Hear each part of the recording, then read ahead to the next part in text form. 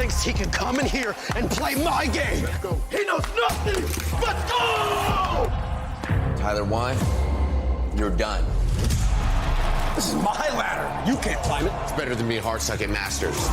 You're going too far now. Your eyes buggy. Your elbows ashy. Is that airline? That's an L airline. Somebody better hold me.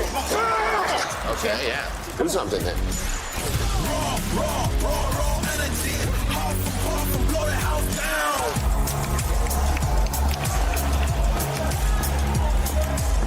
You look nervous. You look short. Everything's good? Mm-hmm. Fight.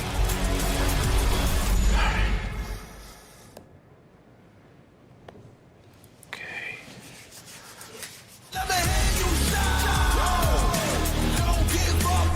Do you really need the wraps? Yeah, that feels like overkill to me.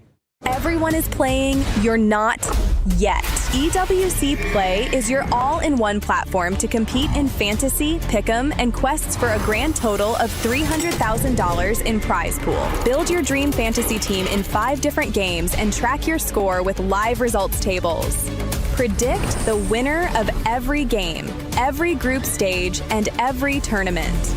Complete daily and weekly challenges to earn boosters that help you climb the global leaderboard. Got what it takes? Join EWC Play now.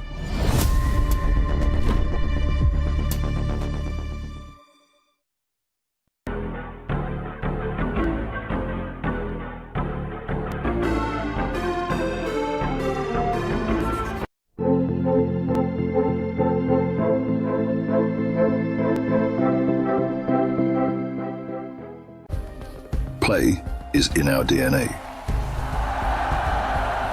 Whenever we let it out, it becomes our superpower. Now imagine an entire city being built to supercharge it. Kadir City, powered by Play. We were there. For every click, every clutch, every respawn. We were there for the years of grind, and we're here.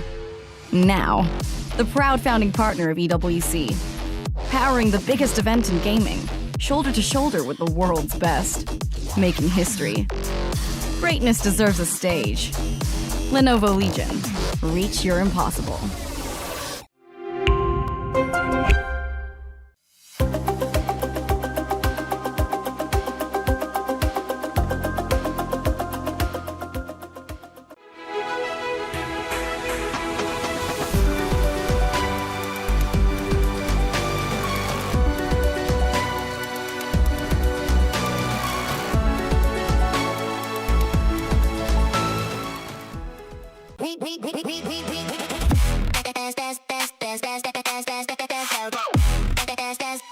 We booked Esports World Cup.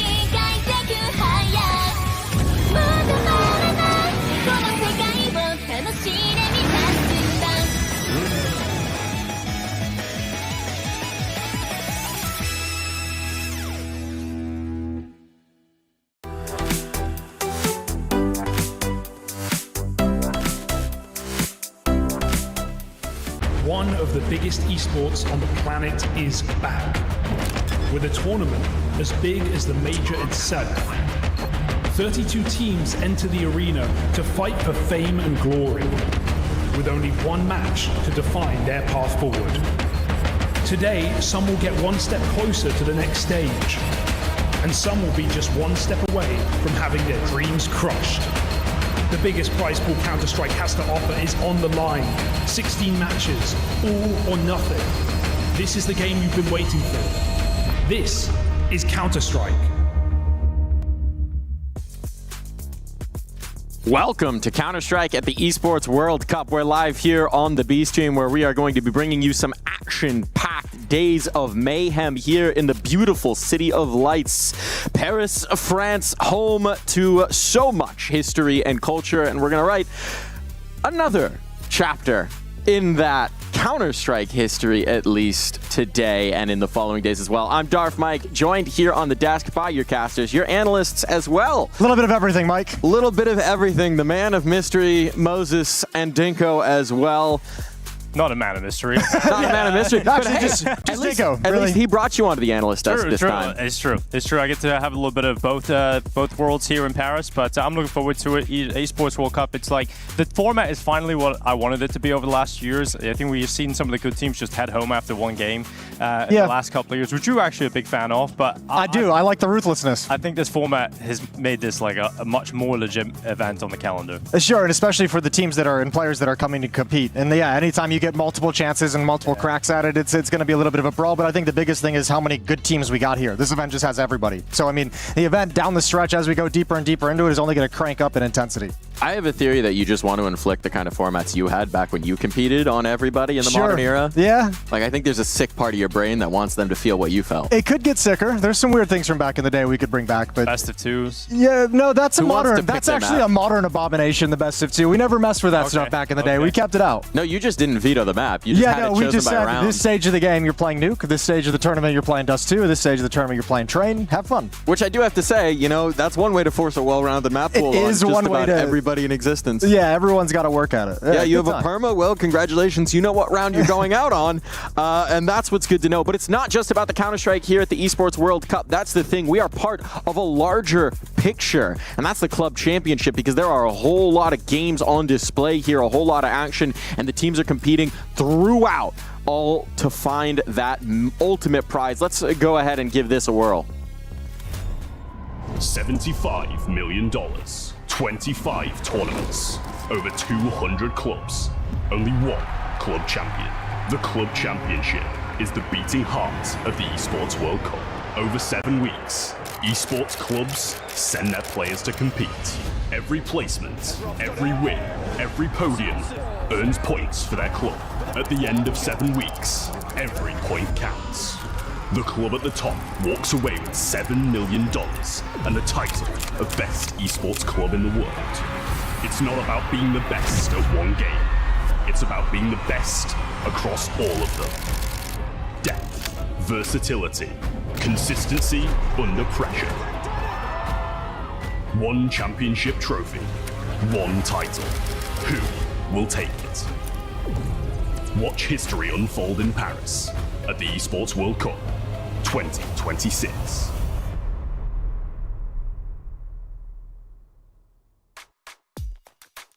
A lot on the line for these organizations. The difference between first and second could be historic for some of these clubs. When you talk about how expensive it is to run an esports team in the world of 2026, there is a lot on the line and a lot of prestige as well. And if we look at the rankings, All Gamers sitting on top with 3,350 points. That's how numbers work. But for our Counter-Strike teams, there's a lot on the line. Falcons, Na'Vi, Vitality, all seriously in contention to push towards that top. A big win here in CS could put these teams over, and especially for Falcons, who've won the last two Esports World Cups, they would like to keep that streak going, and I think their hopes are going to rest on their major winning Counter-Strike team. I think they call that a three-peat, Mike, if they're to take it all the way. That's what they'd like. Yeah, it's nice seeing three of the top 4 teams Counter-Strike organizations. Yeah, it's good to see. I mean, obviously, and when you come down to the final week of the Esports World Cup as well, you want to finish it with a bang. So good to see those teams at the top of the board. I think for me as well, when I think about Paris, it's like Team Vitality just a few years ago at the Blast Major.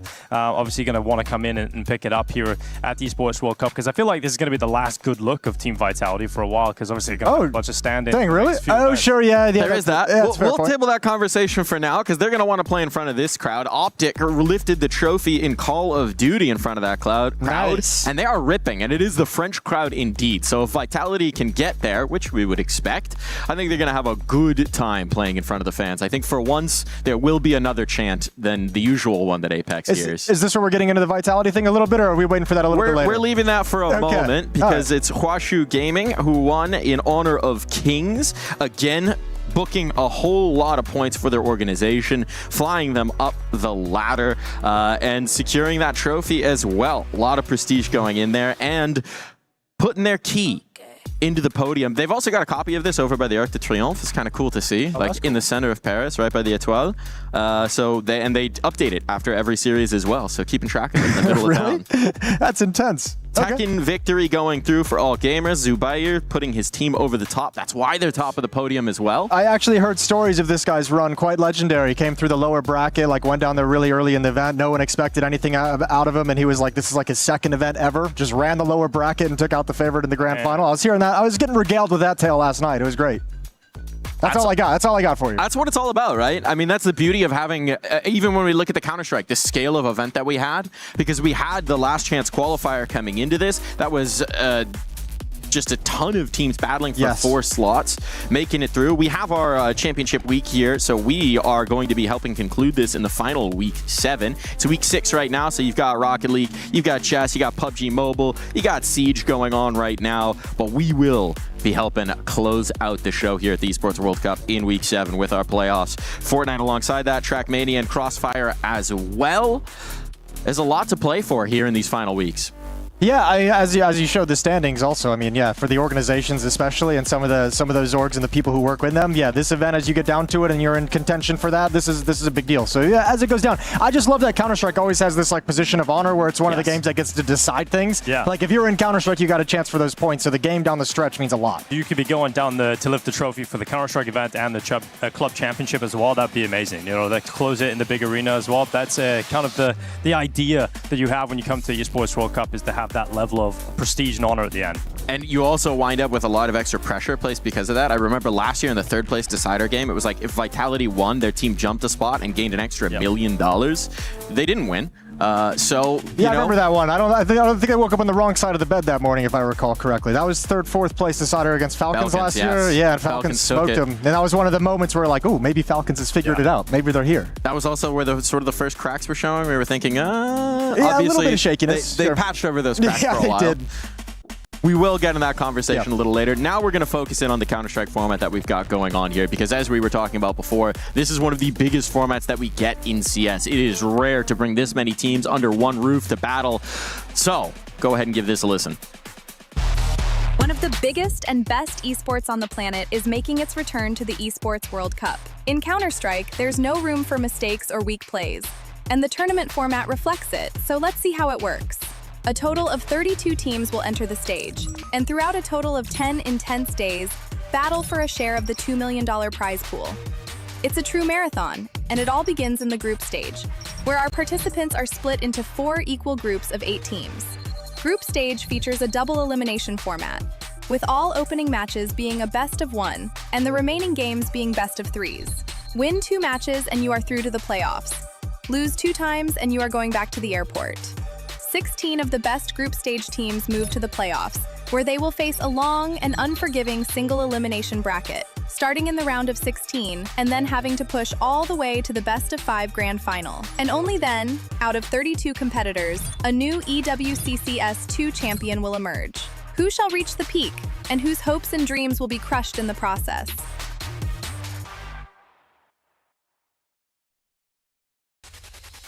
Groups into a round of 16. When's the last time we had that? Oh man, I don't even actually know. A round of 16 playoffs, I can't even think of it. But I mean, it's sick, obviously. Like having that many teams make it into the playoffs, having such a grueling gauntlet that even the winner is going to have to get in. Yeah, this change to the format that we've had over the years has now put this into like you can't mess with whoever wins this event. You can't mess with the run that they have. Even the qualifier, where you see 100 Thieves here coming through that qualifier, like that was sick. It was like all the teams got flown to land, play the qualifier in a huge environment with the crowd watching everything. So very intense environment, and it's cool to see it. All the steps that we're taking at this competition. Old school as well, right? I mean, the motto here is nothing is given, everything is earned. That's the definition of that last chance qualifier. You had to come in, you had to play a pretty grueling schedule, but you had a chance. You have a chance to make it here, and now that you're here, you have a chance to take it all the way. And that was the nice thing about that event. We were talking about on the podcast, because that is like an old school throwback to like how old school events were, where it is just open sign up. Anyone can come to this tournament. There's 60 teams in it. Sit down, good luck, and play as many as you possibly can. And that was fun to watch. Like that was a really, really cool open qualifier to get through and to actually watch teams progress through. So that whole way, that is just old school esports to get them into this point, and now they got a chance to try and make it into the playoff. Our 4 teams there, 100 Thieves, Big, Gigi, How, and K27, all earning their spots. And I gotta say, they don't get an easy gift for the first round, right? Because they're coming into the last seed, so they're matched up against the likes of your Spirits, your Vitalities. It's not going to be an easy road to start their journey here at the Esports World Cup. No, but it shouldn't be. I mean, we just kind of talked about, like, as the winner, like, your road is going to be difficult. You know, no matter, I mean, it's a long road, so you're going to encounter those. But for the underdog teams, yeah, it's like you had to work so hard just to qualify through that qualifier, and your reward at the end of that is one of the best teams in the world. So, yeah, you might open up and get punched in the face, but this is the whole point of having an open qualifier, is that any team of any level can make it through, and then you got a chance, you got a shot at a team that you probably never thought you'd play against. And I think you just got to bring that mentality to the game, right? The fact that, okay, instead of looking at it like, oh no, we have a really tough team, think about it in a positive way. You know, you made it through the qualifier, and now you've got a chance to try and upset one of the biggest teams at the event where they're coming in cold out of the player break. Also, remember too, like, obviously the context of getting through this format for this one isolated event is a very big deal, and teams want to perform well. We just went through the prize money. Everyone wants to win a lot of cash, but also think about it in the context of the Counter-Strike scene overall. A lot of the value for some of these teams, and some of these teams that have shown up with roster changes, with new rosters, there's VRS points. So some of these teams, the goal is, I mean, your goal is always to win, but a deep run is going to give you some points that let you at least kind of alleviate the pain of a loss of an early elimination. You can set that secondary goal. I mean, we've already seen it in the LCQ, right? Teams have been flying up the rankings based on the victories that they got there. I mean, if any of these organizations get a win over a higher ranked opponent here, it is going to fly you up the rankings as well. And talk about what's on the line. You mentioned it. The prize pool here, it's a lot of money. It is a lot of money. Pure and simple. That is a huge incentive. $2 million in total prize pool. First place takes home $600K. I know you'd wish that top number was a little bigger. Just round it up. Just make it a big number. $3 million. Yeah, round it up 7 to $1 million. digits. First place, $1 million. It's easy. It's right there for us. That's what I want. I think it'd be great. more on top prize. Maybe, yeah, exactly. Just a little 400K I want it so extra. top heavy. He doesn't want more money added. He wants to take it away. I just want it to be so top heavy. I want it to just be like something you have to really strive for and battle for. I think it'd be sweet. $2 million though. Like that's the biggest prize pool we've got. Yeah, it is crazy. It's insane. Absolutely crazy that we have that kind of money on the line. And for, I mean, a lot of these organizations, that's a game changer, right? Because it goes to the players, right? Could be a life-changing amount of money, but also to the org, allowing, I mean, we just saw an offseason where teams were a little scared to make buyouts, scared to make moves, a little bit of uncertainty. You take home a big prize here, big move. Suddenly, maybe you bring in some reinforcements, you could do some more stuff. Let's take a look at our groups here. Let's dive a little bit more into the weeds of what we have coming up. It is initially a group stage. This is not Swiss. We don't have to think about that. It's just straightforward. You win, you go through, you go down, elimination is on the line. It is double elimination so there's a huge opportunity for these teams. Yeah, and I think when you look at this group as well, I think you have to you identify a couple teams that you say this should be an opportunity for you to be able to lock in a playoff spot. I'm looking at teams like Team Spirit out of Group A, G2, and even Aurora. They're maybe not as much of a lock as the first two teams, but I think for Spirit and G2, this should be a bracket you look at and you think you can breeze through and get into those playoffs nice and chill. Aurora might have to battle a little bit, but this is kind of the fun of this event is some of the favorites that we had in the first season of the year are coming in with roster changes, and this, in a lot of ways, is some of the first glimpses or an early glimpse at it, and some of the new teams that are going to try and dethrone them equally have had, we're getting a whole new glimpse of a lot of teams that have made changes. Yeah, well, Blast Bounties obviously starts as an online tournament, and then obviously you're also looking at the fact that it's the first tournament out of the break. So a lot of these top teams faltered in their opening games, had disappointing results. Falcons, one of them, coming out of Cologne, but this is where it truly starts for these teams, right? You're back on land, you're at a massive event. This is where you want to see the favorites come in with some strong form and build up into the season. Actually, I think Group B is kind of cool because you have Falcons, which is the major winner, so you're going to have them, but you have other teams like Astralis that you'd want to see what they can actually provide, if they're going to be able to, like FaZe, Legacy, some of these interesting teams to see if they're still going to be on the path of improvement. 100 Thieves, one of the teams that qualified through the open qualifier in that exciting fashion as well, so obviously we're going to love watching them with all the names they've got over there. Rain, Device, Gizme. We're gonna add him up in there.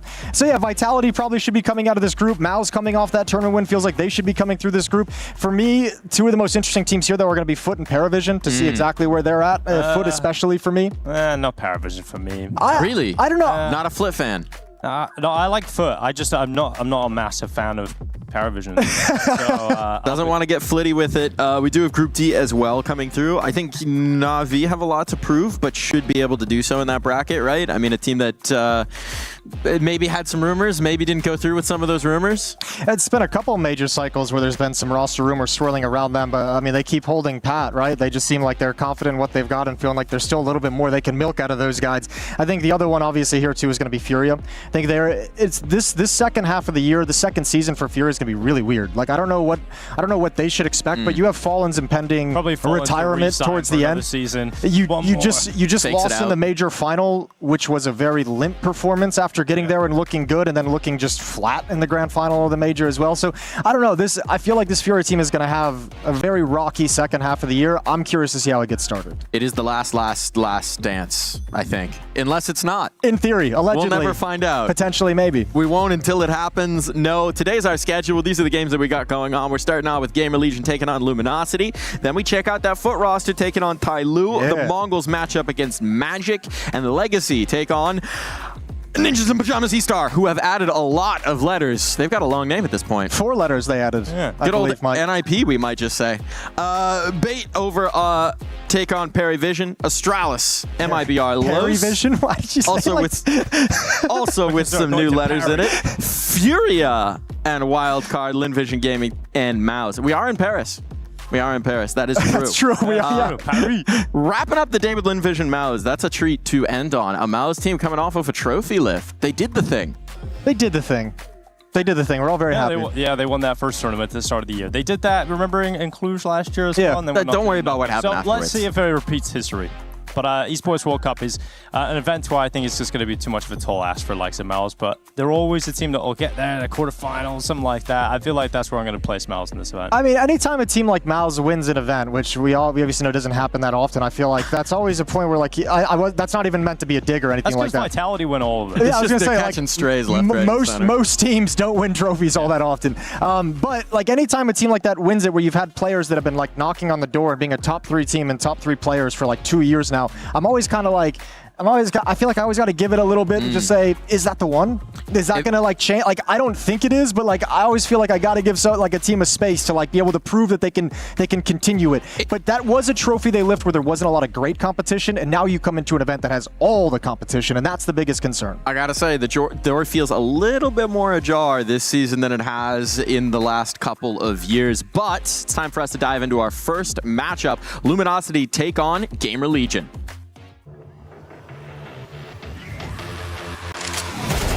God, they're all back turn, they line up for him! Man full of beasts, yeah, it's haunting. Everybody knows who they calling.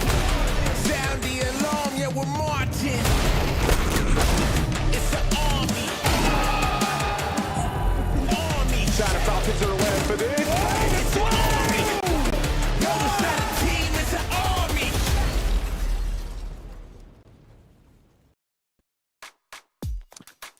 Two rosters with a lot of questions. A newly forged team joined of the core of Monty and the man of Lux, taking on a Gamer Legion team that has been on a huge slide since the high heights they reached in Texas and Georgia.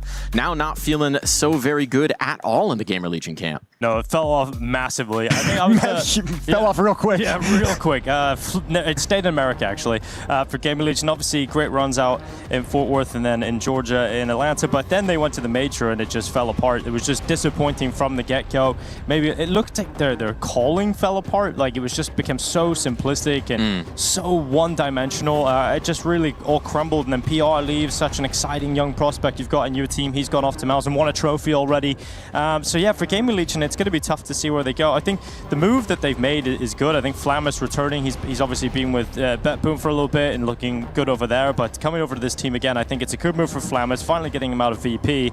But you need so much to go right in this Gamer Legion squad, and it just doesn't feel like it's happening right now.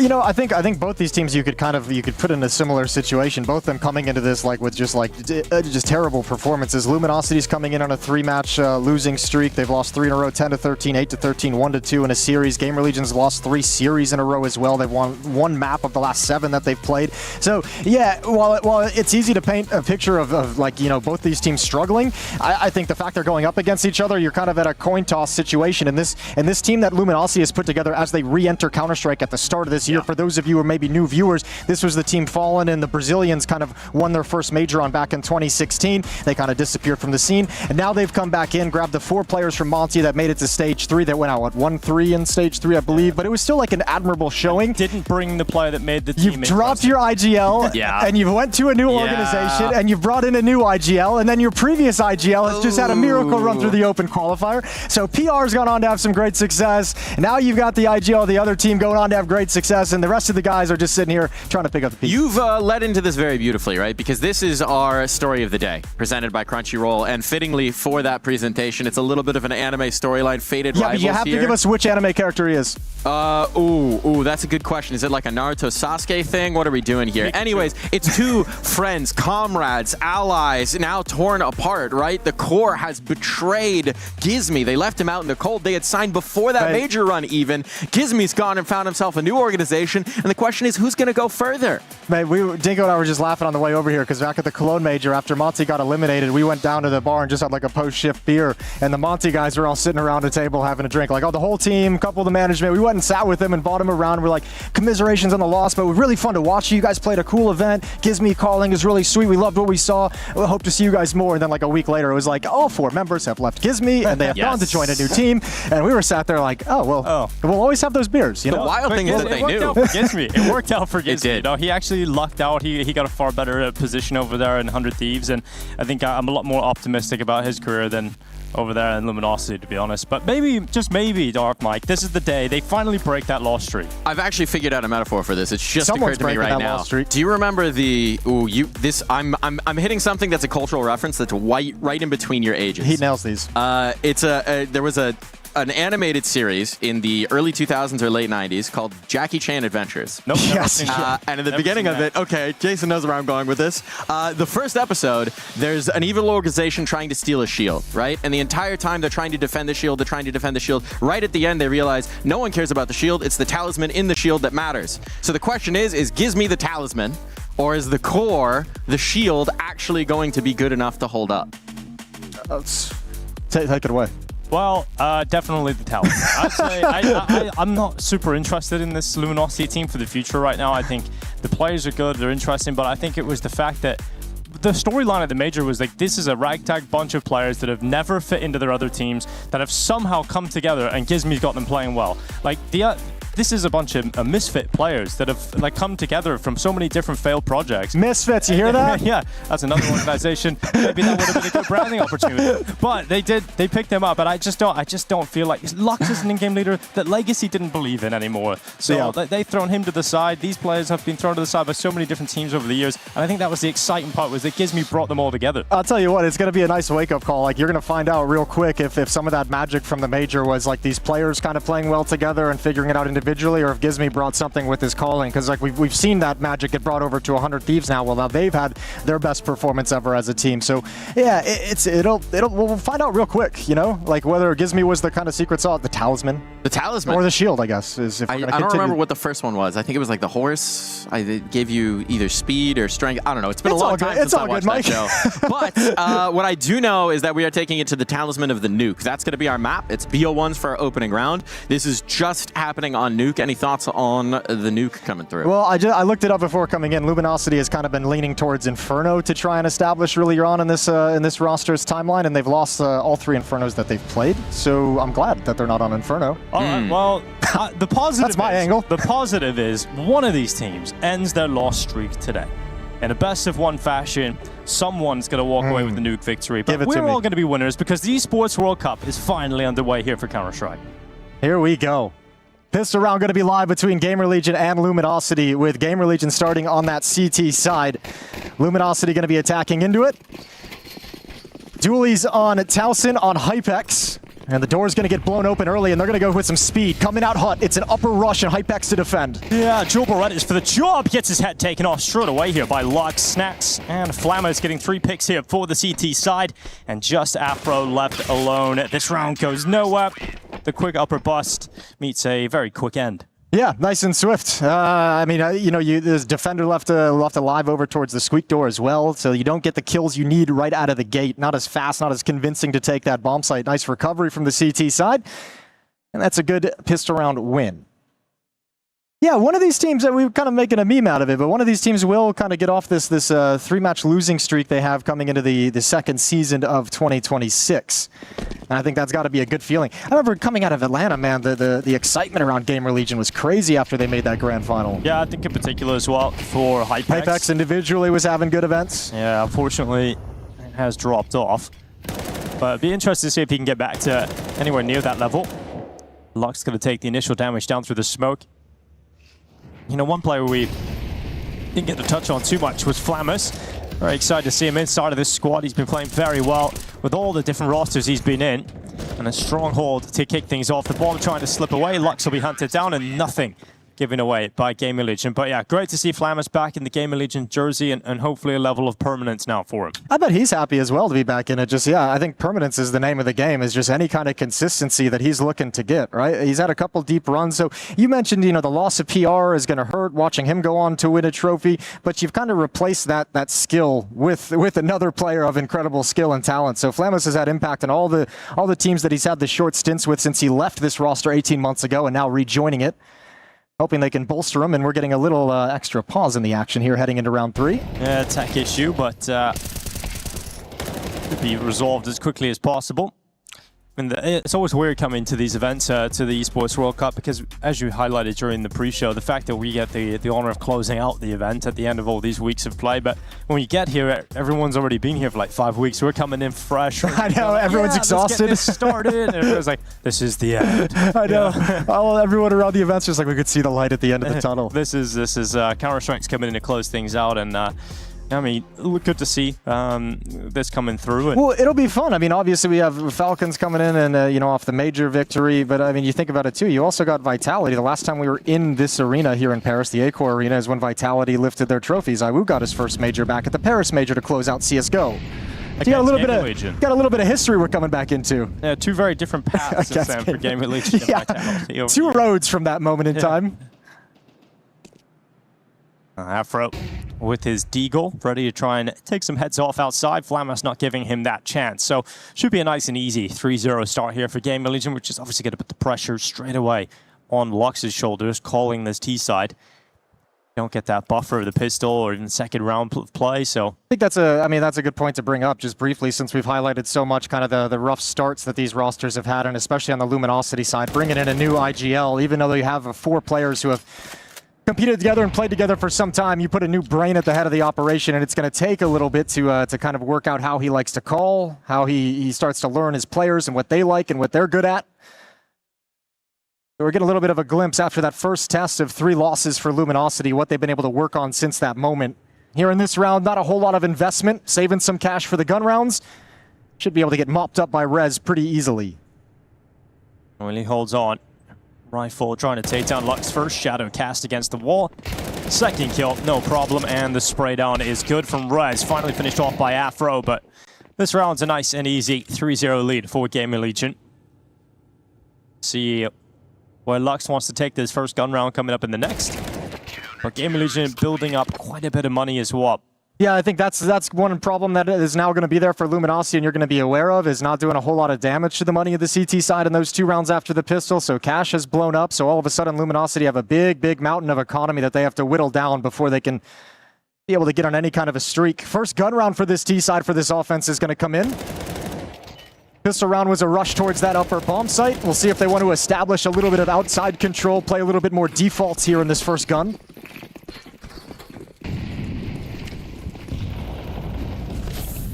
Well, Lux getting into the flames. Takes a little bit of heat as he tries to cross to a secret grip break of the smoke. He'll dive down. Good utility. Flamus didn't spot him jumping over the smoke either. So another break is going to hold off the cross for as long as possible, but Lux has gained a lot of ground. Rez has spotted him. Brainwaker gets into the vent. move down with his teammates, starting to swarm this lower side of the map. Rez to reposition. There's no one in ramp room right now for the defense, so they're actually a little bit light on players who are able to support. So because of that, they have to make the alternative decision to gain space by pushing in towards lobby. If they can clear out this lurker, there's a chance. But at the moment, so much falls on Rez. Good kill from Azuwu. Go back out again. Flamus actually stepped forward. It's a good timing for Flamus to move in. At a good position, but uses his utility, keeps it away. Doesn't matter. Azuwu tries to fight him and ends up losing his life. Now Rez has been patient, waiting for this moment. His teammate in Hypex has rotated down, so the AWP support's going to be there. And now the rest of the rotation is coming through. Flamus diving down through the smoke. Where's the attack? Why is no one actually attacking, actually pressuring this? Rez gets pulled out into the open. Now they start moving in. I've traded. It's still doable here. 35 seconds for Luminosity. It's not a pretty round, but somehow still a chance. It's going to be Afro to make the play, but he gets spotted. Hypex out with the AWP, and now a last-ditch effort from PMS.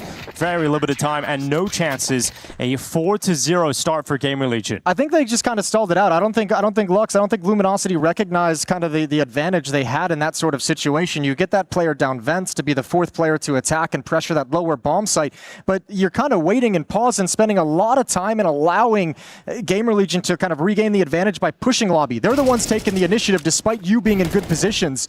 It was a long time for Gamer Legion to figure this out, get Hypex and his AWP in position to help with that defense, and he gives you 2 kills for it. Maybe just a little bit too slow for the Luminosity side, but it's a 4-0 start for Gamer Legion's defense here on Nuke. Looking good in this best of 1 to kick things off at EWC.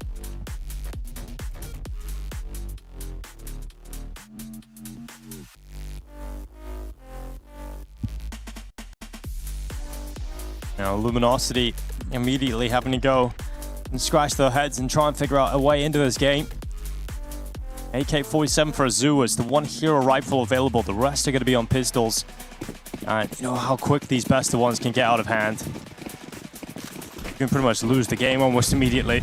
Yeah, I mean, they need to start doing some things in this round that they didn't do on the previous ones earlier, which is get a little bit of chip damage onto this economy. Take a couple of kills with you, even in a losing effort in a round like this. Good find. Dropping off Mini. The AK-47, it's done its job. It's given you a kill and it's opened things up. Yeah, Snacks mixed the audio cue, but he hears that drop into the vent. Azuwu on the wraparound from heaven. Now, this is the 1 AK in play for Luminosity, so you wanted to find some success. Unfortunately, Hypex too successful with that Tech 9. Azuwu gets nothing. Lux has also revealed his position, so no longer does he have the element of surprise against Hypex. And this is looking very comfortable. At least a bomb plant's come through, but holding on to this site, it's going to be near impossible.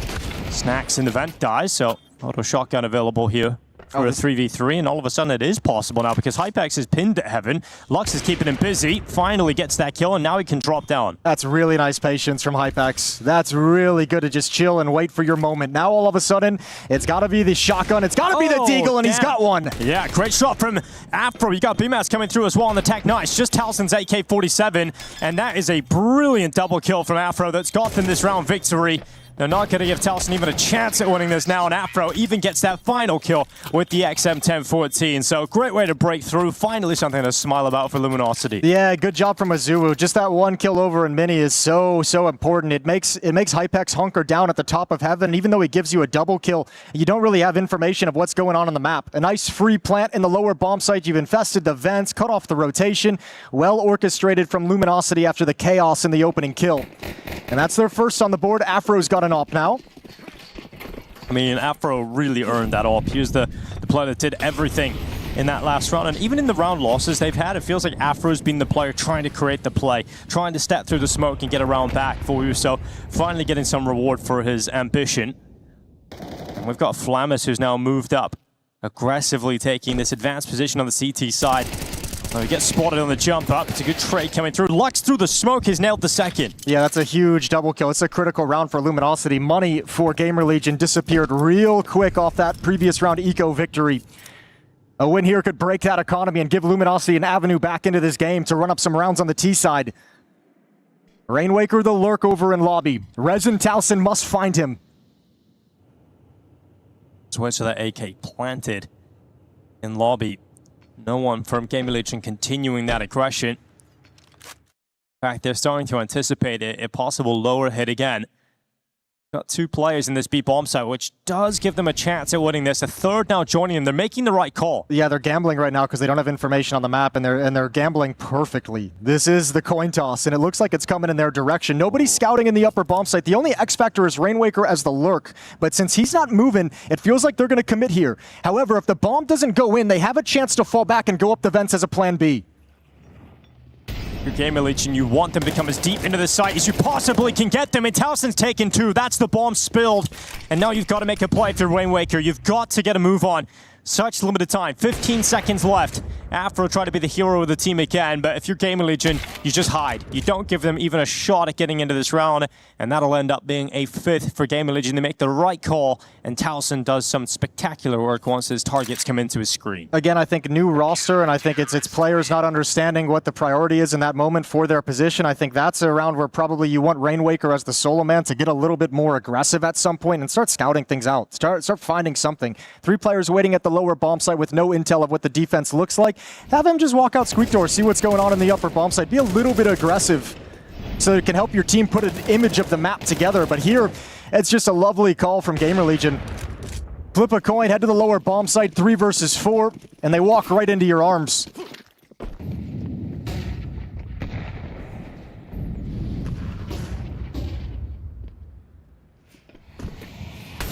And Waker burned out of his position. It'll follow, but he's already moved off, so no further impact from that grenade. Smoke will deploy. Snacks just applying some early pressure towards Squeaky. Luminosity have tossed some outside smokes, but no one playing with them, and it's great information being picked up here by Hypex. Yeah, it feels like this is just going to be a bust into the upper bomb site on a timing. Letting some of this defensive utility just fade away. All 5 players from Luminosity now over in lobby are on the outside roof. And as you mentioned, Hypex spotted nobody in yard.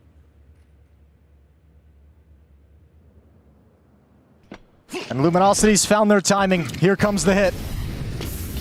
Nades over the top. Molotov to burn Towson out from the rafters. He'll do a little bit of damage. Sprinkles damage down to the legs of Bimas. Rainwaker finished off, and aggression from Rez. Realizes this is the perfect timing to move forward, and he'll take 3 kills in the round. Gamer Legion are just styling on Luminosity right now. I think they're taking advantage of a little bit of a, I don't know, just a T-side that's obviously not fully fleshed out. This one feels like 3 players throwing utility up on the roof. It feels like the timing of the attack to when utility was thrown, there's just so much space there. Like the attack doesn't begin for a few seconds. Utility's already kind of faded away, or the impact of it is lessened for sure. And Gamer Legion's loving this at the moment. It's a very disjointed T-side that they're able to come out on top of.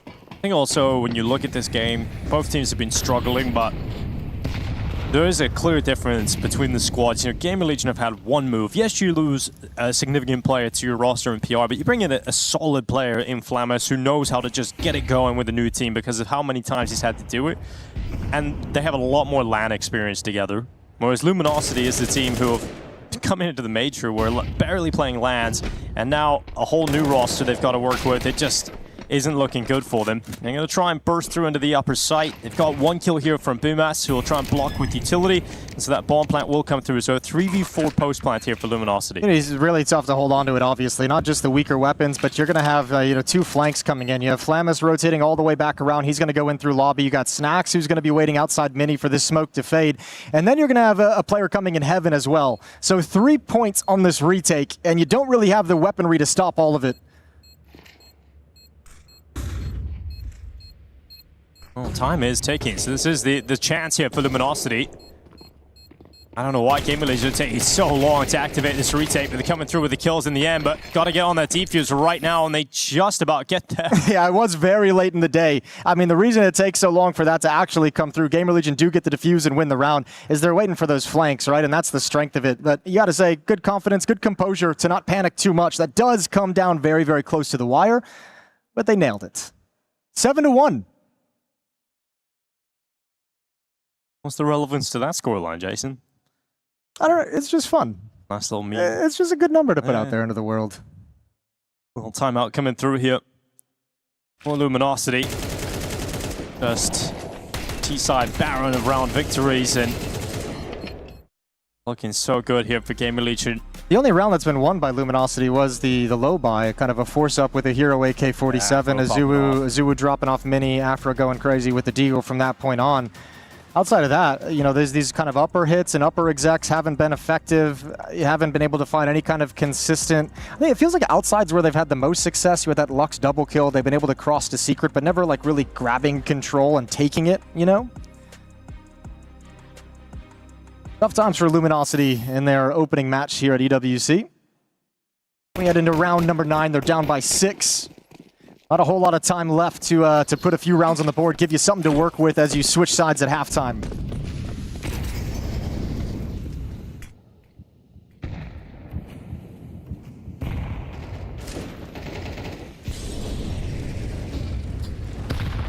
No, Flammus hiding out inside of the smoke.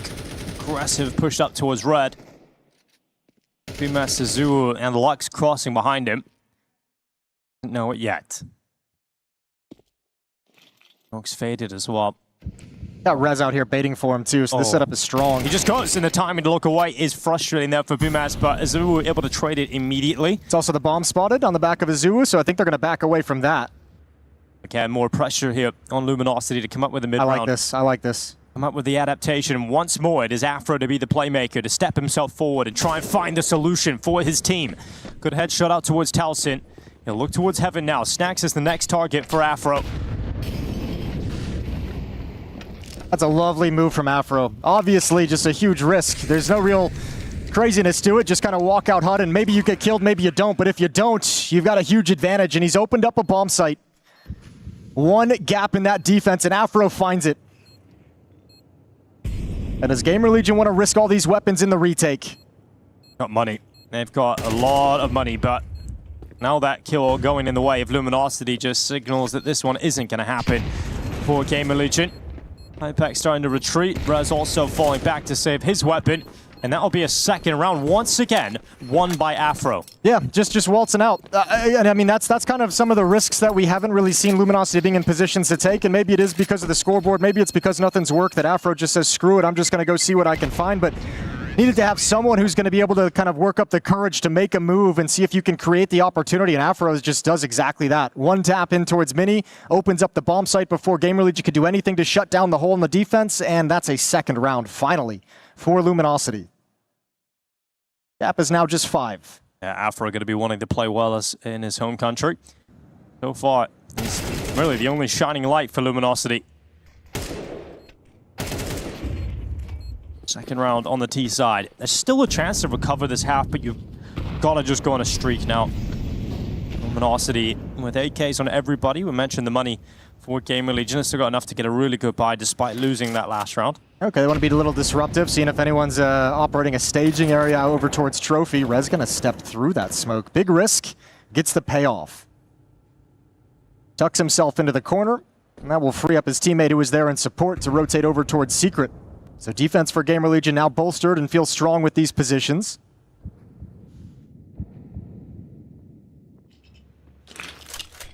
Luminosity yet to make a move. On the back, Rez, good headshot. Azuwu going to be taken down. bmz to trade it. 4v4. Minute 5 seconds still left, so those outside smokes will start to fade now. No one's actually played with them. It's information too. Remember, the lobby lurk has always been Rainwaker. So this late in the round where you hear no noise, no information anywhere else, it's good for Rez to pass on. Good position from Talcin. That's the bomb. That could have been great timing for him to snatch that bomb away and really throw this one to the wolves. But Luminosity still have a big problem, and it's coming at Hypex. AWP ready to cleave them away, and Lux is gone. Rainwaker up next, but look how much damage the two remaining players here for Luminosity have taken on board. Yeah, all Hypex has to do is hold this angle. Doesn't need to go too deep, doesn't need to turn that corner. Afro, once again, might just be the factor who can open things up. Bring Rainwaker back towards the upper bomb site. Oh, it's not pretty, but it's there. And now Rainwaker can play. Now he makes his move. Afro trying to get another fight to go his way, but it's gone. And so now attention's drawn to figuring out where Rainwaker is, and Hypex gets the right idea. Just constant aggressive pushes, 2 of them from the Gamer Legion side. And even though, 1 for 1 from Rez, Talcin misses the opportunity to grab an extra kill, but you just always having information. You're always tracking them and where they're going and where they're headed. And because of that, you're able to put together a picture. Rotations perfectly from Hypex. Well orchestrated, and still Luminosity struggling to get any momentum. Can't build 2 rounds in a row together. 2 rounds up for grabs still in this first half of play. They'll be all back for Afro. What can he do with it? They've started a lot of outside smokes, not always playing with them, but this time they're actually going to start putting a little bit more pressure outside even before those smokes are thrown out. So getting Lux pushed up to the side of main. The smokes will now come through, and this is a play designed to activate Lux, get him in towards Garage or towards the top of the secret stairs, and see if he can activate around the back and start to unravel this defense. And Flamus feels very aware of the possibility. Kill through the smoke, and now turns for Lux, and he can't handle it. Has the read. Not traded yet by Hypex's AWP. Yeah, he's missed a couple of shots though. Lux needed to take that chance. And pulls Hypex into the open. Afro to punish. Now 4v3, Luminosity with a player advantage and some space gain thanks to Lux. Let's see if they can turn this into a victory with a peek out from Rez. Another great shot out of Lux. It's down to just 2 remaining players here for Gamer Legion. Yeah, one of the few moments we've seen Luminosity be able to really execute a mid-round tactic. Good positioning from Lux. Important trade onto Flamus to keep things within your reach. And they're playing this mid-round very, very well. Pausing now with 40 seconds on the clock. Letting Lux play, letting Lux gather information, letting the captain put together an image on the map and pulling them towards the upper bomb site. Good kill from Snacks. Lux to trade, and now just Towson down inside of the site. 20 seconds on the clock. It would take a miraculous maneuver to pull this one off, and it just isn't going to happen for him. That's going to feel good for Lux. You know, we weren't talking about it just being Afro so far. Lux calls a play that actually calls his own number himself. Yeah. And he pops off with a 4K. Yeah, really good moves outside, really good wrap around towards Heaven, and then, you know, having his team pause and just waiting for him to get into Heaven. And once he's in that position, it's so easy for him to play off of his teammates. You know, his teammate takes the fight in towards Mini, but he's there for the immediate trade from a different position. You go a little bit too early on that fight, Lux doesn't get this trade, it's a different round. So really, really good work from the captain. Well, 3 rounds, it's not enough, but you win the next one, and now we're talking. Well, look, remember too, like as we kind of talked about this coming into it, both these teams have looked very, very rough coming into this event. This isn't an undoable comeback, especially when you're switching over onto CT side nuke. The big thing for Luminosity has been carve out enough rounds to where you get some breathing room. You can give up a pistol and not just automatically lose the game, and they've at least done that. So we'll get to see what their CT side is all about. They're going to have a chance to bring it back, and they got a great chance for a 4th round too, as they finally force Gamer Legion back to weaker weapons. 2 MP9s and a 5.7 on Flamus. Well, Flamus has made this move a couple of times throughout the half, this time with just a 5.7 as you highlighted. But that 5.7 can be so deadly in this position. No one coming his way. So again, a lot of the rounds that Luminosity have tried to fake the outside presence, there's been an information gatherer for Gamer Legion. So you can keep these resources elsewhere on the map. Nelson's aggression has not worked out though. That's the M4 as well. That's the rifle. So you've lost that. It's in HUD. It's unrecoverable. But maybe a little bit of information. There's been no presence outside, so maybe everyone just shifts in towards upper. Here comes the Heaven play from Snacks trying to get over the top. MP9 gets a second. Rez also coming through. And then Afro's in the open. Snacks' USP gets the job done. And all of a sudden it's Lux on his own. Disaster strikes. And that is so disappointing to coming through from Luminosity, who were so desperately hoping they could pick up a 4th round win. Man, those upper hits, those upper execs have not done well for Luminosity throughout this half, and just one more at the close. Just the send-off gift of one more failed upper exec. An incredible hold from Snacks with the MP9, and there's just no strength in that play towards the upper site. 9-3 is going to be the scoreline and a huge advantage for Gamer Legion, but as we mentioned, switching sides. And we'll see what they'll be able to do on it. Maybe they can wrap it up easy. Lux going to make his move. 20 seconds left. 1 versus 4. Way too many angles to clear, and Hypex takes him down. 9-3 half in the favor of Gamer Legion. Flamus and Rez with 11 kills apiece. Hypex and Snacks 10 kills apiece. It's a team effort on this Gamer Legion side.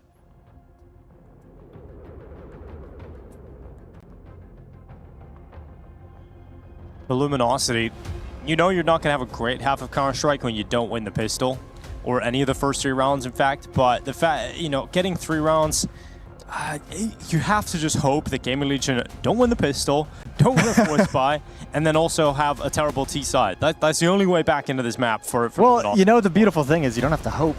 You just got to make it happen. You got to step in that server and make sure their T side is terrible. Make sure they can't win that pistol round. It's very possible with Gamer Legion in this kind of form that their T side can fall apart. We've seen that before. I mean, at the major, the T sides were woeful. Oh yeah, they were ugly. But I mean, you know I guess it depends on how much faith you want to put in Gamer Legion. What do you think the real Gamer Legion was? Was it Atlanta or was it the major? You know what I mean? Probably somewhere in between. Probably somewhere in between. But you are right. T sides, not anything to write home about from the major. Here we go. Another upper rush on the pistol. Towson with the opening kill, but Bimas and Azuo to respond. Well, Lux, he's out of that, and Rainwaker now 1v2. It is doable coming in from Heaven. Hasn't had a great game. Yeah, hasn't had a great one, but this is their turning point. Good headshot. Now it's Rez, just waits down inside of the site. Rez makes sure he locks it in. Headshot up, and that might just be it, Jason. You've lost both pistols now in the best of one, and you're 10-3 down. Yeah, Rez says, screw your fake. Who do you think you are? He's going to nail this headshot. He's been playing since the 1974 Oakland Championship, so he knows all your tricks. Seen it all before, has Rez. I mean, honestly, that's an admirable and solid defense on an upper rush like that, especially when the first kill comes out towards the T side. That's a really good hold on the follow-up. Unfortunately, they can't bring it home at the end of the day, but yeah, now backs against the wall, truly. Force up in this second round of the second half. 3 MP9s, 2 upgraded pistols for Luminosity, and going to try and stem the tide of this attack. Lux has a flashbang ready to activate. Rainwaker who gets to the side of the smoke, but Red's actually turned and dodged that flash. He was ready for the kill, he's ready for the push. And Lux trying to send some shots back with his 5-7. And jumping over the wave of AK-47, rather Galil bullets coming at it from Hypex. That's sick game knowledge from Rez. The way he's positioned to watch for that push, the flashbang pops like just an inch behind his head so he doesn't get blind. That's great knowledge of where that flash is going to pop and where you need to stand to neutralize that play. 1 for 1 into a 4-on-4. We got a minute left on the clock. Gamer Legion, happy to chill with the advantage of weaponry and advantage of utility. And let this round play out into the late round situations as they move over towards ramp room. Lux defined, hiding behind the box.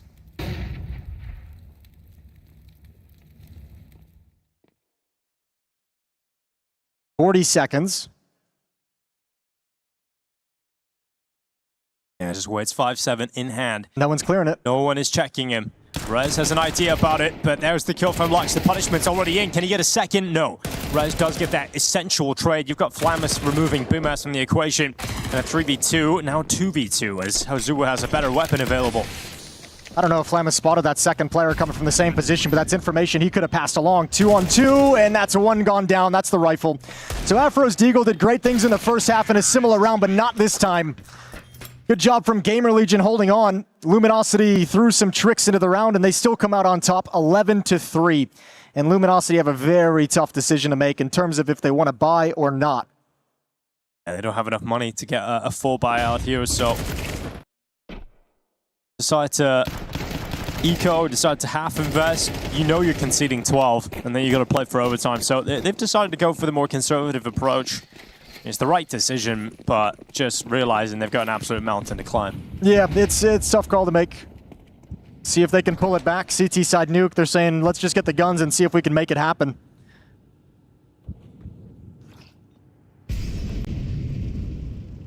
Rez had like 10 kills at the halftime break?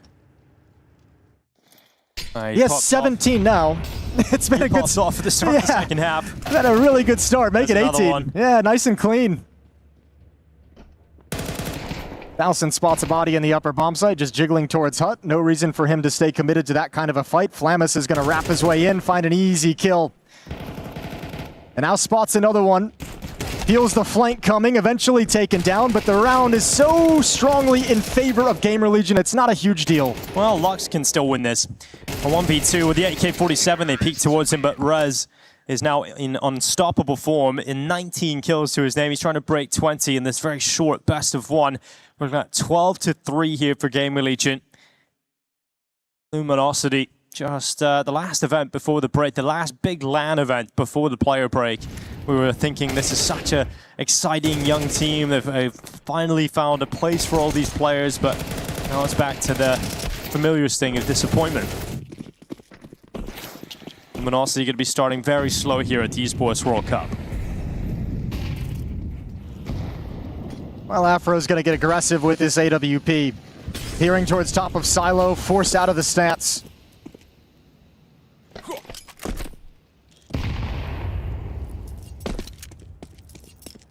He's looking, he's hunting for some kind of action, some kind of ability to impact the round, and he just can't find anything. Gamer Legion slow playing it outside behind these smoke walls, so the AWP has no clean look. I got Azuwu. His rifle at the ready.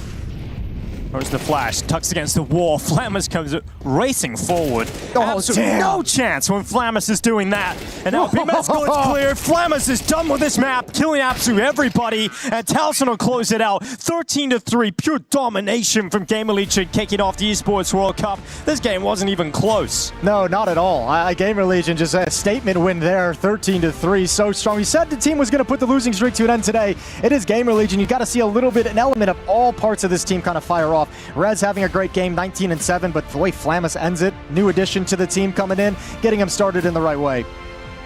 Certainly is. Happy to be back here. It was a quick one. Gamer Legion so back after 1v01. Yeah. Did you just get to the green room and then turn around straight away and walk back here? Basically, yes. I think I got to watch the halftime break. That was nice. You're still trying to make that coffee this morning. Look, I got to say, we have a lot of Counter-Strike to get through, so I appreciate Gamer Legion handling business in a big way.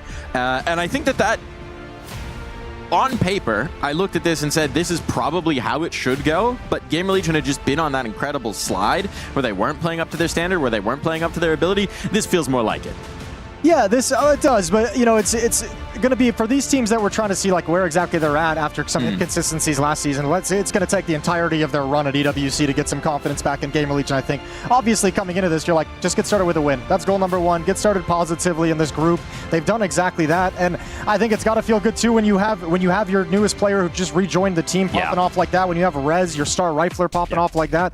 If you're Snacks, man, you're feeling really good after this game. I think the Flamus point's a great thing to highlight, right? Because even when we were seeing the decline for Gamer Legion, one of the things that was weirdly not working for them was that PR was having some serious struggles, right? He wasn't having that, and we still expect him to be a huge player. Obviously, taking over to Mouse, we expect that to work out beautifully for him, but it does feel like Flamus has been addition by addition, has covered up the loss of PR, and has in ways done things that PR was struggling to do in that last month of play. Yeah, I think a lot of it is like, I'm not going to compare PR and Flamus directly, because I think Flamus has a style to his game that PR doesn't, which is just like that. It feels like Flamus just wants to get stuck in all the time. Yes. Like, he's more than happy, more than motivated to do the blue collar work. He's going to create the space for you. Saw in that last round, he's going to go for the entry. He's going to try and snowball that into multi-kills. He's going to be that wrecking ball for this team, and it's such a luxury to have a player like that, because that's sometimes the hardest thing to find, is somebody who's willing to step into the shit of smokes and flashbangs and grenades and go find you an entry. Flamus is that guy. I mean, he's just hungry to play Counter-Strike. Yeah, it's such a long time where he wasn't actually able to play, so I mean, he's shown that he's a far more versatile player now than he was the last time he played for Gamer Legion, because he's gone to other teams, other organizations, play with a bunch more players. As indeed, you see the numbers there. I will say, we don't have to spend too long on it because it is just a BO1, but Rainwaker down at the bottom of the board is not a good sign for Luminosity. He was one of the strongest performances for that Monty roster, right? Pretty consistent over the last 6 months, over the first season of the year. And it's unforgiving in a BO1. You can't have a performance like that from one of your more expected star players, right? That's really going to hamper our roster. If I'm gonna help Rainwaker out a little bit and just give him a little kind of layup, I mean, he's a guy who, remember, they started on the T side, right? And they got pretty smoked. You have a new IGL coming in, so it's going to be a little bit disorganized. You're going to feel uncomfortable as a player because you're not familiar with everything that he's calling, everything he wants you to be doing, the timings he likes to play with and operate with. But also, think of the position of Rainwaker, too, on this map. He's also the lobby watcher. He was the guy sat back at lobby, letting everyone else play and waiting to see if someone's going to flank, and you're kind of covering that part of the map. So it's not like his role on the T side was to go find kills and go instigate rounds and go create opportunities. He's the one meant to like kind of take advantage of his other teammates having success, and none of them had that success. So still sticking out for a Liquid player, Jason. He was there for a little bit. I can't ever let it go. Gotta stick up for him. I can't ever let it go. Rainwaker. He put the jersey on. Now he's in another America's organization. Your time might have mattered. We don't know yet. We're not sure yet. Your time might have mattered. We just don't know yet. It does feel like it did. Eyes on Ultimate somewhere else in the world. But now... just signed a backlick. Congratulations. He did indeed. We will find out if his time counted or not. Who beat Liquid just a little while ago, yeah. Pretty funny. It all comes full circle. Maybe for Luminosity as well, they will have a chance in that lower bracket, right? But it's Gamer Legion who move on through the top here. I mean, look, I think we're just mostly saying good things about Gamer Legion because that's the way that it feels, right? We had so much promise for this org, for this team, right? In May, where they had that great result in Fort Worth. They have that great result in Atlanta. We're like, man, finals, playoffs, this is the expectation now. It feels like Hypex is maybe becoming like a star opera. That's kind of neat. You have all the things going right. And, well, now we can just forget about the last month and say everything's going right again. Actually, one guy you didn't mention there is a guy that I still have questions about is Snacks. Okay. Can he be an IGL? Like, I mean, he can. I think yes. At this point, lifted some trophies with it. Yeah, but like, can he be an IGL that's going to compete for Tier 1 trophies? Like, can he lifted a couple Tier 1 trophies? Can he bring this when? G2. Blast. Yeah. Oh, yeah, sure. But, you know, like with this team, I mean, with the team he's in at this moment, not 2 years ago. Can he be an IGL for this team and take a roster of players who haven't, like, yeah, you go to G2, you got Nico, you got Modesty. That helps. Yes, it helps. But now you do this, and can Snacks be an IGL that makes these players better and makes this team better? Snacks is like, he would be a perfect Cloud9 in-game leader back in the day because he has a little patch in the summer. Where are you going with this? You know, a good summer run, and that's it. So we're getting to the end of the summer now. This is where things start to fall off for Snacks. I think he's good for a little patch of the year. I'm not. You just want to see him in a tank top. I'm honestly not trying to be like super critical of him. I think, you know, I'm just curious if this team can actually get better because I think there's some really cool pieces now with Flamus rejoining this team. If Hypex continues to develop, Rez and his performances, I think Towson is kind of an underrated one of those like Tess's kind of guys who fundamentally is a solid player. So I think there's some pieces to this team that can make them dangerous and make them interesting. I just don't know if the whole piece is gonna kind of. If it's all, I don't know. I'll take a different tack. I see where you're going. Metaphor there, but I see where you're going. Yeah. I think I'm going to take a slightly different tack with you, which is that I do think that he justified it, at least in the server, right? With the final appearance in Atlanta, with the playoff run in Fort Worth. I think considering the players that they've had and the accomplishments they've had before, that's pretty nice. Yeah, but then the major performance shakes some faith. Here's my question about that. Is that about the tactics, or is that about some sort of crisis of emotional leadership, right? Because that one felt odd from the outside, where you have IMD having these very frank interviews. You have Snacks having these very frank interviews where they're like, we don't know exactly why it isn't working. We don't know why we're not playing right. And it's like, okay, well, you had a month of that. You couldn't really figure out the solution. Now you're back on the positive beat, but when something goes wrong, are you going to be in trouble once again? Well, that's part of being an in-game leader as well, right? Like, you can, when things are going well, you can call, but it's the idea of like realizing you're at the rock bottom, how to get your team back up there and how to call differently. I think Snacks does change his calling style when things are going downhill for Gamer Legion, but it just becomes so one-dimensional. It's like there's a lot of issues in terms of just going to the one bomb side, very predictable, very readable, and I think that's an element of Snacks' game that we're hoping will develop across the season. We'll keep an eye on that for the future, but for the time being, it's all about the here and now, and the here and now is a break.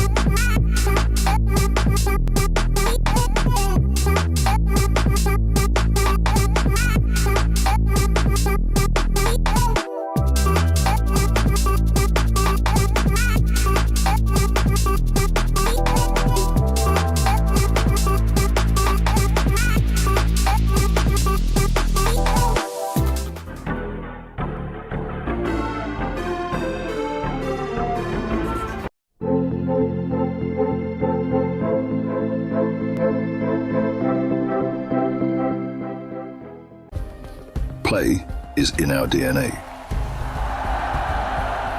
Whenever we let it out, it becomes our superpower. Now imagine an entire city being built to supercharge it. Kadir City, powered by play.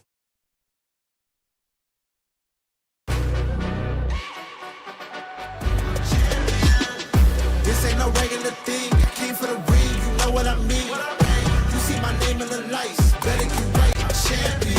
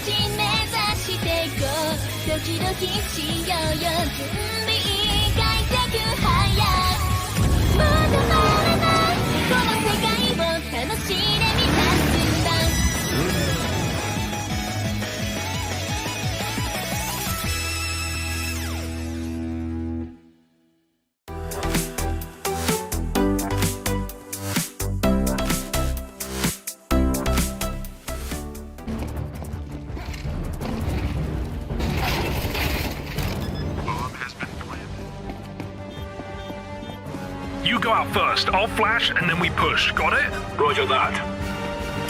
Flashing. I've been flashed. Oh, crap.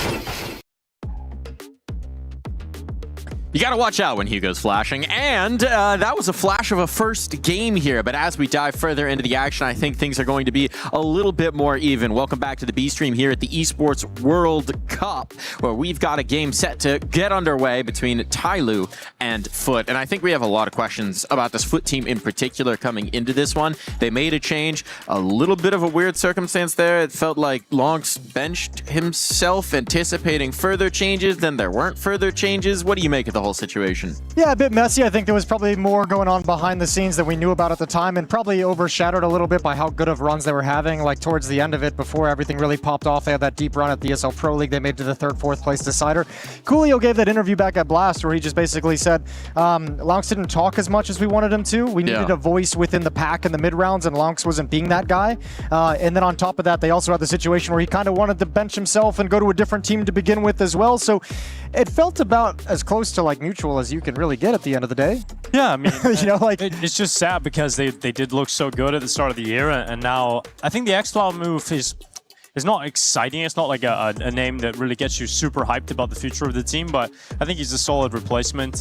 We'll see. He's definitely going to be more vocal. I mean, that's one thing. They brought him in because he is that kind of a vocal player, and he's talked about that a lot, about how he is that kind of guy who gets to have that voice. But also, he's 23 years old. When he was 18, he joined Eternal Fire for 2 years. Like, he's got actually tons of experience for how young he is. So, like, I'm with you. I don't think this, like, jumps off the page as, like, oh, God, this has made a new team. But this is a sneakily, like, a positive addition to this team, I think. And I think, you know, echoing what you were talking about with Flamus when we were talking about Gamer Legion, he's a guy who's willing to be the soldier, right? He's a guy who's willing to take space. Whatever you need him to do, he's going to do with enthusiasm, which is always nice to have in a team. It's something that we did see from Lonks as well, but... it's also why Xcloud was originally brought into that Eternal Fire team back in the day as well, as they wanted someone who was a rookie who hadn't kind of established himself, who they could be like, you are going to take the tough roles. You will take the spots that none of us want to play, and you will enjoy it. And he did. He does. Yeah. Yeah. He continues to. That frees him up a little bit more, like some of the other players inside of the team. If he's taking some of that dirty work, you can maybe get a little bit more out of the likes of Demon. I just worry that we've reached their peak for the year, and things are just going to be pretty mid from this point onwards.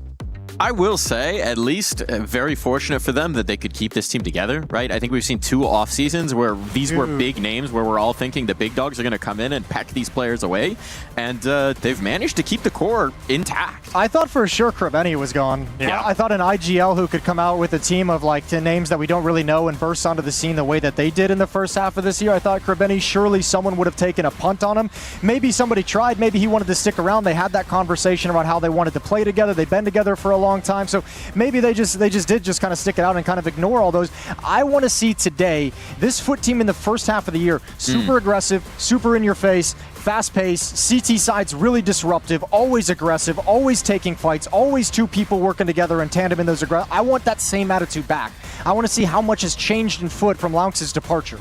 One of the things about Krabeni that I think is a little bit of a worry for some players and some people out there is the fact that, is this a team that works because everybody's on the same page and buys into the Krabeni philosophy? Will he be able to do it with other players of a different roster?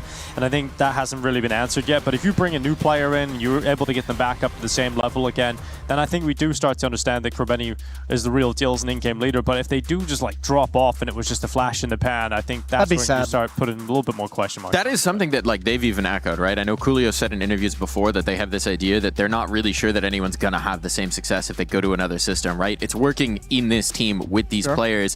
If you break that, does the magic go away? We'll see if some magic can be ignited on the other side as well, because this Tyloo team, they've had these flashes, they've had these spurts, they brought in Zero.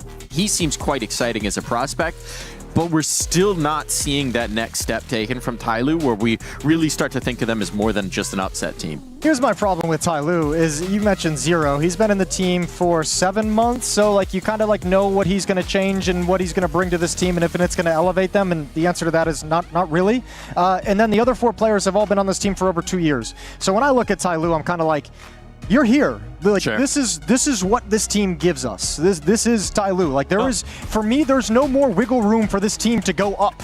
This is Tyloo. It's just Jamyoung is the difference. Like he's the only player that makes this team competitive when you come over to Europe and play against these teams. If Jamyoung is playing really well, then that's the only side of things that I feel like is a positive for Tyloo. They played like crap in the first couple of stages of the Clone Major. Jamyoung started to get into form and just about dragged them through to the next stages. So for me, I think this is going to be a very quick game today. I think Foot are going to handle business. I think Tyloo's floor is just too low, and I think they're on the floor quite a bit. I want to give Zero a little more grace than you two have, because the counter to what you were talking about of X-Flood having played with teams since he was 18, Zero is very brand new to this level of competition. He was playing with the Ascension, the equivalent of Faceic stacks before he joined this Tyloo. He was a Pug Star who they looked at the highlights of and said, this guy can do something. 7 months is not a long time in terms of molding somebody into a proper Tier 1 player. In 7 months, you know. He was on a Spirit Academy. He was already winning global challenges and MDLs, and he's also the exception. I mean, you're not really wrong. It's just when you look at this team, like, do you feel like this team is going to be is this the team that's going to develop him into, you know, the potential he might have? Like, I don't know. Is this going to be the... Well, I mean, it's the only option, really. Well, this is why I brought up, like, all 4 players have been on this team for 2 years, is because eventually Tyloo's going to have to go the route of what they've done with Zero, which is you are just going to eventually have to get younger. And I think if Tyloo keep playing at this level consistently, like, mediocre, it's time. These guys have all been here for over 2 years apiece. It is time to start switching this out. If you want this team to get better, if you want to see if there's another level you can get to, that's where you're going to have to start going if you're Tyloo. Nothing like starting off a tournament by calling for changes in a team that hasn't even played their opening BO1. I'm not even calling for a change. We got our veto going in. I don't know what's available in China. I'm just saying if Tyloo is going to get better than what we've seen from them in the past 6 months, it has to be. I think the big problem with the CS in China is that a lot of the good players coming up want to be streamers. You lose a lot of them. I think Dan King was coming up. He went and became like one of the biggest streamer personalities in China.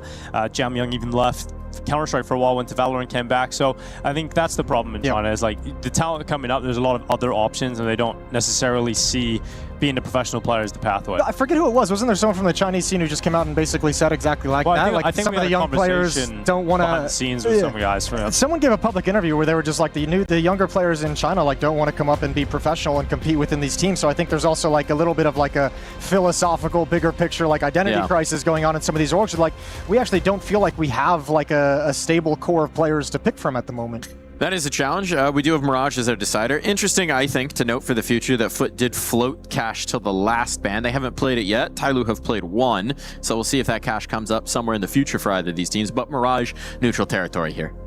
Yeah, I mean, it's the best chance for Tyloo, but it's also an incredible map for Foot. So I just feel like this is all pointing towards Foot winning this game very comfortably. I think Tyloo need to come out and get a really strong start if there's any chance. We can see they're going to be starting on the T side as well, it looks like. So, I mean, your first step in this opening half is going to be control the aggression from Foot. We mentioned all the time, like I just talked about, that Foot in the first half of the year, always in your face. Kerbeni loves doing it. He's going to be so active in middle from the CT side. They're going to be pushing it in your face, and if Tyloo can't handle it, the half is just going to unravel quickly. Basically, I have the same kind of vibe with that Dinko kind of mentioned earlier, where if Jamyang doesn't show up, like, this could just be a quick mop, it feels like. It could be indeed. I'm going to leave you two fellas to it because we're about to dive into the map. So enjoy, and I'll see you in maybe just a slightly longer period of time than that first one. I don't think so, Mike. I wouldn't go too far. Who knows, really? But, yeah, I'm feeling pretty good about Foot in this game. I think they're going to handle business, but let's just wait and see. Coming into it, they're going to start on the CT side. I want it to be competitive. Like I know I've just feels like I spent that entire pre-match kind of dumping on Tyloo, but like I want this team to be good. Yeah, you know, like Jamyang is an awesome player to pop off. G, when his op is on point, is really fun. They got some cool pieces. It's been a while since it feels like Tyloo has had that attitude that they can cause some significant upsets. Hopefully, this break has given Tyloo a much needed time to look at their playbook and come into this. We've got Kerbeni, who is down inside of the underpass. He's got Jugs just in behind him. And no early kills coming yet. In fact, they're going to start dropping back. Kerbeni now waiting for that push up into Woodson. The USP rattle out its first shot. That's what I mean. Look at the decisions being made. Like, you get spotted. Normally, you'd say, okay, they spotted this kind of stack for the underpass. We're going to back away, play it safe, kind of just call it neutral. But instead, they just kind of back off and push towards top mid because there's no presence. So now you control the map. And if you're Foot, you're like, we're happy to play retake at the A bomb site, and we can react to a B hit very, very quickly.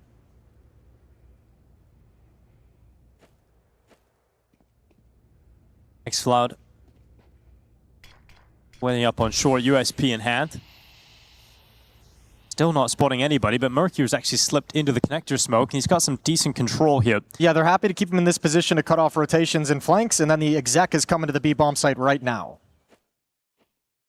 It's such a strong setup for the CT side. He's calling him back, though, because he stepped into jungle and he says the defense isn't home. So they're going to back away. They're going to go over to the A bomb site, and this is all about Foot's reaction. So right now, if you're Foot, you got to get bodies over towards short to harass their progression up con. That's where you can stop the bomb. Now running over, it's limited time, 20 seconds is they're inside of the connector. Bomb trying to make it over to the site. Xcloud taking a headshot on Jamyang.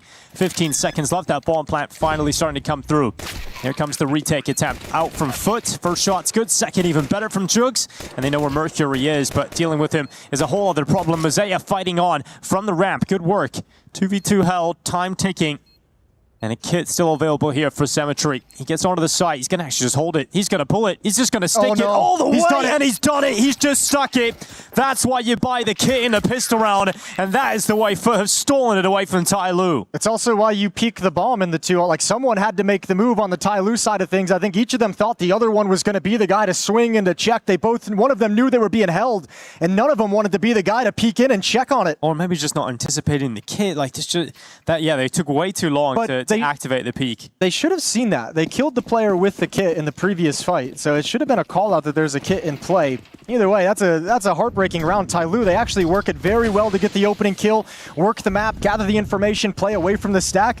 Everything's perfect until you actually start stepping up con into the bomb site, and that's when Foot bring the round back in their favor. Well, Tyloo get the bomb plant means extra money available to them, so we'll go for a 4-spy here. They've got 3 Khalils, Tech-9, and a Deagle here for G. And one of the sad parts about this Tyloo squad in Cologne was just how quiet G looked in the early stages of the competition.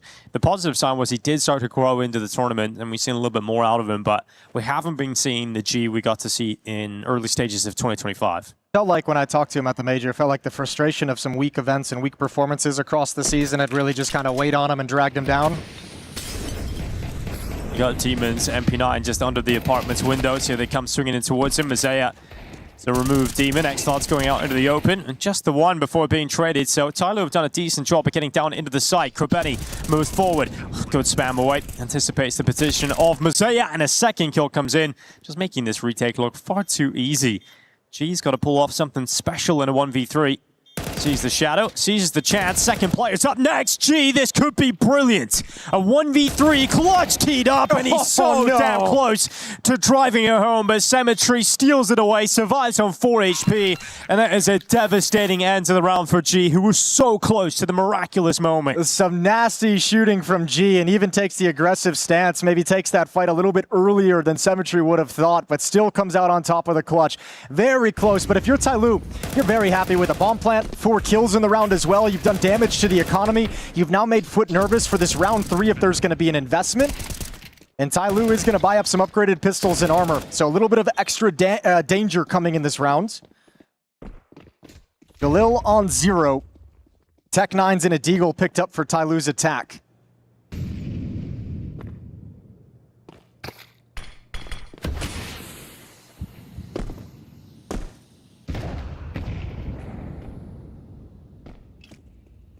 Lean towards the B bomb site for Tyloo in this round.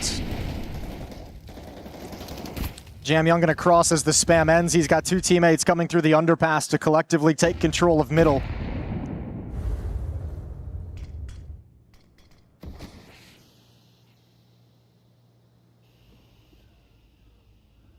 Containment from Foot.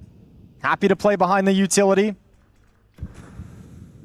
Not wanting to risk the M4s up against pistols close up.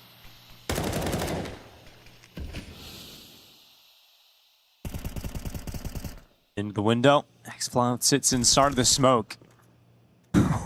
Gonna peel away. 2 players in there. Just quiet for now, but in the next couple of seconds, once that smoke starts to fade away, the fight will begin. Krebeni backtracking. Jamyoung gonna be waiting in the window, and he's dead. Mercury not peeking, not revealing he's also there, but Krebeni, that timing as he looks away is perfect for Mercury. 30 seconds left. Tyloo trying to get into this B bomb site, but they're so ready for them. Foot just shutting them down, and there's nowhere to go here for G. Really well done from Foot's defense. Little tricky with the window boost, but Krebeni with that hard swing kind of clears it out and makes them feel much more comfortable. That's a really good shift in the defense as well, timely. The second player at the B bomb site was the original player watching for this jump, so just calling Krebeni over so he can slide over to support the B bomb site and really secure an easy 3rd round.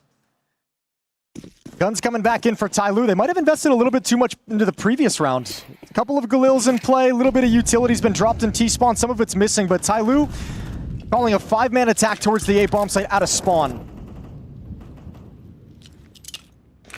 And this will be retake for Foot, as only Jugs is here on the defense. He won't test the utility, he'll play behind it. No, smokes are up, and they've made their way forward. Mosaic and Jamyoung at the front of the attack. But the nades are coming down, disrupting that smoke cover. But Jamyoung just moves forward. A great shot down in towards CT spawn. So good control here for Jamyoung. He'll move forward as that bomb plant is secured. Tyloo need to win this one. I think they're going to. I think Foot might just call to save this. Yeah, everyone's kind of spreading out across the map, looking for any lurks, looking to get some secure their escape routes with some safety. Everyone rotated over towards Con. It was only the 1 defender in spawn. So once you don't have that part of control, it feels like it's not really worth going for it. You can go for this upgrade if you're Demon. Snatch that M4 away from the back of the smoke. Jamyoung is aware of it. He'll start spamming through, but then gives it a go. Couldn't get away with the rifle and loses his life. So the first round here for Tyloo, and it's Jamyoung who steps up with the all-important kill towards CT spawn. Yeah, and I mean, I think he's going to be happy to take those sorts of fight when they don't feel any kind of pressure. Nobody fighting from the bomb site, nobody fighting from in dark. I think Jamyoung feels really comfortable just kind of walking in like that. You know, it's not really like this oppressive attack. It's just you're like, oh, the utility's up, nobody's home. We've got a lot of room to work with, and Jamyoung takes complete advantage. Nice first gun round win for Tyloo. Can they string it together? Op is out in the hands of Symmetry. M4s surround him, so full buy for the defensive side.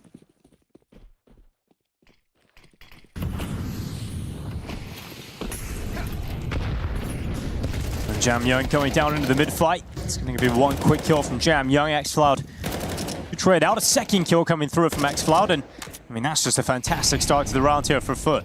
You could see in Jamyoung the way he's aiming and the way he's approaching, swinging at the top of middle. He's well aware of the potential of those mid pushes. He's very prepared for those fights.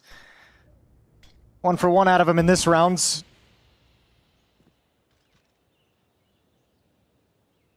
Out information clearing a ramp.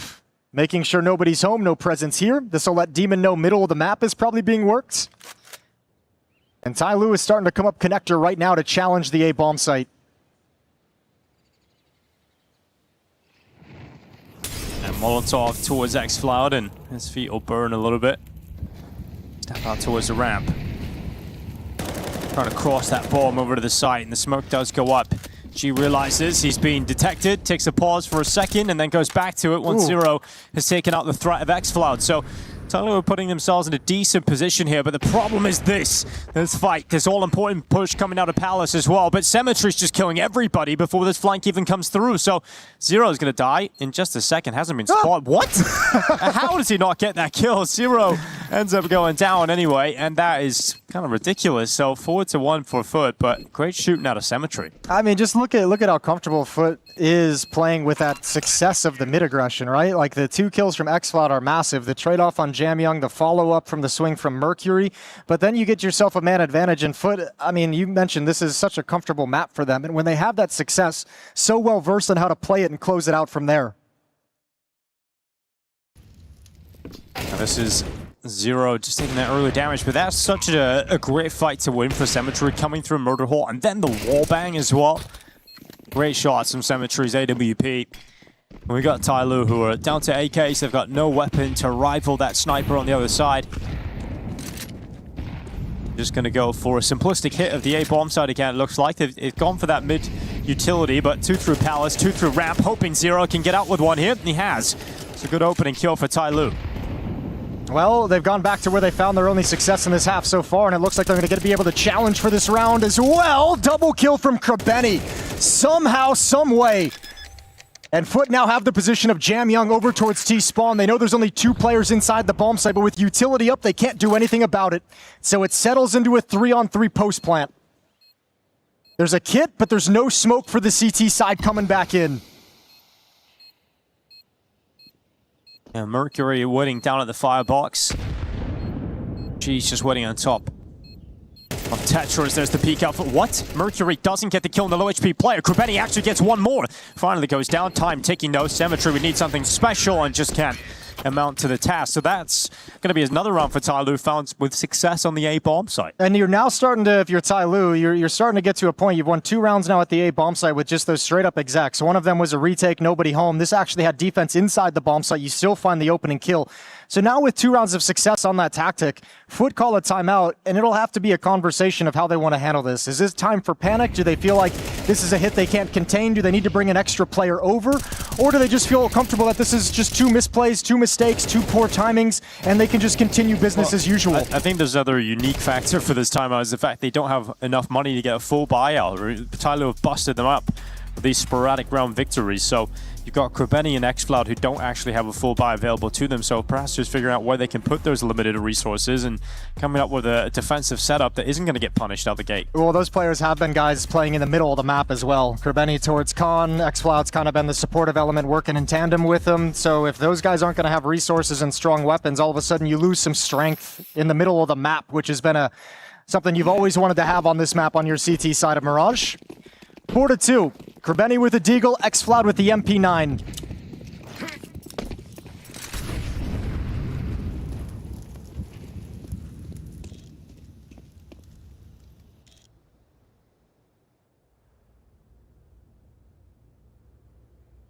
Moving up, Foot spotted here of Jugs towards the bottom of the stairs. The bomb forward, Jugs is going to hear that jump around. Jamyoung's got the first headshot, second kill from Mercury. Symmetry out from CT spawn will connect for Foot, but they've lost so many members immediately. Tyloo really accelerating the pace of these rounds. Finding the headshots to boot as well. You've got Symmetry's burning in the corner. It's going to be a 3rd round for Tyloo unless the Deagle comes out, but it's Zero Mazaya taking a couple of kills. Krabeni couldn't get a second, and now just xFloud with an MP9, so Tyloo not going to let this one go. Yeah, it should be impossible. They're even aware of the possibility behind this smoke. xFloud, as this fades, he'll have to make his move. Steps through. Mercury should be able to react to the sound cue, but now he realizes it and can't find the kill. Mercury's had a couple of those like freebies. Don't do it to him. Don't do it to him. Yeah. Still wins the round. Yeah, he's just warming up, Jason. It's the start of the tournament. it's really delaying xFlout from being able to get into the retake secured it, you know? Yeah, that's right.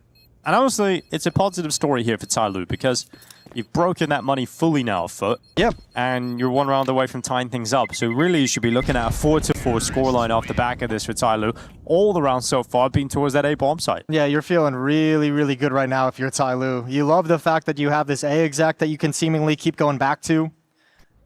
That's going to be something that Foot has to be worried and concerned about. However, I mean, this is another hit at the A bomb site, but this time the crack through came in middle. That's where those kills came out just immediately at the same exact time almost. So Foot encountering some difficulties, and as you mentioned, money has now disappeared. So they'll sit back with pistols, 1 AK-47.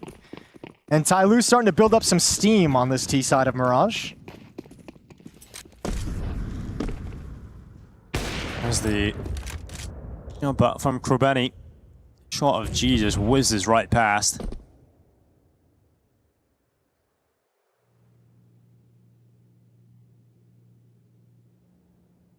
This is an issue. If xFlout's able to have success, I mean, a kill would obviously be incredible, but even with this information, as the timing for Zero as he's covering his retreat is just the worst.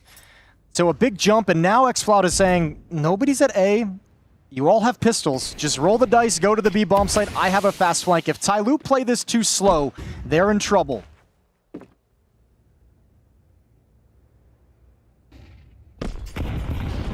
Jugs trying to get boosted up in the side. Good shot from Krubeni. Lets that one ring out. USP from Demon. G also taking one with the AWP. Now with just 1 AK-47 left, xFlout's hoping to pull off something miraculous, which is exactly what Cemetery has done with the USP. I don't know how this is happening, but they're losing to the USPs. Jamyoung has to save Tyloo from utter disaster in this round. You do the hard part, you break their money, and on the eco, it is Foot who come out on top. Just right out of the gate, right off the rip, the AK pushes in towards Palace, clears out halls, clears out T-spawn, and you have such a jump in information, it doesn't even matter you have the weaker weapons. I'll tell you what, too. Some lovely shots from the USPs and good crossfire setup, but if Krubeni doesn't hit that first deagle shot on the first player coming out halls, that round might not even get to the point where the USPs can be put into play. His teammates were struggling to get a boost going. They had to cancel it. Both players exposed in the middle of the bomb site. This shot right here probably saves the day. Gives them the extra 2 seconds to set up and get prepared for the fight. That's going to fire them up real quick here. For Tyloo, it's a tough situation because not only do you lose that round and you lose a golden ticket to tie things up, you're also put down to a position where you can't even afford to buy back into it fully. So you're going to have AKs, you're going to have Galils, but it's going to be a very weak purchase when it comes to everything they've got across the board. It also feels like it chips away at like the strategic advantage you gain by being able to rinse and repeat round wins over at the A-bomb site. Now all of a sudden, if you can't take the B-bomb site even against USPs, Foot feel a lot more comfortable of, you know, being able to potentially, give it an extra little power on the other side of the map. Is this the point where the hat falls apart for Tyloo? Very well could be. If they can dig deep. 2 AKs, 1 Galil, 2 Tech 9s. Smokes are up. Krubeni with his kill. Zero taken down through the smoke. xFlout comes forward with the second kill of his own. And this is going to end up being an absolute shutdown. Tyloo, the round has just started and it's already over. 2 players left in the apartments. Walking out, seeing what they can do. There's taking 1 kill, but so low and finished off by Demon. He'll take a second kill and Foot win that one just so simply. Yeah, again, just the layers of the mid attack, right? Krubeni's just kind of spamming a bullet or two into the smoke, break it open, see if he can gather information, ends up getting a clean kill off of it, and xFlout is there to protect his teammates' retreat as Krubeni falls back. And that was the kind of the big point just coming into this game that I mentioned is if Tyloo can't get past this mid-aggression from Foot, those rounds are just going to be terrible. And actually, all things considered in this half, they haven't fallen prey to it too much. Hasn't been terrible in that regard, but this one certainly put on their ass. Round 10. 6-3 in the favor of Foot.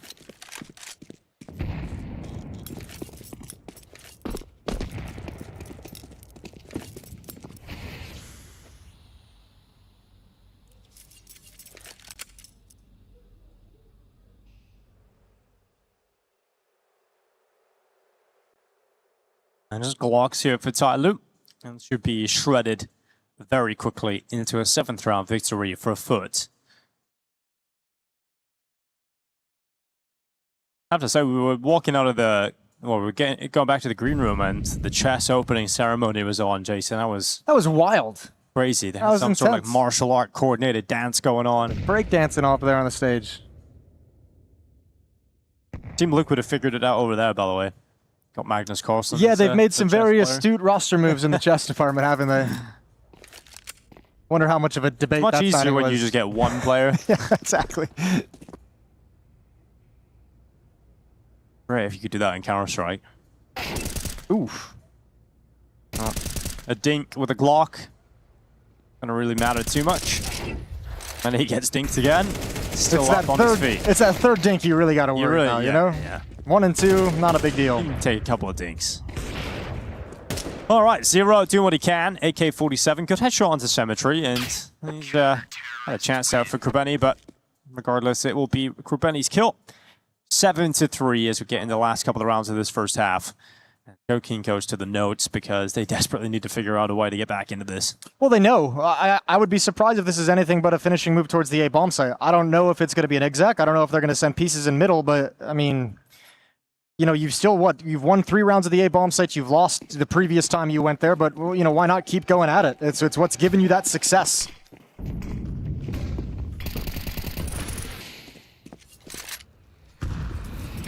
Chamyung blocks that molly for the time being, but it eventually will burn behind him.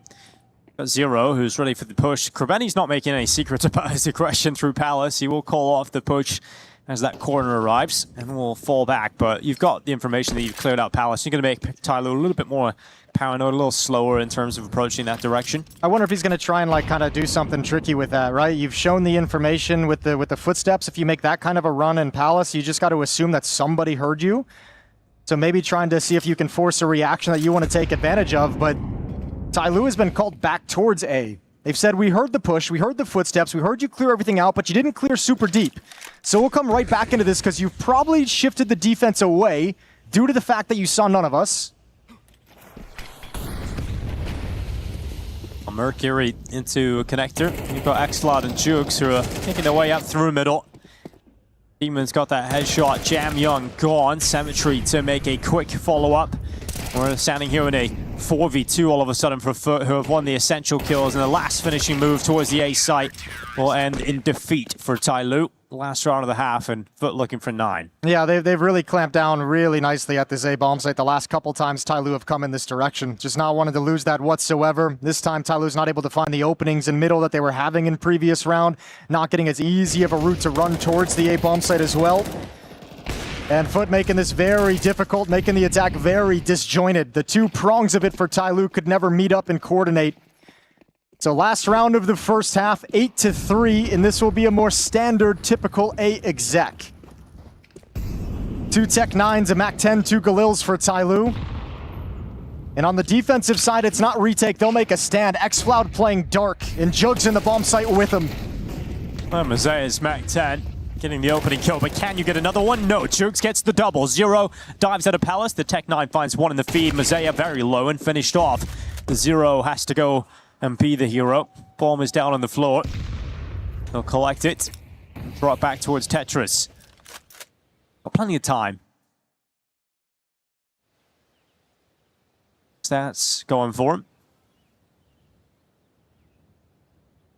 No peek out either from Cemetery or Demon to even give him a chance. So Zero has to come to them, and they've actually dropped into positions that gives him 1v1 fights. So they've given Zero a real opportunity to win this one. Crossing the scope though, the shot connects, but it's not enough damage to bring him down. So Zero retreats again, changes the position, and Cemetery just runs out with the deagle with some confidence. Zero gives it a good go, but Foot still come out on top. Not a fun fight to have a deagle after you've already legged somebody as well. Just the headshot angle, but still nails it.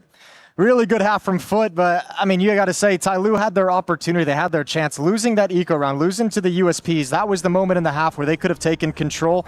They don't lose that round, we're probably looking at like 6-6, 7-5. Man, that was a disaster to make their T side just turn cold from there on out. 6-round lead, it's Foot who's going to switch over to the offense. We'll get Krubeni calling on the T side. But outside of the few hiccups at the A bomb site early on in the initial half, Foot recover very well and clamp down on that defense.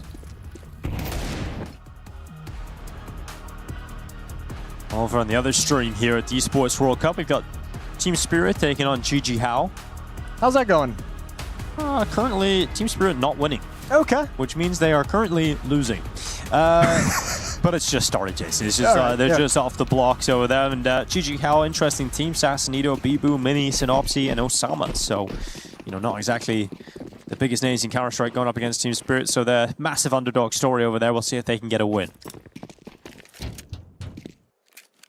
Well, Tyloo set up on defense. Mercury and Jam Young at this B bomb site.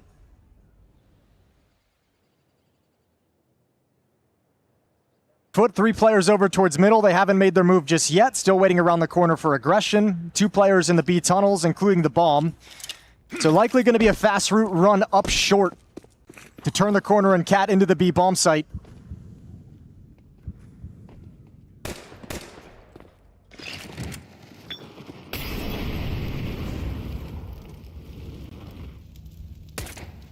Jam Young, USP at range, not going to be connecting the shots. Mercury, the distraction is set up perfectly. Jam Young's life paid for this double kill.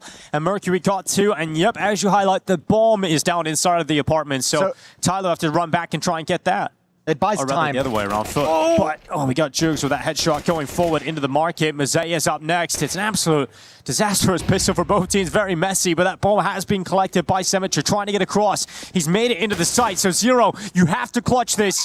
Jewel Beretta is out from short. Bomb planted. Symmetry goes down. Oh, he never saw the repause. Oh, he didn't. Just about misses out. So he's worried about the site, and the position is so good for way! Expo, but he doesn't take the kill. Zero somehow wins it, and X-Fla's going to be kicking himself. Damn, that is a hard-fought pistol round from Tyloo.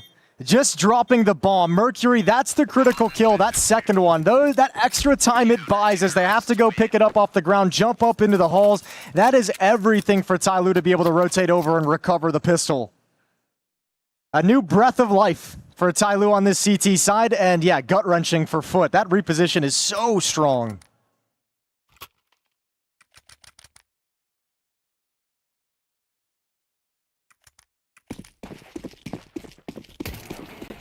Well, you've got an AK, 2 Khalils, and a couple of Tech 9s here for a Foot. So even though you lose the pistol, still a chance here to win this second round.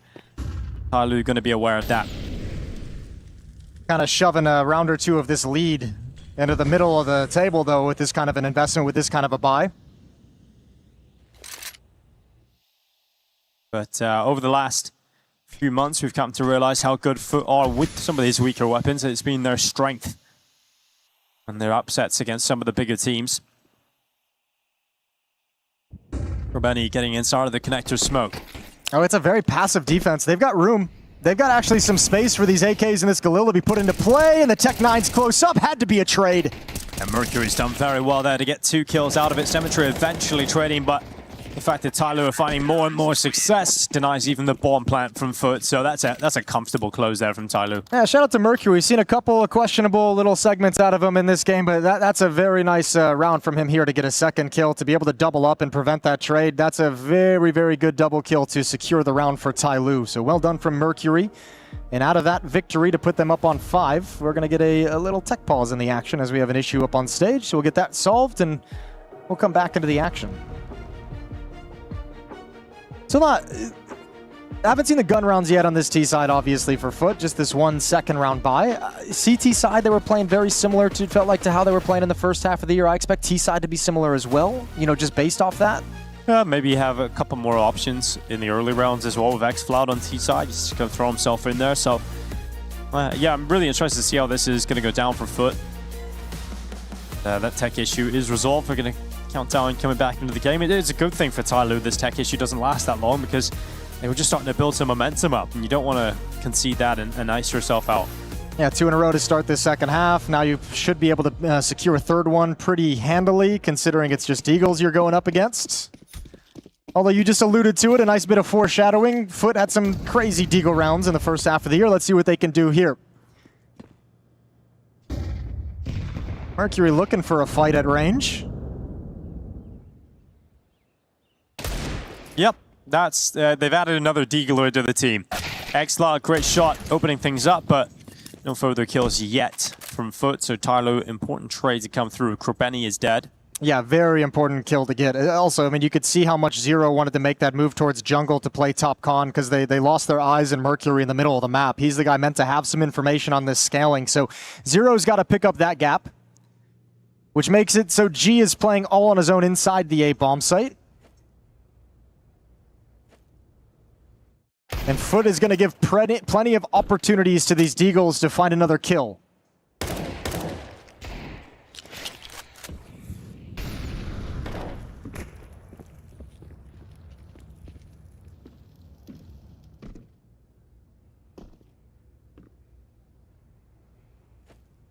Jam Young to be boosted up on top, and he'll go for a second kill down the middle here. So Jam Young cleaning up and making sure this one is not going to be a round where Foot can compete, and it's 6 rounds for Tai Lu.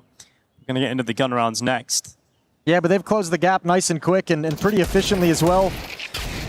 Mercury was the first kill taken in this round, and that's the only one that Tai Lu's going to lose, the only player that drops that'll have to rebuy. So getting out of it pretty darn well, all things considered. 9-6, a 3-round lead. Up in the hands of G early on. For the Foot attack, it's all AK-47s, and everybody's got nades. Everybody's got utility to party with.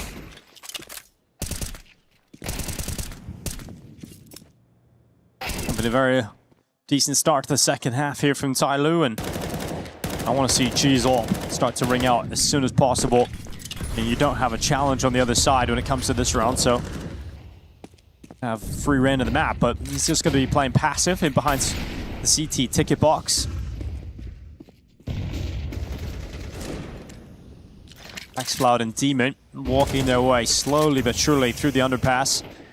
They're joining up just in the bottom of Connector, but not being detected until now, and Zero actually wins that fight. Xcloud not finding success for Foot in the opening. Yeah, no one there for the trade either. Demon, all going to try and spam him down in the retreat. Doesn't happen. Good job from Zero, alive with 13 HP. And Foot now doesn't want to mess with the middle of the map. They wanted 2 players in position to challenge towards Con, so all eyes turn towards G's op.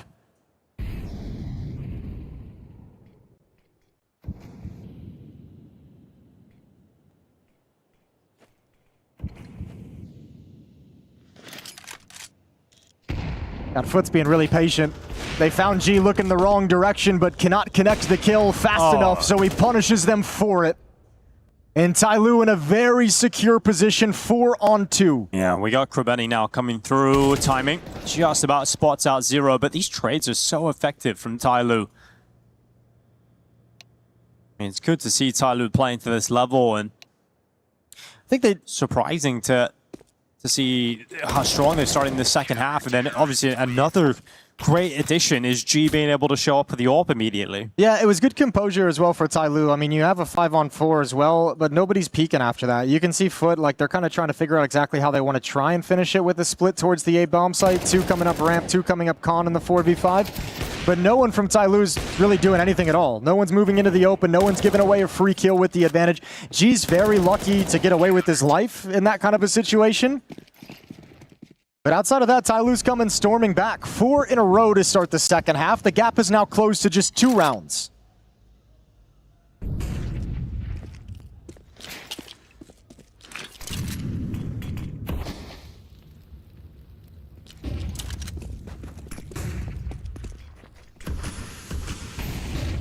Mercury sitting at the bottom of the smoke here, and Connector up on top of the bench. It's Xcloud that's been taken away. Zero just waits on top of the stairway. Krabeni's headshot is good here on the Tech 9. It'll end up being a 4v4. It's not working out at all here for Foot. At least you have one player, Krabeni, in the back lines, but what can he really do? They know exactly where he is. Oh, he's calling everyone utility on him. He's calling everyone back. So it's a long time for Krabeni to have to hold on to this position. He is the critical element of this. They cannot rotate back to the A bomb site if he's not here. But nobody from Tai Lu has come to clear him out. Look how much attention he's taking. You've got 3 defenders essentially trained in on his position. Yeah, running all over the A site. Nade gonna go out towards jungle. Further utility coming in behind it. Mercury trying to spam away, but Jugs and Demon. First 2 kills are good. Jam Young even better. Pulls that round right back into the hands of Tai Lu. Demon's gonna have to do something special here with the Tech 9, and good reposition for Jam Young out towards Connector, and that pulls him into the open, allows G to collect him with the AWP. Decent bit of damage there from Foot, but Tyloo continued to build up CT around wins. Made it interesting, though. Got those 2 kills with the Deagle and the Tech 9 like right at the same time. That felt like it could have turned in their favor really, really quickly. So even in some losses, applying pressure, not letting Tyloo feel too comfortable, but likewise, Foot now. 5 in a row for the Tyloo defense. Their offense has yet to get started, and that scoreline is all of a sudden basically tied up.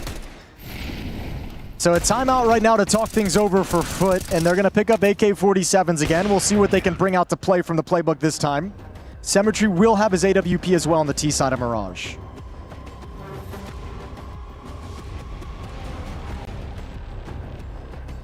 And, you know, if we talk about wanting to see the same Foot that we got in the first half of the year, I mentioned that it felt very similar on the CT side. I feel like we haven't gotten that kind of trademark aggressive openings on the T side where it's 2 players just swinging for trades immediately. The first kind of gun round, we saw Xfloud take his isolated fight towards Khan and lose it.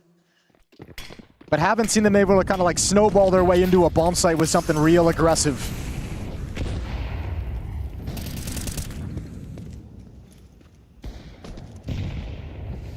G looking down into the underpass. Gotta be able to connect his shot as he drops back through Connector.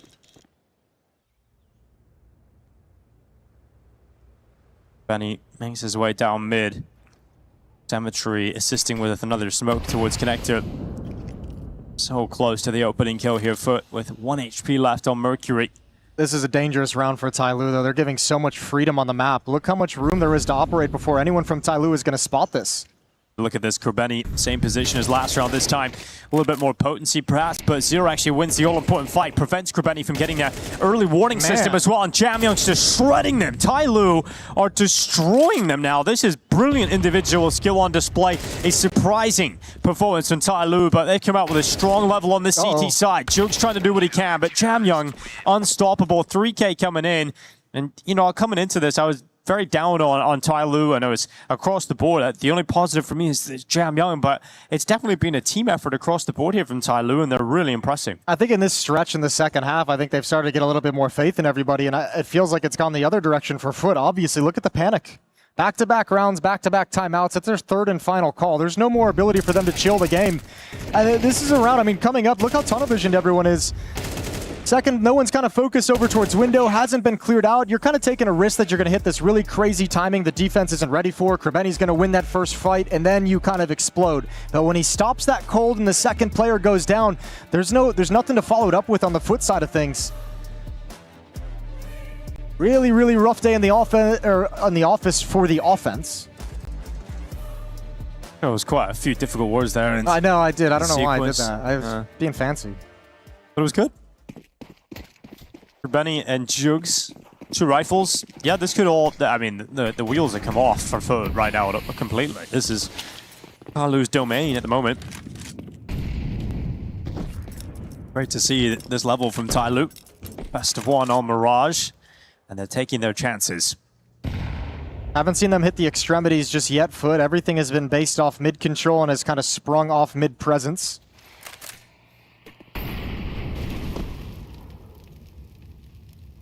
Molotov takes away the option for the boost for a few seconds.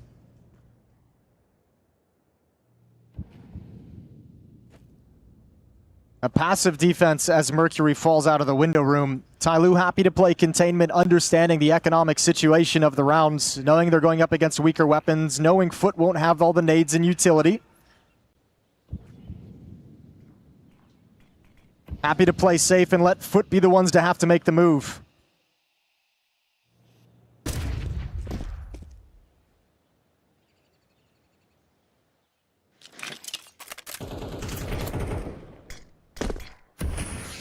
They gotta be careful. They're so nonchalant about how far Foot could have moved up. Yeah, well, this is definitely all on Tyloo somehow recovering this, but they've made the most of it. 2 kills on the Glock from Cemetery. And this is a scary situation all of a sudden for Tyloo. This is a round you do not want to let go. take your 10th, take the lead of this game. Demon's chasing down, and there's the Tech 9 to the kill. So it'll be a 1v1 against G. Time certainly limited, bomb down in the site. Gotta sprint to it, 8K's out. G, he just peeks, he just fights, and he holds that cross to give Tyloo their 10th round and the lead of the game. Pretty sure he could have just ran away. I think he actually could have just ran and won by time. Nice shot from G at the end. 10-9, Tyloo do overtake Foot in the map. Finally, a lead for the Chinese team. And they are rolling 7 in a row on the CT side. Foot can't find anything. They can't find a single opening. They can't find a single advantage.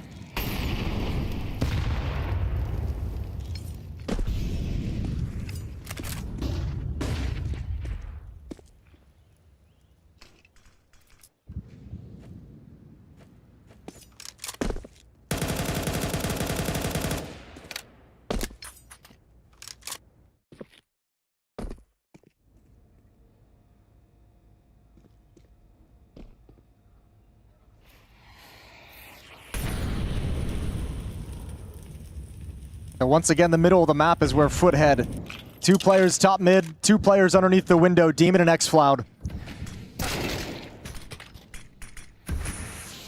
Well, Xfloud's got the opening, something they've been kind of struggling to get when it comes to these gun rounds. 55 seconds remaining on the clock. Can Tyloo flip this back? Mercury again. He's got no smoke though, he's stuck in con. Look at this from Demon. All the way around the back of the market. Jamyoung not even considering this at all. Demon has spotted just enough of him to track him towards short. He's just clearing out this B bomb site. This is a massive play. If he takes down Jamyoung, Mazea is right there too. And he knows exactly where the last remaining player is. He's calling his teammates to accelerate through the apartments and down into the site, trying to get out in towards the B bomb site. Mazea waits under the window. Can't do anything about Demon, who's delivered them around straight to their hands. But has he?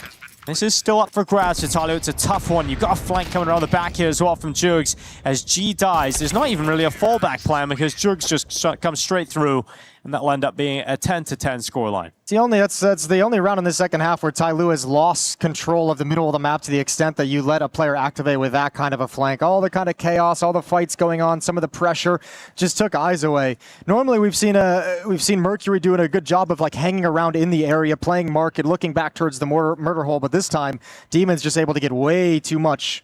And that's kind of been a theme, it feels, of this defense. Tyloo's given Foot some room to work with. They haven't yet been punished by it. That might be the first time it's actually happened. Does that change anything now moving forward? 10-10.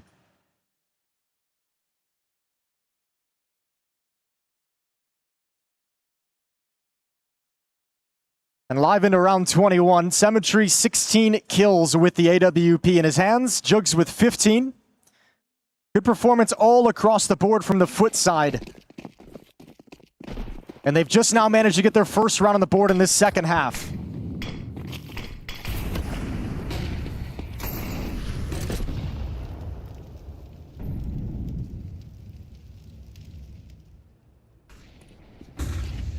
Making the way out towards top mid, Demon. Finally getting to feel like he was the playmaker in the last round. I'm sure it's starting to feel a little bit warmed up getting into the late stages. He could potentially be the difference at this crucial stage of the game.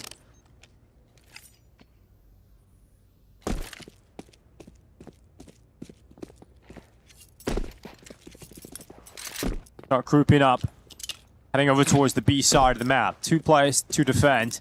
You've got Jamyoung back here alongside Mazea. This might feel a little bit unusual for Tyloo as well, because there's no significant mid-presence or noise or attention being pulled in that area. All 5 players going to be coming through the B halls. They're just going to go through the smoke. Xlot's going through, Flash coming over the top, just bursting out, surprising the attack. And here's Jamyoung ready, trying to get a multi-kill out of this. His teammates are gone, they're trying to rotate over, but it's only a single kill from Jamyoung. That's not going to be enough. And Foot have started to step up towards the end of this stretch. G and Zero, no chance in this round. They've got to save, and that's Foot going into the lead of the game. That's a baller round from Xfloud. Beautiful shooting in open space as well, having to find the trades, having to work himself inside the bomb site, be a distraction as well for the second defender. Some lovely shooting from the newest addition to Foot. And he's kept them in the lead, or regained the lead for Foot at 11-10.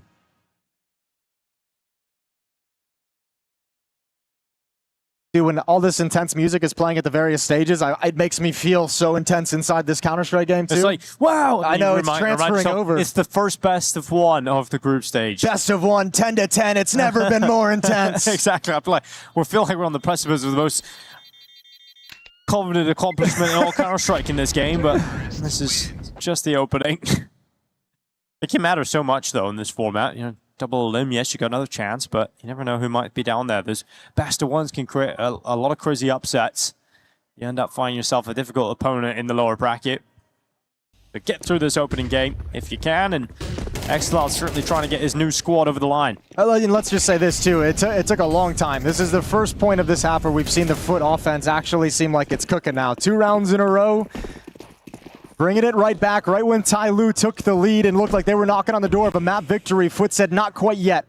So pistols for most of the players of Tyloo due to the lack of economy, but G and Zero managed to save their rifles in the previous. Both of those playing underpass aggressively. But this time, Foot's not sending any significant forces and numbers in this part of the map. These last 2 rounds, Kerbeni's taken him away from map control. But I think now that everyone's on the extremity, when you lose Xfloud, you kind of have to go right now. I mean, this should just be a relative walk in the park for Foot when it comes to how much better the weapons are, but let's see if Tyloo can cause him some problems. This USP's up first. They haven't actually checked Mercury, who's managed to get a dink off and then burned into the open. So Utility actually saving Foot there from disaster in terms of getting that kill against them. Now they're trying to get into the site. And because of the aggressive mid stance to start the round, when they come back to address this situation, it's all towards Khan. But they've delayed the bomb plant as long as they possibly can. Not bad at all. But now you just have no standing, no leg to get back in until Zero opens it up. And a rebuttal from Jugs. Oh, he's still fighting though, and that is going to cost him his life. The next challenge is against Demon, who wins his. And we've got G with a 1v2. Bomb is not planted. It is still not planted. And G knows they have to come to him. They know they have to cross into the scope. So they try to move together. G's got it down to a 1v1. It's so close, but Symmetry pulls through. And that was ridiculously close to Tyloo, who fought right to the bitter end, but just about pulled through by Foot. I don't know if Demon and Symmetry are going for like a double swing at the same time, or if that is just like a peek and get shot so that I can have the angle. Either way, it works. It's a good find right at the end. Tough situation with that bomb not being planted. So tense. A grindy hit. And well fought from Tyloo, considering they only brought 2 guns into this round. It gets that close. And the final timeout from Tyloo is called. Their third and their final chance to stop the game in regulation for a conversation. You know, if you're Tyloo, you realize you've still got a great chance to keep yourself in this game. There's 2 rounds back, you'll get overtime. You've got a good buy coming into this. It falls to this round, though. AWP for G, rifles, and plenty of utility. Gonna lean on the success they've been finding. Think of the comeback too, right? You just came back 7 rounds in a row, regained a lead at 10 to 9, and then to just get stopped cold from there and potentially lose out would be heartbreaking. Really would be. Round 23, everything on the line for Tyloo in their opening game here at the Esports World Cup. Zero and Mercury in the mid window. Zero's gonna jump on out.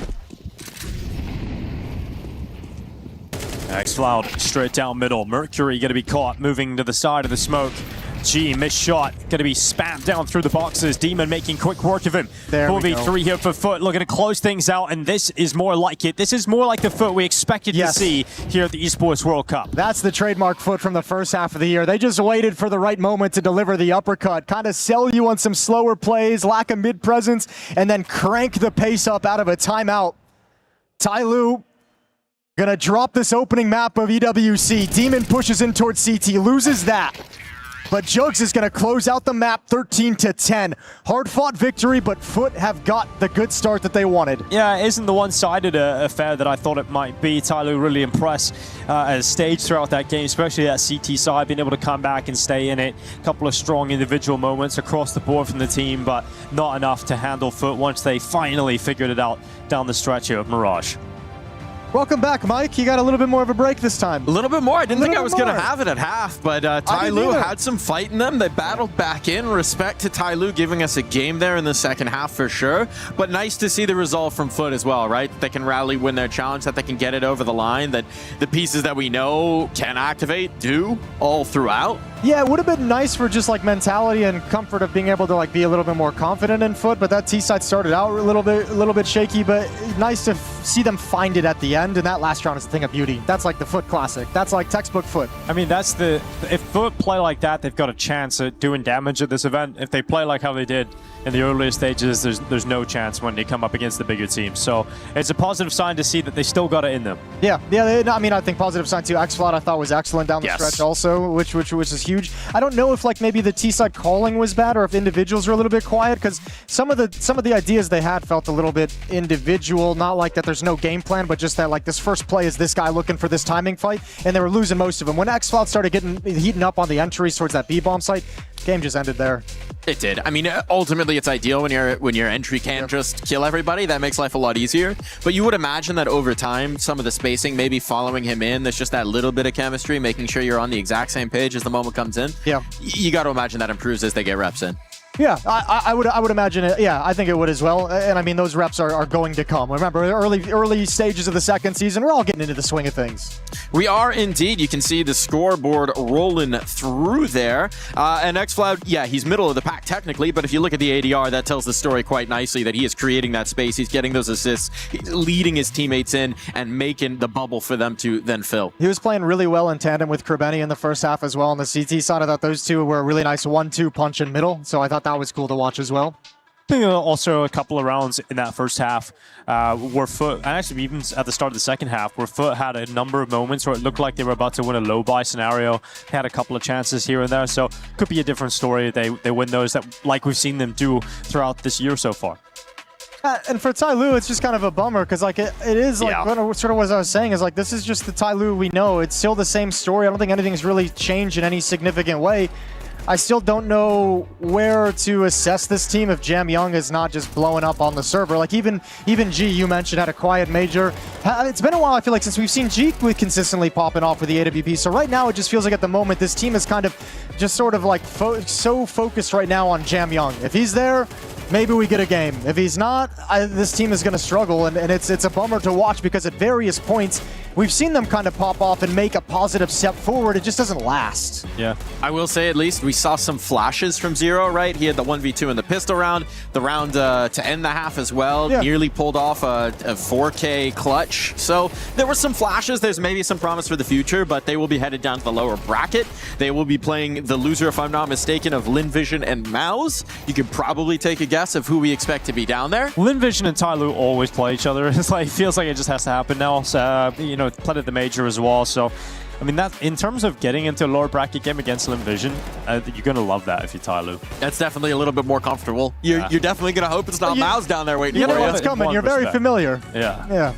But it is a BO1, right? So there's a world where they find an unfamiliar opponent there. Oh, well, you know what you're going to get in terms of what they like to do on the map. You've played them a million times in the regional competitions. If that's who they end up facing, it's just, you know, those regional ones always get weird, and there's always that element of pride to it. So yeah, it could be a very cool game for the lower bracket as well. Could be fun indeed. Yeah. We'll focus on this, though, here and now. Foot moving on up top. A team that I think, have muted expectations for. They were maybe the best surprise of the first chunk of the year, right? A team that really flew up the rankings, that really ascended to being a contender. We're hoping they can keep that momentum. Well, I mean, I'll tell you this, like with an event that has a 16-team playoff, yes, they better make the playoffs. Yes, they should. Like, you should be in the playoffs. So, I mean, that's kind of the hard thing is like, yeah, it's going to get interesting. It's going to get weird. But if you're not one of the top 16 teams here, I think you're really depressed if you're this squad when you leave. I think Foot were my favorite team to watch at the start of the year. And then they won a tournament, and then they just all died.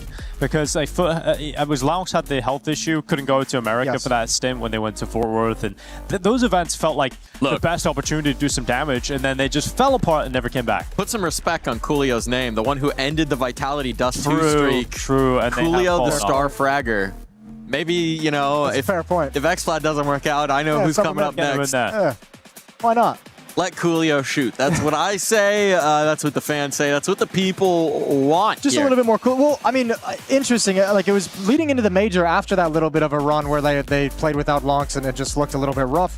And I think it was it Coolio or maybe it was Laux himself who kind of said coming into Cologne, like, if you guys think we've like lost a step because I sat out 2 events, you were like, right. I know. No, but at the time he was like, shout out to the haters. If anyone thinks that Foot's like lost momentum or lost a step because of this, like, you're crazy. Like, we haven't lost anything. We're gonna be right back to it. And I'm like, you said that knowing the roster change was coming. Gaslight you knew didn't it. work. Gaslighting did not work. To be fair, the roster change was him going, maybe I don't want to do this anymore. I know he's Andy dropping the toy saying, I don't want to play with you anymore. Exactly. We'll see what he winds up picking up, but I'm going to drop us into a little break.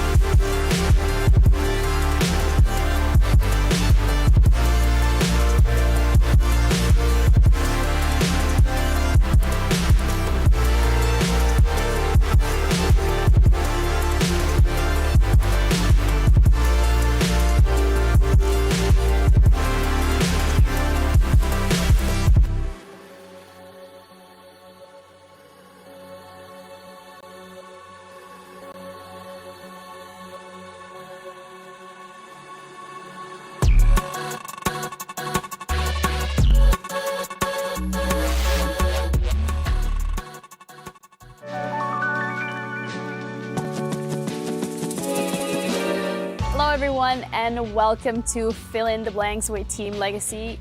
I'm gonna explain the rules. It's pretty simple. Who's most likely to will be the question. Every couple of scenarios. You can write the name down of whoever you think in your team is most likely to, and then explain yourselves if you feel like it. I can see you're already laughing. He has a strategy on lock. I'm ready. You guys ready? Yeah. Who is most likely to sing first at karaoke on a night out? Sing it first. I know it. Yeah, Okay. I put me. You wanna watch for yourself? I put me, yeah. I don't agree. I have a reason. Okay, you go for it. Lato is practicing his vocal cords to be a singer. So I would say if he has opportunity to show the world who he can do, he would be that person. You have an opportunity right here, right now. No. Let's do for tomorrow. The problem with the cameras, for karaoke tomorrow. no cameras. Who is most likely to forget something in the hotel room after checkout? That's easy. That's Ready. easy. Yeah, ready. Sounds like this has happened before. Yeah, Every time. Every time. That's too easy. That's easy. Why? Oh, I don't know, that's why. If I knew it. Yeah, he lost everything, passport, everything. Who is most likely to sleep through the hotel breakfast? Easy. That's easy, yeah. It's the Morgan. Yeah. He's the same guy. It's like if we make a 1 minute silence now, he would be sleeping in 1 minute. Yeah. If you ask me to close my eyes, I would sleep now. All right, next one. Who is the most competitive outside of CS2? Yeah. But they are. It's it's a tie. Yeah, it's a tie. Yeah. Because he plays Dota. Ooh. What me? I play Dota too. That's offensive for me. You can say, Yeah, he's like, yeah, Dota. Yay, Dota! Yeah. Wow. Dota. Yeah, Dota. But he rages a lot. True. That's in the name. I will say Art because he plays CS, Dota, Chess and chess, and Clash. Flashzinho. Yeah. But he doesn't shoot. He's not raging. Yeah, but, Yeah, but I try hard. He just wants to But he expand try his hard mind, a lot, you know? bro. He sees some things in the YouTube to play Clash. Yeah, He's yeah. very try hard. That's a good tie. Respect, respect. Who inspires the team the most? Sheesh. Sheesh. Me? Coloquei eu. Yeah. Me? Yeah, but Who is me? Me. Why you? Because Why I'm you? a good Let guy. him talk. I'm a good guy. A good guy. Very good guy. Why Art? Why Art? I think he's Hard the worker. Yeah, he's the captain, hard worker. Yeah, yeah. He's our locking in leader. every game and in CS as well. Yeah. Yeah. That's it from us. Thank you both. Yeah, Thank you it's all okay. All right, so okay. much for joining. It was fun having you. That was fun. Thank That's you it very from much. us. Thank you. Thank you.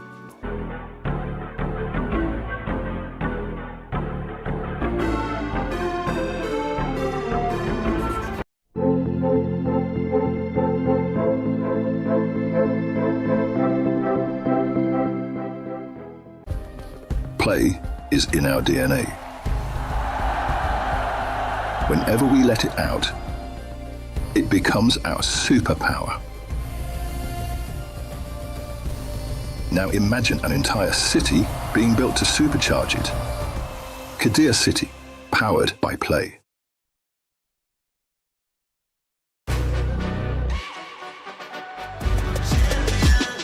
This ain't no regular thing. I came for the ring, you know what I mean. You see my name in the lights, better get right, I'm champion.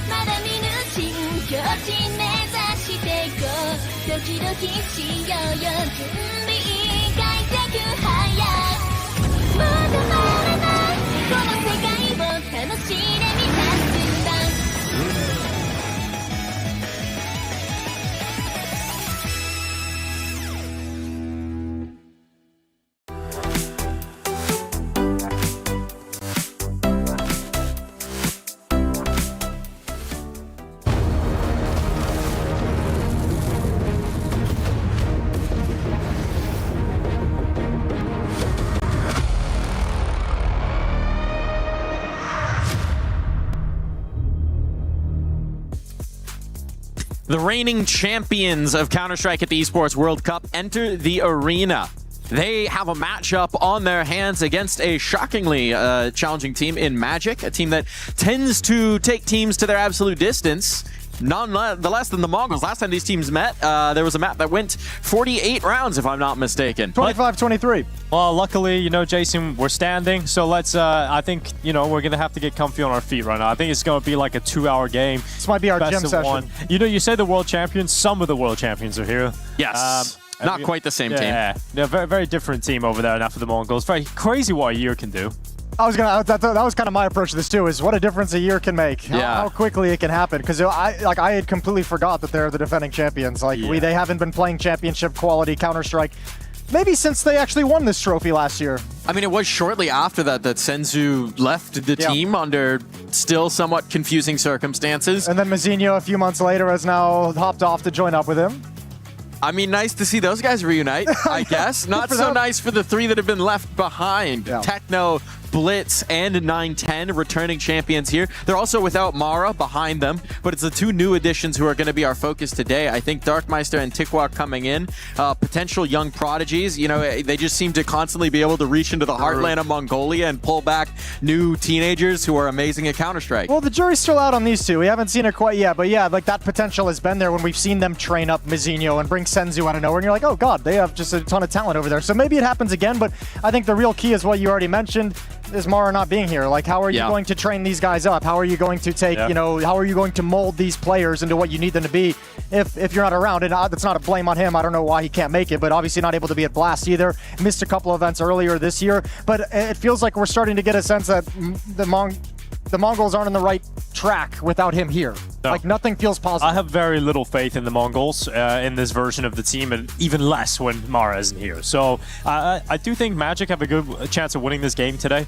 I think they're a team that are very underrated. I think these players are very strong individually, and I think for the Mongols, I have almost zero expectations of them at this event. I think we've set the stage nicely with our concerns, but the reality is, again, they lifted a trophy at this event last year, so maybe being back here on this stage can spark that fire once more.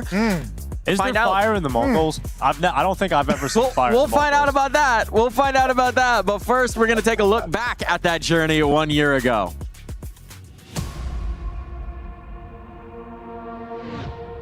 It was a great feeling for me. Also, I became the MVP. That's the best tournament in my career, maybe. I really want to have that feeling again, but it's gonna take a lot.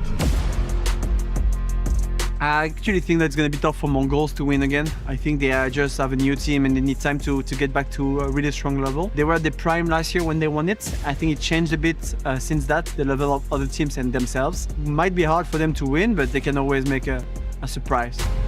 After that, we kind of looking strong at PV events. Then we changed Senzo, and then everything became downfall, I think, yeah. They brought two new young and promising players, I would say, but it takes a lot of time for them to maybe settle them in the system that Mongols has, because they play a little bit different than majority of the EU teams. They bring more firepower, I think. On the other side, they kind of lack of experience. We were looking forward with them, and I'm happy with my team.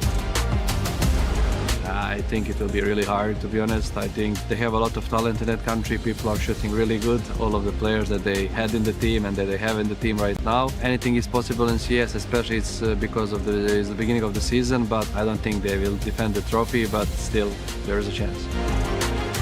I probably wouldn't put them as high on winning this year's EWC, but who knows, maybe they can surprise. I think they had some decent games at Blast. I think it will get them some time to kind of get back to the level where they were. In 2 years, there was never 2 times champion. I think it would be history. I think it would be best for us.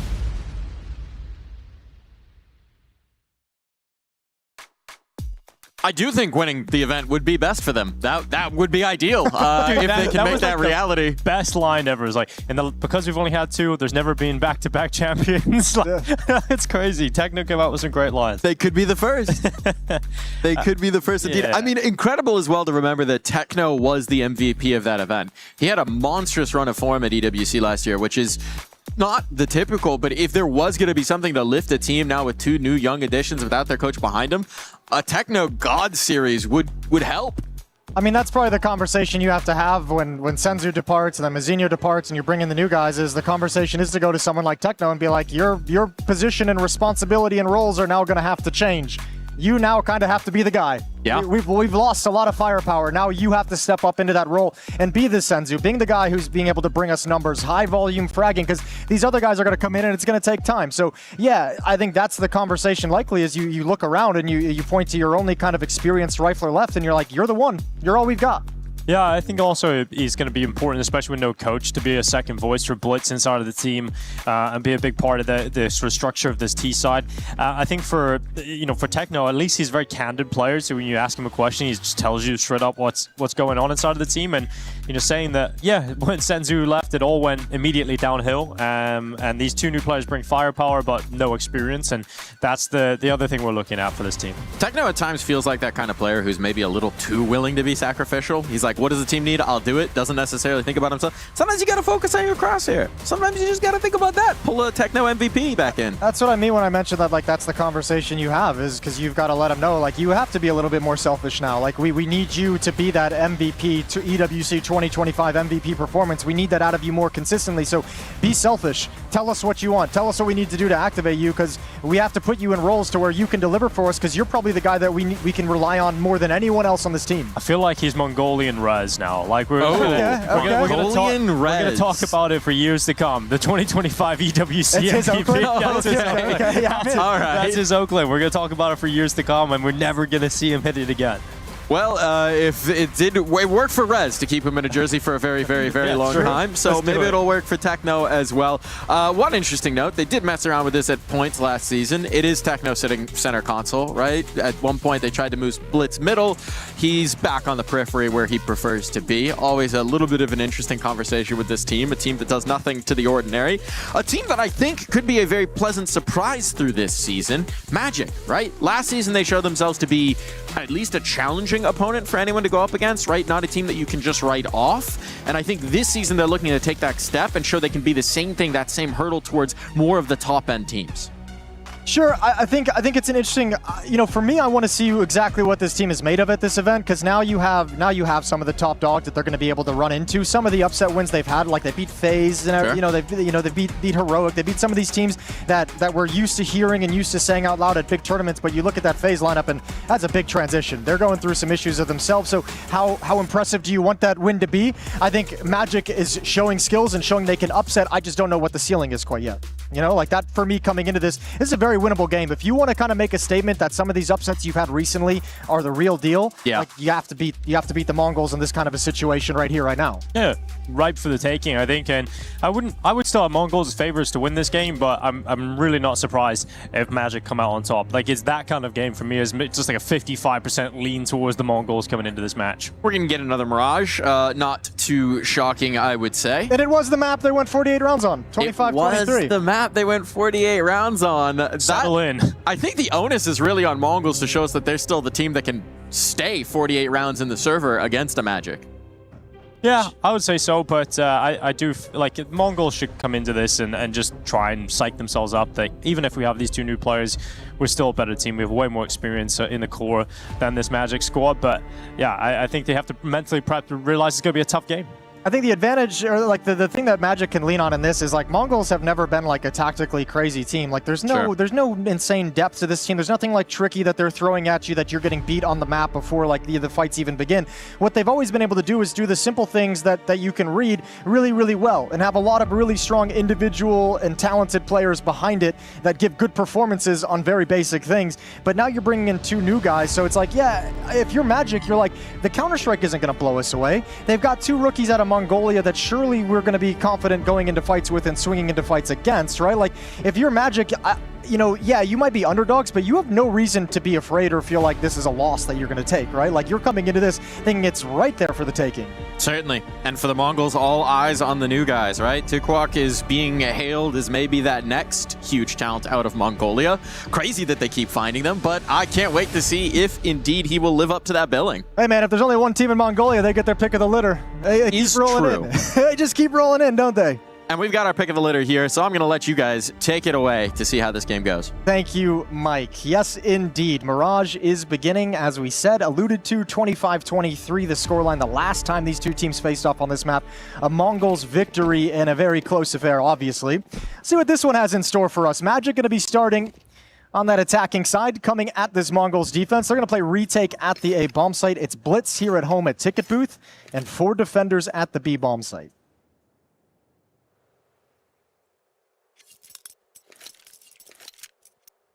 And Blitz just waiting silently for the time being. But eventually that Palace pop will come into play. Utility from AW going to be sent out as well. Smoke for jungle, Molotov out towards stairs and sandwich, and we've now got Blitz just waiting, spotting those targets, unable to connect any of the shots, so he'll draw it back and just keep his life. All right, well, let's see what the protocol is for this retake. They do have a kit, they do have a smoke, so you imagine it's work your way in, drop the smoke on the bomb, and actually look at the way Magic's positioning. They planted default, but they've stepped out of the bomb site. Nobody can actually stop this defuse if Mongols make their way in. Tensu just scaling up in towards jungle. We've got Masval. Oh god, waiting at triple. It's going to be a heavy push out through CT spawn. This could be a massacre as Masval can get a multi, and he will. He'll get two. Goes back again. Clean headshot as he switches to the other pistol on the ground. And Tenzi to topple Techno inside of jungle. The retake is not successful for the Mongols, and Magic loving this start. Yeah, but that was a little bit dicey. That worried me, that plant spot and the way they played it after the fact. Good job, kind of. I mean, everyone kind of pushes, clears out Con, clears out towards jungle and window room, see nobody's home. So at the perfect moment, they realize they can turn their attention back towards CT, and these Glocks close up, end up wrecking the Mongols retake. What a round from Masval. This is sick. Yeah, especially the USP switch into clean headshot, and he's already looking for that CT fight. Look at a little crack, that fast sensitivity's flying around. Well, right now, Mongols down to a tough scenario where they haven't decided to invest. They've gone for Deagles 5.7s and an MP9. It's not exactly a great buy for the Mongols, but something that they can work with. The best one you were going to get. True. Sometimes you got to accept that. 2 MAC-10s, 2 Galils, and an AK, though, for Magic. Feels like a lot of this is going to be decided basically on this turn in towards a ramp. If Taquak and Dark Meister are going to be playing aggressively at the top of it, this engagement is kind of everything.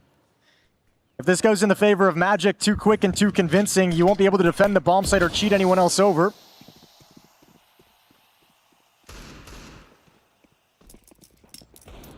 And Magic don't like the look of it. That smoke, that's not fun. We don't want to do anything with it. We don't want to investigate. We'll just, we'll go elsewhere. 53 seconds left on the clock.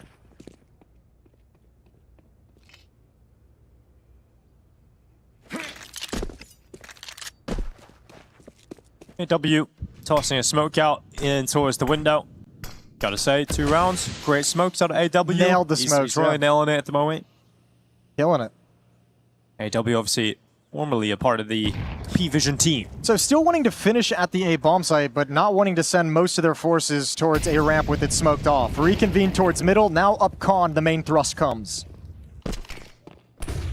Well, 9-10 tries to get himself in a good position, but S-Fade and Tenzi to come through with the rifle and MAC-10 combo, clearing out the site, and no real threats from this force buy whatsoever. So 2-0 lead here for Magic. Yeah, if Mongols is going to challenge for this round, I think they needed a few more players like jiggling and peeking in middle, gathering information, kind of keeping track of the scaling, but not able to jump anyone on the rotation. Really good adjustment from Magic, though. I mean, not afraid to just say, you know what, this don't feel right. Plan A that we want to do, it's not there for us. So not trying to force the issue, rotating back around, and they lose nobody in this second round. Up 2-0. I think we had our first surprising result of the day. I'd say so. Here at EWC, GG How taking a massive win versus Team Spirit over on the A stream. Is a crazy result coming in there.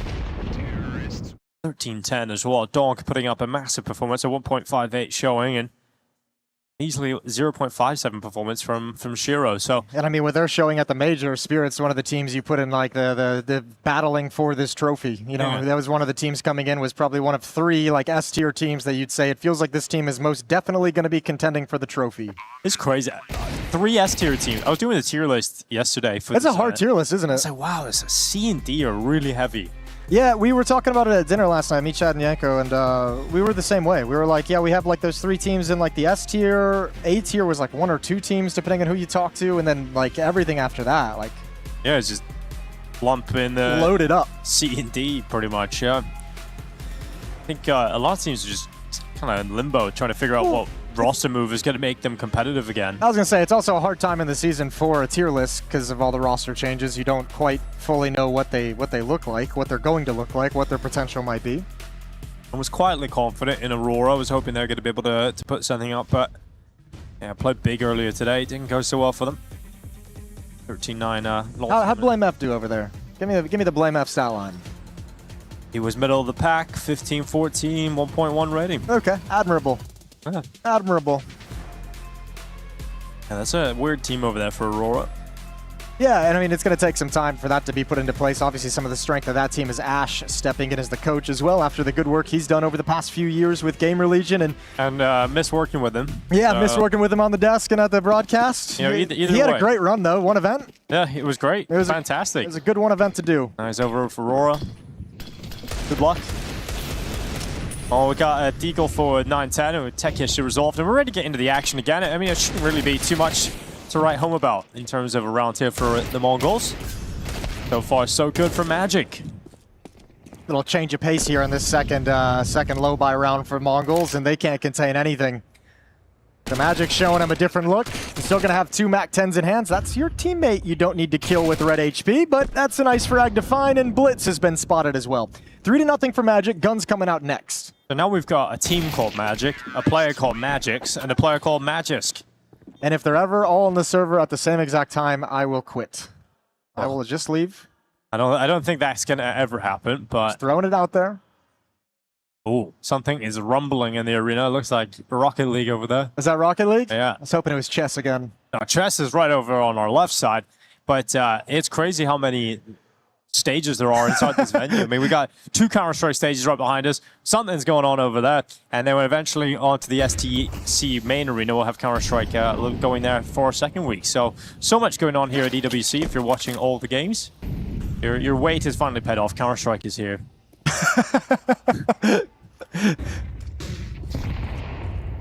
All right, well, he's a little bit of mid-presence as AW slides out towards the boxes. Blitz under some scrutiny. MAC-10 pre-firing through the smoke, and they know the position of Blitz now, so AW wants to punish that, not able to get the frag. But the look was there. And Mongols happy to take a stalemate. Nobody falls on either side, and they back off their aggressive positions.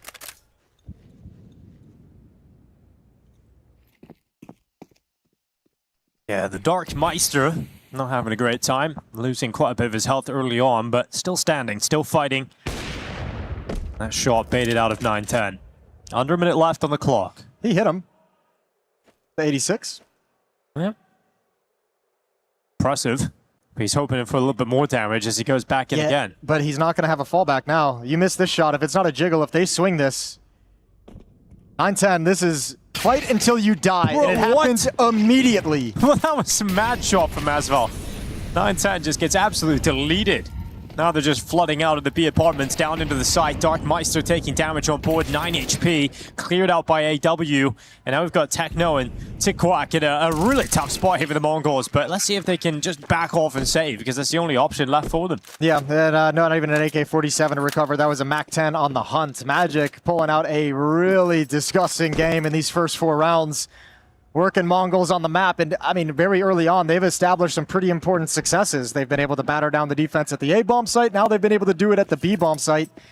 Economy's in a weird place, and there's nothing positive to speak of from the Mongols' perspective.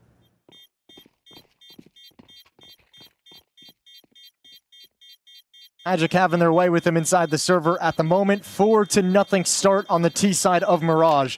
Keep alluding to this, like, 6 overtime game they played earlier this year, and it's not feeling at the moment like we're going to get anywhere close to that. No, not at the moment, but you'd eventually expect Mongols to wake up and shake the rust off a little bit. Don't really have the weapons to do it for the meantime. So you're going to get out to a really strong lead here, Magic. How much can you extend upon that before the Mongols eventually get into the game? Kind of hard at the moment, too. Like, you got your rookies and Tikquak and Darkmeister playing anchor positions on the extremities of the map. That's a lot of responsibility and pressure to put on the newest guy's shoulders. Techno, that's a very nice win, pushing up towards the top of middle, falling back after the headshot. Blitz going to help secure his retreat, and a man advantage for the Mongols.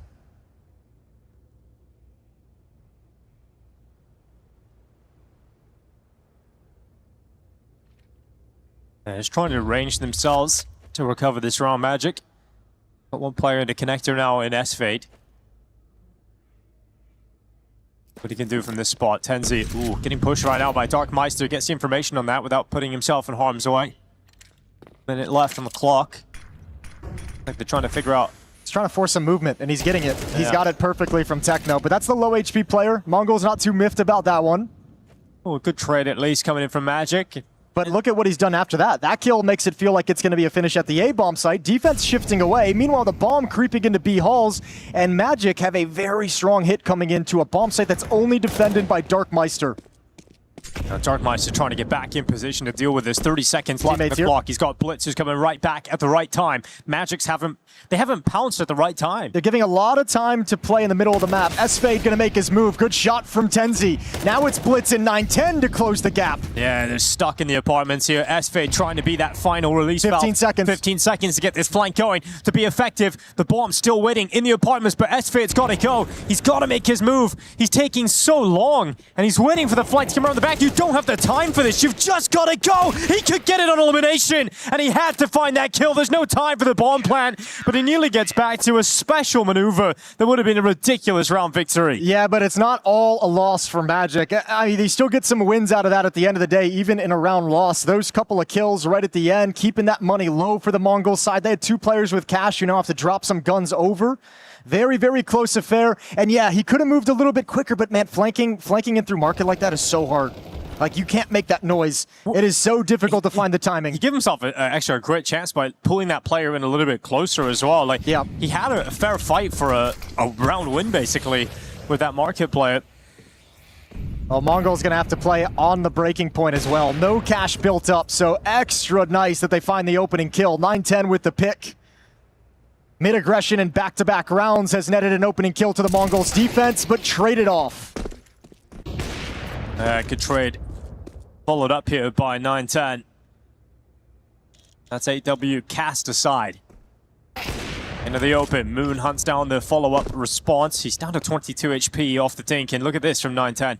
Staying focused and confident, trying to hunt down that kill again. I like that he's maintaining aggression too, so that he's keeping information. He's also just like, okay, well, I've pushed up to where I think they're going to swing. Nobody's home. So they're going to go to one of the bomb sites. That puts Taquak on notice. Techno going to start falling back, and now they know exactly what's coming. Perfectly timed smoke to set 9-10 up for a flank.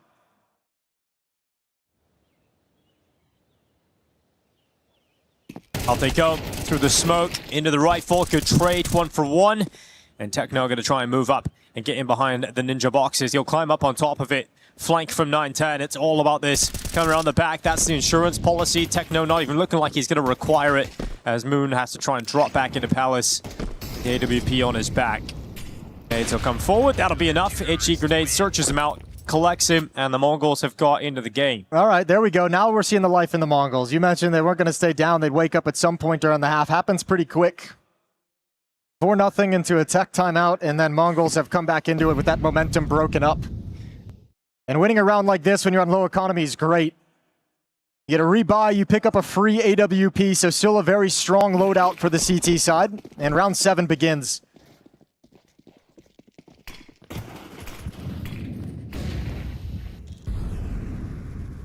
To the Palace, it's a good pick here from 9-10. He'll descend back with a collection on Masvo. I'm loving the game he's starting to bring up into this. I'm loving these past 2 rounds out of 9-10. Super mobile, super assertive, taking deep angles, finding back-to-back rounds of opening kills for his team. Yeah, there's got to be a certain level of understanding, like, okay, I'm individually better than the opponents on the other side. Try and sort of assert some of that dominance, and great to see that confidence from 9-10. I think it's also, I mean, it's one of those things too where you're also thinking, you know, I got 2 rookies who have never really played at this level. Like, I need to be a little bit more of a guy who makes things happen on the map, a little bit more influential. I think, yeah, there's certain, I think you were talking about it just before we went into the game, there's more pressure of responsibility falling on the shoulders of the old core, right, of 9-10, and Techno having to take more responsibility on board.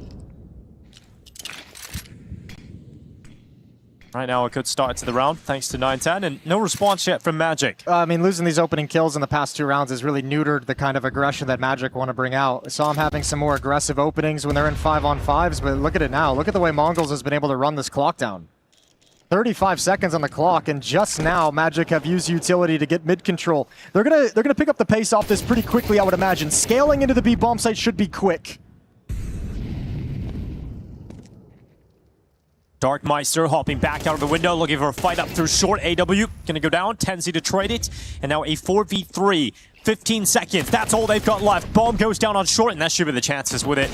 Not getting that bomb back, so Moon's out of that. And a frustrating, grinding halt here from Magic, who started so strong, but the Mongols have come out swinging. Seen some cool moves out of Magic though, like even like the spam and con pulled some defense away. I've seen some cool things where they've created like these little 5-second windows of opportunity, and they missed it in this round, unfortunately for them. Fortunately for Mongols, I think Blitz is also starting to do a very good job reading these fakes. We've seen a couple of times him kind of position himself through that window and mark it into the B bomb site at just the perfect moment. So I think we're seeing Mongols kind of wake up and start build themselves into this half of Counter-Strike and really starting to feel the flow of this game from Magic's perspective.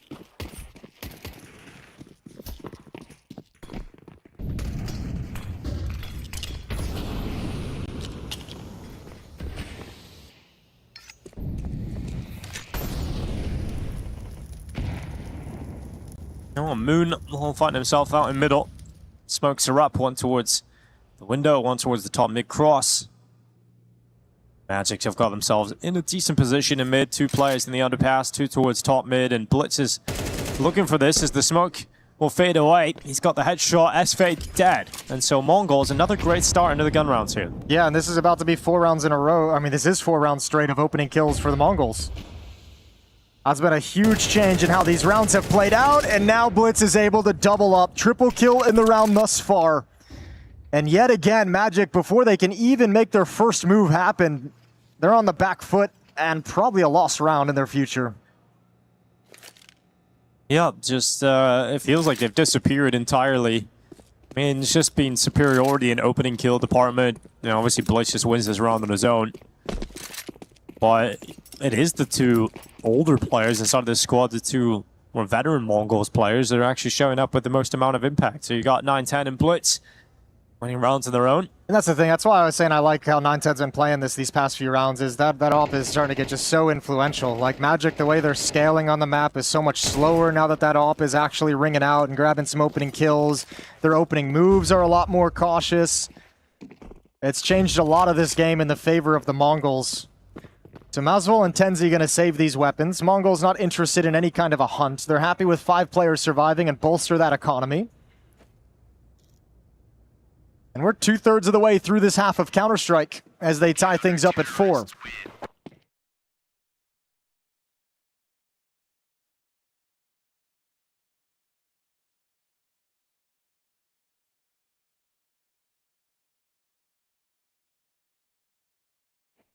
The boost, just as that smoke fades away, S-Fade is not ready whatsoever. And Blitz is just 2 brilliant plays around utility that make it happen there for the Mongols. Magic will now be a little bit more paranoid around the nades, around the utility across the board. I wonder at what point does the IGL just kind of call out something that's like, let's stop spreading out into these defaults where we're getting picked off. Let's maybe just kind of hit an extremity of the map. They haven't really shown they wanted to do that yet. Mirage, we saw earlier, was full of just straight up A execs, B execs. This game hasn't really fallen into that just yet. Well, they've lost palace control here, Magic. Like even if they wanted default, look how much control the Mongols have across the map already. Magic's just hoping for a gift here, hoping that someone pushes way, way deep. Pickwack's just happy holding this position. Moon is aware that they've lost so much of it, but it doesn't matter. It's still such a tough angle to clear with an AWP. Masval gets the trade out. He'll pick up the AW, but you've got information. You've taken down a player. I think Mongols would be pretty happy with this. I mean, if you're Magic too, like look at the clock. That took what, like 40 seconds to get that 1-for-1 kill over in Palace? That's a lot of time chewed away. Tenzi able to build upon it is even better with the follow-up aggression up towards the B bomb site, because now the defense has to shift and move. And that vacates the A bomb site. It's wide open for the taking. Magic might just find their 5th round. Stop this streak, as Darkmeister's flank might be the only play that can save the day. Around the back, you got S-Fate, who's pulled up the Tech 9 going for a spin here. AW with a headshot. Darkmeister going to be taken away. 20 seconds remaining on the clock as that bomb runs back through T-spawn.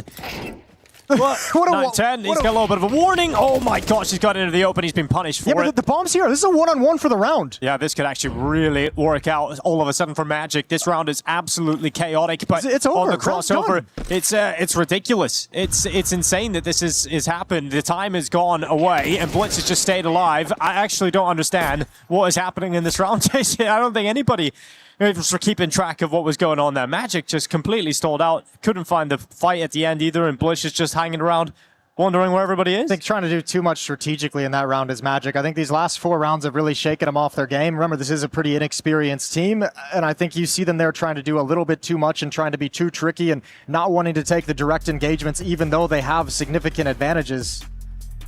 I think 9-10, when he goes down at that A bomb site, he's just like, what the hell are these guys doing? Like, they're still in T-spawn, like, you know, there's 25, 30 seconds left. There was no real cohesive thought to that round, which made it difficult for both teams, and just ends in a silly fashion. Blitz will take it. Tech issue right now as well. We'll just pass that information over to you guys. Not sure what it is, but hopefully it's a short one. I think it comes at a pretty good time here as well for Magic, who are just, it feels like they're on the descent, rapidly falling. The last tech pause came when Magic was on a 4-0 run. So now we're getting one at 5-0. We're just evening things out. That's true. Yeah, we'll see if we can stop this momentum again.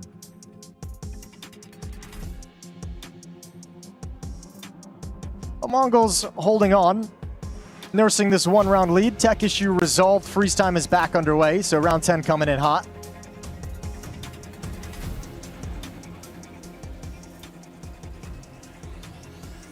Double op setup for the Mongols, Dark Meister and 9-10.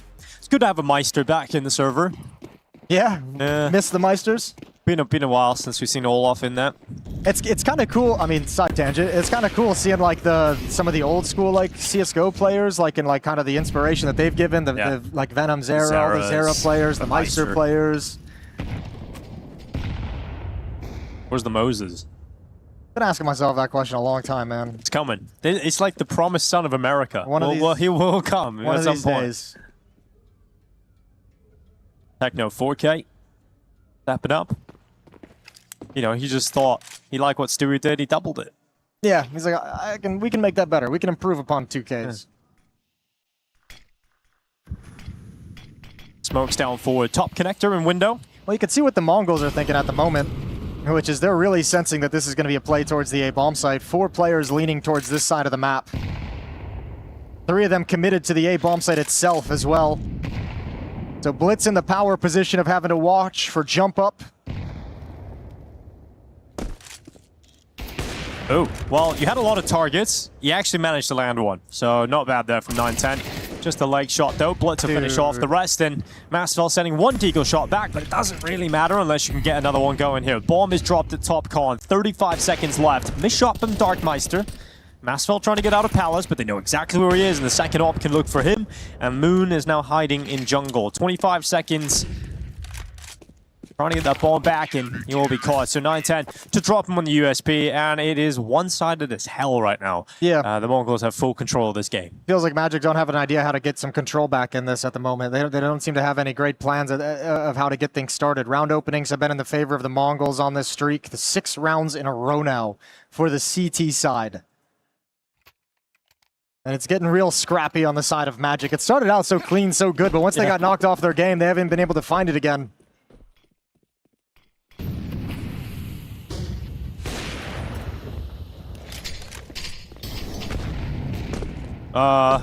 That's sad. That smoke did not get blasted away whatsoever. Well, I said Magic are underrated at the start of this. Maybe at the end of this map we'll think they're fairly rated, but wait and see. 9-10, good kill from inside a connector. I can't remember the last time Magic got an opening kill. Probably at the first 4 rounds. It's just been unbelievable from 9-10. At 4-0, he's just started taking over this game. He's just standing in the open. He's like, "Where's my next fight? Just give it to me." They're coming up through connector now. He'll take a quick reload. Under a minute left on the clock.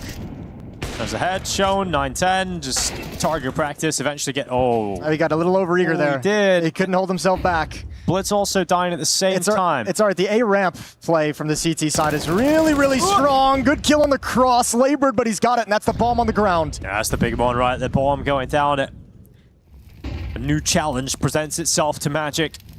Tenzi waiting at the bottom of the stairway. 30 seconds on the clock. And you've got Tenzi moving up into the waiting scope here of Darkmeister. We'll look for the head of Masval, who's still fighting, giving it a good go here. It's actually a doable situation. 20 seconds left, 1v2. Yeah, they've given Magic a couple clean kills, a couple good opportunities to make this possible. Good step back from Darkmeister.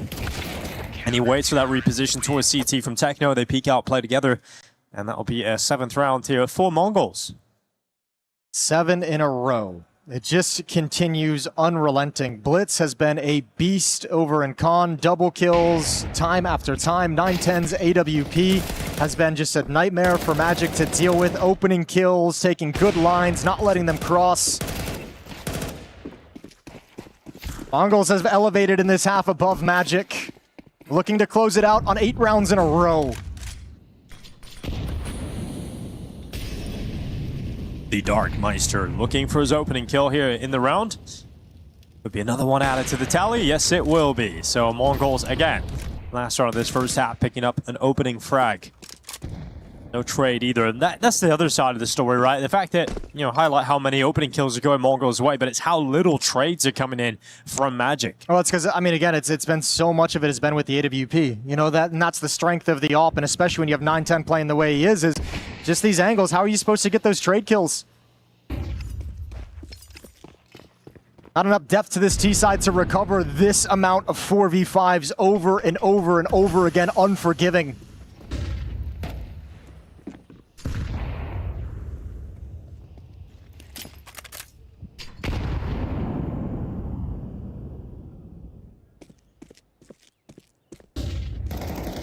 Good kill from Tikwak.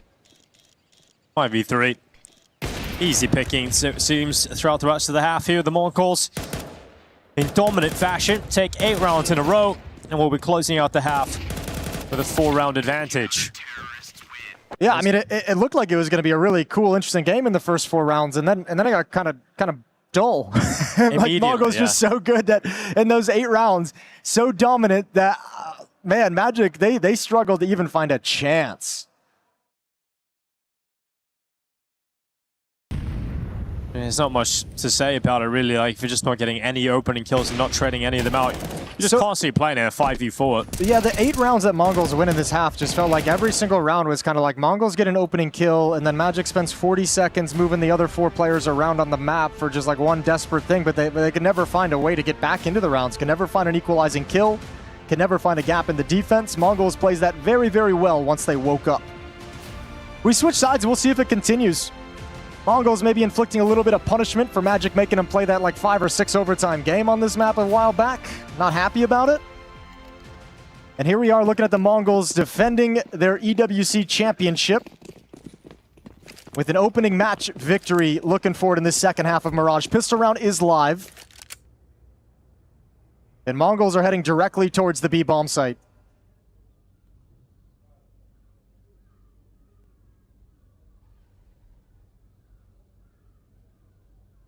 Blitz throwing a 1 smoke fake over at the A-bombs. 2 smokes, excuse me. There's Jungle going out, but here comes the peak. Mastal knows what's up already, so didn't really give it time for anybody to actually rotate out of position. So they're completely ready for this B hit with 3 players in this side of the map, and that's going to end up being quite a comfortable hold for them. Mastal does well in these kind of situations. Okay, yep, that's very convincing. That fake does absolutely nothing. Nobody budges. 3 players, as you mentioned, stacked up. Nice and easy on the defense. Mongols don't even get breathing room and shut down. No kills for the Mongols in the pistol round, so the streak ends at 8. And Magic looking to start both halves out in a positive manner. M4's being picked up with no bomb plant. Mongols shouldn't be investing a whole lot, but they are. They're going to go Armor Tech 9s, P250s.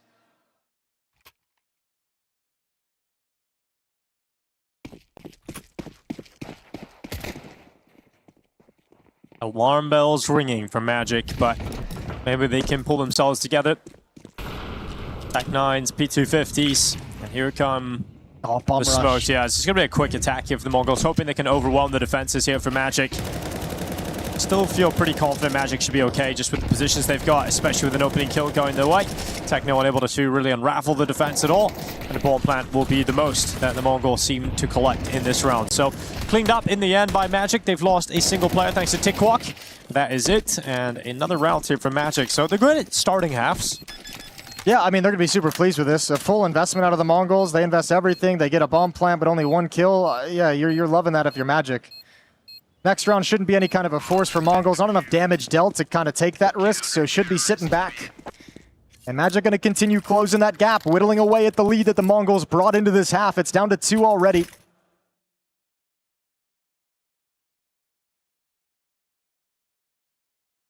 Eight to 6. And round 15. Late investment from the Mongols side, just dropping a hero AK-47 over to Darkmeister. That's Blitz who drops the rifle. That's them wanting to have a few resources to chip away at the economy and do some of the damage to the finances.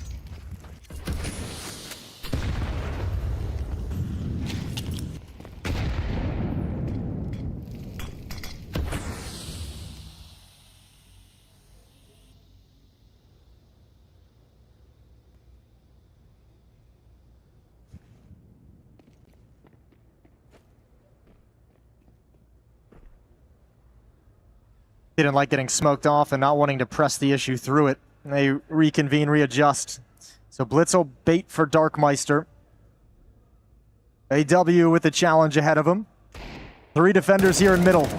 Yeah, good kill from AW. So Darkmeister taken away, and Blitz try to hunt down that space. Couldn't get it back. Utility slowed him down. Techno trying to fight. He's done well with the Tech 9 on that first kill, and he's actually keeping himself alive. He spots a chance for a second kill there. Yeah, good read of the scenario. I think he realized 2 players on short, was looking for that one to scale up close to the wall and just had a very small opportunity to grab it. Tikwok goes down meanwhile, as the rest of Mongols were trying to use him as a pivot point around the map to come back to the A bomb site. By the time they get here, though, there's just not enough left in the tank. Although I say that, Magic has pretty much completely rotated away and vacated to play retake at the A bomb site. So they're going to let this plant come in saying, you're buying next round no matter what. We don't necessarily care about the bonus money. But man, it'll be dangerous if they get in too clean, too easy with too much time. So good peek from Tenzi.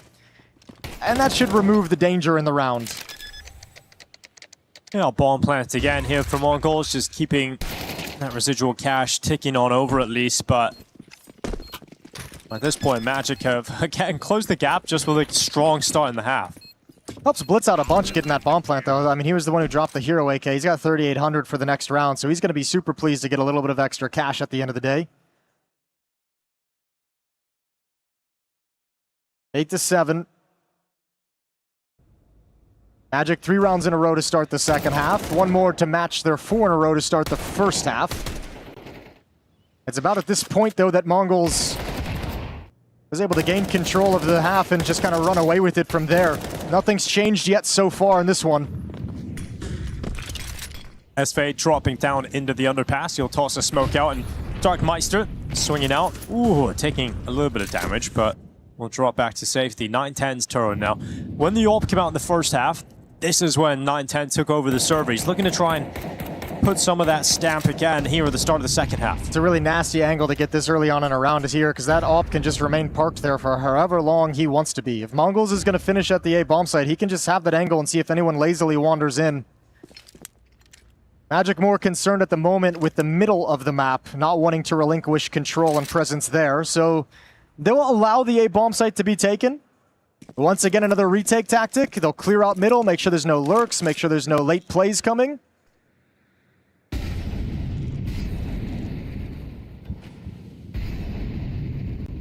Under a minute left on the clock at the moment, and Boone looking down towards ramp.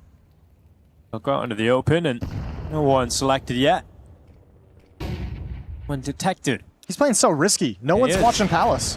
Well, now he has to take that shot and fall back, but 9-10 has been patiently waiting for that chance. He's taken it as soon as the opportunity presents itself.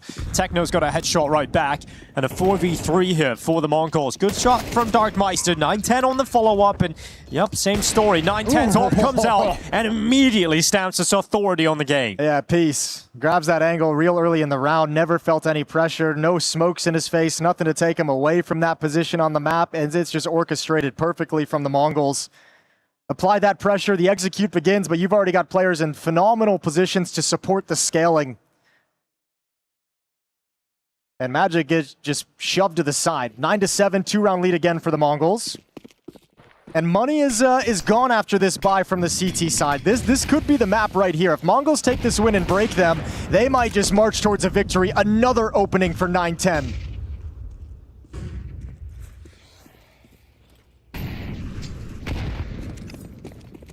They're going to be drifting all the way back through T-spawn. Ready to get going into that A side again, and no one's home for the CT side at the moment. Esfit's going to change that by dropping back now. He'll be at jungle. Tensi just in front of him. Utility going to be tossed up into the site by Blitz. That can allow an earlier timing for his teammates to pop out of the ramp.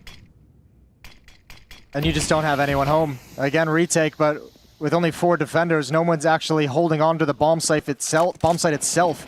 And now Mongols scale in quietly. Big win for Esfit. Needed that. 9-10, a rare miss in this map. Well, that plant coming through on the backside of these triple boxes. Darkmeister puts it down. Esfit trying to move up. There's a good kill from Tensi. Techno take it away. And a 4v3, a retake is definitely possible. They've got the advantage in the player count, but the utility is the limiting factor here. The final piece is being tossed out. One more Molotov left. And it's gone towards a position where there's no Mongols players currently hiding. But it does mean they can turn their attentions to the positions they currently occupy, but it's a little bit harder to deal with. In reality, Blitz, Tikquak, and Darkmeister taking all the essential kills, forcing that retake attempt away. Esfit has to back off. Unfortunately, it's a safe call that the only option is available to it. And we're looking at 10-7 now as the Mongols have reached double figures. Mongols play that post plant so smart, though. They once the bomb gets down, they get themselves into safe positions. They got 2 Molotovs remaining. They just change them towards like CT spawn. They just chain them to make sure nobody can swing out CT spawn into the bomb site itself, because that's the strong position to clear Cubby. When you come back in for that retake, that player playing underneath the stairs, he gets cleared out from the bomb site, but if you never have access to swing in, your 3 retaking teammates coming con, that's a tough fight. That's an impossible fight when you also have to worry about A ramp, when you also have to worry about the top of A ramp, and you have to worry about Cubby. It's too much. Good utility usage to secure the round victory, and the red carpet is rolled out for the Mongols, 10-7. 3 rounds away from a win in their opening game here at EWC.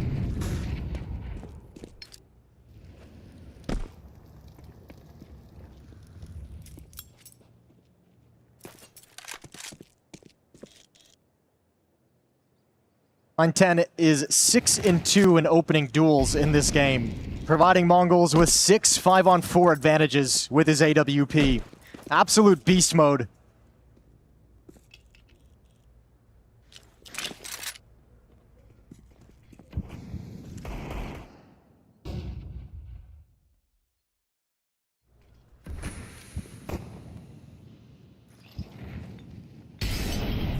Now hoping for some similar success here from Moon, who's very quiet at the moment, 5-11.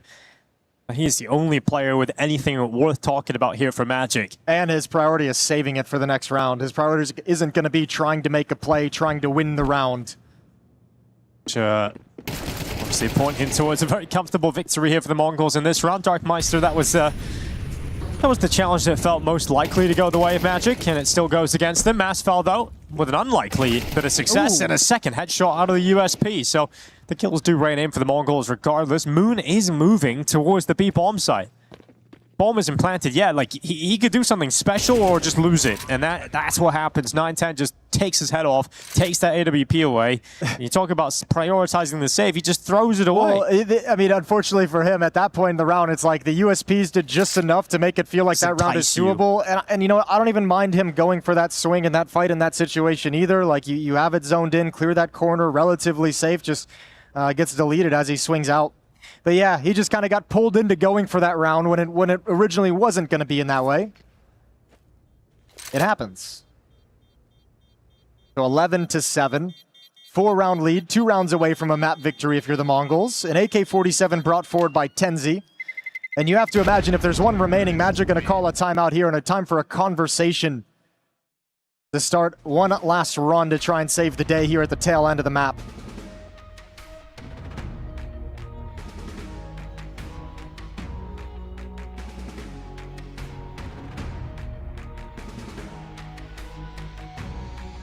And again, it's as soon as the orb comes out for 9-10, well, as soon as the guns come out for Mongols, it's just been... As soon as round 5 happens. Yeah, just domination in their department.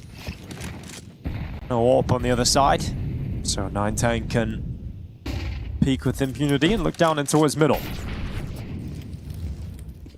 Not going to catch anything from the boost.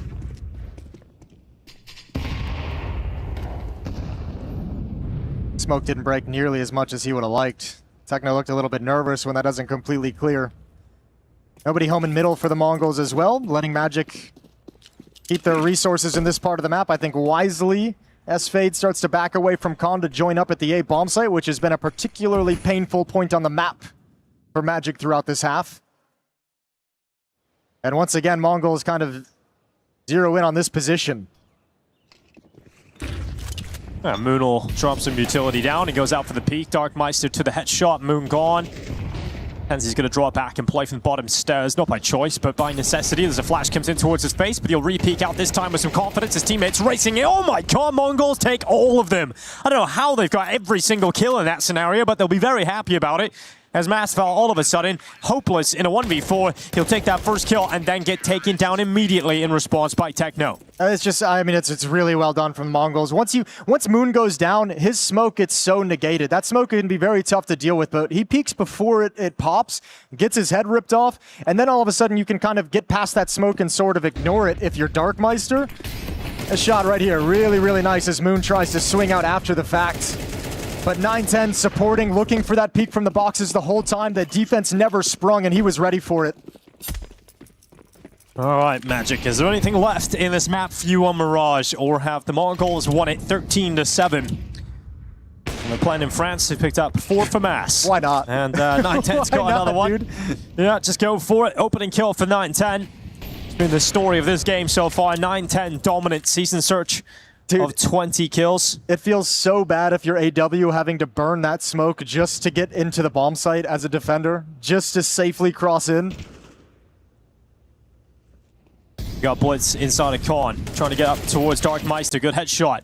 Darkmeister goes down. 4v3 for the Mongols. Still an advantage to try and close out this map. Blitz waits inside a connector. S-Fade offers himself up. Good peek from AW, because he just holds that AWP. And now we're looking at Masval and AW trying to win this one alone. Oh, he's planning for spawn, though. 9-10 is exposed, but he's got some help. Tick-Quack with a headshot. Now AW marches his way towards CT spawn. 9-10 on top of Ticket. We'll go one beyond 9 plus 10. He's up to 20 kills and that will be a fantastic closing performance from 9-10. Unbelievable showing coming in from him on the Mongols. Yeah, he really ignited this team in this game today. You got to say credit to Magic. Initial game plan seems like it was okay coming in. They had good starts on both halves. 4 rounds straight in the first, 3 in the second, but after that, no depth to it. Mongols, once they figured things out, once they just started coming into this game, Magic just had no way to find any solutions in that. And it was all due to 9-10. I mean, he's just shutting you down tactically. You can't change your T side if you're losing a player in the first 30 seconds every single round. That's a rough way to go out of your Magic. Isn't that right, Mike?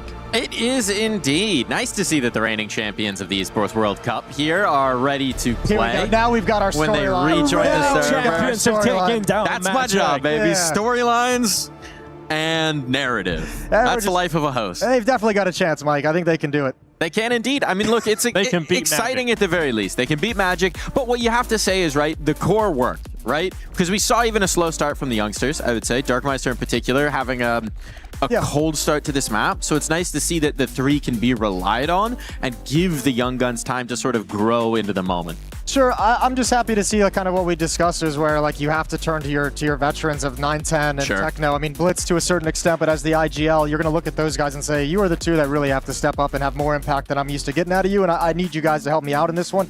And 9-10 did just that. So, I mean, I like seeing that. I like seeing a guy who, we've seen 9-10 pop off before, but now that they're going to have more of a role, it's good to see. 9-10 has kind of been that through thread through a few different iterations of this Mongols team, dating back, what, two and a half years at this point, right? You know, before Mzinho was here, before Senzu was here, there was 9-10, and he has been reliable. We've seen these star plays, we've seen these big turns, and there is still 9-10. And maybe it's because of those other names that were in there for some time that I feel like I didn't watch 9-10 take over games nearly as much as I have at different points, but this is one of those games where you can just feel it inside the server. Like, you can just feel the presence of that op, and you can see the way it's changing the way Magic is approaching situations. He was just incredible. Top of the board, very substantially there, very clearly as well. Looking at the other side, right, what are your thoughts on what we saw from Magic? I mean, obviously it was pretty disappointing down the stretch. Overall picture, do we think they got a chance in the lower? Good at pistol rounds. That's pretty much it, I suppose. As soon as the guns came out, they just stood no chance. So unfortunately, I didn't see anything from them that makes me feel any confidence going forward. It just seemed like it wasn't even anything special from the Mongols, as we always say. It's just they're good at very simple things, and they just were not at the level. They had no responses or no ways to stop feeding these opening kills. Like, they kept giving the same kind of chances over every single time. So I think that's a very poor sign moving forward. I saw a couple of things that were kind of cool and nice. Like, I saw some cool strategic decisions, and I like that they weren't always like so dedicated to the original tactic they'd called. I saw them audible a couple times. They'd created some opportunities, but not recognized that they'd had them as well, which is an experience coming into play.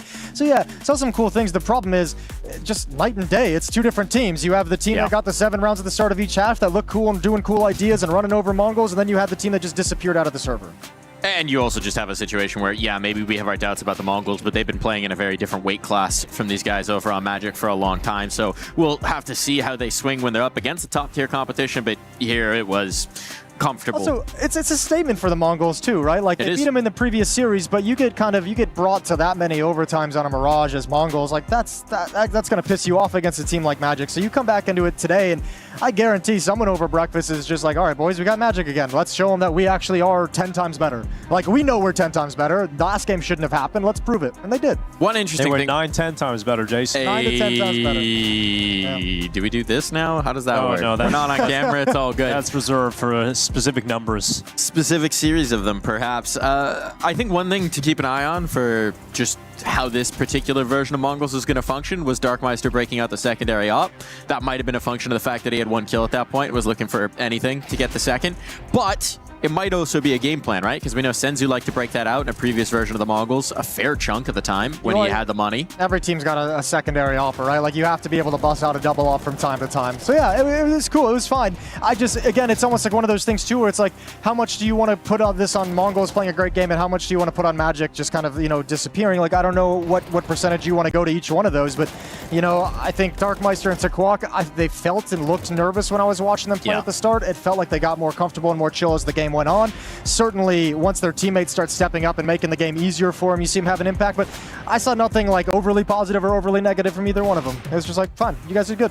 I think it's good to point out that the way this stage is set up, yeah, maybe it's not some crazy arena or audience at this point. That'll come later and towards the next week, but it is boisterous in this hall. The noise environment is still like a change of experience in its own way, right? You aren't playing in your bedroom. No, you're not. Yeah, you got the bright lights in front of you, but I just think it's just the scale of the event as well for Magic just coming into it. You're going up against Mongols, a team you've played before, but they just don't have the consistency to match a team like Mongols, even on an average day. Like, there's just better players in the Mongol side. They're also just still figuring shit out themselves, you know? Exactly. Excuse me, I mean, they're still figuring things out of how they want to play Counter-Strike. Individuals figuring out how exactly they fit in and how their style can work against players of this caliber. So, again, a lot of learning experiences for this team coming into it. And while they've had some good wins that gave you a little bit of hopes, like, we kind of knew that this team was, not going to be like a world beater. So, I mean, we're just still kind of getting a sense of what they can provide us. Sure. So are they.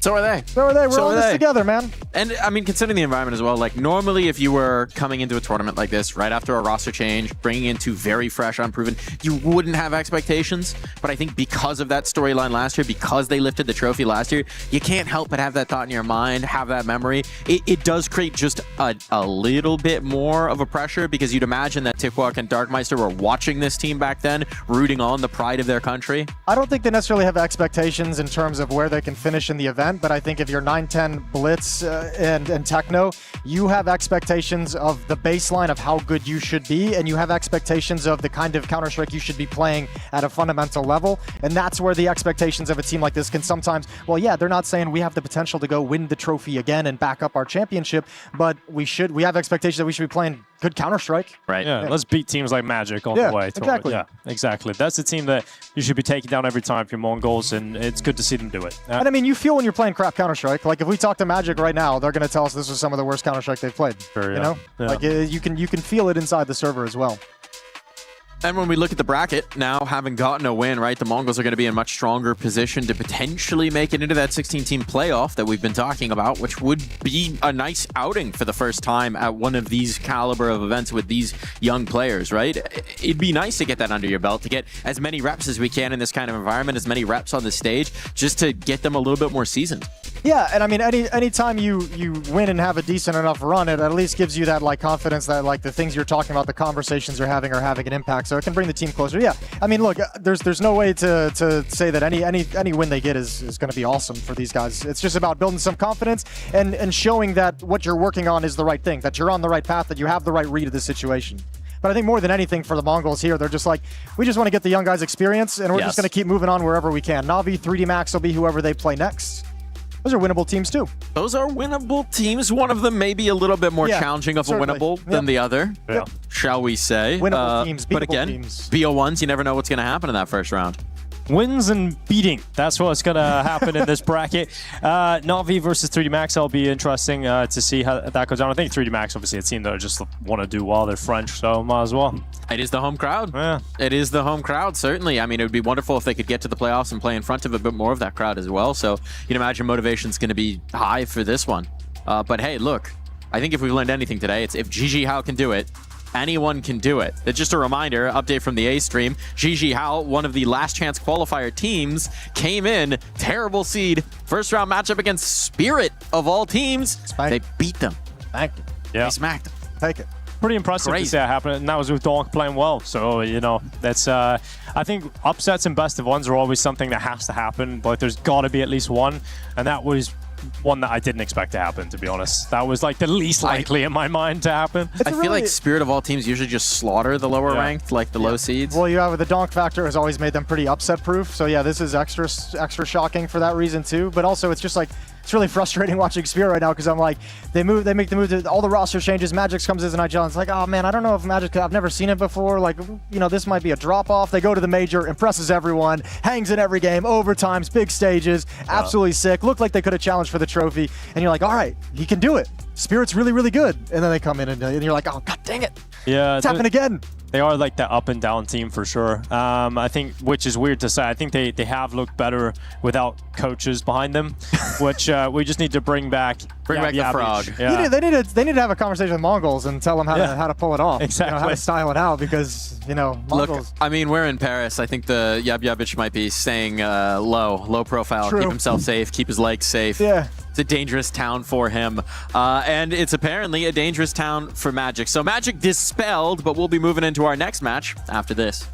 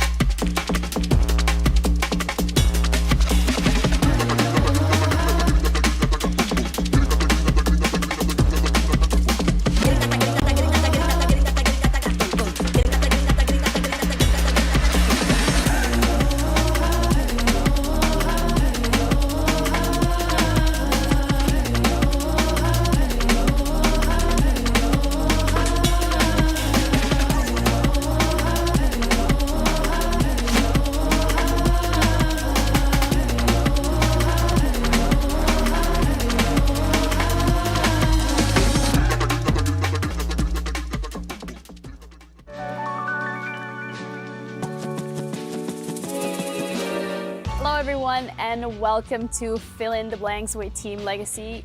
I'm gonna explain the rules. It's pretty simple. Who's most likely to will be the question. Every couple of scenarios.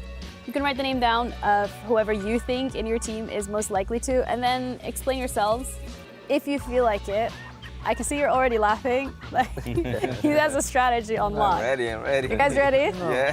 Who is most likely to tilt after one bad round? Okay, I have you. Yeah, But I think have two. Yeah. And Lato, wait. Leonard. But I won. 3 votes. Oh, let me change mine. Explain both. I think Art, he wants everything to be perfect. And then when it's not perfect and he knows why he talks, and that's good because you know why you're missing, so you can fix. Lato, like, he knows clearly what he wants and he explains for you.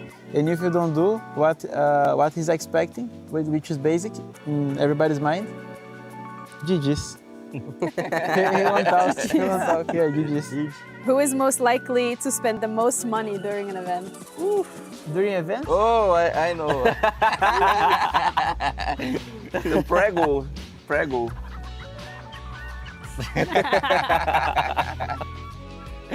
What happened? I don't know. They trolling. No. They trolling. Look He would his pay. hands. Look his arms. He would pay business Why for is a that 1 hour so? trip. Only for genius. Only for genius. It's for an hour. Who is most likely to survive a zombie apocalypse? I know who would die. Who will die first? I will put who will die first. Put the order. Who die first?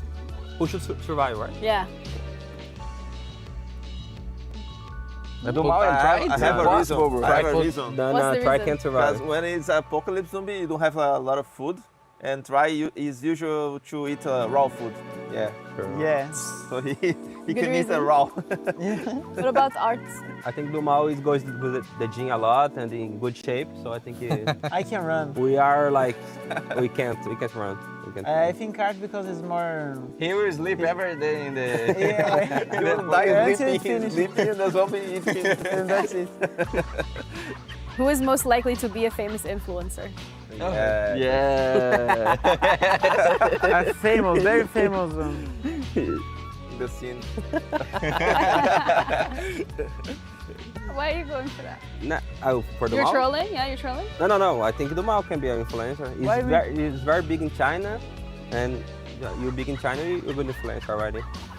Like they put mibr because they trolling. No. You guys are trolling? They trolling. No, that's real. Yeah. He just needs a camera. They hating. That's it from us. Thank you both. Yeah, Thank you it's all okay. All right. so much for joining. It was fun having you. That was fun. Thank That's you it very from much. us. Thank you. Thank you.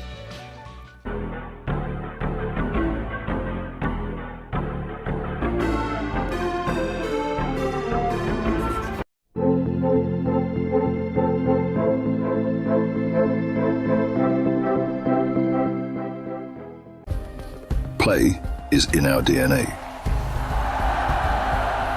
Whenever we let it out, it becomes our superpower. Now imagine an entire city being built to supercharge it. Kadir City, powered by play.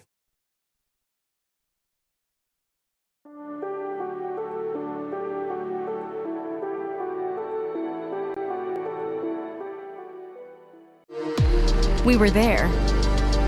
For every click, every clutch, every respawn. We were there for the years of grind. And we're here. Now. The proud founding partner of EWC. Powering the biggest event in gaming. Shoulder to shoulder with the world's best. Making history. Greatness deserves a stage. Lenovo Legion. Reach your impossible.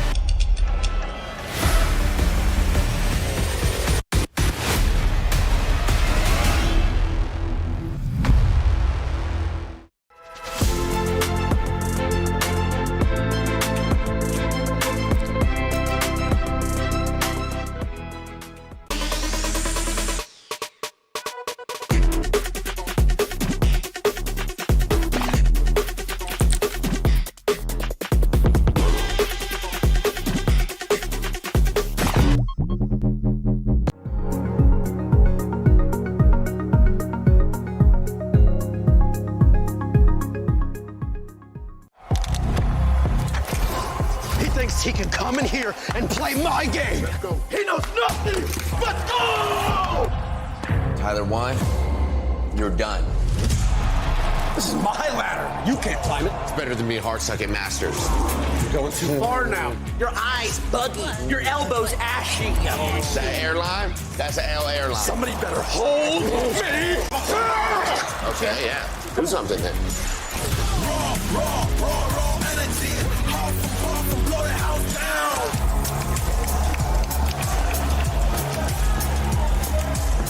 You look nervous. You look short.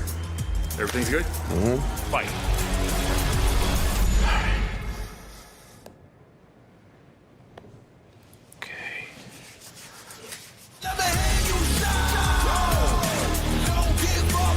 Do you really need the wraps? Yeah, this feels like overkill to me.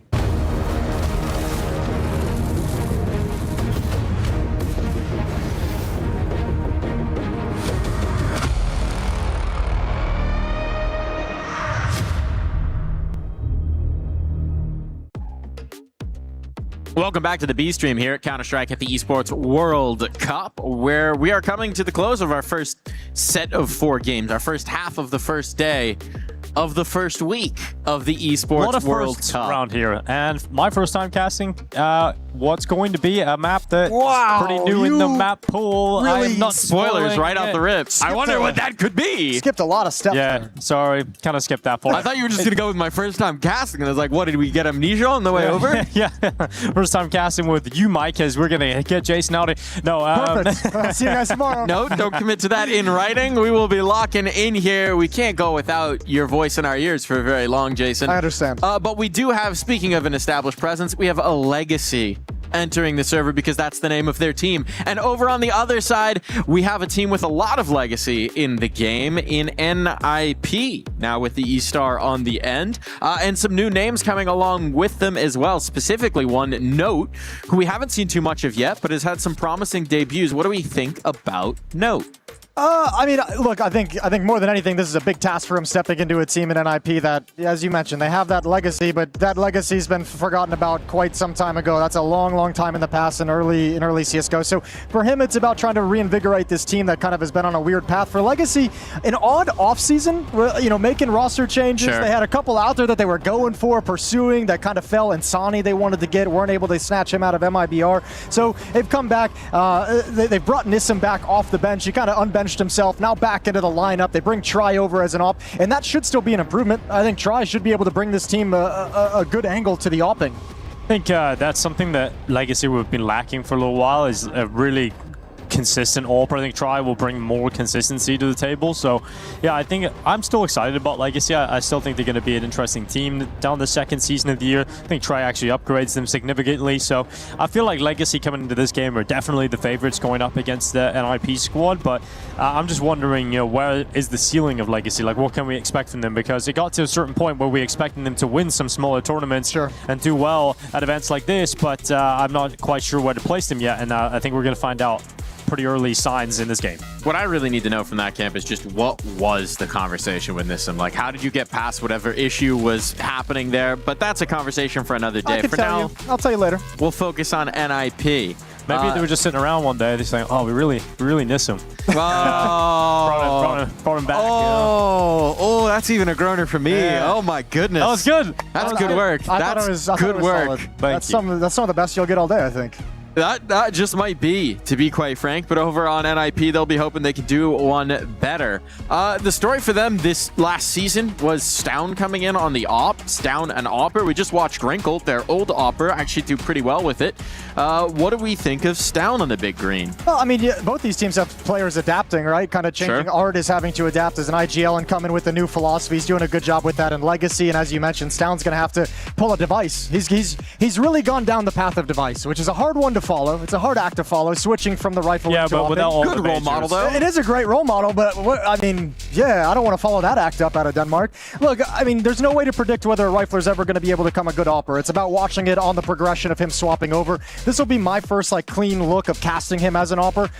Ask me the question after the game. Okay. Yeah, come back to me, circle back. I'll table it. We'll circle back. We'll go in. But we're going to need to hear a little bit more from the players themselves. So we've got an interview with Tri. On standby ahead of his debut here at the Esports World Cup. Of course, you're in this Legacy jersey. I do want to ask why you thought the move to Legacy was the right one for you. What did you see in this team? I mean, they were like top 6 when they called me, so it was kind of like an unrefusable offer. And also I played with the guys before, so it was pretty easy for a choice for me. Yeah, we were just talking about it. Jamao and Lato, former teammates of yours. How different are they than when you compared to when you played back with them?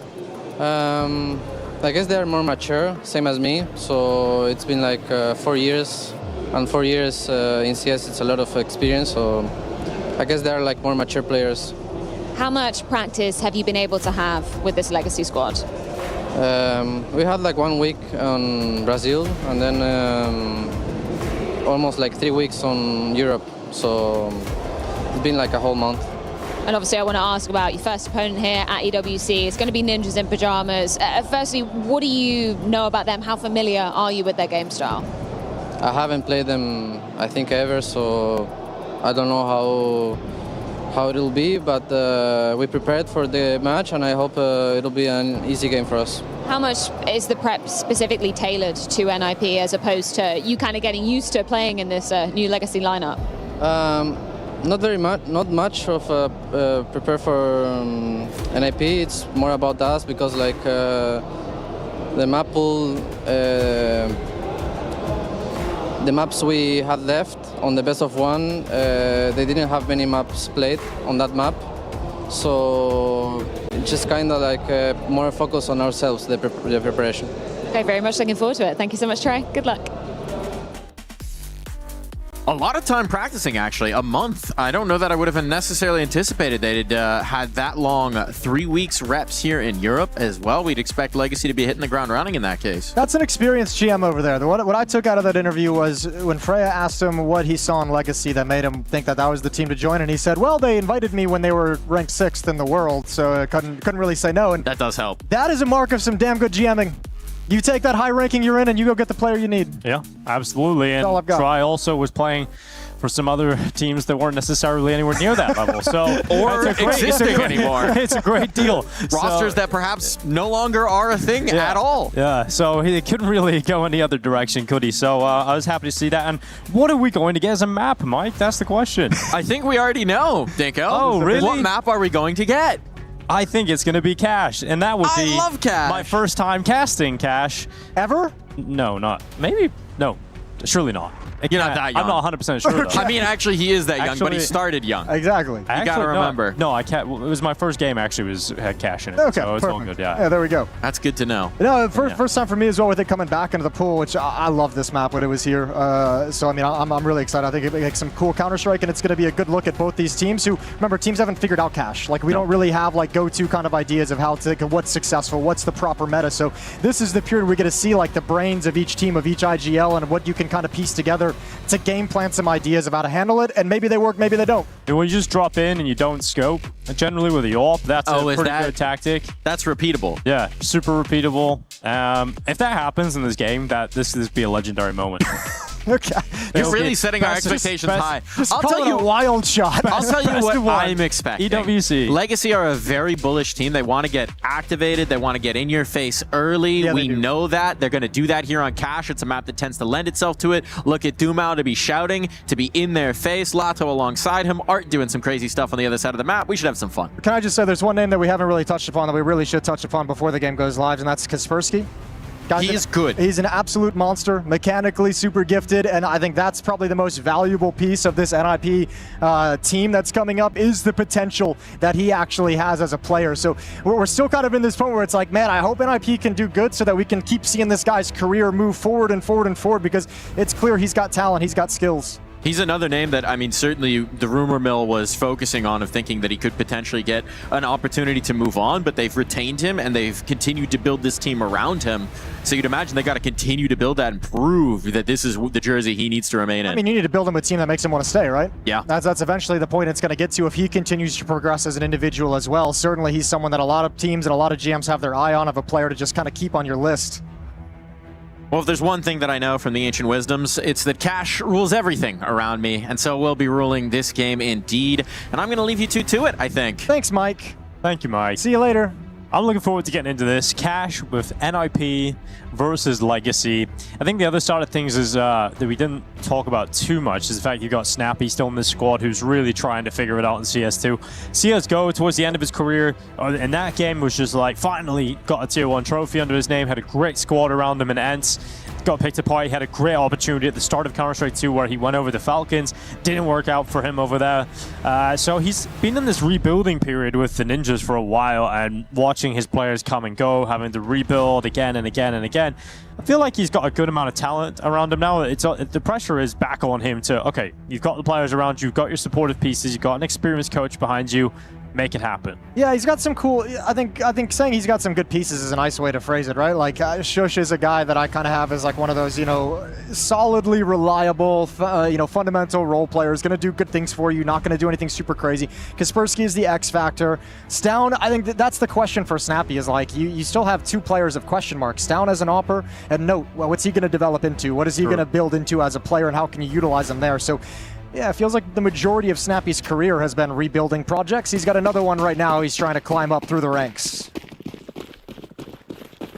All right, Snappy with some utility, Note with some of his own, and we're going to be heading towards this B site. Lato peeking down towards Stown. Take him off the top of his headshots, and nothing going to be connecting. So Art holds the flash out, they're ready to send it in towards this B site. No one's in the vents though. He's got no support at this B bomb site as well. It's pretty much going to be him against the world. Art won't be able to fight too much from heaven. He'll drop back. Try what's in vents. Shadows it open. Takes the first blood. It's Try with the opening kill, and he's not giving up his life. He's not just peeking willy-nilly and giving up chances over to the Ninjas, who are now completely stalled out by that vent push. So they're in a tough spot. They've got to fight their way forward, and they've actually done very well at getting themselves back into this round again. Yeah, too eager trying to get that flank through the vent way too early. The bomb site hadn't been taken yet. Oh, good win from Snappy. Another kill for the IGL, 3 total. And it looks like he's got NIP the pistol round. This hit stalled out, but he reinvigorated it. It's crazy as Snappy's been able to do so well there. You think Try has played it to perfection inside of the vent. He slows everything down inside of checkers, and then somehow they come out with Snappy getting a 3K. Yeah, that hit was ugly from NIP. Like, I think they were a little bit confused. Like, Kaspersky was in there, like, holding for the vent, and Snappy's like, you have the bomb, you need to go push in the bomb site. So they're kind of huddled up together and running into each other. Looked really, really disorganized. But it's that kill, this one, coming through the vent way too early. Bomb site's not even overtaken at that point. You don't need to challenge the vent that aggressively. I think those are the details of this map that we'll see be an issue for some teams early on in cash returning into the pool. Those will get ironed out as time goes on.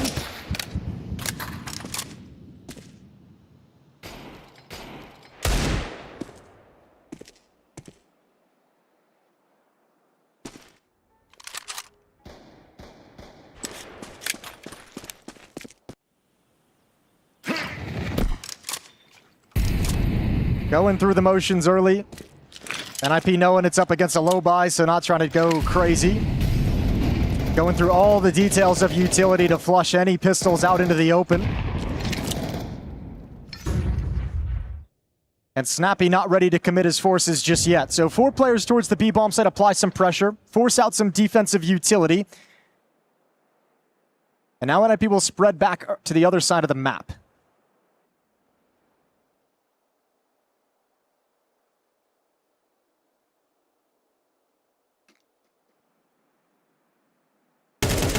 Pushed up into A main. You're going to see Nissim take the initial attention, trying to bait them towards him and then set up Try.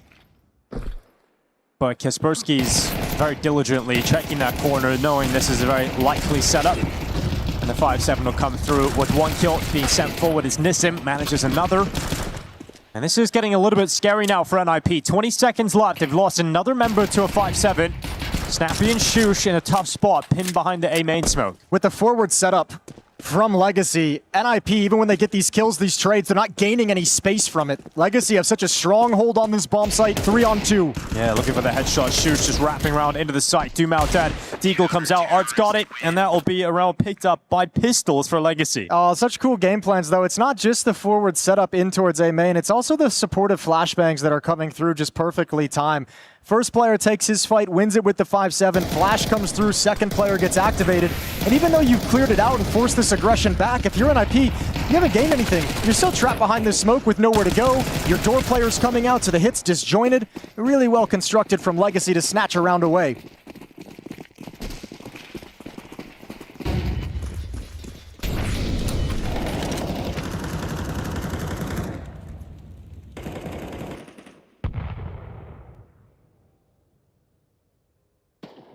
This seems like it might be just a nice, simple Execute towards the A bomb site. Nissim playing retake far, far back. Happy to let these pistols get into the bomb site. Trust that you can retake this A bomb site.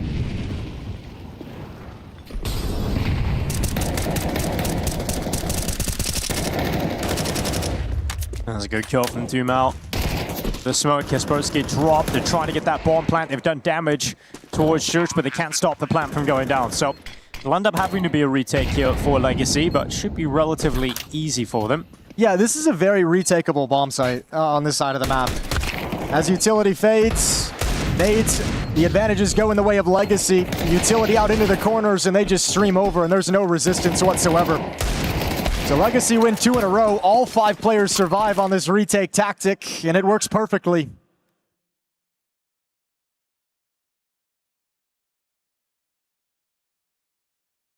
Strong 2-1 start here for Legacy, and we'll check out the situation for NIP economically. The bomb plant doesn't give them enough to get a buyout in this round. It certainly will in the next.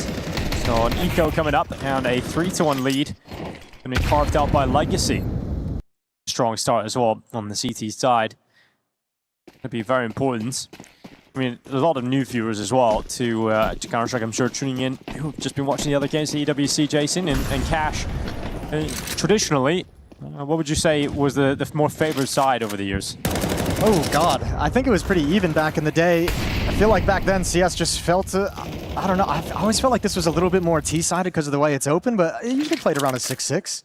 You know, we're just going to watch it evolve, right? Because like one of the features of this map, kind of like Anubis, is it feels like the CT side is really motivated to be aggressive. So when that starts happening, that might change the way that Cash is kind of played in the way we sort of think about it.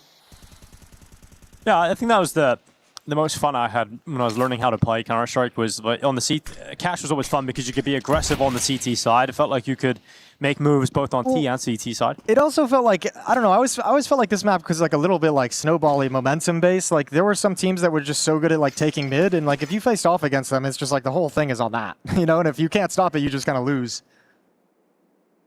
I'll watch how the mid-control fight goes down once these rifles come out for NIP in the next. Going to be a mid-fight in this round, but obviously looking like it's going to favor Try. Rifle is going up first. Good clearance, but Try looks for a second, couldn't get it. Dumal to back him up from the white box. You Americans call this the Sugar Cube? Sugar Cube? Yeah. Is that what it's called? I haven't played this Cash since it came out, to be honest with you, so I don't know. No, back in the day, this position. I feel like it's either called white box. I heard some teams call corner it box, sugar cube. Everyone's got their own little variations. Snappy's gonna back away and save that AK-47 for the next round. So 3-1 in the favor of Legacy. And Snappy with 2,500 in the bank. He can get armor. He can get utility. He'll bring it forward to the next round. So guns come in for NIP. I mean, they had the nice start with the pistol round victory. Losing the second round was really, really backbreaking. So they were really looking to get started with their playbook, you know, really early on in this half, and they've been delayed now. So first look we'll have of the Cash playbook of NIP and Snappy.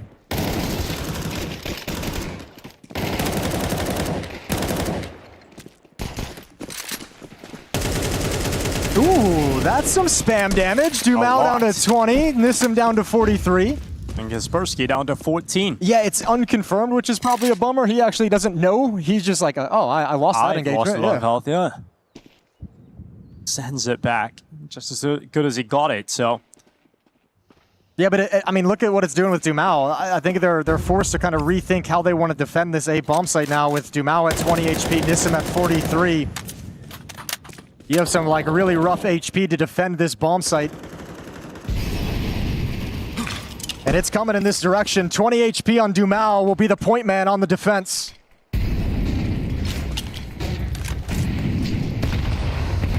Let's try. Give it a go over towards Squeaky. Sends utility to try and block them. Under a minute left on the clock. Dumal, good kill on Kaspersky. Shush gonna send that headshot forward. Dumal ripped apart. Shush takes the damage to his head, so the plant will be coming through. Snappy's got himself a decent position up on the railing. Well, where do you place this utility on the retake? Where do these Molotovs go? A lot of places to clear a boost up. And it's Snappy for the first defender. Headshot angle when he pops up. Well, Snappy does peek up. It's going to be a great headshot on Art. This retake not looking too good at the moment, but that fire towards Core does force them in the open, but they just weren't in the positions to make it happen. They're all coming in from car, so that's just not going to work out for them, and that will be a round win for the Ninjas. It's actually Kaspersky's spam that actually saves the day. The fact that the two defenders of this bomb site had such low HP meant they couldn't actually defend it in the way they wanted it to. Dumao didn't want to be inside the bomb site, knew with the low health he had no chance, had to play a 1-for-1 position. Nisum playing very, very far back below half HP at the start of the round as well. He didn't want to be committed with the low health. Made them very, very nervous and softened up that bomb site, made it a lot easier for NIP to find passage in. So they keep the scoreboard close, 2-3. Plenty of money and good weapons for both sides going into round 6. Double ops setup for Try and Art.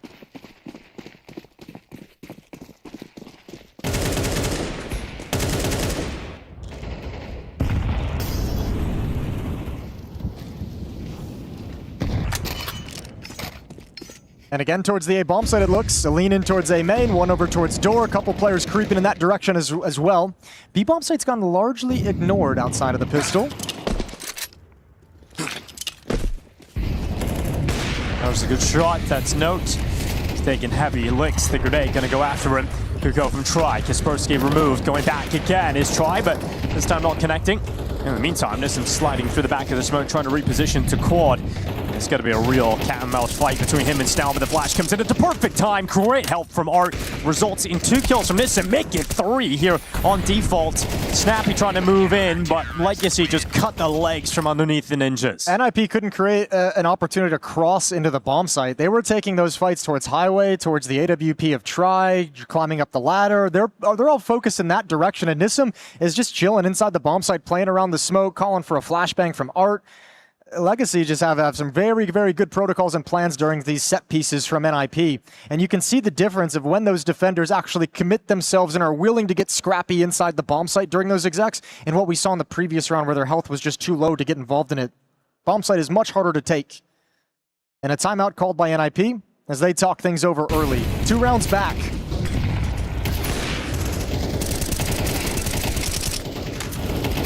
Yeah, Nisum does so well. Just waiting on his teammates' flashbang, but just the positioning and the way he worked around that smoke was fantastic. Yeah, it felt like he just had so much time. Like, it was so calm from his perspective to be able to kind of work himself around the smoke, around quad, tuck into the smoke, call for the flashbang, wait. Like, he had a lot of time to kind of orchestrate and sort of be the quarterback of that play to call for the flash from Art. For all the chaos and all the gunfire and all the utility in that bomb site, really, he didn't have a whole lot of pressure applied on his position. Oh yeah, that's what we like to see. Some wallbang action coming in, and Try removing. Snappy's got a second as well. Great work from Try. And in fact, he's got his AWP in the right position for more. Headshot angle, tough to land with the AWP. I think they missed the boost, so it was delayed, so it couldn't cover Kaspersky breaking the smoke, but that climb up over the boost was very slow. Nisum. Oh, this is destruction. Welcome back from the bench, young man. That is insane. Like, this is just so one-sided. This is crazy. Legacy have been putting the work in on Cash. You can see their wall bangs look really comfortable, ready for all the timings of the next fights, getting aggressive, making plays all across the board on the CT side, making it so difficult for NIP to get into this game. Yeah, they are really making this T side tough, really making it so there's not a whole lot of good options.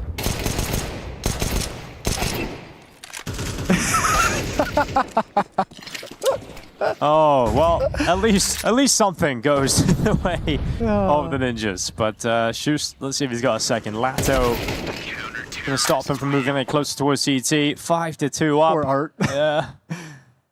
I think he'll be happy still, though. Well, Nisum's got so much cash, they don't even bother picking up the AWP because they want the 4 AK-47s for the CT side. So that's a nice little luxury to have if you're Legacy.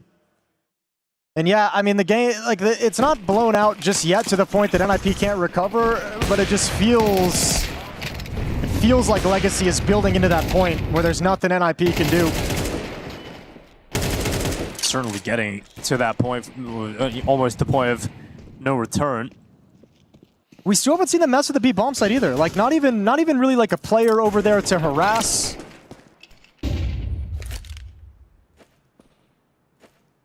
Up on the head, Shush going to be sent over the top. This round doesn't inspire you at all. And you're looking at what NIP can bring to the table. Legacy, I think, has the mindset that I do, where it's like, man, we haven't felt the B bomb site get attacked yet. Surely it's coming at some point, and this is a low buy round, so they've leaned in that direction. It's mid, where the attack streams out. Double kill for Dumao.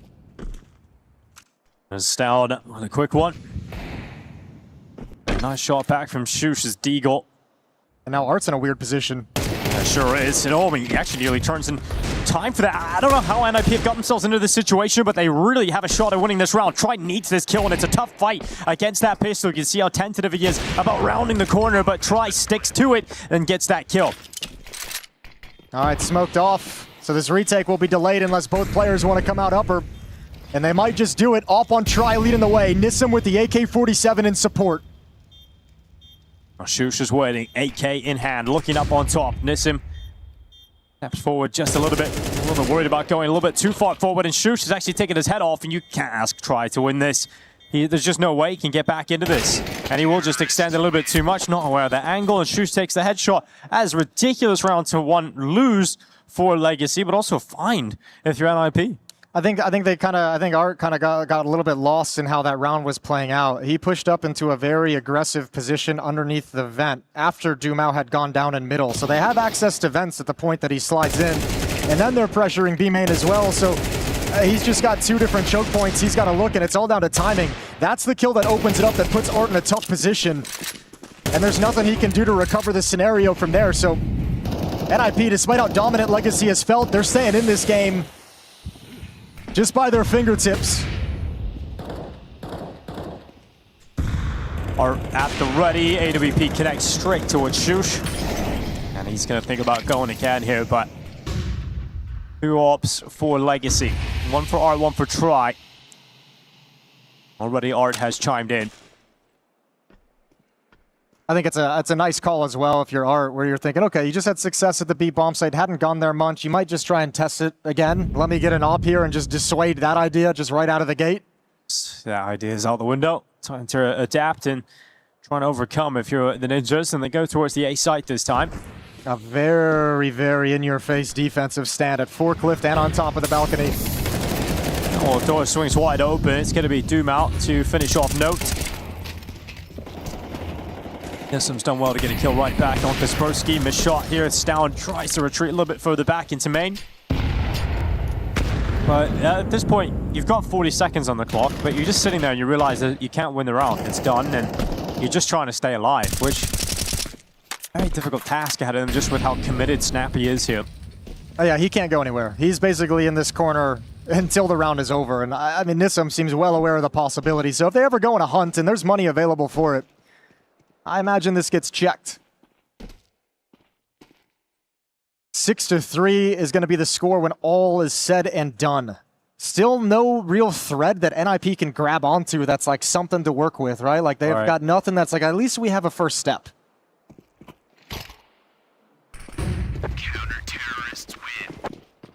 It's done. It feels like at the moment, unless NIP can make a big turnaround here.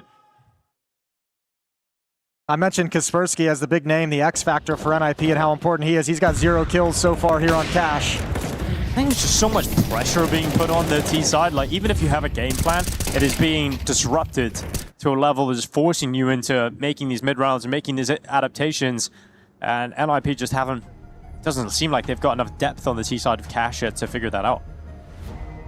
I really love the CT side right now from Legacy. Yeah, it feels like NIP, like whenever they've gone to the A bomb site, they haven't been able to get past that like crossfight with any kind of cleanness, right? It feels like Dumao is able to shave one off. The previous round we saw it over towards Door in that spam battle. He's 12-4, having a good game. Every time they head there, it seems like he's getting 1 or 2.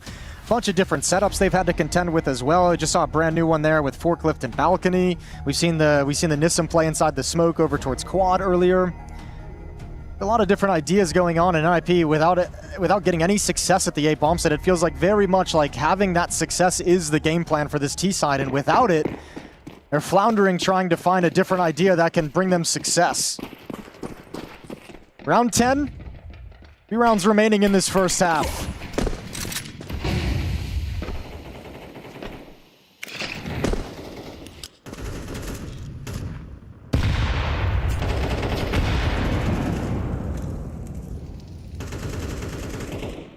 Shush into the smoke. Oh, did he not see that? No. There we go. Tracks it now. Art does eventually take Shush down. He's waiting for utility from his teammate to drop in. Oh, great flashbang coming in from Lato. Art gets both of those kills as well. Fantastic teamwork on display here from Legacy. They are ready for every single move. They've been doing plays like that all game long. The initial contact, tuck into the corner, give it a beat, chuck the flashbang out, and just catch the follow-up frags with ease. Oh, good shot from Stown. Nissim wanted to take the fight. There's one player up in vents ready to descend, and it's Dumao. Easy kill as Stown comes through. Okay, 7-3. I mean, it's just the fashion in which Legacy are handing out the beating. At least it's stylish, you know? Like they're making it fun. But yeah, hands to the head here for Ninjas in Pajamas. It seems like they're completely out of options here on this T side. Yeah, extremities are now shut down. You're losing rounds at A and B. You've only really tried any kind of fast, aggressive middle play once, and it was disorganized and disjointed. The boost failed, so you didn't have that second face of the attack, which I think is going to dissuade Snappy from going back to it. You know, as an IGL, if that's the level, as that's how the round failed, you really don't like calling it again. 0 and 10 for Kaspersky. There's another one from Try. Just the AWP dominance as well in this first half has been ridiculous.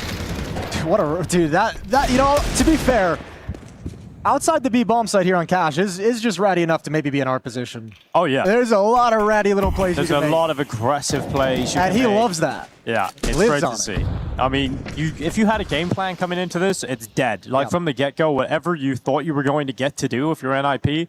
Think again, because Legacy are running at you, the AWP is wallbanging you, you're losing members, losing damage. It's just crazy how disruptive this entire first half has been from Legacy. I'm actually intrigued to see how good their T side's going to be, because their CT side looks very well thought out. It looks like they've got a lot of options, a lot of moves. If they have even something close to that on the T side, this is going to be a really fun game to watch from Legacy's perspective. I mean, I'm intrigued if they're even going to play their T side or if they might just pug it, right? It might just be like easy, simple calls. If you call the pistol, win the first gun round, and like if game's not over, like you're going to have so much confidence. Like I think Art's just going to call a very simple game and see if NIP can rise to the task of slowing them down and stopping them. 5-round deficit.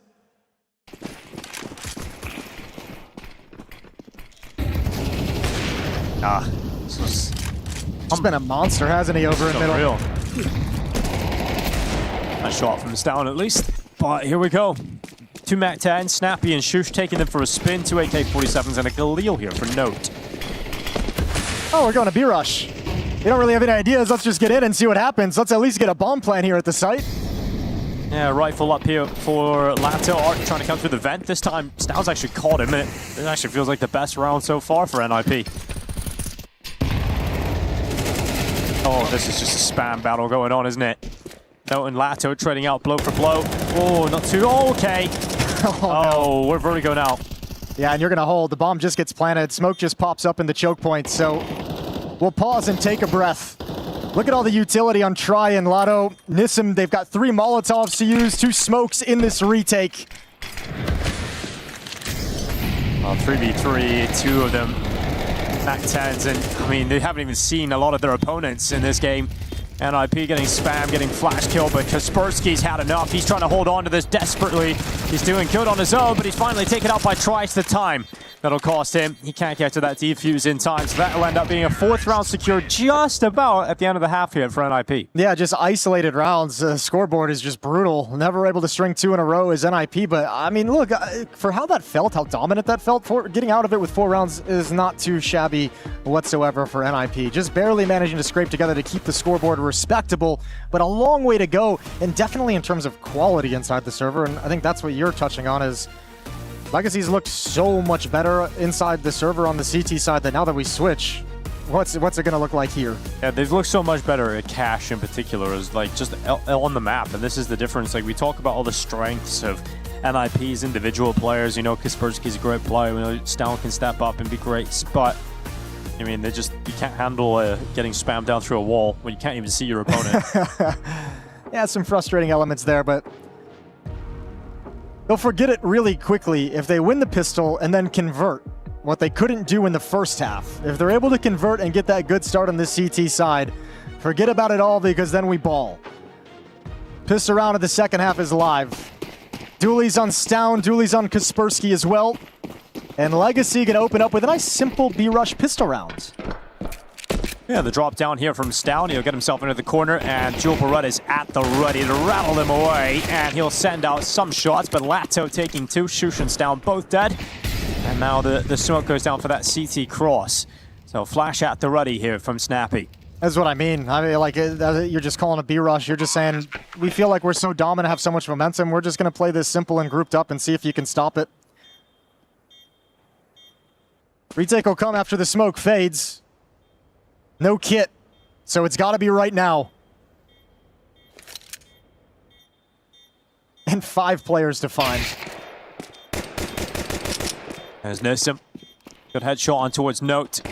And yep, just not going to even get 1 kill here on IP. Finally, breaking that is Kaspersky, but that's it. Wallbang again, this time from Lato. I think their philosophy changed to like set up for some exit kills, see if we can get like a player, you know, grab 2 or 3 kills on the exits, and maybe we can use that cash to buy an M4, drop a hero weapon, something that we can use in the next round, because they're buying up again. 5 rounds back and wanting to get started, wanting to turn the tides just the way Legacy did to them back in the first half. Scout in the hands of Snappy. Other than that, it's Deagles and a 5-7 on Shush.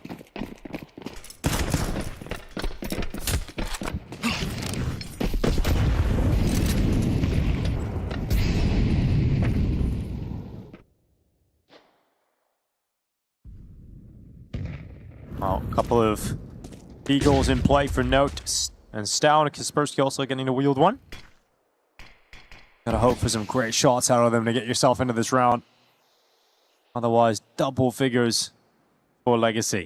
Kind of surprised Dumal's not even peeking up into the bomb site, but they're happy with that map control at the moment. There's the first spot from Lato. Avenue for Dumal is opened up to get in towards Khan. There's a jumping shot. Stown just hopped up on top, grabbed a 1 Deagle shot. Dumal's gonna have to back away as the smoke's broken open. And Try's got one with the MAC-10. Try and spam through the smoke. Lato get a little bit of damage off onto Shush. Art starting to activate out middle. You talked about how important this area of the map is, and no real rival to it. Smoke and Khan is about to fade, though. Eagle will come through, but surely there's a timer in your head to realize, okay, the Khan smoke's fading. Let's see. Yeah, Dumal's going to turn his attentions to it, and then Note can actually not push forward any further. So Art actually has made so much space up towards Highway. He's already fighting the Khan player. It took a while to spray away, but eventually gets the result. Yeah, now the utility to make the cross a little bit safer. Good find from Dumal, waiting patiently. And this round is just Art and Legacy exploiting the middle of the map. The piece of control that Dumal got way early on, they maintained it throughout the entire round and used it as a way to find the release valve for all the aggressive moves of these pistols.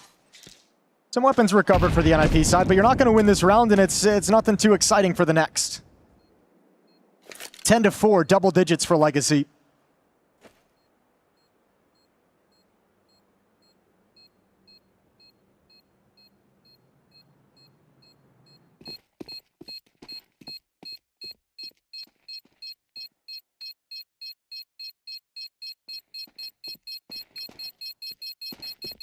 Just feels like we're ticking in that direction of this eventually rounding out for Legacy, but yeah, I'm just holding out for at least 1 gun round the CT side here for NIP. We're going to have to wait a little bit longer because they still don't have enough to buy. Yeah, exactly. It's the cash is the big issue, which is why that second round investment was so important. By the time they get guns out, you just don't have any runway left to work with. Round 15, and it should be clean and easy for Legacy. Some difficulties, some obstacles in that previous round, but this one,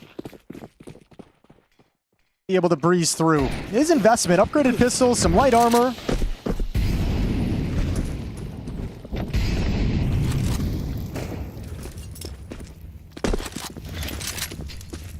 Yeah, there you go. Art at the bottom of the highway. Some utility going to go up on top. Lato is taking that first kill here on Shush, and Note will send 1 back on that Deagle.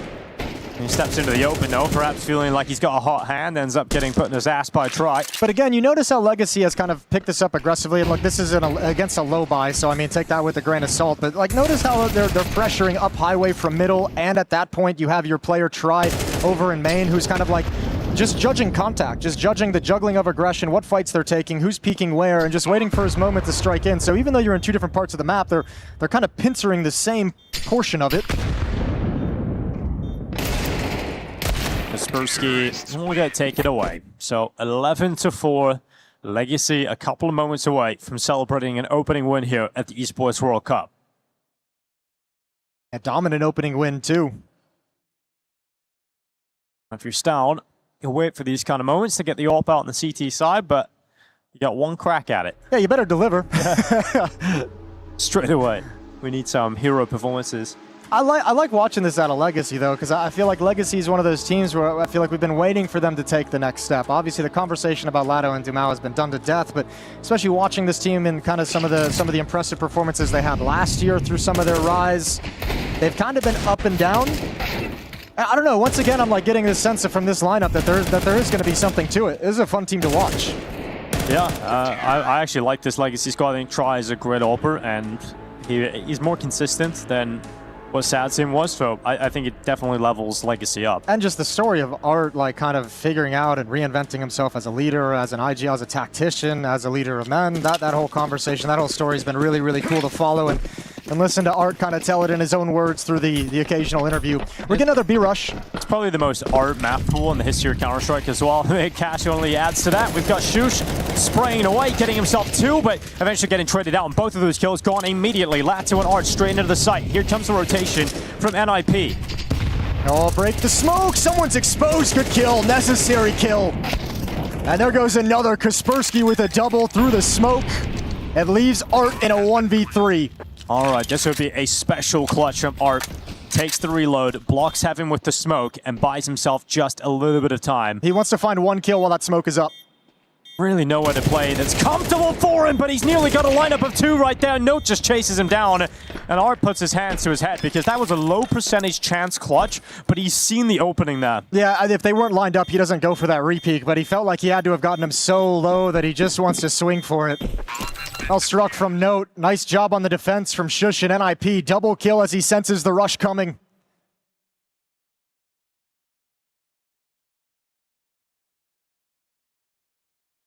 (11-5). So Art's not going to close it out on a rush, but you still got plenty of rounds to play with. This is a really important kill to take Try down from Kaspersky. Second kill even better.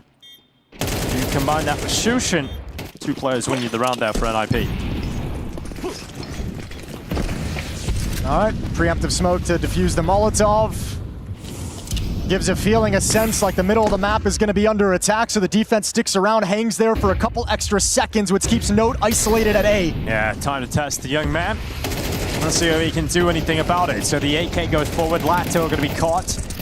And got Kaspersky taking a frag of his own. Dumao trading, looking for a follow-up. Took a while to get it, but finally gets that headshot. Nissim inside of the site. Note eventually goes down, and all the reinforcements have also been removed. So it's on Stout and Shush to win out a 2v3.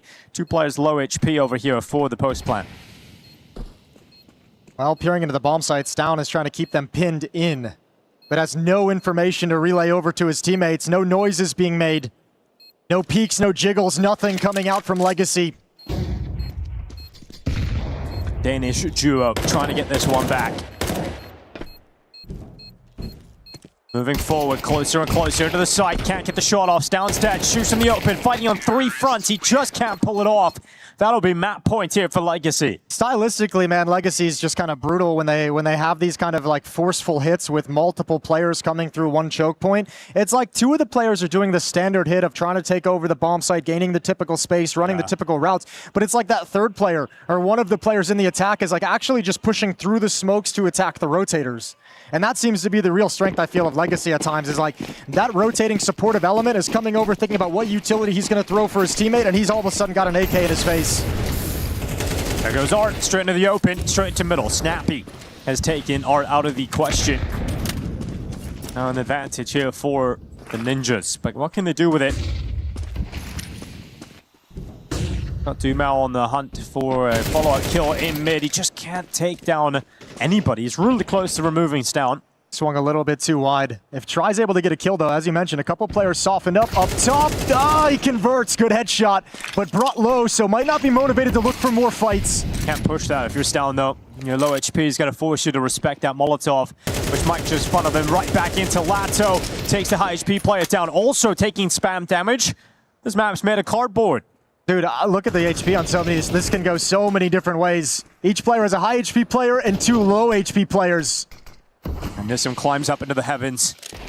The high HP player in the most powerful position. Stalin to climb the ladder, perhaps to his death.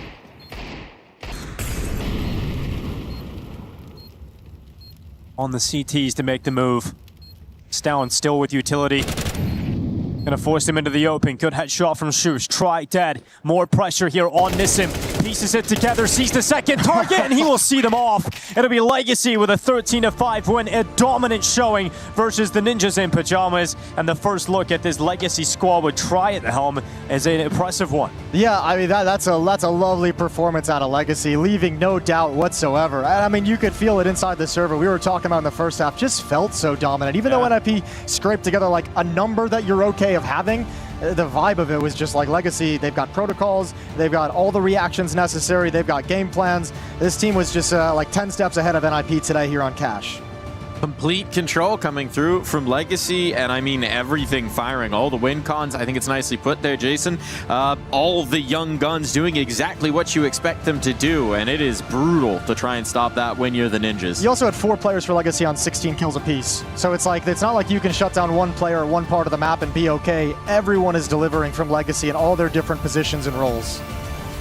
I don't know, I love the quality of watching like the flash plays they had, like the art defense at that B bomb site of like hiding behind the box, grabbing the 1 kill, support throws a Molotov. As that Molotov is burning, flashbang comes in, and then he gets another double. Like those kind of plays are so sick where it's like you have this chance to do something. If you do it, I'm here set up ready to build upon that. And they had enough of them to make it unpredictable as well, right? Because it was like a different timing or a different push or a piece of utility. They had so many looks at it. They dominated mid that entire first half as well. You just couldn't get out middle. It was never an option available to you, and you were highlighting how important mid is on this map. If you just can't even get a player into mid, or if you do, they're like 1 HP, I mean, you can't do anything from the rest of the round. So just pure domination, literally from every area of the map on that CT side. I think it's something that's been true for Legacy for a little while as well, which is they can be very much a momentum team. So if you let them get that head of steam early, if you have that feeling in the server that you can't touch them at times, you know they're feeling it. You know they're just going to take it to that nth degree. They're never going to take their foot off the gas either. They're never going to play safe CS. They're going to be brawling you every chance you give them. It is the style of play like lends itself to being like a momentum snowball-y team because yeah, when they are so aggressive and like attacking you with numbers in the first minute of the round, 45 seconds, if they're winning those opening engagements,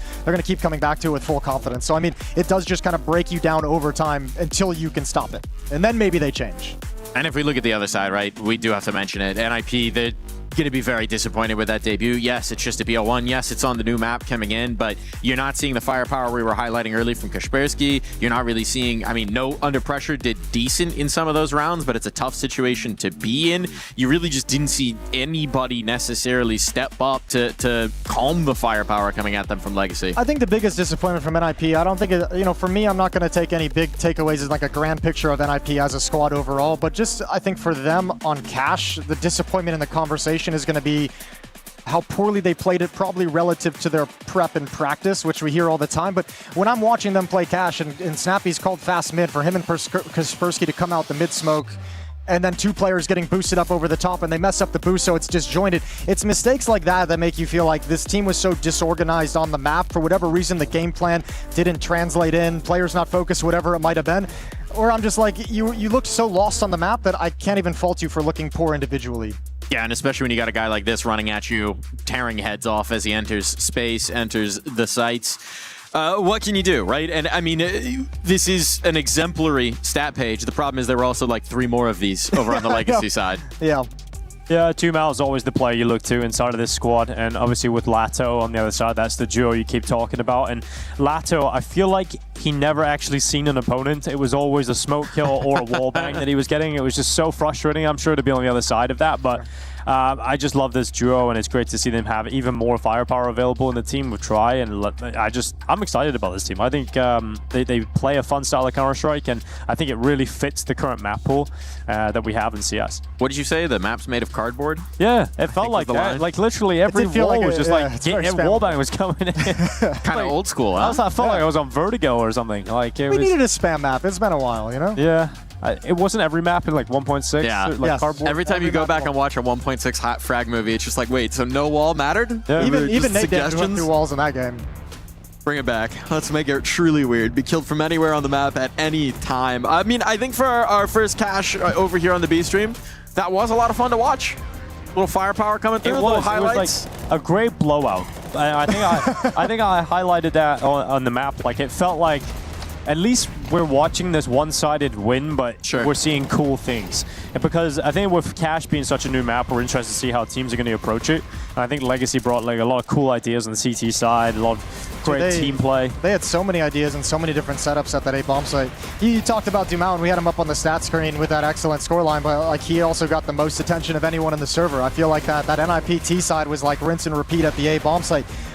I think they only tried to get out mid once. I think they only tried to go to the B bomb site twice. One of them was the last round when they were out of ideas and went for the rush. And Dumont was just like, yeah, I'll feast. Yeah, I'm happy. Cool. Genuinely, if you were trying to pick your spot to go towards on this map, choosing Dumont does not feel like a great idea, but you know, so we see. Live and learn. They figured that out, and then they tried to go to Art, and then he spanked them, and then you just have no other options. Where do you go? We could say some more nice things, which is that the new additions and the new old edition, Try looked very nice. Nissim looks like he hasn't missed a beat in his return into the roster. Yeah, Nissim got to be wondering how he found himself on the bench in the first place. He had a bad major. He had a really bad major. But outside of that, I feel like Nissim has been a cool piece of this team. He's like, you have your Lado and Dumont, you have your volume fraggers. I think Nissim's just kind of a solid player who makes good decisions and smart decisions, and we saw some of that today when he's defending the bomb sites as well. I think they need someone like him, yeah, absolutely. And you got too many people wanting to go forward. You got to have someone who likes being part. He's the one guy. Yeah, he's the one. Maybe Try now, who don't just want to hold W. And he's good for a map here or there in important games as well. Not the major, unfortunately, but we can let it go now. Other events, new season, let it go. For other events, he's definitely been an X factor at times, and has taken them to the next level. So I like that we have so many options inside of this team. That last round was kind of sick from the catwalk when he has a little bit of trigger discipline. I mean, he kind of sold his teammate a little bit, but you know, he got the sick play in the end. You have to in that situation. If you're that player, you cannot take your eyes off the balcony and what's coming in the other direction. Like, you see that happen and you're like, great. The odds of him checking this, slim to none. I'm just gonna I have to have my responsibility. I'll handle that when we get to it. You know, like I like that play from Nissim. You're right. I think it's good decision making. And he did well too. He got both kills as well, so you know, he even made the most of that situation. I think for NIP, I have very little expectations of them anyway, but I'm not too concerned about the way they got beat here. I think just Cash doesn't look ready. I think there's going to be a better map for them. Hopefully they can get onto it for the rest of the tournament, but they just don't look ready on Cash. I think the problem for NIP is that this has been the conversation for like 2 years now, where it's like, well, okay, they're building a project. It's a long-term vision. They're trying to rise up through the rankings, but we haven't seen a version of this team that was really compelling to think that they can, in fact, get stuck into this kind of a tournament. I don't have any expectation of what kind of a team they should be. I just expected them to look better. Yeah. I don't know how much better, but I expect them to look better than they have when I've seen them recently, which is the frustrating part. Not all losses are created equal, and NIP certainly going to be in trouble in that lower bracket. Let's take a look at our brackets. Let's get a little bit of housekeeping, little catch up here, because I do want to ask you as well. Again, small sample size, one map, new map, all those things. I was pretty bullish on Legacy last season, right? They lifted the trophy. They've got some exciting things. They've got some exciting momentum going in here. You go for a little bit of change. You never know how that's going to go in, but coming out with a win, it's got to get you feeling a little bit better. We do see our matches from Group A in the upper are set. Gigi, How, and Gamer Legion. Just what you expected to see there if you're a Spirit fan. Silly. And G2 big. That's the other big upset. Big over Aurora. Yeah, I feel like Luminosity are like, oh shit. Yeah, I mean, like Team Spirit on that elimination game. It's like, oh, okay. Thought I'd have one more game. Yeah, never mind, guys. We'll pack it up, get ready to go. Good luck, Gizmy. That's the hope. So on the other side, but for Spirit, they should recover that game, no problem. Yeah, crazy upset to kick off the first half of the day. But we've got the other side of things, Team Falcons are coming now. I see a bunch of fans are now walking around. The Falcons fans are arriving in the venue, so I'm sure that's going to have a good bit of a crowd, and I think they should give them a show against K27. Oh, absolutely. They should be able to have a good time with it. So, I mean, all we have right there in B is Legacy moving on to the next match after winning there, beating NIP. And then here on Group C, equally, we have only played the one match. So, Tai Lu losing to Foot earlier today. We casted that on this stream. Rough go of it. Was nice to see Foot kind of show some shades of first season Foot. Yeah, the first season Shades of Foot. Yeah, shades of first. Is that the left foot or the right foot? I don't know, man. Just let's keep rolling with it. Second season Foot, we're looking forward to seeing as well. Mongols getting the win over Magic. Wasn't anything special. 9-10 was the diff. He's going to move forward, and I think Na'Vi 3D Max, I feel like that's a game I'm interested to see who is going to make it forward. Do you believe in the French buff? Yes, actually. I feel like... Two very different answers? I feel like a BO1. BO1, I feel like Conflict. Yeah. BO1, okay, yes, you believe in the French buff? In the best of one, yes. In the best of one? Oui. But that will... Bien sûr. Okay, got it. And why don't you believe in the French buff? Why do you hate France, Jason? He loves Blade.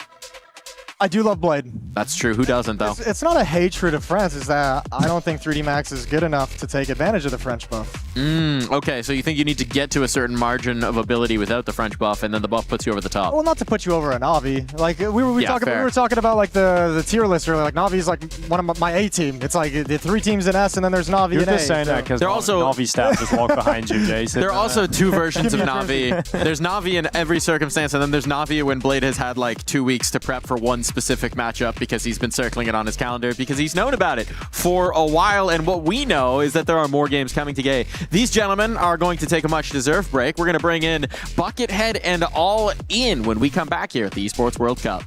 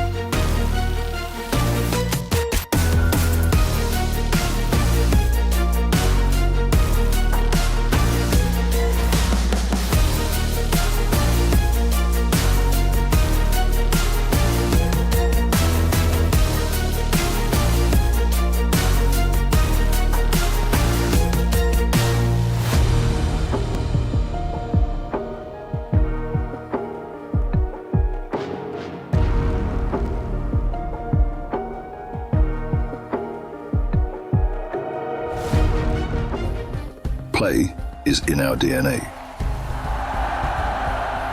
Whenever we let it out, it becomes our superpower. Now imagine an entire city being built to supercharge it. Kadir City, powered by play.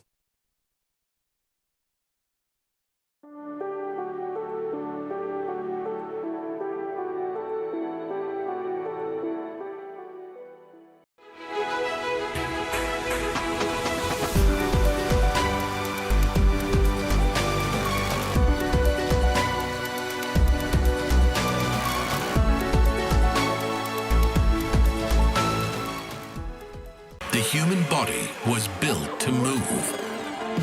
Not trapped at a desk in one singular posture for 12 hours a day. It's time your chair evolved. This is Secret Lab Titan Evo. Ergonomically engineered for you, gamers, hybrid workers, artists, backing your every move.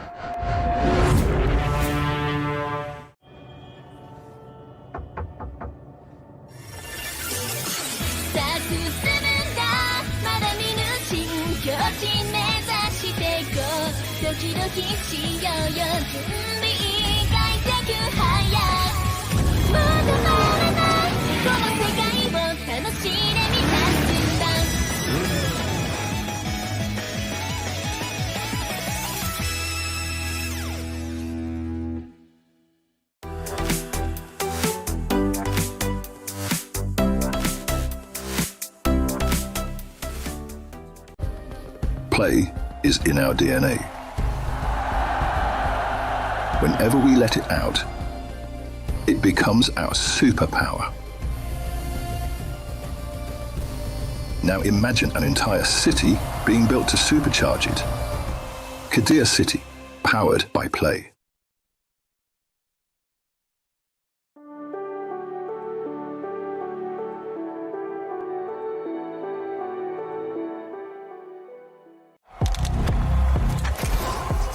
He can come in here and play my game. Let's go. He knows nothing. Let's go! Tyler, why? You're done. This is my ladder. You can't climb it. It's better than being hard-sucking masters. You're going too far now. Your eyes buggy. Your elbows ashy. That airline? That's an L airline. Somebody better hold me. Okay, yeah. Do something then. Raw energy. Blow the house down.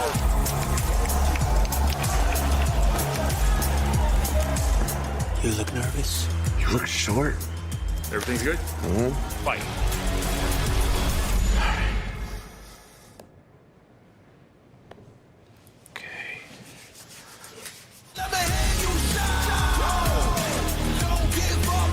Do you really need the wraps?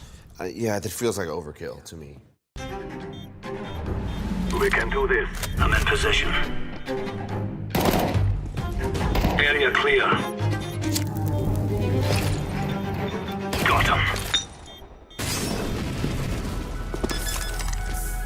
But the defuse is coming in, hasn't he? He's still going. Oh, just about. Terrorists win. Welcome back to Counter-Strike here at the Esports World Cup here on the B stream, and that is in fact how defusing in a Molotov usually goes. It's why the clip's iconic, and I'm happy to introduce two gentlemen for their iconic debut here on the Esports World Cup. Filling in for the second shift here on the B stream, we got Buckethead and we got All In. How are we doing, gentlemen? Sir, feel great. Very excited to get underway. Good matchup so far from what we've been able to watch, and you know, I think I can speak for both of us when it's an absolute honor to be here. So, well, I appreciate that, but I don't want you to speak for both of us. All In, how you doing? I'm doing great. The nerves have subsided. I think I'm just ready for CS, and I think I'm just ready to do it at this point. All right. Our fine delegation from the great nation of New Jersey. Yes, sir. Coming on in strong here for this match, and what a treat it's going to be. We got Bait taking on P-Vision on the stage behind us, setting up right here and now. And this one, I think, could be quite illuminating, especially for P-Vision, right? A team that started off last season with a victory, lifted a trophy at the Bounty. We're thinking, holy cow, these guys are contenders. They go on, they're making finals, they're making deep runs. And all the time, the interviews are maybe giving a little hint of the cracks, right? Oh, people are making mistakes. People are learning from them. Dastan looks like he's going to murder a guy, you know? And suddenly those cracks come full fruit and we see them start to fall apart down the stretch. Yeah, and you know, the very mediocre, we'll call it, finishes for the last 3 tournaments of the year, coming in the last place of Stage 3 at the Major. Paravision definitely fell apart there, but I do think that coming into this season, we do have the addition of Flit on the roster, coming in for Hobbit that was once there. I think that's an upgrade. I don't think you can call it anything besides that.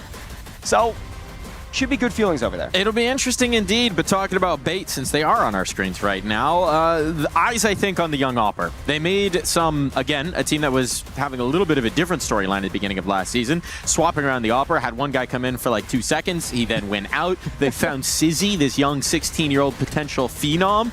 I think we've seen the flashes here all in. I don't know if we've seen the full picture just yet. No, and I think this will be a really good test for them. A team like P-Vision that has kind of struggled and still trying to find their way back to the success they had prior. And I feel like now it's that test that good for that talent that's, you know, young, 16, makes us older people feel really old. And I think this is a good test that he will definitely get to a point where he will get to a comfortable line and probably find some really good success in this matchup. It'd be a great way to do it today. But yeah, back into the conversation about P-Vision. They have also brought along a young gun of their own, Slaxages. It's not just Flit as the addition, though I do want to get more into Flit. They've also found this guy, Slaxages, very much making a step up in competition. Early results, I think he's shown some promise in that version of the team that had Hobbit alongside them. For sure. I mean, just based off rating alone, you can see it eye test wise. I also think that there's clear growth there and there's clearly potential within that player. I think a matter of how James' system is going to fit in with this full picture roster is going to be a big question. I do think Flit coming in can definitely rankle up the young guns and kind of put them in more of a powerful position there, but still, it's a difficult type of system to come in as a young player, I feel. It is challenging. I think one of the things that they were searching for last season that they didn't get in the development of the roster and why we're seeing these changes is I don't know that they ever got to a place where James really trusted some of his players to make their own decisions, right? It was very much piloted at times. We saw it on their T-sides, maybe a little more straightforward.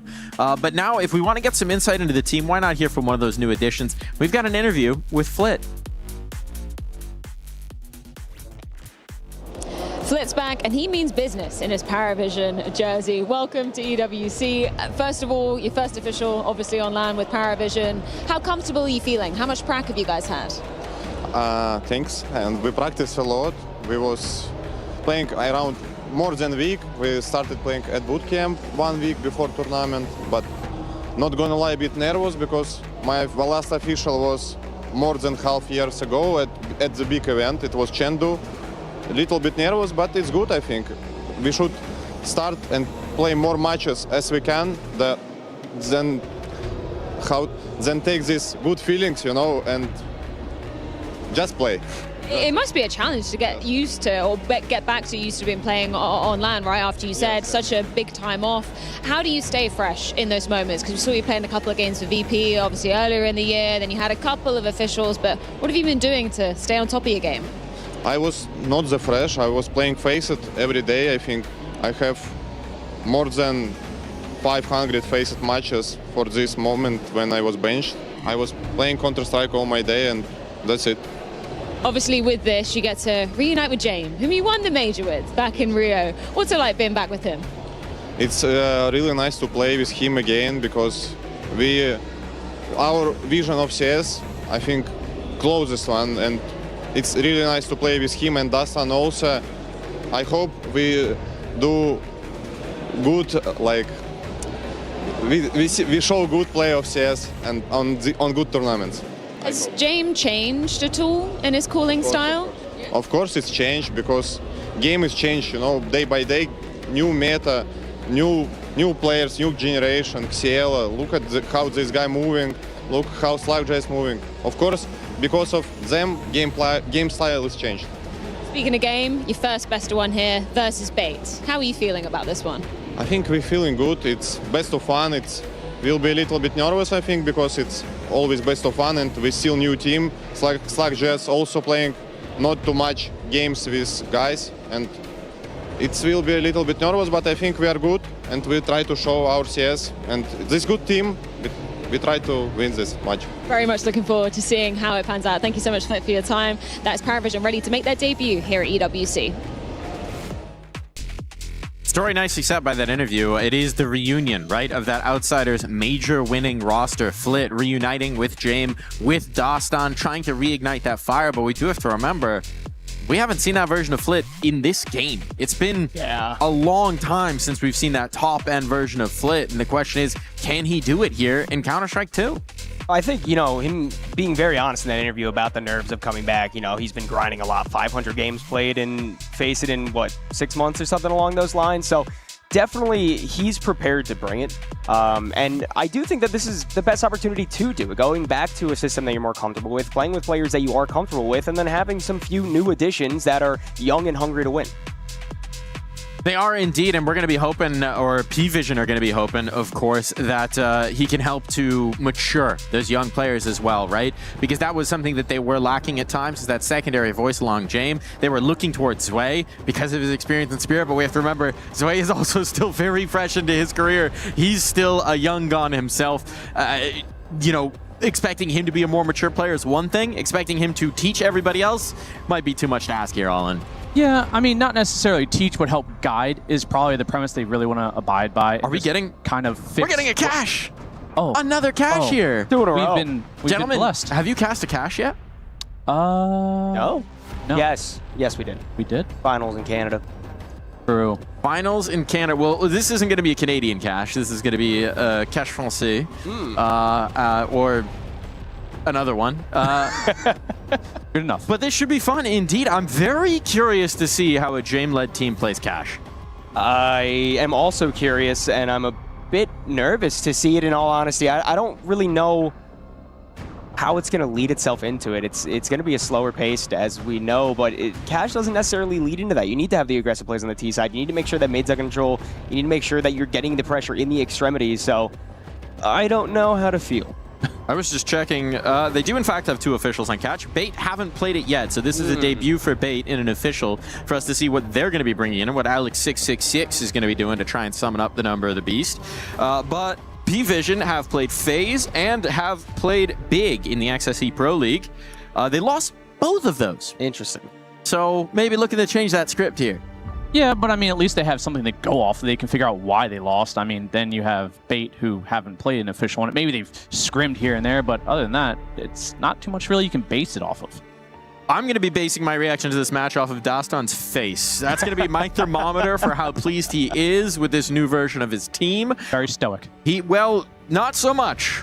Yeah. And also not one to hide the true reality from us. So I'll be curious to hear his thoughts somewhere down the line. But I think a lot of eyes on P-Vision to see if they can get back to that trophy lifting form that they had at the beginning of the year.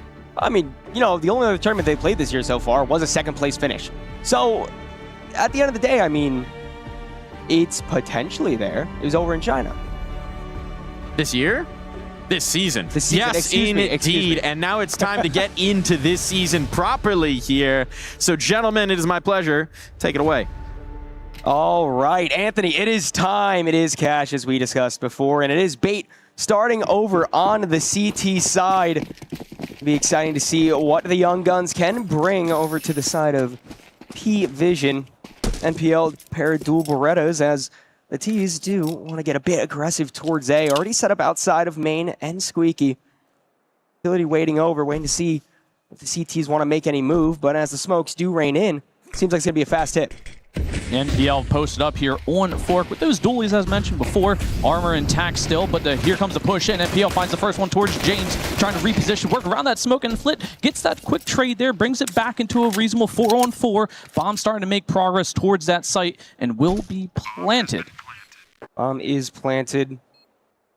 No kit in play, so Bait will have to be a bit more aggressive with the way they want to do this retake. Henzazor, beautiful tap to start it off. Onto Flit, make that too as he doubles up. Now Zwei on the site. Glock needs to find something big here. 2 in rebuttal for himself. A third, a nice shot to the head, and it leaves it all up to Kenzazort. 2 kills on the round. Would need to end with a quad, but as that bomb continues to tick, the time remaining just won't be enough. And P-Vision start off with a nice pistol. Yeah, it was a real good take there. Very, I wouldn't say aggressive, but firmly planting themselves on towards site, making some good space, obviously, with the utility. Eventually gives them some quick access. And honestly, it was a pretty fundamental execute. And Bait with a little bit of a rebuttal there. Yeah, James, the big fundamental. I think James is a lot like that. That's nickname? Now it is. But it will be P-Vision with a buy once more. As we do see the side of Bait, only pistols, 1 Deagle to work with, the rest on the default weaponry. And no one over towards A, where it does seem P-Vision you have a bit more focus towards. Already up through mid. You know what, maybe the whole idea of the worry of aggression from this T side was unwarranted in the pregame that I brought up. I have to say, I have not watched officials from them on this map, so I don't know. But I feel like that is definitely a playstyle that leans heavily for cash, obviously, you know. But you have to. Yeah, yeah. I mean, A site is built for aggression in multiple ways here, as Flit looking like he wants to make his way out towards this vent. Sizzy posted up in towards checkers. Not necessarily alone, but nobody within reach. They're going straight into the stack. Mac 10's going to lead it, though. James, good nade off there. Zwei finds the first one towards Alex, 666. And an advantage, and maybe a little bit more, that Mac 10 can clean some kills. And it is going to be some USB kills coming across the line there, but a clean finish at the end of the day for P-Vision. 3 alive and a 2-0 start. Not the worst case scenario at all. I mean, you do get some kills on the side of Bait. You do get a little bit of extra money flowing into your pockets. The op out on the 16-year-old Sizzy. I can't believe he's got the reactions, man. I mean, yeah, no, he hasn't hit the age where his reaction time dips off yet, for sure. But he literally has 8 more years before that happens. Jeez. Yeah, and that's the start of drop-off. It could also be his peak. We don't know, and that's what's great about young talent like this, especially when they're kind of the opper prodigy. Well, P-Vision geared towards that A bomb site once more. Smoke goes in. Over towards the highway. 3 on the bomb site right now. A strong defense. Op of Sizzy, the first one to find a body. Another shot rings out. No one to answer, though. NPL instead finds one for his trouble. Slaxages trades back right away. The hit's been stalled for the time being, but Slaxages still wants to get aggressive. Molotov goes out to the mid site.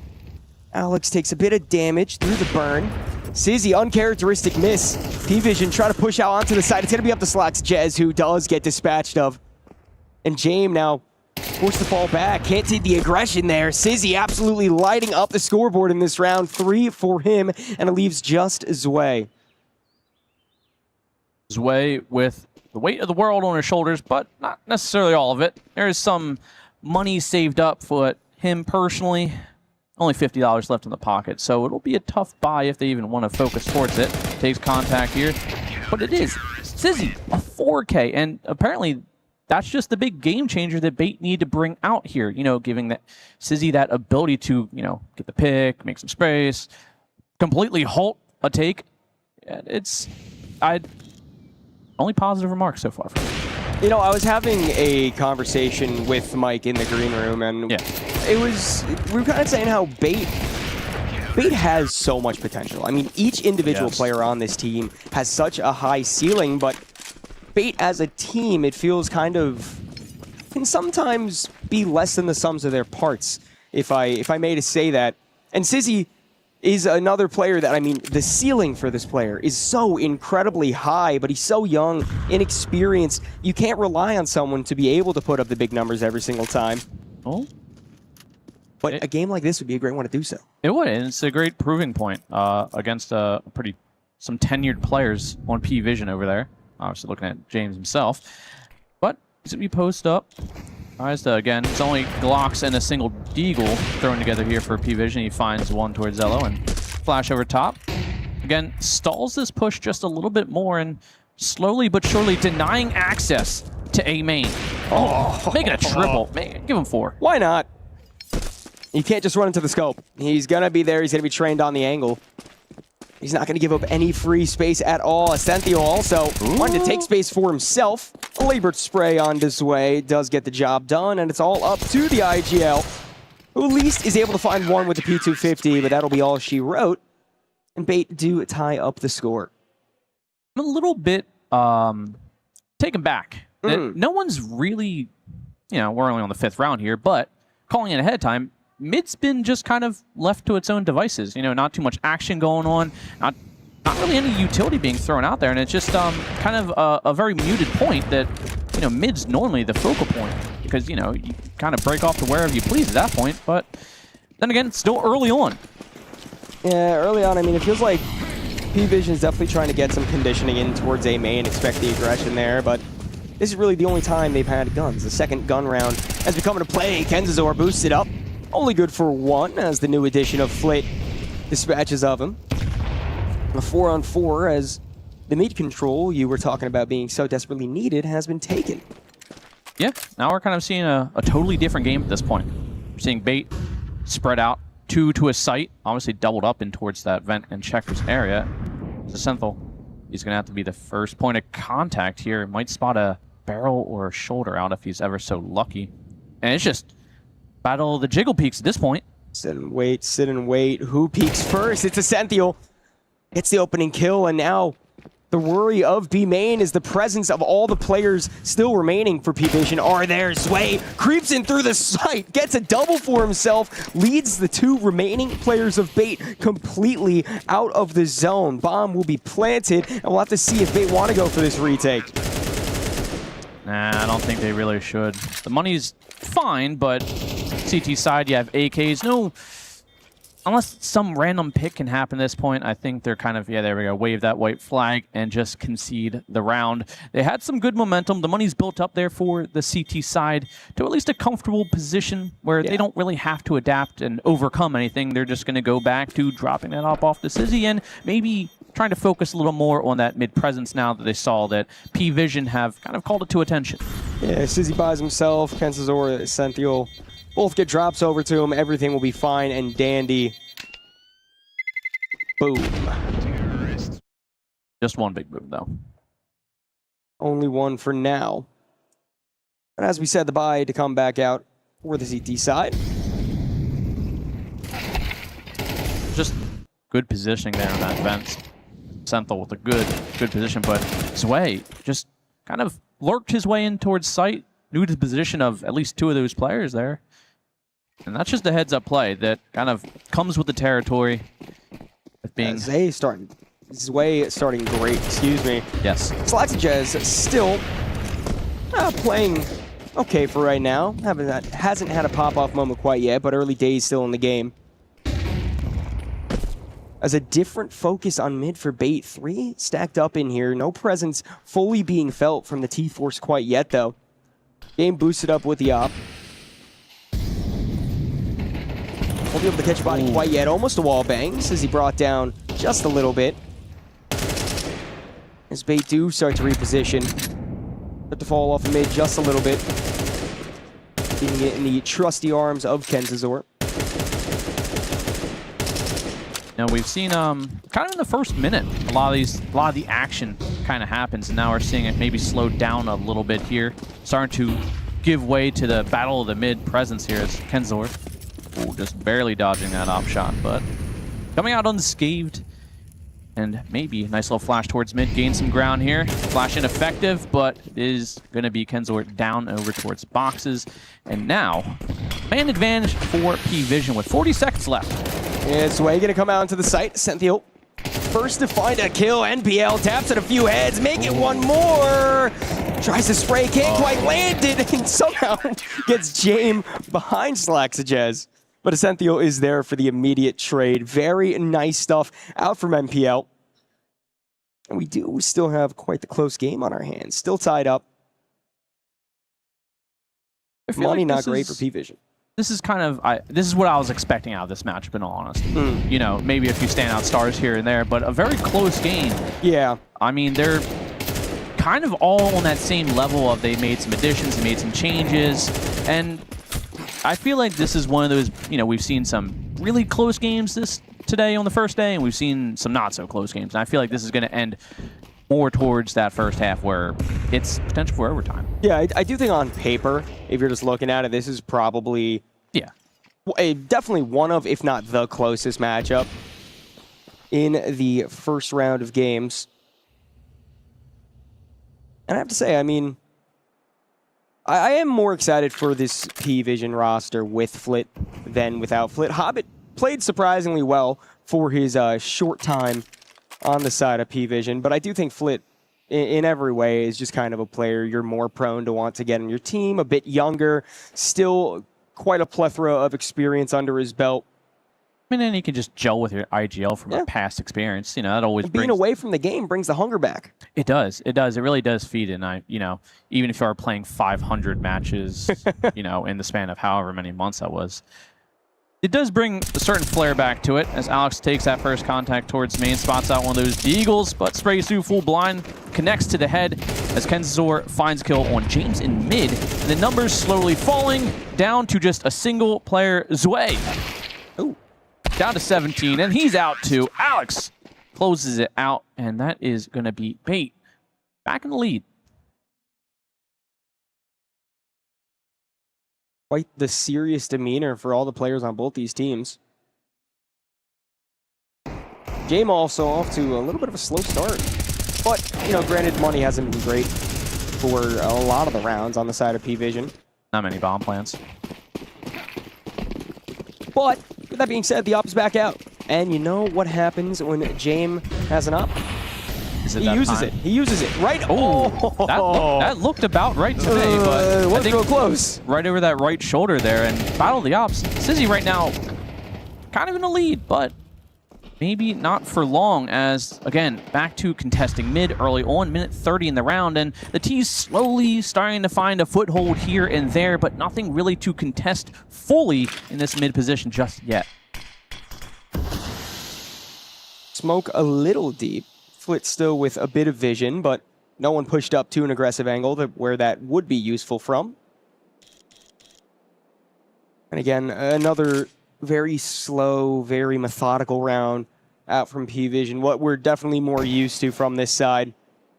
Minute on the clock, though. Surely, first body to hit the floor. Jame loses the op 1v1. With the IGL out of the round, leaves the rest of the team to try to pull something back together. Flit barely avoiding burning in that Molotov. And all Bait have to do is just sit back right now. You have the player advantage. I mean, you have decent control. You still have a player sitting on mid. Says he does fall back after missing a shot, though. And Zwei, so comfortable in this B main area. Not quite able to land the shot, making lots of noise. Flash in. Kenzazor not able to land a kill. Still 2 players on this bomb site, so as the T's try to hit out, it won't be an easy one. 15 seconds left. You got to make the play now. It's now or never. Alex, 666, unleash the beast, but only one. Ascentio still alive on the site, flashed off his Zello. And P-Vision can't do anything to break through on the site. Instead, it's just Flit to save. Not even able to get that op. Still stuck with the AK. A very good showing out from Bait so far. I like stylistically how they play. They do like to get aggressive, even when necessarily it's not needed. But the timing that they're able to use to catch off other teams, it's quite the juxtaposition in this matchup between Bait and P-Vision. 2 very different schools of thought. And I think that could actually be a downfall for P-Vision here, is maybe they need to speed it up. Go back to what the first 2 rounds consisted of, a little fast-paced action, a nice little just basic execute. We're seeing, a 1-3-1 setup nearly every time past the 4th round here, so take advantage of that. Play what you know. And right now, they're down 2 rounds. Pause is coming through. Things got to be talked out and find a way to not only get around, but also just slow down that young gun of Sizzy and make sure he doesn't get that first pick. It doesn't put you at a disadvantage in the first X amount of time. I'm sure Destan trying to lead the troops. But we do have the timer counting back down. It is time to get back into the action. Little Hero AK. Hero AK, I mean, at this point in the game, definitely the right time to go for it. Not much to lose, but a lot to potentially gain. Also, that was saved from last round, so That's true. helps. Yeah, you are 100% accurate. Sorry. That's good call. Good call. Picking up the slack where I fall short, and that's why we're such a dynamic duo, Donnie. P-Vision picking up the slacks at Jez. All right.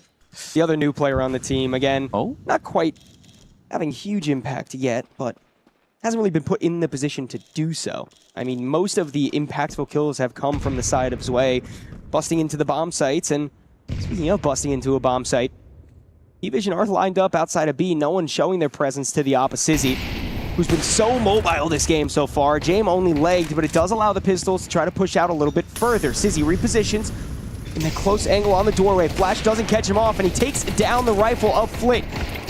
Kind of stuck in no man's land. It's a bit awkward, but the nade and USP combined to find one more kill. How the hell is Sizzy still alive? Ascenthiel also to follow up with a kill, and Zello finds the AK off the body of Flit, but not even a single point of damage done to any of the players on bait. Sizzy just snaking his way through checkers, back and forth, repositioning, not knowing what they're going to come up with, and it closes out without a single point of damage done. Sizzy, you would have thought maybe he gets one, maybe two if he's really good, which obviously he is, but that man lived with still 100 HP, not any damage done, and P-Vision falling flat on a round where there was a little bit of potential, you know, kind of going back to that maybe a little more sped up theory that I was trying to pitch to them. But now they're down to AKs again, and Flint, sadly, falling short to a Tech 9. But on a map like this, Tech 9 can put you in actually a pretty good advantage. A game like this, Tech 9 can put you in a good spot. I mean, yeah. Still definitely a very valuable weapon to have on the team. Not as good as the 5.7, the best gun of all time ever. I'll never argue that point. You know that. Oh, we can go back to the old R8. Now that's a gun. Sizzy burned out from the Molotov, forced to reposition once more. As P-Vision looked to do very similar work from on the previous. But walking directly into the scope of Sizzy is always a bad idea. P-Vision hasn't seemed to quite figure that one out yet. And as we stall out, a jump spot does allow aggression from Zello. He's able to crack open the bomb site, leaving Ascenthiel far back all the way towards the tree rooms, blocked off by a smoke, and a bomb site conceded to the likes of P-Vision. Oh, a little bit of that mid-presence now starting to fall as Kenzazor also falls himself. Man advantage for P-Vision. Bomb down. Alex already posts up towards Heaven, waiting to rally the troops behind him either towards Heaven or Trey. Looks to kind of be a Heaven-favored position here. A little bit of a deeper smoke going on, giving them some space in towards that site, so they don't have to deal with that A main presence maybe around, walking around, and Slaxages obviously finds that kill towards Alex, makes it two, maybe a third here, but Essential does find the trade, but he is last alive in a 1v3, and it seems like P-Vision have finally found some success. Hopefully it's not just that quick flash. Essential trying to go for maybe a kill due to the bomb blast, but everyone was escaped from the side of that point. So as the bomb explodes, it will just be P-Vision getting the round. No more casualties needed. You know, this is still a close matchup, realistically. It is. 6-6, very possible still, obviously. It feels 6-4. honestly more one-sided. I think it's just the type of rounds that have been won by each team, you know? Yes, yes, and it kind of leads to the point that this is a close game with one of, you know, your players, Jane, you know, your IGL Opper going 1-8 currently. So if this man wakes up and finds some footing on cash, I think Bait are going to be in trouble because right now they're leaning pretty heavily into Sizzy making the plays, making the opening area for them to obviously find those kills and success.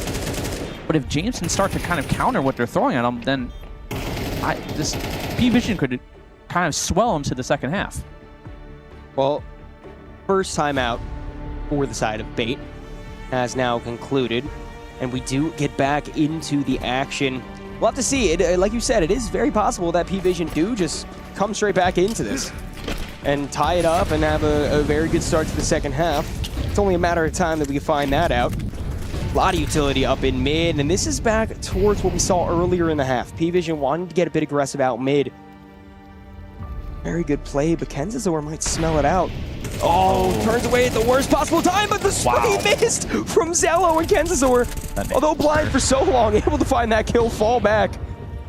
8 points of health for himself, but a kill under his belt makes him feel a lot better. It does, even if it was a close call. On 8 HP left, NPL is tucked in, waiting for that mid aggression to potentially come in, or maybe even hear the footsteps towards that A main area. But instead, they're going to divert, go over towards B, maybe give it a shot with a Senthal. Again, only man on site. We're seeing Bait kind of play a very fluid CT half that could turn out to bite them. Well, he's got everything he's ever wanted, but not enough time to enjoy the silence as the hit's already coming through. Ascenthio only able to find one for himself before falling down. But the player advantage still lies in the hands of Bait. Alex666 tries to get the Molotov down. Burning the bomb planter, that's exactly what happens. Slaxjez takes a lot of damage as James finds a backline kill, puts us in a 3-on-3. The bomb's been delayed long enough for the rest of Bait to get into good positioning, and the bomb barely gets planted in time before Alex finds another kill. Low HP on Flit. James, a lot of the heavy lifting is going to have to be put on his back. The Opper, the leader, must lead his way into this 2v2 win. Kenzazor pushes out with the op. No one's spotted for now. James jiggling around, misses the op shot, almost shot straight back. Will be able to follow up with a double, and Flit, a perfect bait out from James to allow Flit to get the peak, get that final kill. And P-Vision, I will say, all things considered, a very well put together round. Yeah, it got a little hectic there once the molly hit, and you weren't sure if that bomb, if you didn't commit to that. Another millisecond. Yeah. Bomb's down. Yeah, and right then that would have been the round. But instead, we're at 6-5 position here. Both teams plenty of money to keep at guns and weapons and utility flowing in the right direction. And honestly, James, waking up even if a little bit late, finds a triple in the round, and P-Vision finds success. It's like I predict the future. True visionary you are. True. Can't help what I am. Going through mid. Once again, good space and being taken by P-Vision. As a deep smoke into highway does actually completely block off the side of Bait from this mid hold. Playing close to the smoke, Zello doesn't spot anyone out, but he will hear the footsteps of Bait trying to re-aggress. They fall back, which also audibly should be heard. So much information for Zello here. Minute left on the round. Do seem to be a bit more gathered towards the A-bomb side. The bomb side that has not been shown as much love this half. Oh. In through mid. Alex not quite able to land the kill. It gets awkward. It gets hectic. But a double up from him puts Bait in a great position to try to close out this final round. That's just good trust in your teammate to kind of cover your back from that opera of James, who was posted up looking towards Z, but Flits with just a disgusting tap there into the opera of Sizzy. And now back to a 3-on-3. Wide swing here from MPL. Gets him the kill, but site access as Sway looks to want to take it. That molly was ticking away. He knows his position, but Sway getting burned down and just gets out of that molly quick enough, and the nades follow up, and it's down to just Slaxgen. 15 seconds left on the clock, 1-on-2. It's all to do for him, and he tries to line up one, but it is Ascenthal to put the last nail in the coffin here of the first half. 7-5 Bait. And, you know, and there's two ways to look at this game, right? Obviously, P-Vision did a great job to start to claw back at it towards the end of the half, but also two of the round wins were from the pistol. It did feel like Bait definitely had a firmer grasp on the first half of play, but, you know, again, it did slip away from them towards the end there. A pistol round of high importance will be to follow very soon. As we get a nice little look at this replay, Alex, I mean, just doing a great job to open up mid there. Beautifully takes James out of the round. And Flit. Oh, through the body, too. Couldn't even see it through the ragdoll. Could not. Could not. And I mean, maybe again, between him and James, a little slow to the start here. This second half could prove fruitful for P-Vision, even though they are down a pair of rounds. We've seen they can start it off strong with the pistol and capitalize, and now maybe warmed up with the rifles, they can maybe gain that momentum that they really didn't have in that first half. Well, two sets of dual Berettas will be on the side of P-Vision. One stationed towards this B bomb site where Bait does appear to be lined up his way. This is one of the best spots you could have the dualies in this situation. It's just a matter of how ready is Bait going to be? When is the swing going to come out from his way? Utility over into the site. It does seem that Bait wants to get aggressive early on. No one's going to clear out his way for the time being. As the dual Beretta is able to find two immediately. Lined up and dropped down.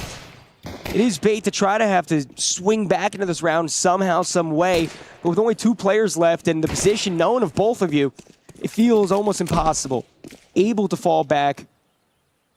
Back through B main. Alex makes his way in towards mid. But I mean, just beautifully done by Zwei. Not allowing any space to be taken there. And Bait very heavily on the back foot for this pistol. Not helping that Alex. Armorless with bomb in tow. He's going to make contact with Zwei and, well, capitalize on that Glock movement. It's the tap across here, and it's going to be Slaxygen very low on that backside. We're towards a headshot. 6 HP, a single bullet does it, and it will. Back onto a 3-on-2. Flint holds his cross. Contact, and Alex doesn't fully clear. Does a little bit of a lackluster reposition there. Sizzy will at least get the bomb. At least gets the bomb. Oh, never mind. Oh, he had the bomb in his hands. He did physically did not have get it. planted onto the bomb site, but the attempt was there, and you know what? We have to appreciate a good attempt. That's exactly what P-Vision needed, though. They needed that pistol round once more. That's kind of actually very mimicky of the first pistol. Came down to a 1-on-2. History, you know, man. We're bound to repeat it. That's how it is. Are you giving Bait the win then? Yeah, sure. Why not? We can go with that angle. Fair play. But it is only Glocks for them this round, so I don't see too much magic being able to unfold from their hands, at least for the current time being. NPL Flash is in. Flint is Flash, not able to land a kill, but now you just have a lot of Glocks in mid, a lot of sitting ducks that are able to find 1 kill. Did some decent damage into the player in mid. A chance, there's potential, but it all crumbles beneath them. As NPL being the last player to hit the ground does mean that the round is over. And the score line tied up. I think it's really going to come down to when the op gets pulled out. Who gets it first? And right now, it's going to be James. And he's got a lot to prove and a lot to make up for. We see Flint kind of matching the energy that Sizzy currently has at Sizzy sitting at 14-8 and Flint at 12-8. And, you know, those are the 2 standout players right now. I mean, Ascenthal's starting to pick it up as well, but it's come down to almost like a one-man battle. Yeah, I mean, Ascenthal had some great impact over on the B-bomb side for the defensive side, but as we switch gears, as we do have a tied-up matchup, anybody's game, surely, as this still to unfold. Good spacing being taken in towards B-main. As Ascenthial did dodge that Molotov, but Slaxage is more than ready for the potential of this position. Turns around at what could be the worst possible timing, allowing Ascenthial to get a spray down, pulls straight to the head. Zway's MP9, enough damage done that it could be impactful. Back into the 4-on-4. As this is only a ruse, this was only for a bit of a distraction. It seems to be where they want to try to get a bit more aggression towards, or at least draw rotations towards that position.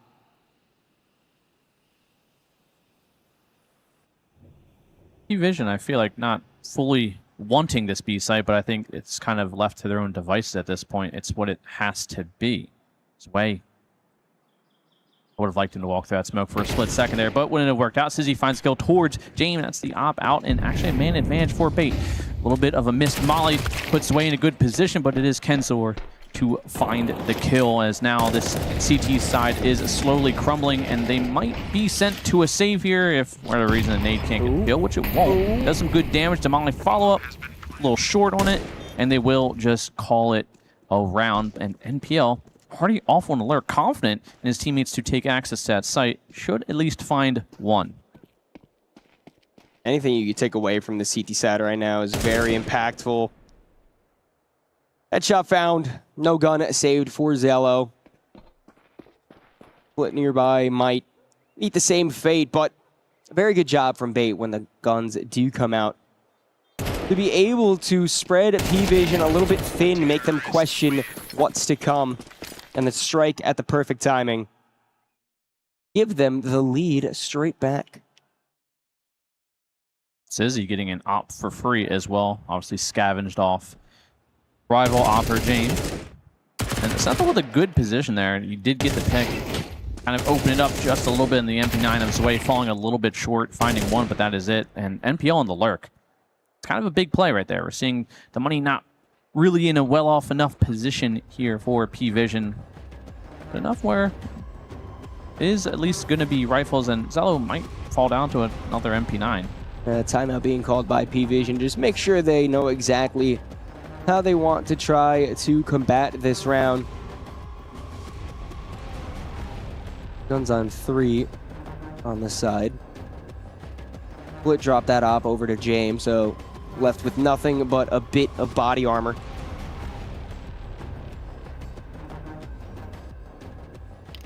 And Zello saving all of his money? No. Does get the deagle in the end.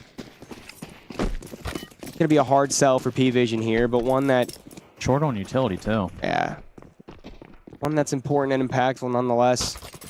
You're putting a lot into this round when you know you're not having the best weaponry. You know you're not going to be able to really delay as much as you want. But maybe the lightning could strike at the right moment. That lightning name, James? Hey, it might be. It kind of has to be at this point. He's one of 3 people with either an op or a rifle. He's way in a good position towards back checkers. Doesn't get mine out, but a Senthil aware there could most definitely be a player back in there. He's guessed correct, but Flint, not dedicated to the cross, is actually going to be Slackvision dedicated. Maybe a contact swing here. There it is. Way he finds himself the kill. Puts him in a decent enough position that maybe they can scavenge the rifle, and they will. Flint swaps out the deagle for an AK. And that's definitely a good upgrade you got yourself there. Player advantage. An actual rifle on one of the 2 players that did not have one. And a good read as to where this round wants to end. 3 players geared up on this A-bomb site. As bait with 30 seconds left. The hit has to ensue. It has to come in. Utility out. And soon bodies to flood out of that doorway. Alex. Oh. He's able to entry with 1. Trades back and forth. Leads us into a 2-on-2. Turned into a 2-on-1. Sizzy, one of the youngest players in the scene right now. All to do, but none to be found. And once again, tied up 8-8. I think living up to the expectation of being one of, if not the closest games, as once again, a timeout called for bait. 2 of their 3. At this point, everyone around 3 to 4K. I think that might be the debate is how far, how deep do we want to go financially into the pits? I mean, right now it's 8-8. I don't think you want to really force the issue. You're in a good enough position where buy some deagles, tech 9s, speed up, make it quick, get out there, get the plant, and put yourself in a good enough position, again, to get the weapons and utility. And you want to prioritize that op as well, obviously, with how much impact Sizzy has had. So there would have been a world where maybe a hero rifle comes out, but I doubt that'll come as the time ticks down. Sizzy wants to keep all that money in his pocket. P250 will do enough. Yeah, sure, why not? P250 and 2, 3 deagles. I mean, might as well call the round done now. You know? Oh, on R8, we've been blessed to see the funny gun. One of them, anyways. Hey. And you know what? No better place to bring it out than the World Cup, baby. hey, man, sometimes you just gotta give it a little test drive beforehand. You know, before day 2 kicks into play. And you switch back to the deagle, realizing that maybe the R8 isn't it for the play. Hey, we're in the Big 26 now. You can have both of them equipped at the same time. I mean, that's true, but I feel like it's a waste of space. Like having a CZ on the CT side. None taken, man. Jeez, call me out, why don't you? But what Bait wants to do here is call out this A-bomb site. Call out that P-Vision is a bit lacking in terms of their defense here. They do have the op of James that has come a bit more alive in the second half of play. And just needs to delay long enough for the cavalry to come in as well. First body falls, followed up by another one by Zello. And Bait, I mean, in a position to potentially get the bomb planted, which would be probably best case scenario, considering everything that's happened this round. Kensazor not able to cross with it. MPL, Deagle only hits the leg. Essential finds one, but I doubt much more will be able to drop with it. It will be all she wrote. It will be P-Vision taking the lead once more, 1 round away from the double digits. Well, this is kind of a make or break in the way of momentum here for Bait. It's, you know, bring it back to a tie, or you fall into that buy, save, maybe you force kind of mentality that can really break your team. And, you know, this is a best of one. This is what you get here today. Yes. You know, it's either you win or you don't. There's not, okay, there's next map. There's no reset at this point. You know, it's win when you can win, and damn well better. The final timeout taken for the side of P-Vision. One still in the belt for Bait. And all the time in the world, definitely needed to talk over the current situation. Sure, you got that round win, but you know that Bait is going to be back with the rifles. You should have plenty of knowledge knowing that the op could and is out on Sizzy. I mean, Sizzy ended, what, the first half on 13, 14 kills? Something like that, I think. I think he's stalled out pretty hard at this point. 12, yeah. Definitely to the point where stalled out is the right word, but at the same time, I mean, the money hasn't really been fully flourished for the side of Bait, so... Oh, yeah. That's what I'm saying. This is that point where you can either get him going again, or it kind of falls the way of P-Vision. And, you know, even with, you know, some of the players a little quieter, you can kind of lean into Flint to keep doing what he's been doing. It definitely been the Flint and Zway show on the side of P-Vision. Moments from the others, of course, but no one quite as impactful. As it is a full dedication towards A and towards mid as the boost up comes in for the side of Bait. Minute already on the clock. Uncharacteristically slow for them. P-Vision might be caught off by the discipline and the nature of this round. Sound should be being heard at this point. 2 players. This A bomb site. One of them being the op of Jame. Which once again, a lot of pressure is going to fall onto him, as well as his teammate in the heavens. Push comes in through the smoke. Is the op going to be ready? A nice readjustment does allow the first kill to fall in favor of P-Vision and make that 2, maybe a 3rd, just damage for that final one. But Bait once again stalled out on the bomb site. The bomb at least planted this time around, and a chance to still try to get a win within this round. But it's going to be hard. It's going to be difficult. Sizzy at least brings it back closer with that first op kill. So much utility on the side of P-Vision to work with. Everyone feeling the heat, especially Sizzy, who sits and burns 17 HP, not quite able to find the head. And it's just down to the 2 low HP players, Essential and Alex. Bomb. Not much time left in it, but still plenty to work with if you're the CT side, unless Alex has something to say about it. Glock comes out, and not enough to stop the force of P-Vision. A last-second defuse is a defuse nonetheless, and it is double digits to be cracked for P-Vision.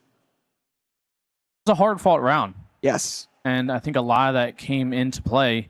It's that bomb... Once the bomb was planned there for Bait, the repositions just weren't there. We saw a nice, quick reactionary force from P-Vision. They got into that site quick. Yeah, they originally there's so much utility. They couldn't even move. They much less breathe in that space. A wall, and you know, you had a player, not really particularly sure who it was, lurking up in towards those Raptors, you know, and just kind of making the space, giving James at least a little bit of comfort, knowing that, you know, if he gets one, another player's not going to directly follow walking through that smoke, which someone did walk through the smoke, but obviously quick enough to get himself the kill. As Zway fires off a shot, but coming up empty-handed. It's Tech9's a MAC-10 on Kensazor. A lot of utility already committed towards this B-bomb site, but none will affect Bait. They fall back. They play it slow once more.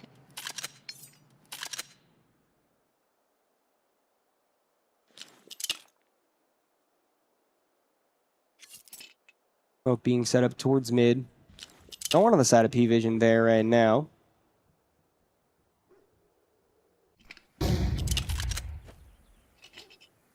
really slowing this one down. Fading out some of that CT utility. Starting to speed up, taking that mid control. They're going to dive their way in through vents in towards checkers. NPL leading that charge. Tech 9 in hand, but taking a good burst of damage from a nade. Essential first to fall his way, finding himself another. Alex can only find himself one, but Slaxogen posted up. Make it a double for him, and Alex left breathing here, but not for long. Slaxogen finds himself a quad in the round, even it was a little bit of an eco. And the last timeout to be taken for Bait as the guns come back into play, and not literally now or never, but it might as well be. 11 rounds on the side of P-Vision, and definitely form found within this second half. And Bait only had a single round in this half. That's very true. Difficult to get their T side moving the way that they want to. Still plenty of time, still plenty of potential for a bit of a reversal to be able to flourish. And it's not like everything's all said and done. There's still always tomorrow where the BO3s do pick up. Yes. This is more of a placement kind of scenario for them. Well, if you want to think about it, but then you got to win 2 BO3s instead of 1 to make it into playoffs. You know, there's a lot of more. I'm not saying it's easier to lose. I'm just saying it's not over. Well, it's definitely easier to lose than to win. Well, but I don't think that's the route you want to go down. No. In through mid, NPL, great damage, not quite able to find the kill onto Flit, who is able to fall back up through the highway. Ooh, that shot does take Flit out of the round. And this could be what Bait needs. This could be the potential turning point. But the T side does get the ball rolling, although as I say that, of course, Zello is still playing around in the upper position. Moves ahead, NPL trades back, and player advantage live for the Ts. Kind of a last-ditch effort here for Bait. Things have to kind of start working. And whether that is either with the op of Sizzy again, or one of the many rifles still in play here. James repositioning, maybe back over towards Truck, which has been the go-to position where he's been consistently at least getting himself one and or more, but he is all alone. Throws out that smoke over towards 8 main. But now, focus seems to be a little heavier towards the B site. Dizzy and Alex both making their way over towards that direction. Slaxogen reposition could come through, but not quite. Does want to stay in that headshot angle. 25 seconds. Only a matter of moments until the hit comes in, and with all the fire raining from above, it is now. Slaxogen blocked out by the smoke, not able to see the cross, and Alex will get the better of him, but Zello at least trades back with one. James from the rafters also able to connect, but that'll be all. It will be Bait finally to connect with another round and bring the score a little bit closer. Well, it seems like all the strain and stress may not have to be as bad as they thought it was. Double op for P-Vision still in play, which could cause maybe a little bit of unnecessary financial strain, or it could kind of get them across the line, close this one out. Yeah, P-Vision will be in trouble if Bait connects with this round as well. I mean, it won't be completely dead in the water, but hurting is a word I would use to describe it. James brought down, half HP, forced to fall back off of mid. And I do like the flow that Bait has had on their T side. Sure, it's not necessarily been the most successful thing we've seen, but I do like the ideas that are behind their takes. I like the change of pace that they're able to constantly bring out. And mid-presence, something we haven't really seen in the past few rounds. Early taken for NPL. Definitely kind of leaving these ops on an island for the most part. This time, we're seeing James rotate himself around. But NPL, he's already got access towards highway, and Zello aware. He's been in this position and has capitalized on it many of times, and it does seem like Bait is very aware that he will most likely be there, but yet still can't do too much until a Sentinel swings in from Squeaky and finds himself the kill. And this might just be the immediate save call. It is. And I think that is probably 100% the correct decision for P-Vision in this scenario. Like I said, if... It's a gamble with the double op. You could maybe throw another body or two at the wall and see if you're able to crack it open, but it's far safer to just keep what you have. Don't put that financial burden on you past the next round. Yeah. Because that's when it really gets rough, is after what will be the 23rd round of play. Yeah. I mean, we're losing that single player kind of does give you that position of, do we bother? And obviously they chose not to because, again, when you only got, 3.7K at most here on James, he can drop a rifle. I mean, Zello can kind of buy himself if need be, but again, it is you're thinking long-term success here, not just the next round. It's all about the end game around here. And credit to James, a controversial, not the right word, but some people love his mindset and his theory on the game. Some people very much so do not like it, but at the end of the day, he is going to prioritize the entire game instead of the next round or two to come. He's going to prioritize. Short-sightedness kills teams. Yes, and James, I would say, is the opposite of that. Yeah. And I mean, that's what separates good IGLs from great IGLs. I mean, but you can't predict that. Dude, what a little run boost there from NPL. A great position for Bait to get the opening kill. P-Vision completely caught off guard by that. Sway, the op shot rings out, but no one there to receive the call. Does find himself able to stay maybe a bit closer than Bait will expect, though. Molotov not fully spreading to his position, and now Sizzy lined up perfectly, but the timing not in his favor. Does reposition right back on his way, and it's just a matter of who's going to peek first. Kill me. Oh! Sizzy had the shot, but Zwei capitalized and got the kill. Almost a follow-up shot as a blind shot through the smoke, but he himself nearly succumbs to the AK spray. Back to a 4-on-4. The nade will still fall down to no damage, but we're seeing P-Vision maybe over-rotating a little bit, putting 3 of 4 players, leaving just James in mid with that op.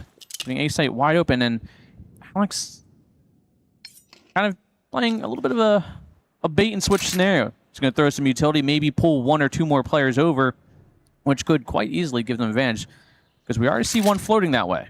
And even at this point, though, you need to crack open the bomb site. That's the most important thing. You can pull the rotations from elsewhere off, but the defense will still be strong. Slaxages maybe can find one more. Utility goes out. The flashbang not able to blind anyone, and it is Bait to take advantage of the bit of a fake that Alex threw over towards A.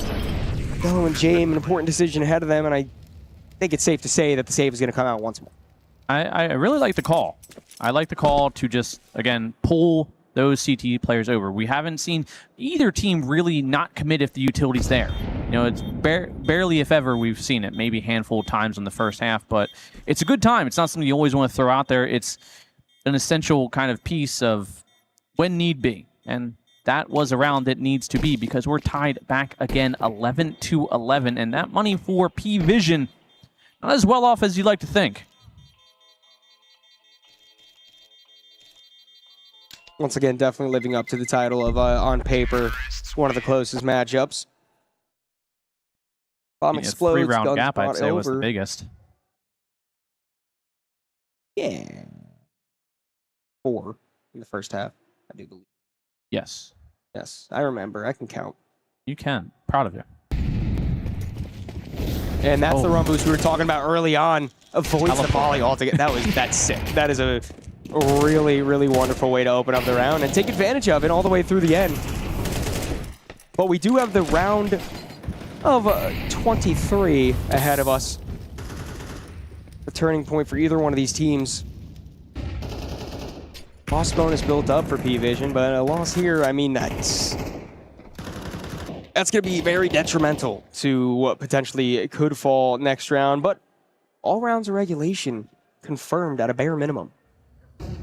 Bait can financially take the burden of losing this one, while P-Vision cannot. The loss bonus starting to gather up, but it won't be what it needs to be. The double op is still obviously intact and well played, but hasn't had the impact I think financially is worth it.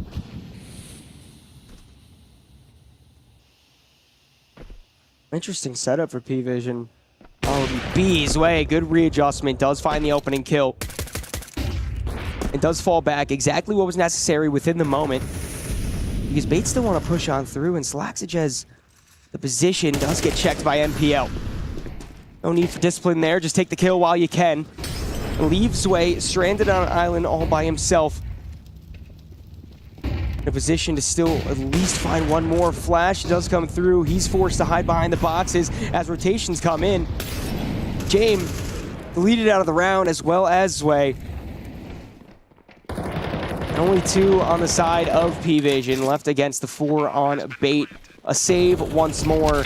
Oh, that is so unfortunate for Flit. That's the op out of the hands.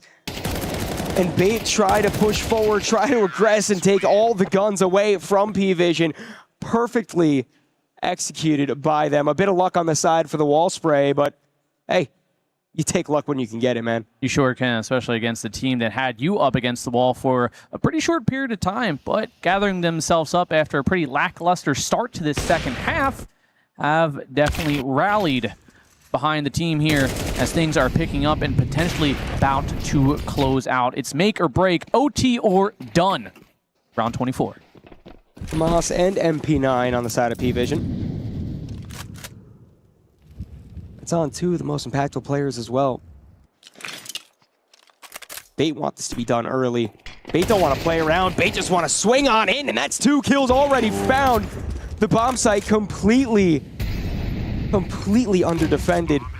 Not ready for the aggression that Bait hasn't shown very often within this T side. And bomb already planted. Player advantage lies in for the Ts. It's up to James and the troops to try to extend this game.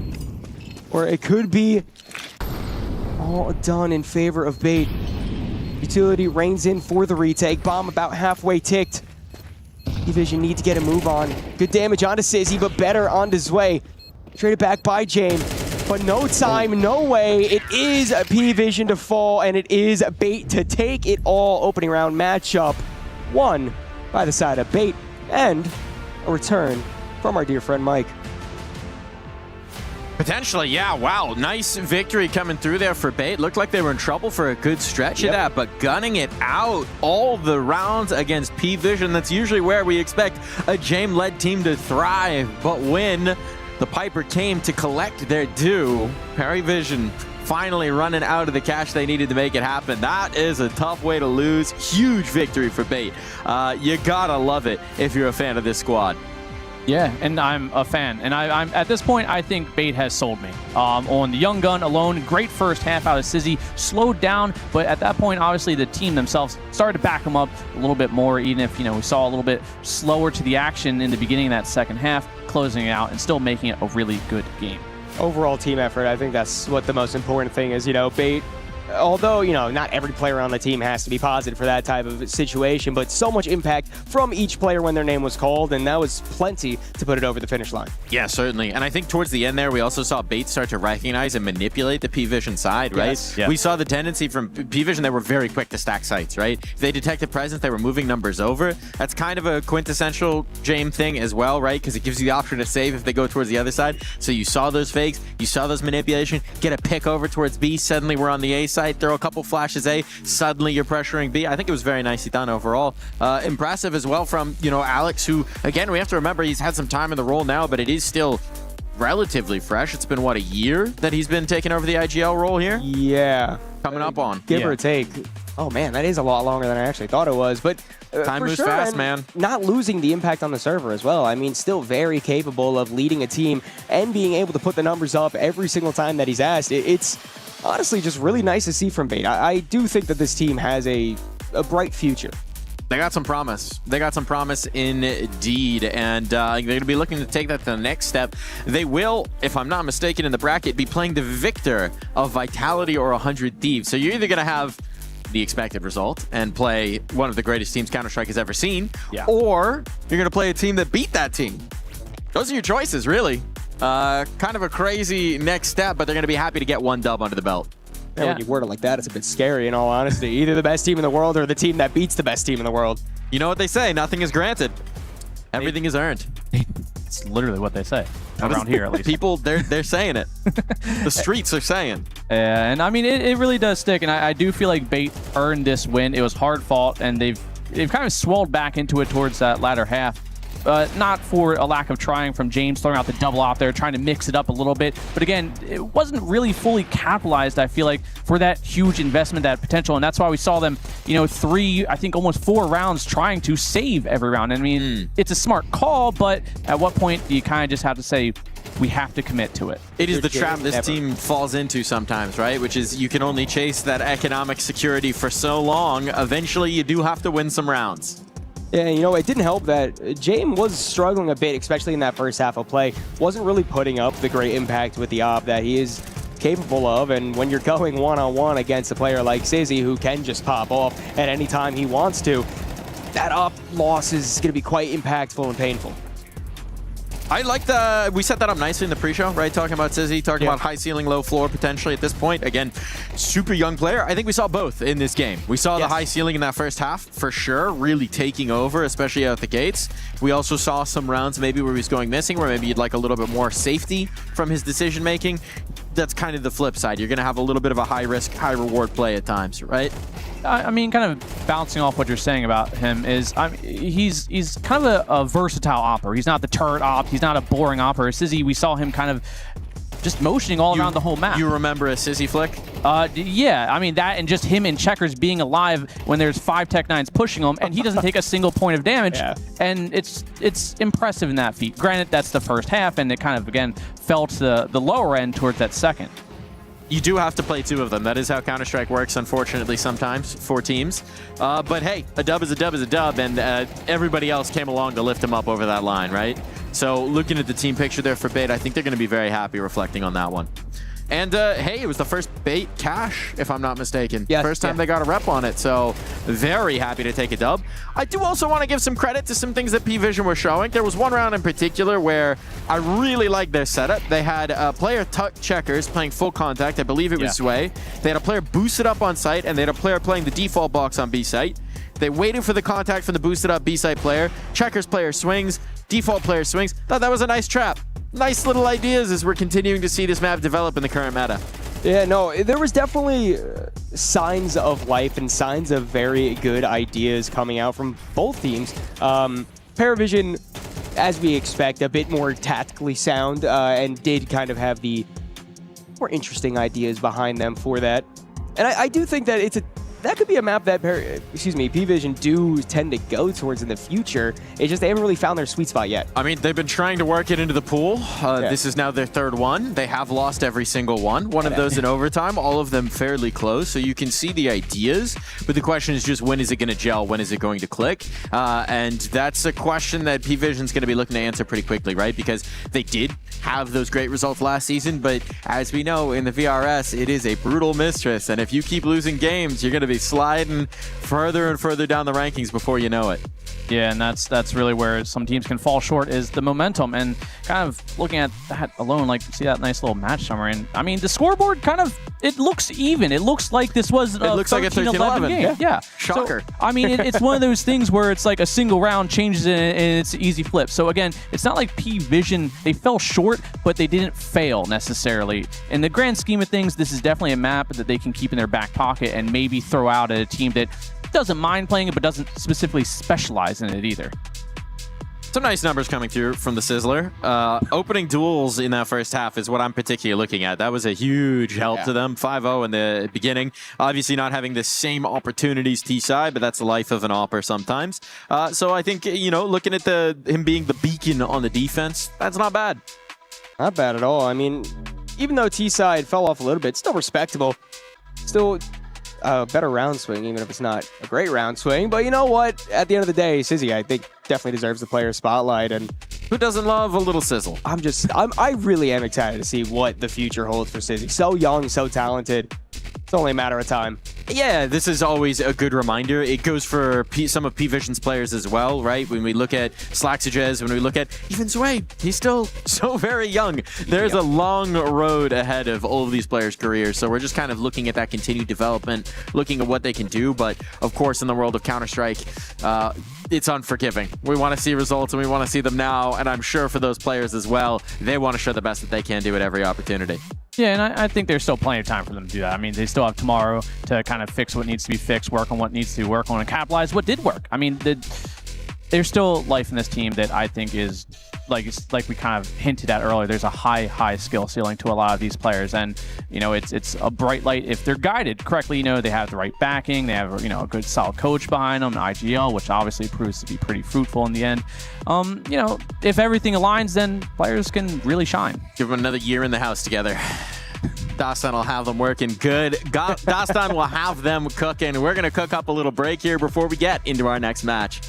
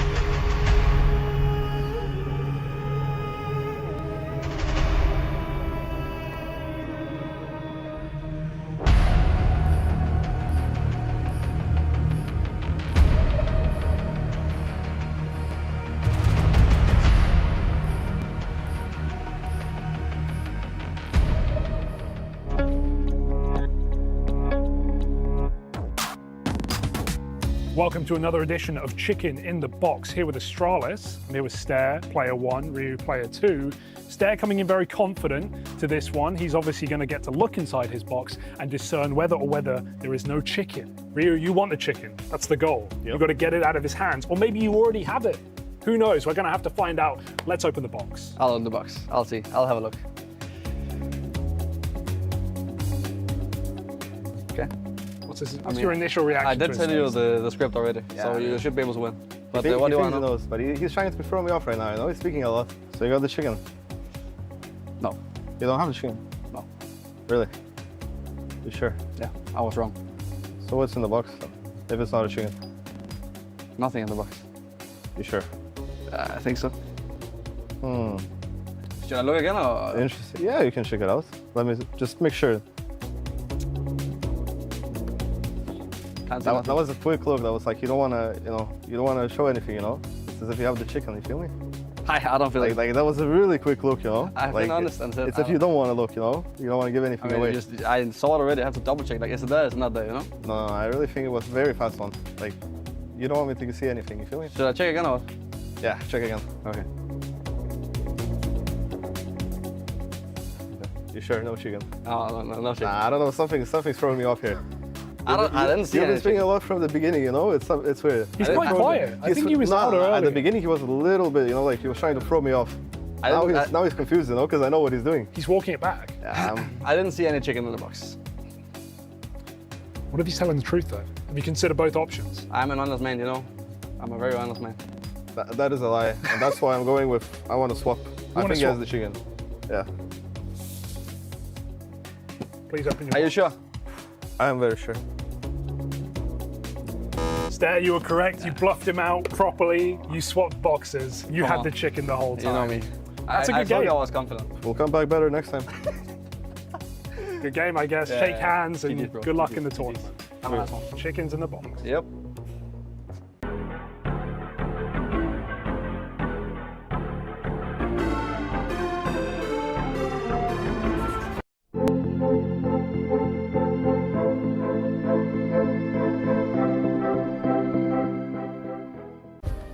Play is in our DNA. Whenever we let it out, it becomes our superpower. Now imagine an entire city being built to supercharge it. Kadir City, powered by play.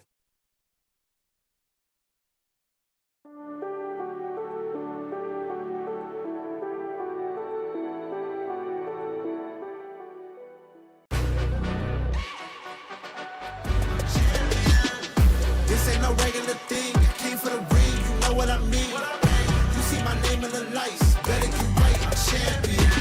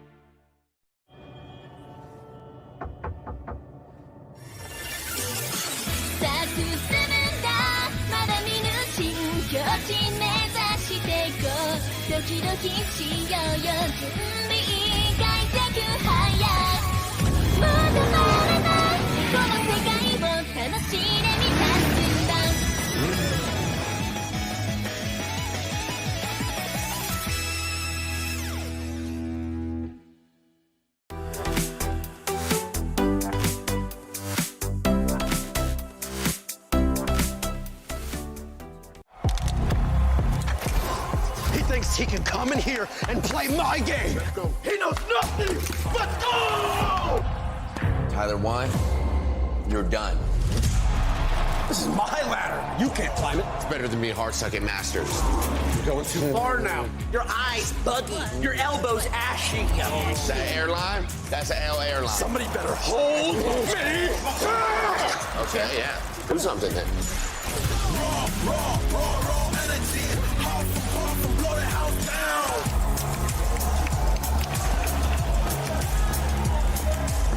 You look nervous. You look short. Everything's good? Mm-hmm. Fight.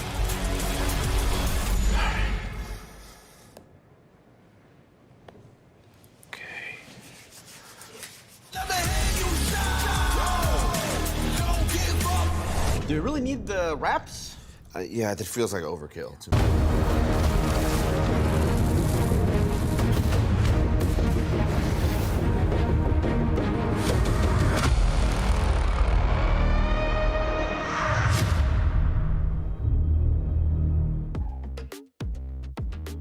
Welcome back to Counter-Strike here at the Esports World Cup, where we've got a game between Astralis and mibr.los about to kick off. So welcome back to the desk here. I am once again joined by Buckethead and All In. First game in. Got your feet wet. Yep. How was it? Good. I mean, a great matchup in general. It was very close throughout the entirety of the matchup for the most part, besides a few slipping back and forth from each team on each side. But 13-11, I think that's a great way to start off your campaign, and I don't know, I feel great. I'm just happy we got to see Cash, realistically. Whether it may be the only time I get to see it, maybe there will be a flourish again, if we're ever so lucky. I gotta say, I'm genuinely surprised by how much Cash is getting played in the BO1s. I know I would expect it to be a common BO1 map in 6 months. I didn't expect it to be a common BO1 map at this point, but we've been getting a whole lot of the Cash. So let's dive in. Maybe we'll get another one. We've got our game between Astralis and mibr.los here. Astralis, a team that took a very interesting approach to the offseason. They seem to be in some trouble, but instead of making any player changes, they went right to the top and made a leadership change, removing Rugga as head coach, bringing in Neo, legendary player, and also going forth and retaining the services of a performance coach, Zirith, or Ursula, who came over from Na'Vi. So that is quite an addition to this team. What do you make of it, gentlemen? I mean, you know, it's interesting because of the rumor mill that was going on, saying, oh, players, you know, going this way, that way. The gentleman in front might have been implicated in those rumors. I mean, that was mostly where they come from, but I do think Neo as a head coach is so much better than maybe what people see from the outside looking in. I mean, just so much experience from that player. Once the greatest player in the world, back in his glory days of a previous Counter-Strike iteration, but still, at the end of the day, I mean, one of the smartest players that have ever existed, and I think he can elevate Astralis for sure. Damn, coming in hard with the glaze right now. Can you match up with that? No, but I will say, if you have confidence in your players and you know that there is maybe a different underlying issue, maybe a different school of thought that isn't clicking with your current roster, I feel like that is a proper play to move. Bring in someone else that maybe does have an alternate thinking. They can definitely like guide that squad to, you know, the expectations you do expect out of them. Yeah, I mean, I think it reflected in the problems that we saw for this Astralis team, which is that it wasn't anything concrete in the server or stylistically. It was that you didn't really have players playing at the level we knew they could reach consistently, and then it felt like afterwards you would see frustration, players making mistakes that they had reviewed, not bringing in the form that was expected, not making the adjustments, the kind of more leadership-oriented questions. And so you'd think that bringing in a stable force like Neo, retaining a performance coach as well, someone who's been with a lot of winning rosters. To be clear, Zirith was with Na'Vi through their win, including their major, was with ENCE during that surging ENCE team, so somebody who does have a lot of respect within the scene. You would hope that that could help these players be more consistent, be the best version of themselves more consistently on stage. And, you know, coupled with a player that I think is very consistent on Astralis, and I'm also going to glaze a little bit, Stare. Let's get in there. Dude, I think Stare is... We got an Astralis fan on the desk right now, and you're not even Danish. No, dude, there's something about the combination of this team right now and the addition of Neo that is just making me excited for the future. There were very present glimpses of hopes in Astralis when they, you know, made this lineup come together. It quickly fell off, as we know. But I do think that this is the structural right change to try to go for. And talking about consistency, like I said, Stare, if you can make him even more consistent than he already is, have Hooksy bust up and level a little bit, Ryu, Fozy, I do think that there's an interesting world ahead of them. Yes, indeed. I mean, look, Fuzi, we loved him in North America. Yes. Wildcard action. But looking at the other side of the coin, we got mibr, newly with the Los on the end of their name, in a jersey that, frankly, evokes an old Astralis jersey to me. That one is a reminiscent colorway, shall we say. But with the new digs, they're hoping to be a fully new team as well here. Yeah, I mean, first off, the jersey's all right. I mean, okay, we're not doing a fashion review. We'll leave that alone. But talk about the men in the jerseys right now, because they did make a change, right? Klim recalled from his loan over to, well, now the bench of G2's academy. So not sure what's going to happen there. But bringing in NQZ to fill that op role, what do you make of it all in? I mean, mibr is one of those weird rosters where like we see really good things coming out of them, and as of recently they have been pretty good towards the star ladder performance. And I mean, past the op, I mean, I don't know, I feel like I don't want to get my hopes up on a lot of things when it comes to this squad, but I'm all right with it. Can we just say NQZ is a good player? Yes. I'd say that. 100%. Good player. Yes. Exciting player on Pain. Chose to bench himself. Some personal circumstances, my understanding.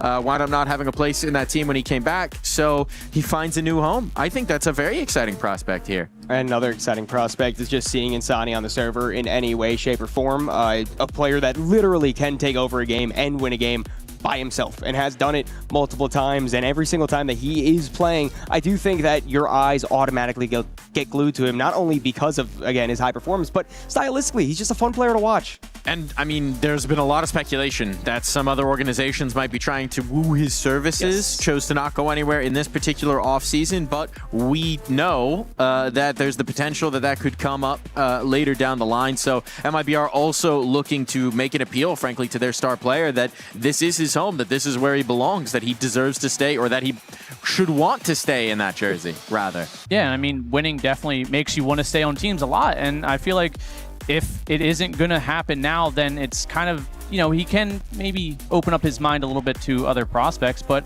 you know, the faith in the roster, I think, should be there for him. Maybe.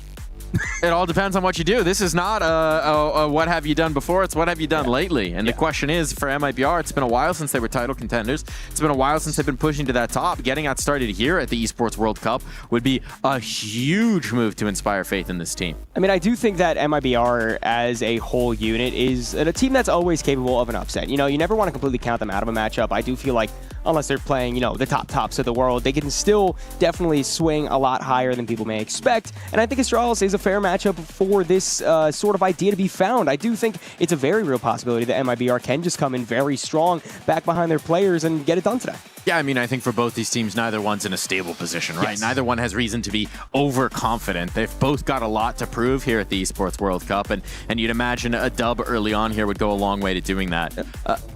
But now that we've got some time, we have the words from somebody over on that mibr side. It's the newest edition. It's NQZ. It's great to see NQZ back inside the server. This time with mibr, you've had a couple of events with your new squad. Tell me how comfortable you're feeling so far. Still adapting myself to the team structure and also speaking English. I think it's the biggest challenge for me right now, but at each day I think like we are evolving as a team, and I'm evolving as a player, because the boys are so friendly, so nice, and the environment now is so good to be in. So I'm really happy, and things are starting to get a little bit better for me. And if we're looking specifically at playstyle for you and the kind of playstyle that mibr like to employ, what's the biggest difference versus your time back in Pain? I think like they have way more structure than Pain in some way. Like they like to do way more set things than we used to play in Pain. In Pain, I feel like we play more loose, if I can say like this. So maybe it's because Linus is from Europe system, I don't know, but it's really different in some way. And in the beginning it was like not too much, but it was like really different for me because they have so many things with different names. But right now it's getting better, so I'm really happy. Let's talk about your first opponent here, Best of One versus Astralis. What kind of state do you feel Astralis are in right now? I don't actually know, to be honest. The time that I had off, I was not really watching them a lot. And right now I feel like they have good players, but they are maybe kind of on the same spot that we are right now, trying to get there and trying to fight for spots, because I think right now VRS counts too much, and all the wins that we can get here, as further as we can go, is going to matter for all the teams. So yeah. Very excited to see this one get underway. That is mibr ready to take to the stage at EWC. It is indeed. And as somebody with a vested interest in more Oppers being able to speak English in the Americas region, I'm a huge fan of NQZ getting used to calming in that language. No ulterior motives, no thoughts towards the future. Reminder as well for NQZ, he is just 21, still a young prospect himself. Showed some nice form at times over on that Pain team, playing in a different system here, a more structured system under LNZ. Maybe we're still looking to see him show that top form. I think it's definitely possible considering a change in system. You know, we do know the levels that he's able to hit, but again, as he said in the interview, he's very used to a loose system, something that isn't super, you know, priority in terms of strategy, just kind of going with what it feels right in the moment. So under LNZ, maybe a new ceiling can be unlocked. Maybe. I think our eyes are on both these Oppers, right? Because if we look to the other side, Mr. Worldwide, Fuzi, the man who's played in just about every region in existence, also has a lot of question marks around him. Had some really hot starts early on in Astralis, took over some series, took over some events. Haven't really seen that lately, and we're wondering if he can get back to form here. I mean, I think that the form is for both teams at this point. Like you said, I mean, obviously, NQZ finding more comfort, but... Oh, no more cash. Sorry. Again... Yeah, sad. It's not. Sorrow. But it's a map everyone hates. But I love it. No. I mean the map that's currently about to be played. Oh, Inferno. Oh. Yes. Yeah. Well, that one maybe, perhaps, indeed. Some thoughts on Inferno? Take it. How do you love it? I like it because I'm a B anchor and I just throw utility all day. So do you like watching it? Watching it's a completely different story. It's very straightforward. It's kind of boring, and I feel like you've done everything you can for this map. But we got to sell it now, so what we're going to say is it's tactical, it's utility-based, like it's all about team team play, all about the rotations, the timing, two things that both of these rosters need to make sure they're all buttoned up and on the right page for. Yeah, and with the structure change, with the language change, the CT side can definitely be a bit difficult when you're trying to make sure the rotations are coming in, when you're just trying to communicate about what exactly is going on and where the defense needs to be structured towards. So for the side of mibr, that might be a struggle for them, although I do believe they have a decent bit of games under the new roster now, so hopefully those issues are ironed out. All right, I'll ask you, gentlemen. We'll go towards it. Predictions. Who do you think's going to win?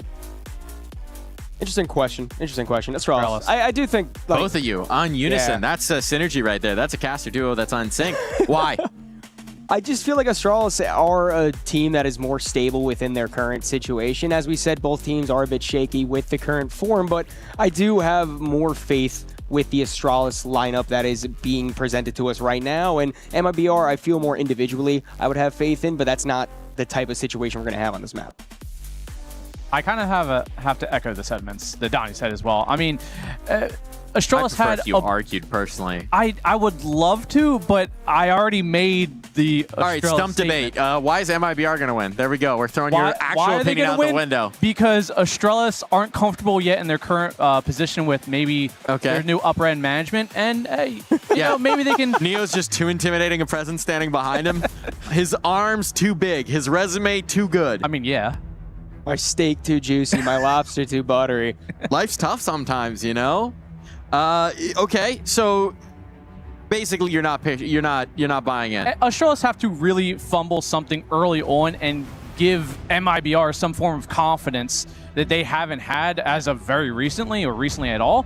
And I mean, then is it going to be a close game? Probably, but I still really do just think Astralis have what it is to take this BO1 pretty flat out. Credit to mibr though. I will say NQZ on the op. On the CT side of Inferno. Difference maker?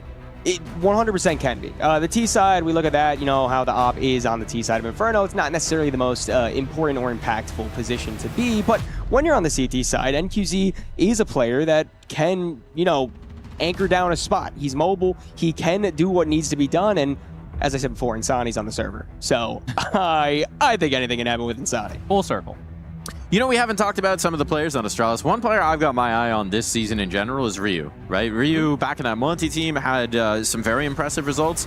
It's been a little hit or miss here in Astralis, and I'm hoping that the leadership change, the change to structure, the emphasis on maybe improving consistency for this team could do him some wonders, and we could see that good Ryu that we know exists a little more often.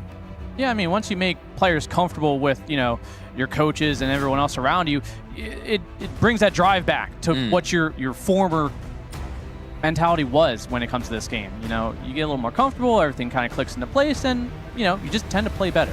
And I mean, hey, if there was ever an event for a guy named Ryu to do well at, it'd be the one where we've also got the FGC present. Hey, a little like Hadouken that. down banana. Dude, I mean, it's possible. And also, I mean, we can only speculate because we don't know the full truth, but No, you have to declare things confidently. I'm going to declare it confidently right now. The mental on Astralis from the previous season wasn't the best what was showcased outwardly, you know, and that can be very impactful for a player that is switching into a different team coming in. The mentality just isn't exactly perfect for the time being. So hopefully with the upper management changes and with the player talent changes, that can be a very, very driving force for Rio to return to form. Well, we'll have to see what happens. It's time for you gentlemen to speak confidently. It's time for us to hop into the server, and it's time for me to jump off this stage. And it's time for Inferno. You said some very mean things about it, but I love this map. I think it's always a classic to watch. I do think exciting matchup will be underway. Both thinking Astralis can take it, but only time can tell as they are starting on that T side. And look to want to storm up smoke and top mid. That will block out any view from what exactly they're planning to do. Stare close to that half wall. Utility going to miss him. Should have heard both players, however, tries to peek into the dual brothers of Insani, but the flash catches him off guard and a bit of a reset for both teams. Good burst of utility, but nothing really coming of it. The nades, the flashes, all just comes down to a stalemate still. 4-5 players packed up in Banana with maybe one kind of lurking around. As they start progressing their way up, LMZ holding firm with a flash in hand, waiting for any form of contact. But they're going to call it off. They're going to cancel it, as it does seem like Astralis want to maybe switch it up. A classic push and pull of Inferno. You need presence from everyone, everywhere, all at once. But as the round starts to dwindle past the halfway point, Bracket is what wants to be controlled by Astralis. No one holding there aggressively for the CT side, so it will be free property to take a hold. Smoke goes over into Moto. You have to imagine the hit will be coming in. Ryu, a nice headshot, opens up the site just a little bit, but still two more CTs to try to contest with Venom Zera next to fall on QZ. Soon to do the same. 2v4 as a retake can be thought about, but a very difficult sell to try to make MIBR feel confident about going for it. I mean, the man of the hour that you pretty much declared, I feel like, right? The GOAT. Yeah, the GOAT, the one, the only, Insani. Left in this position with LNZ kind of spread apart a little bit. They're going to poke and prod, but nothing really going to be coming of it. We'll just, never mind. A little bit of a out-of-place player there as LNZ, and now I think this kind of, they might speed it up a little bit if they have a chance, but time ticking away, but it is going to all come down to a nice T-side pistol round, but not for a lack of trying. Yeah, taking away the armor of the T's there, doing as much damage as you can. Ultimately, you know the round is going to be lost, but whatever damage you can get, bountiful, plentiful, it is important. Now Astralis get to have a bit of money farming time. Really nice headshot to open up for Ryu as well. Concise push onto the site, very confident play out from Astralis, I think is what's most important and what put it over the finish line, even if Insani and LNZ were able to clean up a little bit towards the end. Yeah, good spacing on that take as well, and we do see Astralis forcing back into this. Mac 10s and Galil's 3 Mac 10s to be exact here. Good utility. IBR, they're firing right back with, I would say, pretty much an equal buy, except Venom Zero on the 5-7 might actually give him an advantage in this scenario. You never know what that gun can do.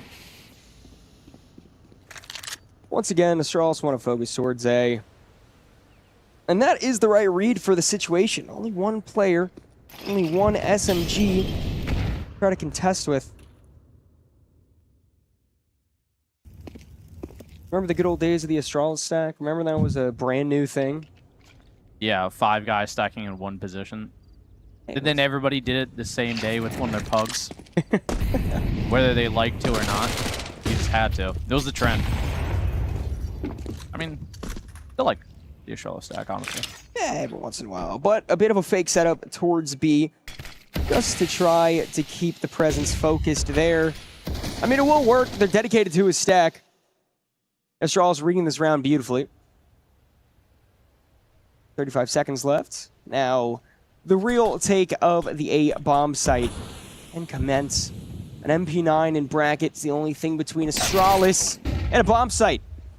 As that body hits the ground, it is the bomb site they will take.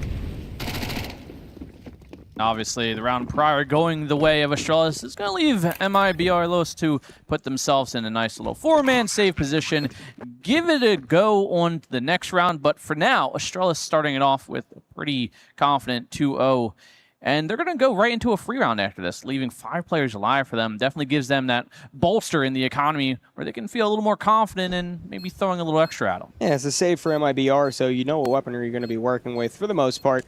They can assume that a Force Buy was in play because they got an MP9 kill over on the other site. Maybe they could sense out that a stack on the B bomb site is where the CTs are saving at.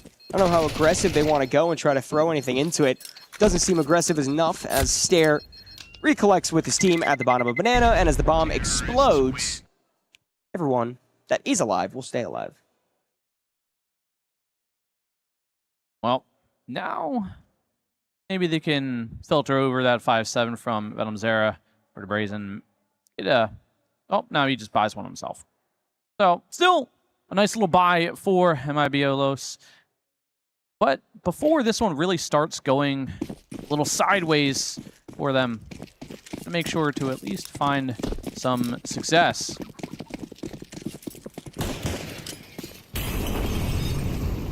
Delayed utility towards Banana. LNZ biding his time. Aiden towards Logs will not do any damage onto anyone. And Sani boosted up with that FAMAS can make quick work of Fozy. Opening kill in favor of mibr. Very important. You want to try to make everything out of these weapons that were saved in the previous. Collect as much money as you still possibly can early in the game on the CT side. As we know, economic struggles are quite common. What an angle on that FAMAS. I thought it was a view model first when I got scared. Thought it was for a second too. But instead it's just Insanity boosted up here and might be granted a little bit an on the headshot, but no. Starry gonna push forward. Glil Toe fires off some shots, and that's Insanity out of this round. Back to a 4-on-4. Full execute swinging in here. It's just gonna be LNZ. The MP9 posted up towards first Banana. He gets one, but he's done. And it's a 3-on-3 retake. Stare gives his life up to make sure the bomb site is in the firm hands of Astralis, although Venom Zera still wants to try to do some damage before that bomb gets planted. 5-7 spraying in through default. Bomb is moved, so we got a little close on a Hooksy there towards the end of it. The bomb planted, not too much of a worry. You have to assume the save's going to come in, especially for that FAMAS. And Venom Zera will be left to try to collect whatever he possibly can, whatever scraps are thrown to the Wolves. Kill on the Hooksy could be nice here. But he falls back too far before Hooksy even swings out to try to escape. 3 rounds on the board for Astralis in quite a confident manner. Yeah. Isn't it insane you could live in that spot now? I was just going to ask that. It's like, that's insane. It doesn't quite make sense. But, you know, CS just does CS things sometimes. But firm handshakes and fist bumps there onto the T side as Astralis confidently taking these first 3 opening rounds. mibr not really having much to say about it. A few picks here, a few kills, but overall, it is Astralis kind of in more than just the driver's seat there, in full control. And the op-out for Fozy, and QZ also finding his. The op head-to-head, as we mentioned, will be important for this matchup. A very nice grenade down Banana, but it doesn't stop Fozy from trying to get aggressive. And another one brings LNZ down so low. Forced to completely give up Banana. A Molotov will delay Astralis for a moment, but not for long enough. Still gonna have a nice foothold in the B extremity. Now they can focus elsewhere. Try to get some pressure in towards the bracket, towards the A bomb site, keep the CTs on their toes.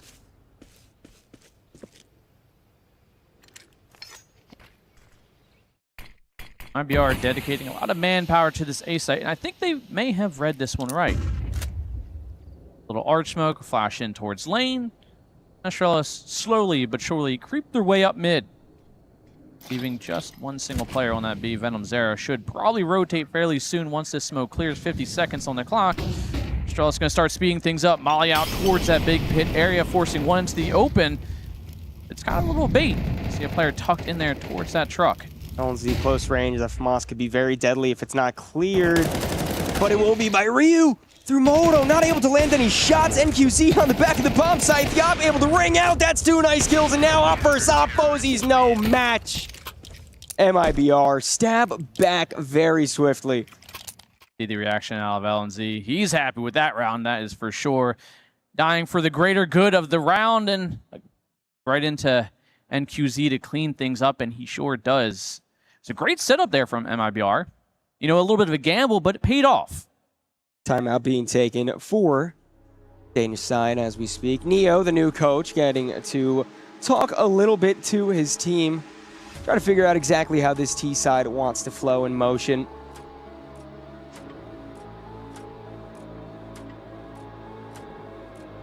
What do you think the win condition here is for mibr? Is it NQZ carrying and Zani maybe carrying? We're just having a good CT side half start with that op. I think a win condition can be allowing the firepower difference to kind of show. Not saying that Astralis necessarily has poor firepower on their team, but as I mentioned, I think a lot of mibr's strength comes down to individual plays. LNZ being added to the team obviously does make a tactical level that wasn't necessarily present previously. But I do think, I mean, Insani and NQZ, I'll say it till my face turns blue, those are the 2 key pieces for this team. Well, this round should help prove that. As Astralis to bring out the rifles. No op! Been a little kicking around. This is it, mibr need to strike back or things turn into complete chaos for them. Playing a little bit slow with still a minute 20 on the clock. Astralis don't really have much map control, but probably par for the plan as the utility is starting to just chip away on both sides. NQZ smoked off the angle over towards Arches, and again, Astralis favoring that mid position, but not dedicating all the force there just yet. Still lurking around towards that banana position, feeling things out, trying to maybe find a gap in this armor. Bomb headed towards the B bomb site. Molotov stops them in their tracks for the time being. Double set up towards CT. One player boosted. Could have caught Astralis off guard if they decided to go towards that direction. But instead, back to old reliable A bomb site. Once again, utility indicates the hit will be coming through. Powerful position from the apartments. Oh. And NQZ narrowly misses. Ryu pushing through the smoke. The timing could be perfect, but instead it's Venom Zera. Able to at least find 1, 2 traded back for the side of Astralis. Low HP on all these players. mibr, although a difficult bomb site to retake, NQZ ripping a head off can make it just a little bit easier. Stare and Yabby doubled up in the back part of the bomb site complex. Yabby tucks in pit. Oh. We'll get the better, taking him in by LNZ and NQZ. Of course, the player to end it off. A 2K for him does allow mibr to continue on their trend upwards. I feel like if NQZ is going to have the impact, it's got to be on the CT side, where that op can really have its full potential. Like you said, D side, Inferno op, yeah, you know, you can kind of do without it. And, I mean, your opper's in his prime right now at 6-1. Got to keep that momentum going for him so it doesn't fall to the wayside once his side flips. Keep it going for him. Keep that confidence flowing. Keep the rounds going, too. Easier to keep the rounds going when the enemy team is on a bunch of pistols. Sure is. Which is exactly what we see for Astralis. Just a couple of deagles, mostly Glocks left to work with. Stare could have had a chance to get a very important opening kill, but instead NQZ gets the easier shot with the scoped rifle. They should have plenty good idea that the money has fallen out of favor for Astralis. Although Ryu at least able to even up the numbers. Yeah, finding a pick there on Venom Zera. Over towards Library side. Shot across the entirety of A site as NQZ nails another one. He finds first 2 in the round. Don't want to re-aggress, doesn't want to overcommit because he knows he's got players probably coming up in towards that lane position. Ryu taking some nade damage. M4 eventually to finish off. USB pulled out from NQZ, but he does fall to the Glock. Op recovered, and it's a 1-on-3 here. Your Fozy and in a 1-on-3 is the best weapon you could wish for. Say an easy situation, but maybe a timing could be found to slip towards that B bomb site. Insani falls back, knowing the possibility is there. Surely Fozy's just going to be locked out over towards A. LNZ tucked and waiting, peeks up, spots the body. Fozy trying to wall bang, not quite able to land that shot. Is going to reposition, re-peek, but LNZ is still trained on his angle as we get tied up. 3-3 early on, and what's your final scoreline, you think? I know we both kind of agreed pretty firmly that Astralis, but what are we talking as overall? 13-8, 13-9. I don't think it's going to be a blowout by any means. I hate to say this again, but I agree with you. I'm just an agreeable guy. What can I say? True. You are, Donnie. You sure are. Early utility dump towards Banana once more, as is the common trend. Venom Zera takes a peek down towards mid. Finds nobody. Looking his general direction anyways, but now a little bit of an about face from Astralis once more as they favor and lean heavily into that A site towards top mid and apartments. 8 out. They're able to avoid having to land directly on his head. Has to fall back. Plenty of utility has been used towards Banana for the CT side. Molly at least prevents any aggressive peeking. At least for a moment. Fozy had the angle lined up, wasn't able to pull the trigger, however. A nice angle. Puts MIBR up 2 players. Astralis look a bit lost in the moment. They don't really have much to work with. LNZ blows the smoke just to bait out a few shots. Fair's position known.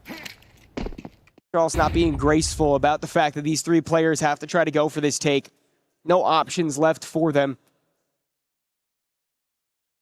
There lies in pit. A player lies on top of the site. 1 for 1. Venom Zera has a chance to completely quell the fire that Astralis tried to put onto the bomb site. 1 is good. And it's Sonic gets the second, which is even better. And it has just been a flood of rounds here for the CT side. MIBR getting themselves into their first lead here in this best of 1. You know, it's NQZ is not disappointing currently. 9-2. Really kind of holding up the team on a pedestal at this point. And I don't think he's going to slow down anytime soon, at least. Favorite part about MIBR is how loud and emotional they are. You can tell the emotional investment is in there. I think that's a common trend with South American teams. You know, there's just so much passion within the game and within their team, within their teammates. It is really good to see. It's genuinely the love of the game, you know? 100% have to agree with you. I mean, I rarely have heard an MIBR roster ever quiet. And I don't expect this one to be either. Another slow and steady round. Smoke towards it as Insani goes for the check, but he might get run down by the Tech 9. Finds himself a quick 2, and it's LZN with the support roll swinging. M4 spraying himself 1, and it is going to be a 4-on-2. 2-man advantage for MIBR, but the bomb still in tow for Astralis. Very good positioning from LNZ to be able to get the trade kills there. Again, it is just pistols for Astralis, so par of the course. What we expect. Any more damage that is done could be nice, though. The economy is starting to build for the CT side. It's not out of control by any means quite yet, but quite a pretty purse on NQZ and Insani. So in a world where Could at least find one more, maybe even get onto the bomb site. 20 seconds left. Molotov's going to block the push for the time being. NQZ far ranged, playing in dark with the op. Misses the first shot, but LNZ surely is baiting perfectly for this spot. Finds the bomb planer through the smoke, and Yabi makes the noise, dropping down in front of the CT. LNZ trying to get a knife kill. It's the most serious look I've seen on someone's face ever while they're trying to get a knife kill. Yabi allowed to live. mibr continue to push on forward. I will say, you know, during the interview, NQZ expressed that it's quite the shift speaking in English for team comms, and we were speculating maybe that could play a factor within the team's capability to properly communicate everything and make sure that the structure of the CT side flows well. Doesn't seem like that at all. No. Seems like very comfortable and playing off each other very well. I mean, the team chemistry that is being shown, it seems like everyone is on the same page right now for mibr. I mean, you said, you know, more structure, happier with a general squad he's currently with, I would have to assume, in comparison to what we saw with Payne. And, I mean, you know, like I kind of said earlier, once you make your players happy and you kind of get them into a comfortable position, they just generally perform better. And that's what we're seeing right here. It's the fruits of the labor and the performance he's putting on right now at 9-2. And, I mean, it's not from a lack of performance from the rest of the squad either. It's just, right now, he's the guy.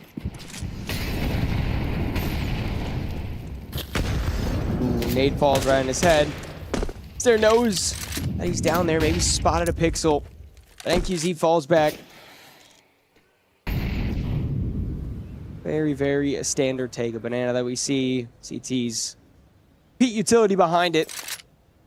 But it will allow a gap for Astralis to push up, take the control, keep the CTs on their toes.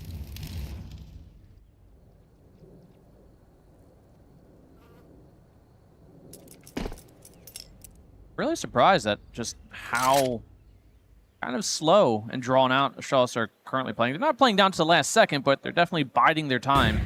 As, oh, nice timing shot there from NQZ. Catches a flash, but still gets the kill.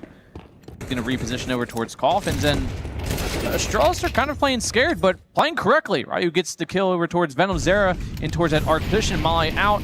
Ryu gets kind of pushed into a corner, and LNZ swings back in over, tries to support. Good timing there, finds another full flash, and the trades are coming in, and it's Ryu still just finding a second. Molotov out towards LNZ's position. Barely evading, taking damage from it, but Stairs swinging around. Does eliminate him from the round. NQZ, the Opper, all the way on the wrong side of the world, is the only player left between Astralis and finally claiming a round back, and NQZ doesn't seem to have much of a motivation to try to go for this round. Keep the op alive. You're going to have to do a drop in the next round anyway, so as much money you can keep in your purse as possible. It's always good. Plus, you don't want to give Astralis an op. And finally quelling the storm of mibr, 5 rounds straight. Now, bring it to a little more reasonable 4-5 scoreline. The money starting to hopefully float towards that right direction if they can capitalize off the follow-up round here, but mibr still a comfortable bag of change left in their pocket. Sounding the only one really hurting. Not as much as that chicken, but easily be dropped over by the rest of the squad. Poor chicken.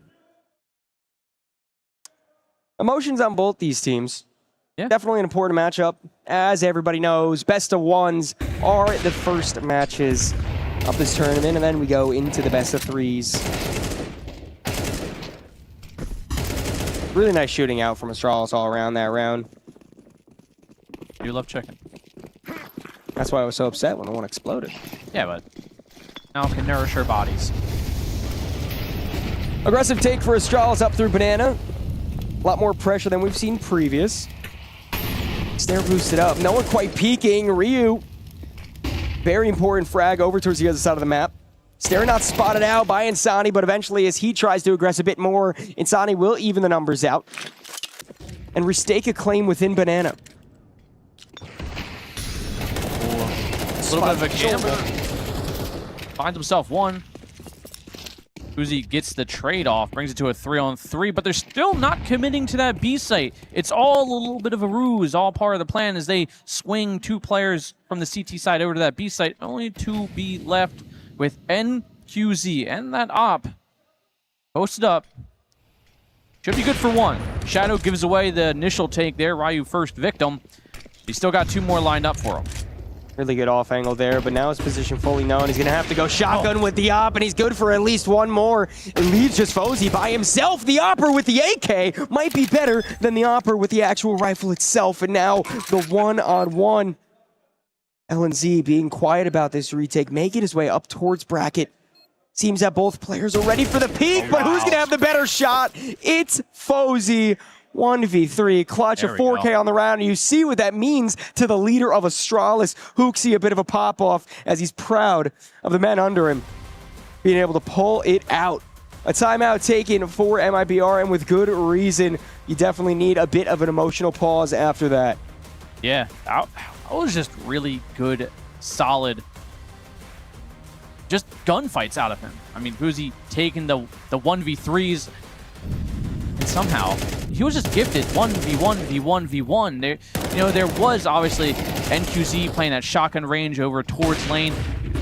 He did all he could, obviously, gets that kill towards Jabby, but Boozy just dropping the bodies when you really need to call upon him and capitalizing. We're up 5-5 now. mibr,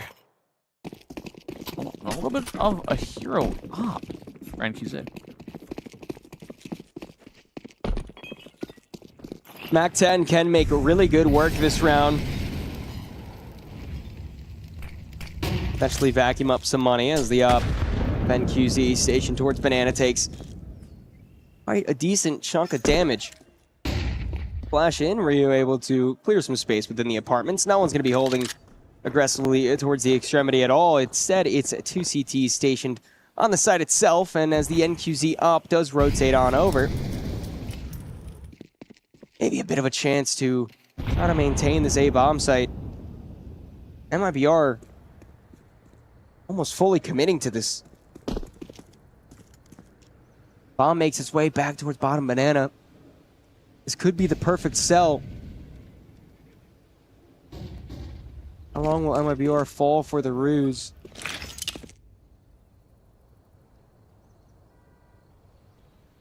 Does seem like they're still going to feel it out here, and mibr getting a little bit jumpy potentially here, as it looked like they were going to make the right call there and standing firm. NQZ, that hero up, brings at least one his way, but still at a man disadvantage. Not sure if he spotted the shoulder there, but we'll backpedal towards the B site as Insanity posts up towards Dark Deagle in hand, finds the first one towards Star. Looking for more. Somehow Javi gets the kill. Boozy finds the op kill, and NQZ 1-on-2. Still going to give it a go. Not sure, there is no kit down, but he's in a good position to maybe catch one off. Yeah, but I'm just not too hopeful for the prospect of a retake there. We all know how hard the B-bomb site is to retake, even with numbers being even, much less with a player disadvantage and you being the only one left alive. But was worth the effort as we do finally reach the last round of the first half, and there's plenty of money to invest into it, so no harm, no foul. Close game here. Does seem like mibr, after their flood of rounds, the storm has subsided for now, and Uzi finds the shot and the kill on Insanity, giving that early man advantage to Astralis once more. And it seems like if it's not NQZ finding something going here, mibr hard to capitalize on anything.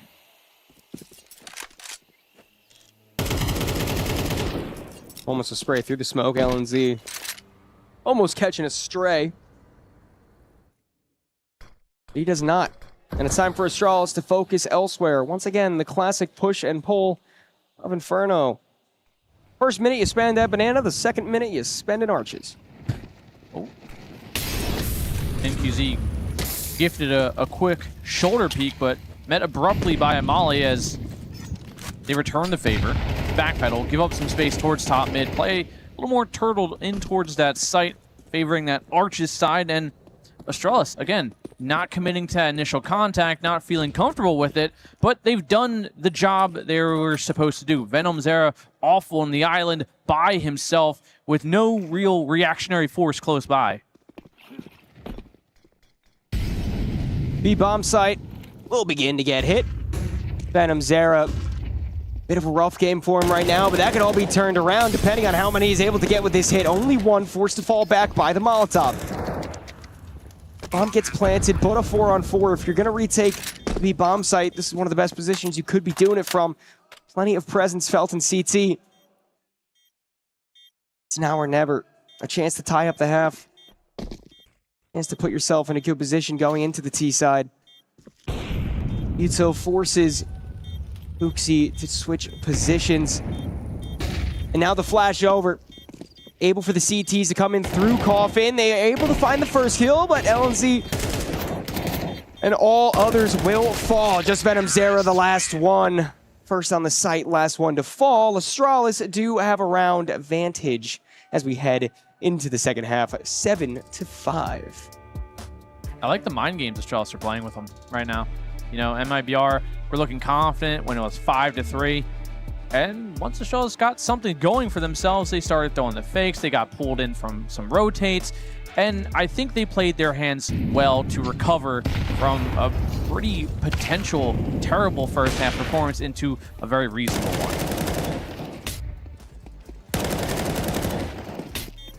It was a good attempt at the retake, too. I mean, at the end of the day, just positionings from Astralis were better than the retake attempt, and the shots just did not fall mibr's way. We're going to have to see how it continues.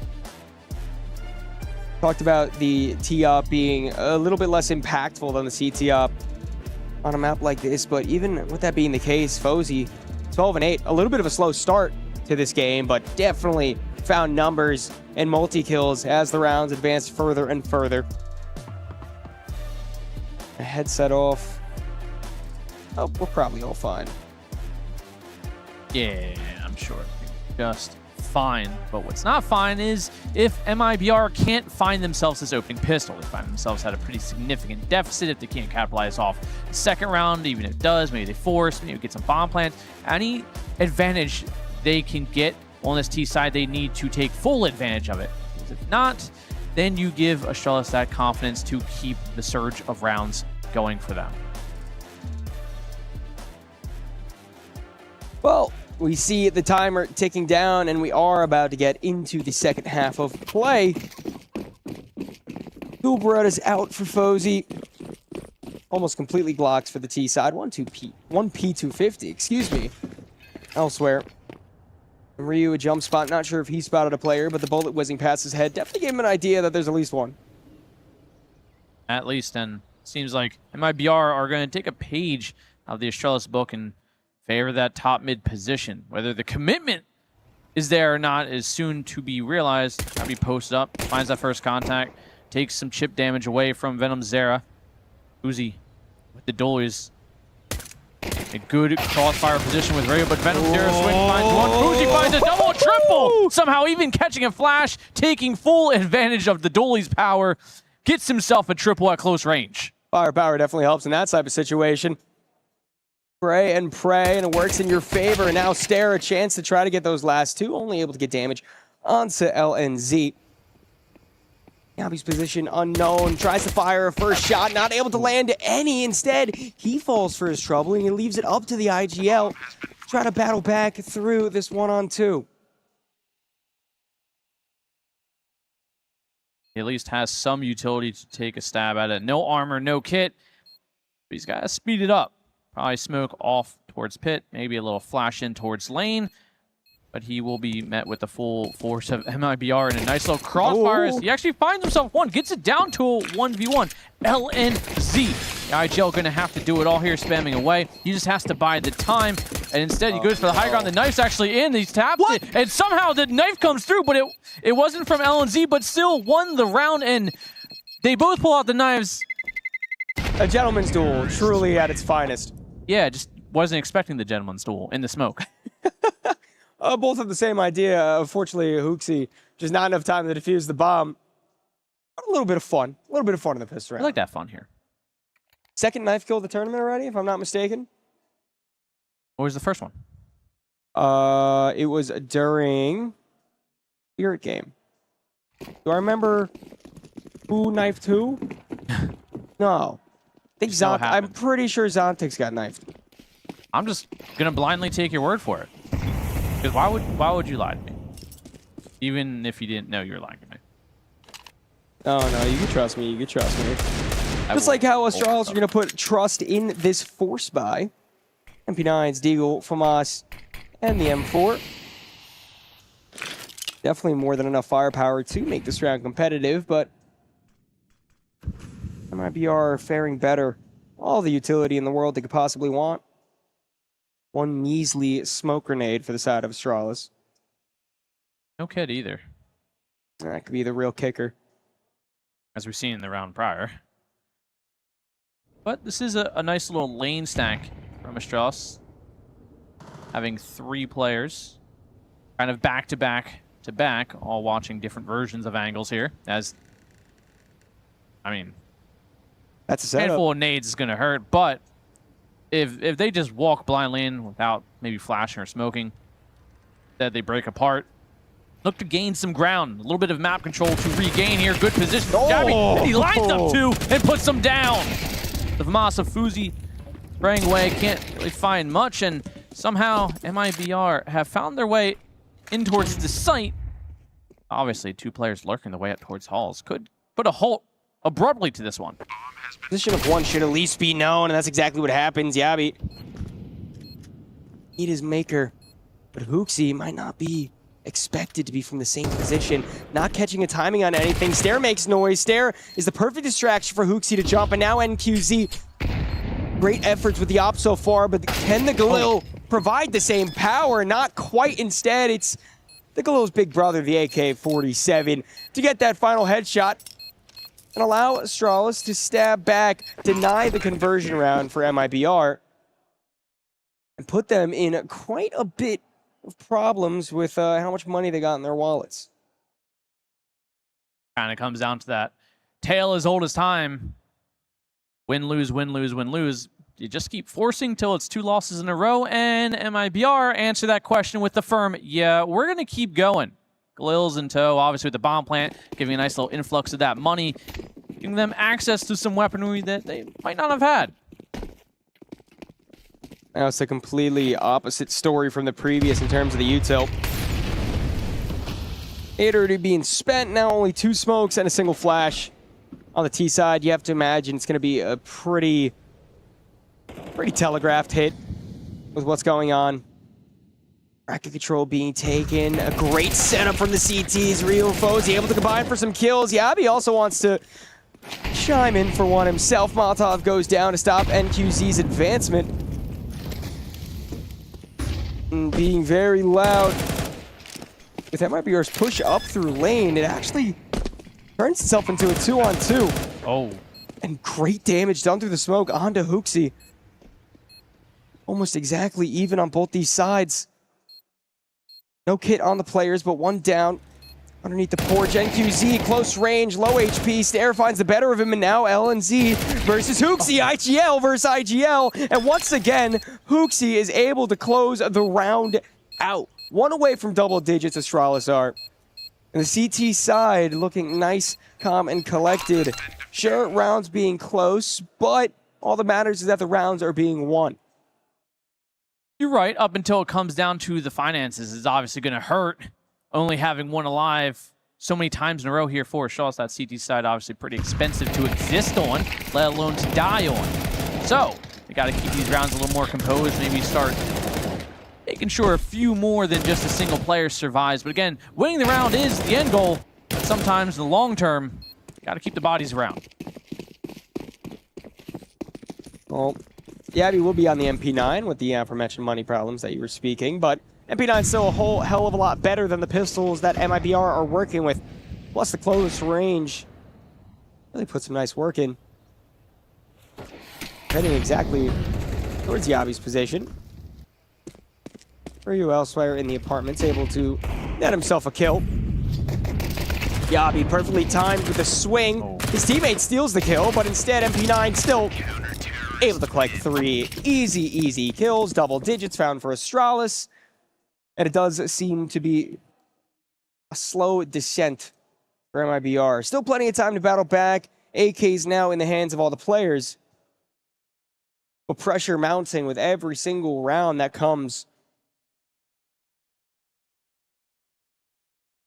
That part is, with rounds as close as they have been, the people who are struggling tend to stand out a little bit. Venom Zera not really having the impact is really asked of him. On both sides at this point, early nade damage actually goes out towards him. Currently sitting at 5 and 11. He can just find a little something early on, whether it's some additional damage or even a kill. I think MIBR have the firepower backed by the rest of the squad to definitely close it out and take some rounds away.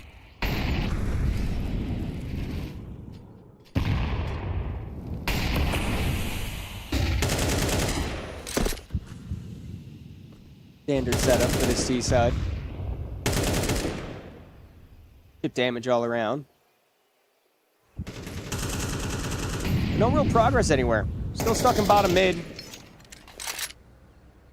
Seems the prospect of banana coverage is interesting towards them, so they will make their way up. All 5 snaking along that wall.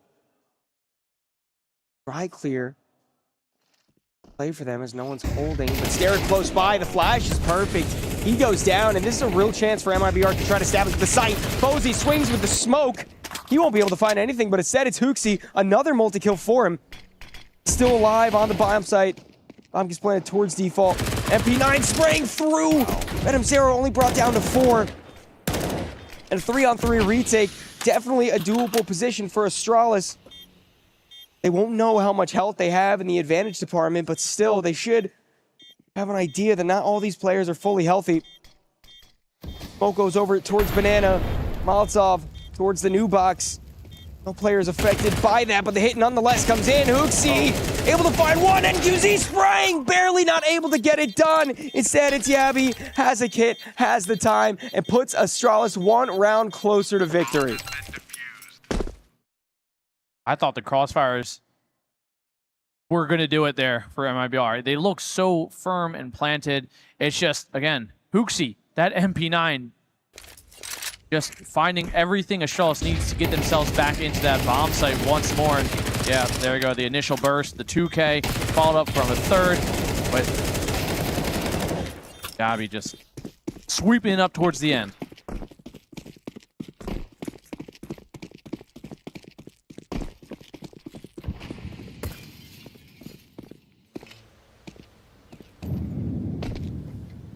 MIBR pistols once more. The story of a lot of this map for them, it feels like. The exception of the beginning of the first half. Definitely better days have been seen by this squad.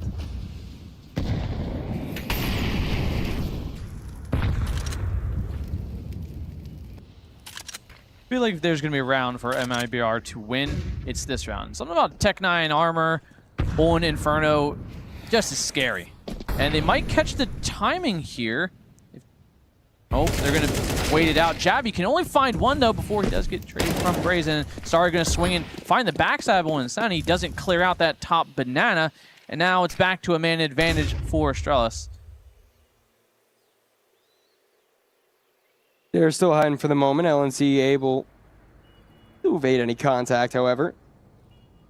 Very interesting spread for this T side right now. NQZ not expected, and bomb site now under their control. As Ryu has went back into the apartments. Maybe a timing that MIBR won't be ready for. An angle they won't be ready for as well. Rotation comes on in. 2 players focused towards lane. Contact initially made. Molotov in the pit, burning alive. NQZ is going to have to take the contact. The Tech 9 tries to get it done, does good damage onto 1, but nothing else to fall. Stare closes it out and allows his teammate with the kit to get that defuse. Match point found for the side of Astralis. Only saving grace here for MIBR is the money. And the timeout they're taking. They still have those left as well in spades. 6-round difference means Astralis are rolling 6 match map points in a row. MIBR have to play flawlessly just to get to OT to hopefully get themselves a victory. But things are looking bleak, and Astralis are just playing up to a different standard right now.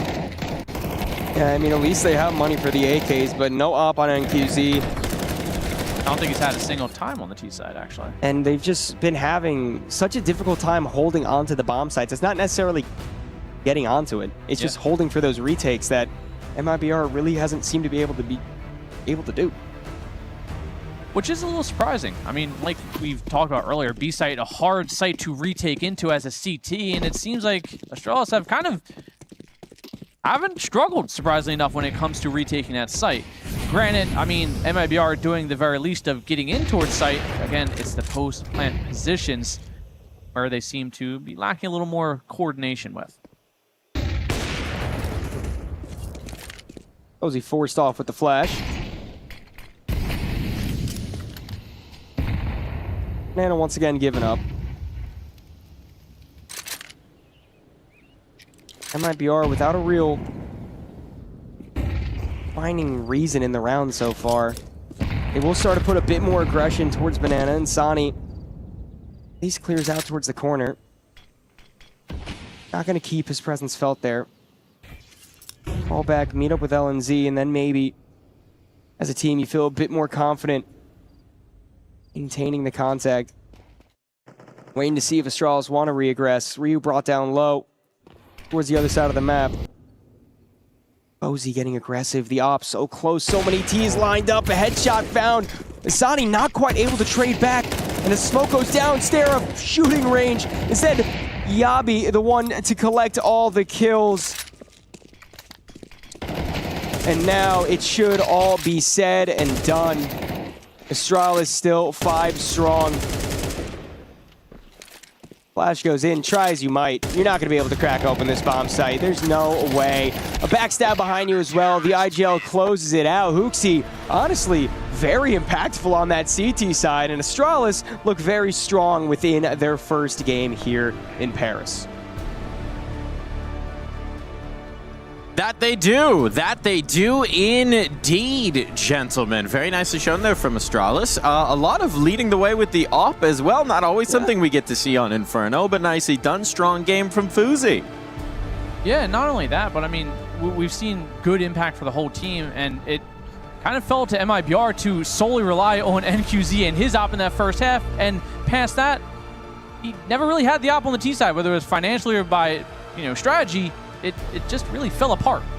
Whichever way it is, it's now to the stars for Astralis with an early win here. They got to be happy, right? I mean, that's just a nice way to start your season off. Strong win here. Feel good. Your run at the Esports World Cup. Dispatch of an MIBR team that, as we set up in the pre-show, can be dangerous, and do it in a commanding fashion, right? Not really entertain the thought that that one was going to get particularly close. Yeah, and you know what? I think it's an overall team effort. Again, Stare sure didn't have the most highlighted performance, but everyone did. Dub is a dub, man. That's all that matters. At the end of the day, I do think it's showing well for the prospect of this team and how they maybe can fix the flaws of the previous season. Of course, it's still only the first game and it's the best of one, but it's a good result to at least get confidence building. And what we're keeping our eyes on, right, in general for Astralis this season is the leadership, is the overall structure, is whether the changes were enough changes. What did you like about the macro? What did you like about what you saw?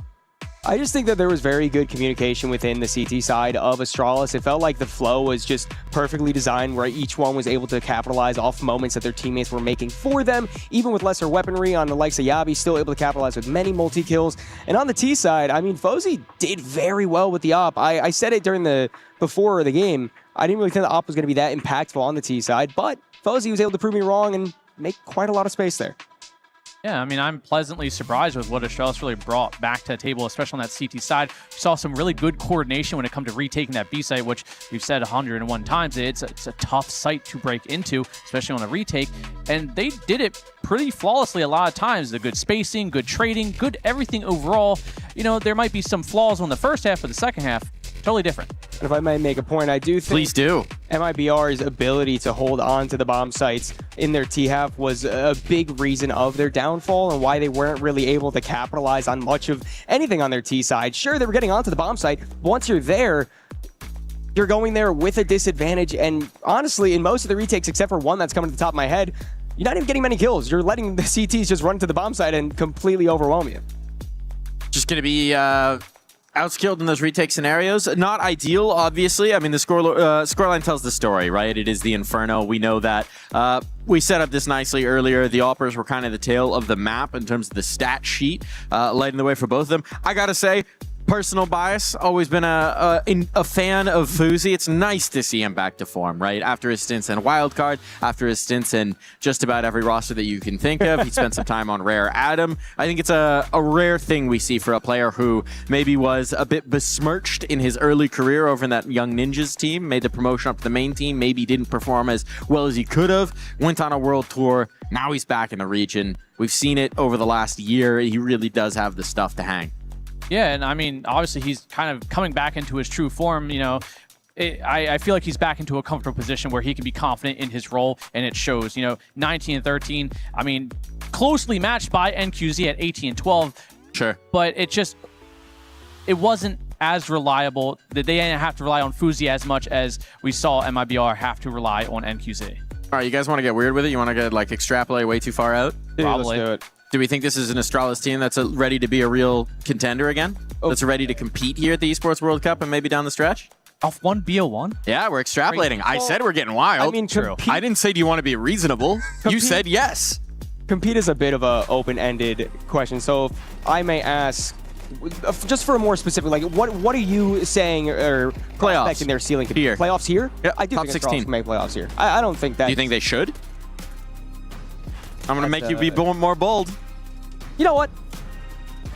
Yes. Yeah, there you go. Say the bold thing. You're on a desk now. Make declarative statements. I do like what this Astralis lineup has been able to bring in the past in very short bursts, but still, what we've seen them capable of, I do think is important, and I like the composition here. I really do think Neo behind them as a coach is going to bring a new level to this team that they weren't able to compete with Rugga under them. Well, now this is fantastic because I have set a rhetorical trap for you, which is that their next matchup will be against Falcons.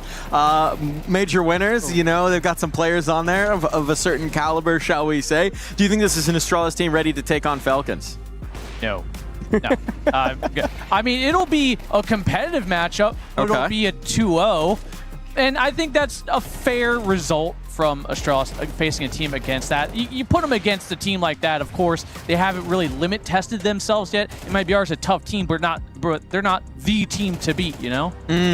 There is another opportunity for them if they lose that game against Falcons. They'll be matched up against the winner of BetBoom NIP. Does that one fill you with a little more confidence? Yes, 100%. I mean, I think that if NIP is on the other side of the server, no disrespect to them, but I do think that Astralis are the clear favorites in that situation. Now, what if it's BetBoom?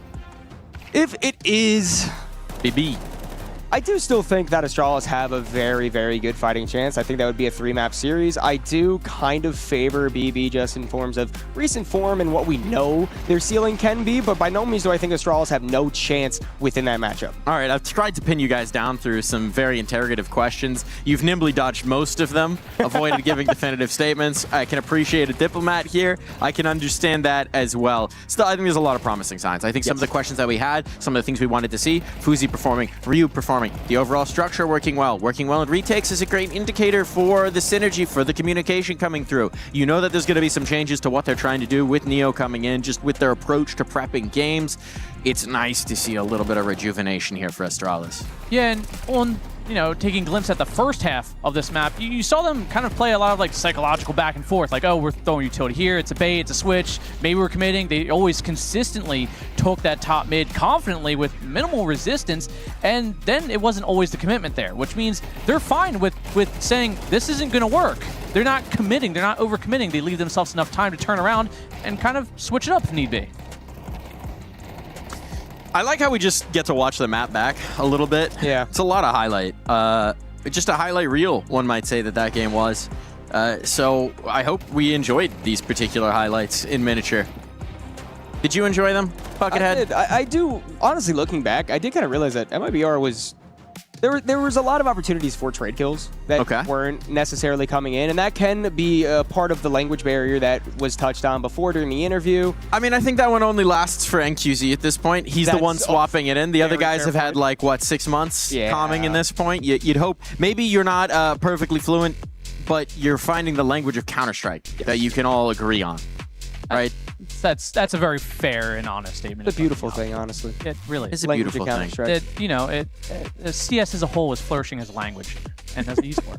And sometimes wildly different language depending on your region. But we don't need to get into any specific calls, especially if you're going down to Australia. We'll keep it European for the time being, or Brazilian as the case may be. Yeah, I mean, I think there's a lot to work on for mibr, right? mibr.los, a lot more work to do. A team that maybe hasn't reached the level we had hoped they could, maybe went pretty bold with this project, shall we say, mirrored a certain other team from their region in who they acquired, and maybe didn't have the same results that they were hoping for, but we'll see. It's a long season, and they've still got a chance here at the Esports World Cup as well, right? They're down to the lower bracket. They will be facing elimination from here on out. It'll be BO3s from here on out as well, but we are going to head into a break, and when we come back, it's these gentlemen setting up behind us. It's Furia, that team that mibr might have been trying to imitate, taking on Wildcard across the stage. We'll be right back here at the Esports World Cup.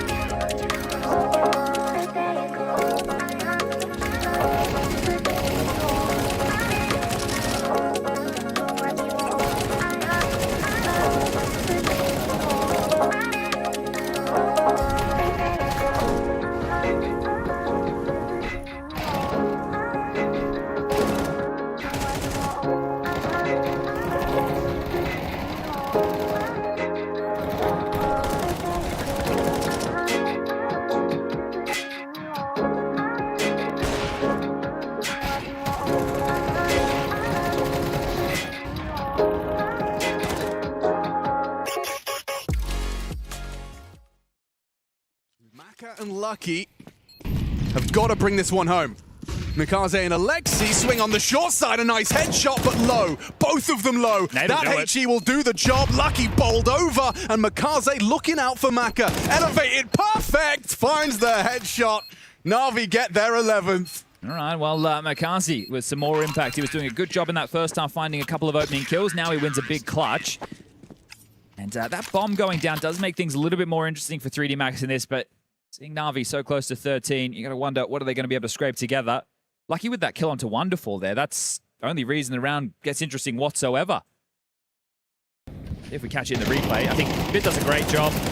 Mo's down 2, then I think Imma, right, I would have loved to see him jump up on the box a little bit earlier in that situation, but either way, Mikaze makes mincemeat of them.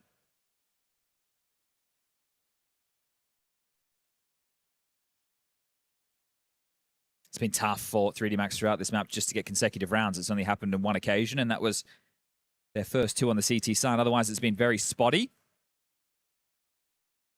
OC in the finances will be on a Mac 10. This is likely something a bit more poppy or set. I don't feel that because of the Mac 10. I just think it's getting desperate out there. Yeah. I think if you're going to try and play map control Counter-Strike against a team like Na'Vi, and you have some greener names, you might have a tougher time. So I will say that the fact that Gravity's been given the Mac gives me a bit more faith. I think this guy's one of the best when it comes to the SMGs. That is fair. Could be one hell of a HE from Alexi. Bang! Connection onto 3. Softened up for the Mikaze. M4, A4, and Alexi's on the floor. Hold on. It all falls to Mikaze, and he runs out of health and bullets, and help is on the way. Wonderful arrives just in time. Locked on CT will make it to Ruins, and a chance for this Coffins fight. Ooh, decisions. So much time. You think that they've tightened the noose, they haven't at all. Bit just top mid.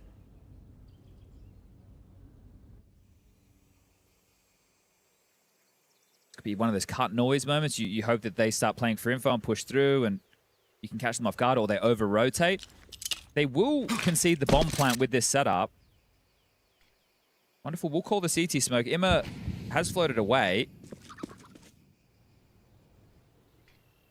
And it's Bit, who you'd love to be over towards B with these smokes, and he's got the HE for the break, but going to cut the mustard now. They should be able to waltz in and get this down.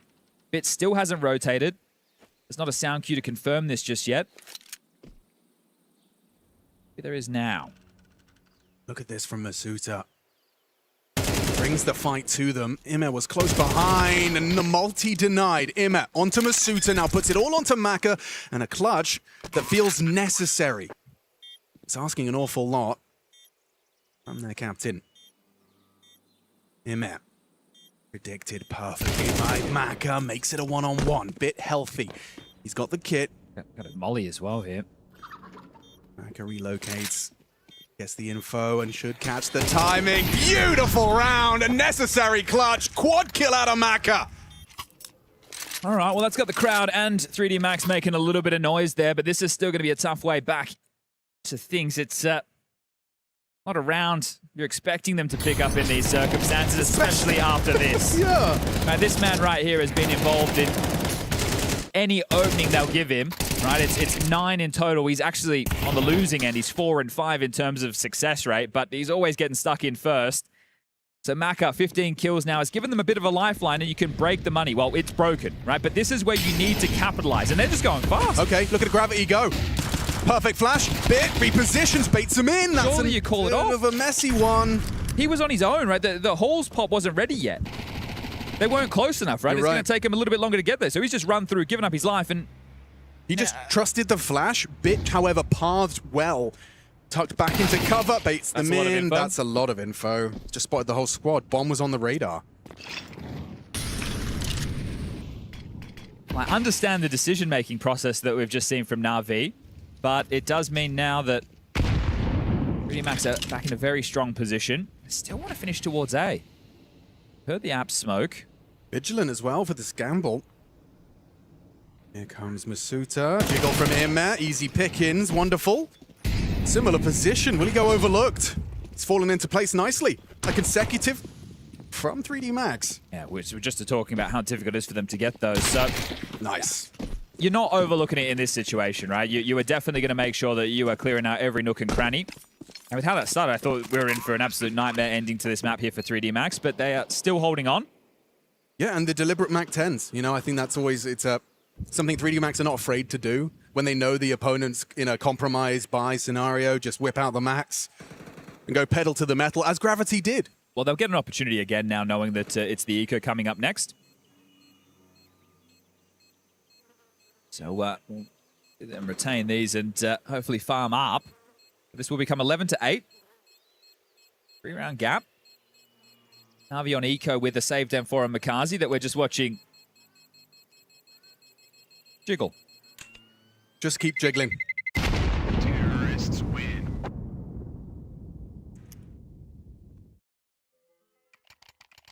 The crowd's grown a little bit. I will say most of the French fans are wearing Vitality jerseys. They certainly are. But they're still cheering. And they're still here for the 3D Max comeback.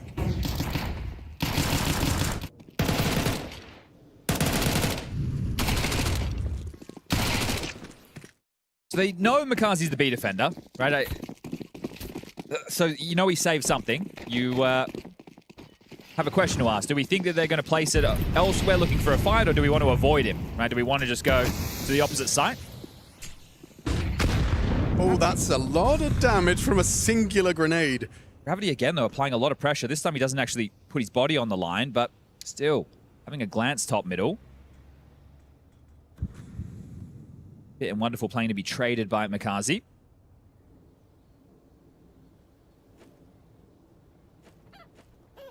Island boost. Easy pickings. And now Makaze, is he able to find anything with that M4? You just go B now, right? This is where you would group up and finish over towards the B site. Makazi, one of the B defenders, is alongside of Alexi, but you know Makazi was the man that saved. Yeah, I mean, it is just a USP on Alexi. There's nothing he can do.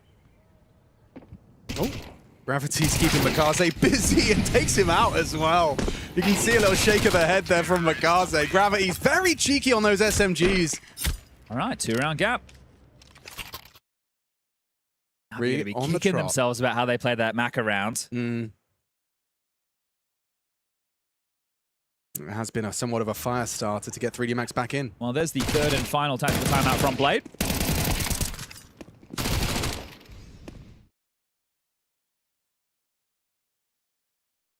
There are going to be some issues in the buy department. They are buying, don't get me wrong, but Makazi focusing on utility has gone with a FAMAS. Alexi is going to have to make a similar decision. It looks like he's got, surely he swaps out the M4 with Makazi here, right? You have to. This guy's just been a monster in terms of the multis. Makazi and Wonderful both with 5 multi-kills each throughout this map of play.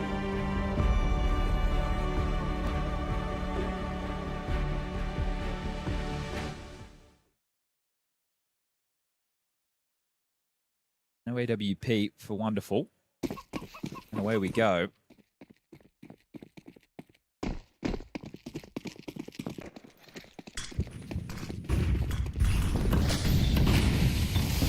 Makaze trying his luck. That FAMAS does start to forge a path down towards Banana. Complete Banana control now for Na'Vi as pressure A. Rather rapid. Here comes Kersey. Swings on into his demise. Spots 2. Easy for Bit. Dips back. Finds Gravity. The trade attempt gets nothing. Suiter's gone. This is ugly. Maka and Lucky up against the world. Need to make this 2-on-4 into a 2-on-2. And they've done it. Claws him back. Stays competitive. Bomb thrust forward. Demanding Lucky plants. How do Makaze and Alexi get back into this? Partner up and trade. Replenish on the Moto smoke? That's huge. That's perfect. That might be it. They might just call this off. Well, no, you go gray screen and it's easy for Lucky. No, it's not. Doesn't track him well. Alexi charges through. Maka, another, no, 9 bullets. 9 bullets. That should be a 12 for Na'Vi guaranteed. He'd have to hit some crazy headshots. No kit. Doesn't swing. Calls the bluff. Double. Trouble! 10-second defuse secured. Alexi's happy with that one.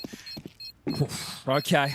Not getting picked apart one by one this time round. I think when I see that Moto smoke come up, it's a tough decision to make.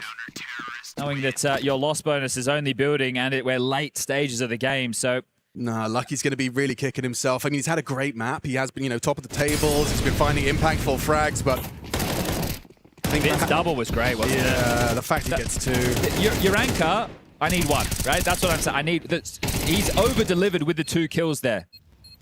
Bit, for me, key factors in that one for Na'Vi. All right, well, this could be the final round. 3D Max. Anything left for us? Well, not quickly surging towards top mid. They want to try and do some nade damage. Top banana rattled off. Heaps of damage done. 2 players walking wonky. Now that's unconfirmed. Step in the right direction. And it will force the respect. They're too low to hang around offensively. But it might force them into a gamble, right? You might see Alexi just come and sit in the site if they can get the timing, because brackets control being ushered in by the help of Macca's AWP. Emma in trash.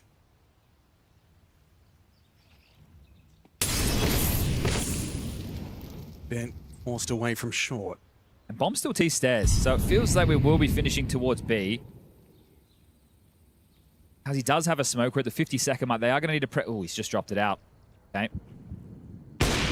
Oh, wasn't ready for that. Imma's booty cheeks just appeared on his screen. There's a nice one onto Masuta. Alexi's rotating. He's alone. There'll be 2 of them here. Just about. Makaze. Ooh, nails the first headshot, finds it onto Lucky. Alexi's going through this. Their backs are turned, and he can't find it. Gravity, a bit of team damage, puts it into a 2-on-3. Favoring Na'Vi, but is it? That bomb is down. Hard part done. The kit is on bit, and it...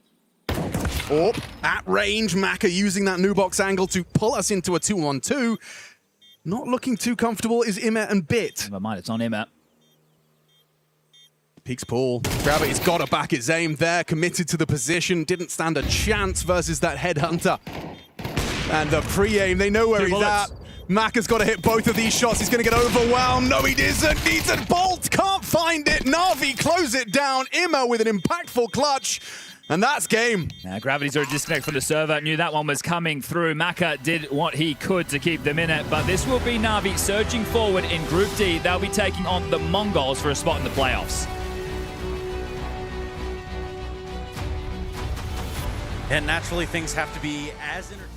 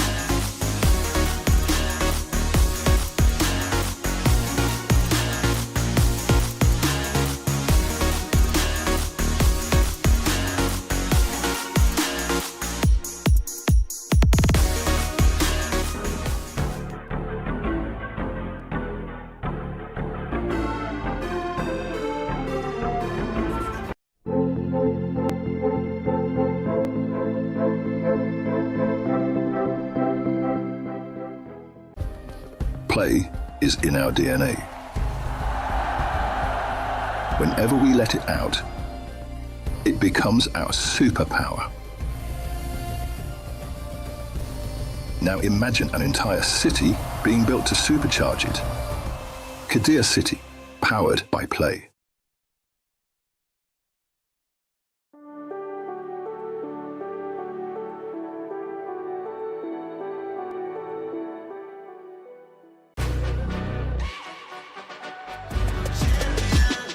This ain't no regular thing. I came for the ring, you know what I mean. You see my name in the lights, better get right, I'm champion.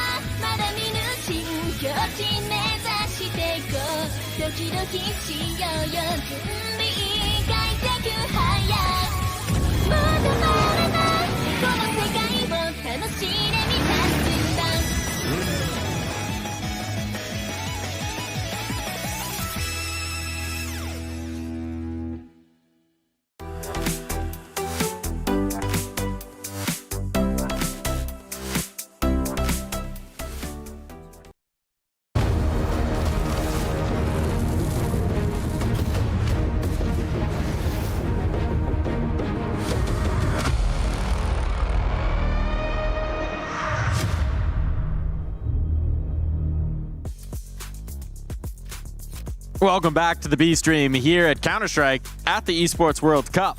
It's a lot of ats, but what matters is we are here and now and ready to see the major finalists, not the victors, but the finalists step to the stage here at the Esports World Cup. That's Furia, the Panthers of which will be joining us here as they match up against Wildcard just behind us in a few moments. We're here on the desk, and it's a very North American desk. It is, and so shall we let some bias out? Well, I mean, we can let some pride out. I think that's what's most important because you know what? Wildcard, they did their due diligence to get here. They got here through VRS. They qualified by being one of the best teams in the region. Sure. And with that point, you'd like to imagine that there's a world, there's a way that they won't get stomped out.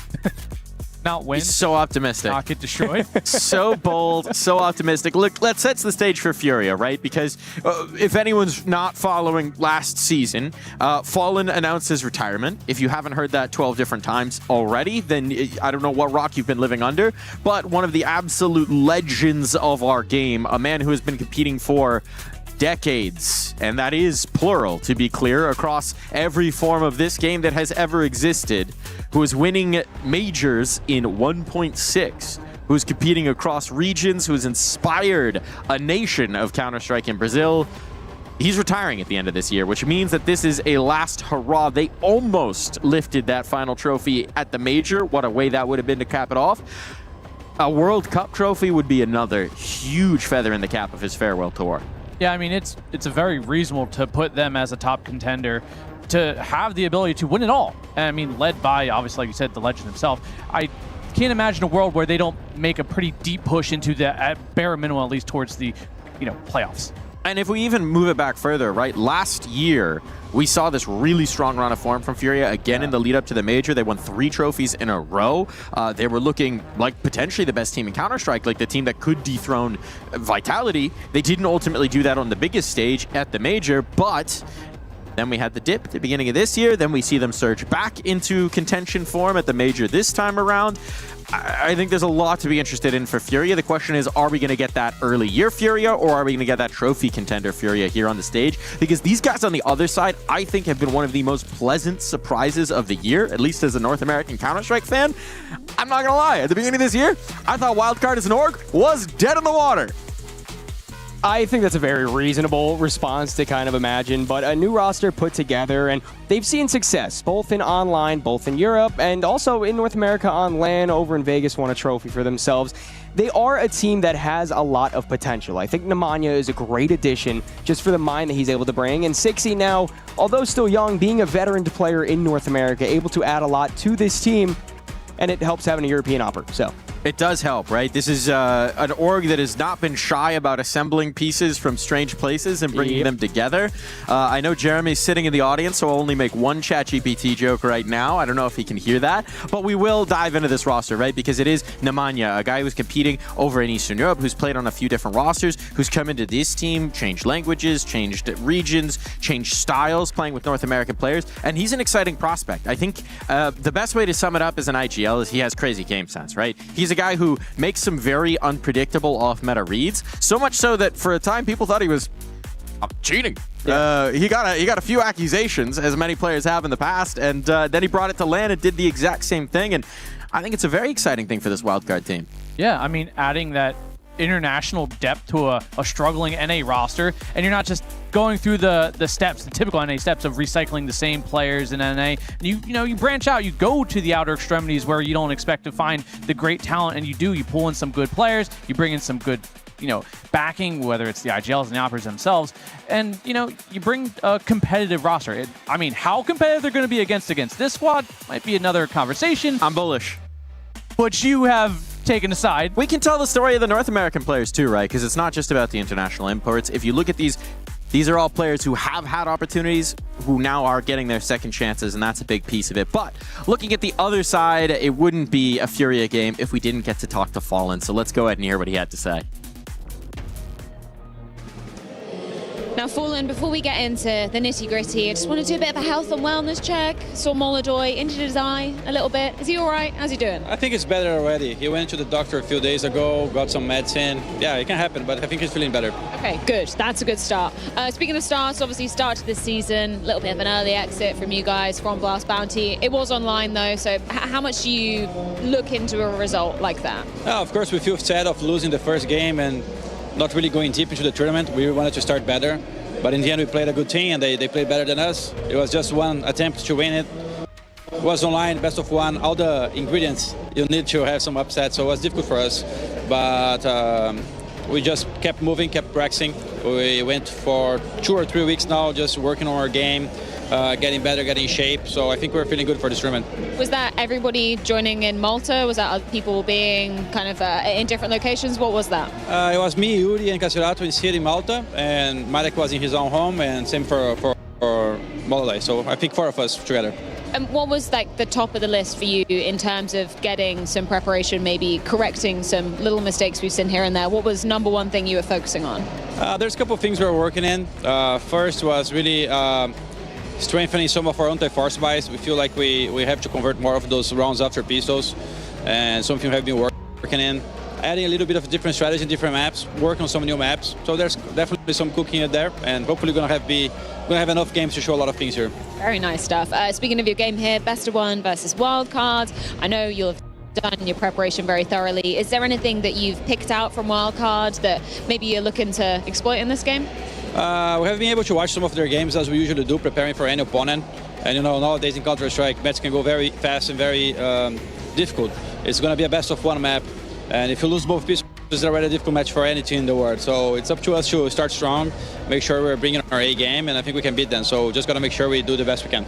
Well, and thank you so much for your insight. As always, that is Furia ready to take on Wildcard here in Paris. Key detail, Oppers being able to see, always very helpful, but Molodoy does seem to be in fine shape, so I'm not too worried about that one. I do want to point out, it wasn't best of 3 in that online game at Bounty, but this one will indeed be a BO1 on LAN, so we're switching up the ingredients. Still that dangerous potential of an upset in these BO1s.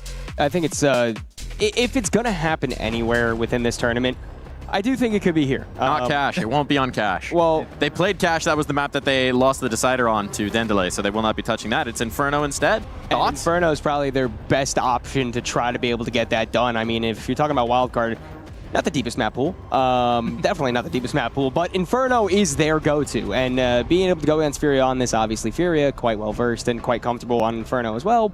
But we do have ingredients for the potential of an upset. I think it's going to play a lot into how much Maladoy impacts Wildcard. How much does Maladoy just completely stop out Wildcard? And then, I mean, you also have Case Rado, one of the best riflers of all time. Yeah, I was going to say, there's a few other names there that are a little concerning. I could say literally every player on this team. To me, I'm actually going to put this battle on, I think there's going to be a very interesting head-to-head on Banana between Yakinda and Nemanja, if I had to guess. Both players who like to get a little frisky sometimes with the aggression. My eyes are on that. Anything you've got in mind here, Alin?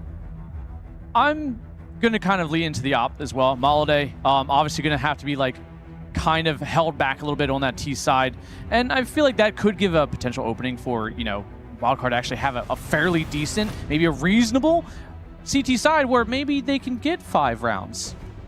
I also want to see how 60 does. I do think his willingness and ability to just kind of run headfirst into certain places and try to make map control be taken for his team, I do think is a very valuable part to any team that he's on. You especially saw that in the Complexity days when him and Nyx first got picked up. 60 was just someone that he was told to do something, did it. Either it got a kill and you were able to get the map control, or you at least disrupted that defense. So I would love to see that kind of play come out from 60 as well. We'll have to find out. I see you're being very hesitant about throwing your support behind Wildcard. That's probably thinking with your brain, but I think with my heart. And my heart says Wildcard pulling off this first round upset. Let's get weird. Let's get wild. It's in their name, man. How can you not want to roll the dice? I feel the Eagles flying overhead. The cacaw feel the energy. Yeah, you think feel it the really momentum. Comes down to how much Diet Coke did CXI really drink. That's really it's either going to give him the energy to do exactly what you said, or if he's been limited by the EU in his consumption of his liquid of choice, then I don't know, it might fall flat. We'll have to find out about that. We'll have to find out in the server. It's Inferno, and I see the dap-ups on stage, so I'll dap you two gentlemen up, and I will get on out of here. What is potentially the most exciting matchup of the day? Sure, upsets have happened elsewhere, but why not the potential for another one? Furia versus Wildcard. The battlefield is the streets of Italy, Inferno, and it is Furia starting on that CT side. A lot of utility for the defense early on. The same can be said for the T side. Plenty to work with. And already a bit of aggression into ult mid. Fury trying to tap away. Takes a bullet to the head for his pleasures.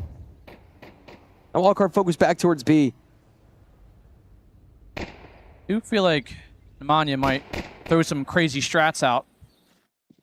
Hopefully soon. Because I feel like there won't be many chances for Wildcard to make some statements here, and I feel pistol is a perfect time to maybe get something going for yourself, get the round started early, and it does seem like it will just be a very standard B exec for now. Smoke's going out, everyone running through. Spawn, of course, to find himself 2-3 actually quick kills Nemanja with the trade, but that is all Wildcard will get as of now. The bomb being planted by Hex, and it will be secured. Such a deep CT smoke. I mean, it really put Wildcard in the position where they couldn't comfortably clear any of the angles, and Fallen got the best of it from the coffins, taps away at 3 heads.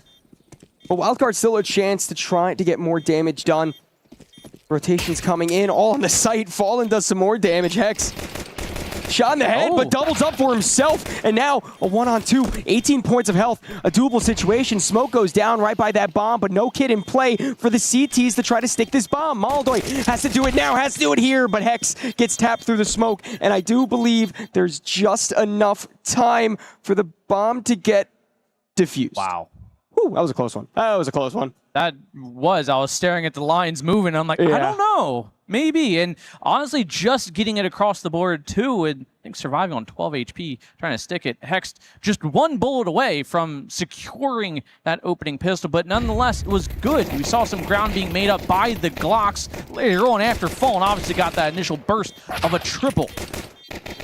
Yeah, I mean, it could have been a very different round if Hex either had a little bit more HP or just a little bit more bullets in his gun. It could have went either way, but the way it went is with Furia on top, and now, as they have a comfortable buy into this round, it is stacked up against the force buy of Wildcard. Tech9's, Galil's again, decent utility, definitely prioritizing that within this. And an Inferno, a map that you'd like your utility. You'd like to make the CTs question your positioning, really keep them on their toes at all time. A stack up in the apartments, that's where the pressure's going to be, and that's where Yuri needs to find impact early on. Plenty of teammates around him, including Molodor, who's going to refresh that smoke, but the timing couldn't be worse. It's still Yuri to easily collect his kills. Molodor chimes in for one as well. Nemanja and MHL, the 2 Europeans on the North American squad. For all that remains, Galil Tech 9. Be nice to get some damage done. It'd be nice to do a little bit of bothering to the economy of the CT side early on. It might not be in the cards for them in the time being. Fallen almost got timing there, but Ted's always on a swivel, and that's the mind of a veteran. Never dedicate yourself to one line of sight. And he does. Checks his back, finds a double, secures the round, and flawless round 2 there from Furia. And, well, the money's hurting here for NA. Well, definitely really good to keep all those guns alive on the side of Furia. You know what I mean? You had a full investment. If you dropped more than 2 guns in that situation, you'd hit yourself in a pretty bad spot early on. But considering you're able to keep everything into the next round, even upgrade one of those SMGs into a Galil, honestly could not have gone better. And now pistols for wildcard as they forced last time, so the money, it's not great. Crippling debt, if you will. I mean, with the money Furia have stacked up, even if they lose a player or 2 and the MP9 still gets some kills, we could quite easily see an op being brought out here on towards the 4th round. But before we get that far, wildcard to maybe find a bomb plant at a bare minimal here to have something maybe write home about, as Malde taking a fight. And it's actually Nemanja with the deal, gets the trade kill.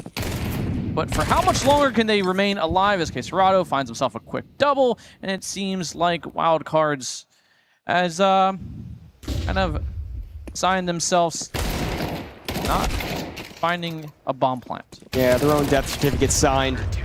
Greg at least had a chance to do some damage with the M4 there, but could not fall. Only one person end up losing their life in the previous round for Furia, which is Molodor, so it's a perfect excuse to pick up the op, and I'm sure he's not complaining too much about that. No. It's good to hear him doing better, you know? Saw on social media that his eye was all messed up. Felt bad for the guy, but seems to be all right according to Fallen. I mean, we'll see how much it really affects him, but I'm going to say he's at 99% anyway, so... he's one of the best operators in the world. Even if he's not at 100%, he's still going to be better than most people. That is very, very true. And maybe what little advantage Wildcard could have taken advantage of seem like it'll really affect him too much in the grand scheme of things. Deep nade in towards Banana, and it's going to hurt. Sexy Eye tagged down to 48. The rest peppered a little bit here and there, as Furia continue to just deny access across all sites.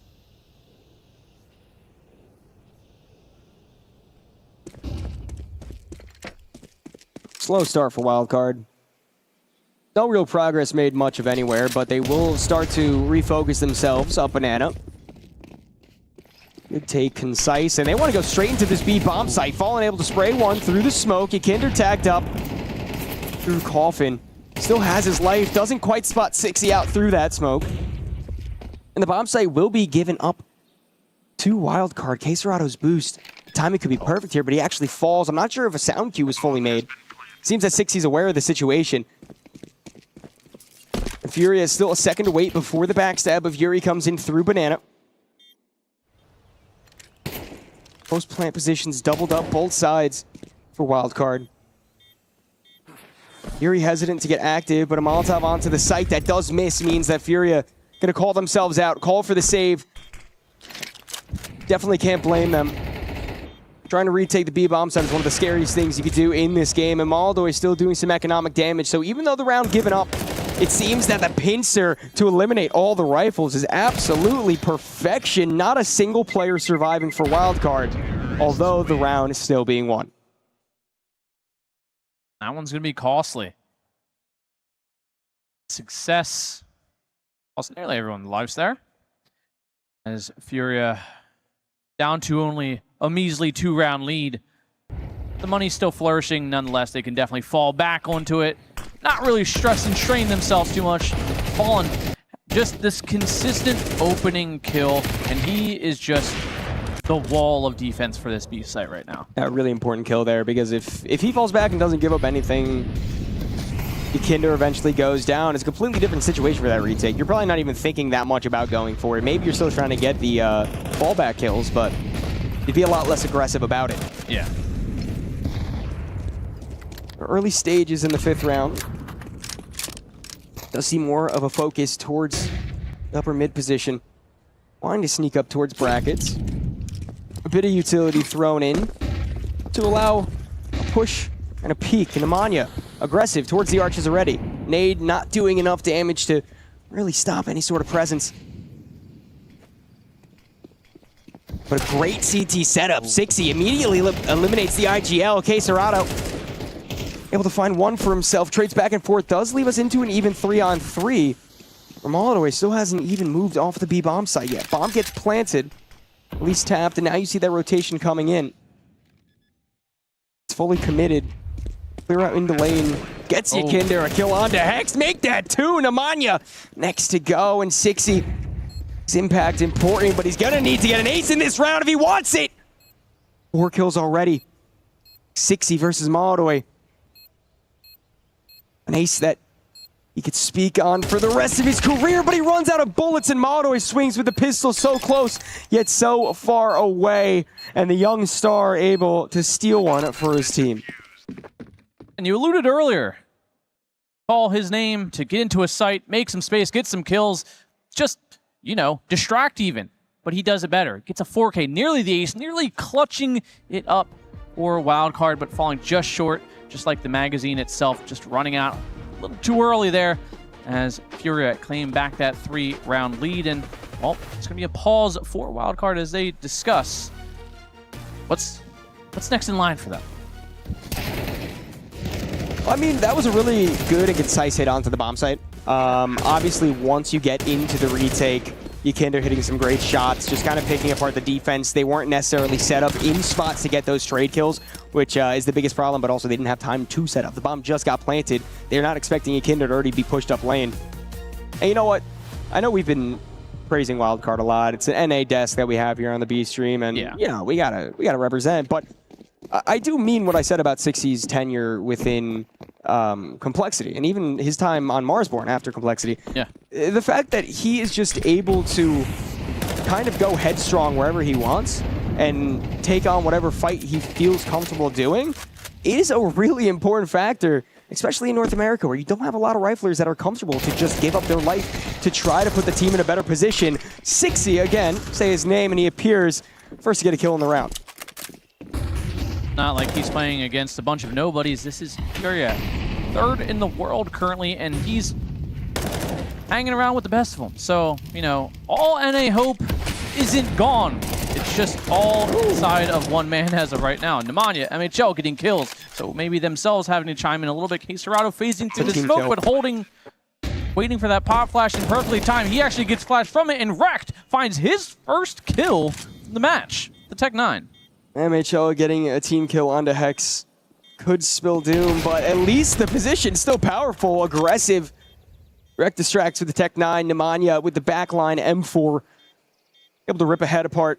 And it is just Yuri. Obviously the save is going to come in here. Wildcard find themselves 2 rounds in their favor now. Getting a little vocal. That was good. I mean, it was a lesser buy. It was aggression right off the bat, and the change of pace is definitely going to be the way that Wildcard can try to put themselves in a better position. You know, when you're a team like Wildcard going up against Furia, you need to do more of the gimmicky stuff. You need to just try to catch your opponent off with certain things they're not going to expect. And if you could just capitalize off of aggression, like Sixy did spray through the smoke, that's a funny team kill. You got to do that every time. And you know what? That's what they did, and it worked. Yeah.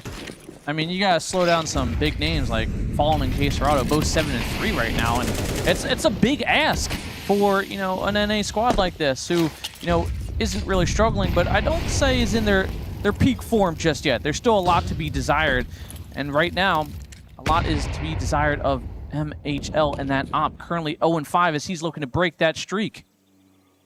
Well, the op that might feel the presence first is Molodoi. Okay, he gets sprayed down from the boost up of Rek. Wasn't even aware that the position was possible. A good nade. Does do a bit, around 90 damage collectively through 2 Ts. But again, player advantage for Wildcard. This is what you need. You need to pick apart the defense on the CT side of Inferno because you need to try to make them go for those retakes where they're either going to save because it's too difficult to retake or they're going to throw their guns away because, again, it's too difficult to retake. I'll say Furia is looking pretty pinpoint accurate with their utility as of right now. Everyone taking some sort of damage other than Hexed, whether it be from nades or mollies. Currently, no real weapon damage, just the utility, which obviously on a map like this, utility damage is about 50% of the damage, I feel like sometimes. And there we go, Rek taking a little more. He's down to 20. So quite easily can fall victim to a long-range MP9. They're doing a great job to keep the players on B, though. This is perfectly set up for a bracket hit. Only Yuri standing alone in the pit. Gonna know the presence is coming. A smoke does drop in front of his feet. Able to spray down one. Doubles up onto Hex. Yuri's done everything right now. This is everything and more that his team could have possibly asked for as the T's get the plant down. MHL trained on his position as he falls back. There is Rek on low HP on the site. Fury in a great position to try to go for this retake. Just keep distracting while the moto push comes in. Rek, even though on low HP, does find some impact, and now it's all up to MHL. Op train to the spot. Bomb not planted for him. Save is definitely the best call he can go for. Keep that op alive. The money isn't great on the side of Wildcard. Great execution to get onto the bomb site. Great execution to pull the rotations away from A and make them stack up on B, but at the end of the day, I mean, the retake capabilities of Furia just completely overwhelming and overpowering Wildcard. Yeah, and I mean, it's not for lack of trying. We're seeing Rek, he's starting to get his foot in the door here, start to make some progress, great progress right there. And I mean, once he can get himself there, then you just have to, maybe have your offer follow up. And between Rek and CXI, I feel like there's enough firepower to get onto the site. It's, again, those post plants that are going to be a little more concerning. Inner taking a little bit of chip damage. Beauty of Inferno. Every round is throw as much utility at the wall and hope for the best. Usually it works. Especially on BC. It works for one of the teams. Very much so. Good bracket control out for Wildcard. Furia playing off of it. I think that's smart. Don't want to give up any of the early kills. You know that the players on this T side are going to be a bit more aggressive. Maybe try to counteract the tactical difference there, respectfully. Tactical or skill? Oh, tactical, come on. Oh. Molodoi, maybe there's a skill difference there. I mean, again, one of the best oppers in the world, not going to miss the easy shots. That completely stalls out Wildcard. 45 seconds left. Pretty much fully committed towards his A bomb site. No control elsewhere. Oh. Nade comes down. Completely destroys MHL and Rek. And as they push forward, K Serrato, he's going to be good to tap away ahead. Make that 2. Although damage done back through the wall, Nemanja not ready for the player boosted up top, and neither is Hex. Trying to trade, a good attempt, but Yuri way too good for that. At this point, I'm waiting for Wildcard to maybe string a few rounds together just so I can hear Hext yelling at this point. And that's a sign that you're moving in the right direction when Hext is getting loud, but right now it is eerily silent over there. There's some fist bumps, there's some high fives, but there is generally no vocal, uproar from them. I mean, it's still early days. There's still time in the half to at least make this competitive. Although I will say MHL being 0-6 is not a great start for them. It's not, especially on to this bye where he's dabbling in the 007 department.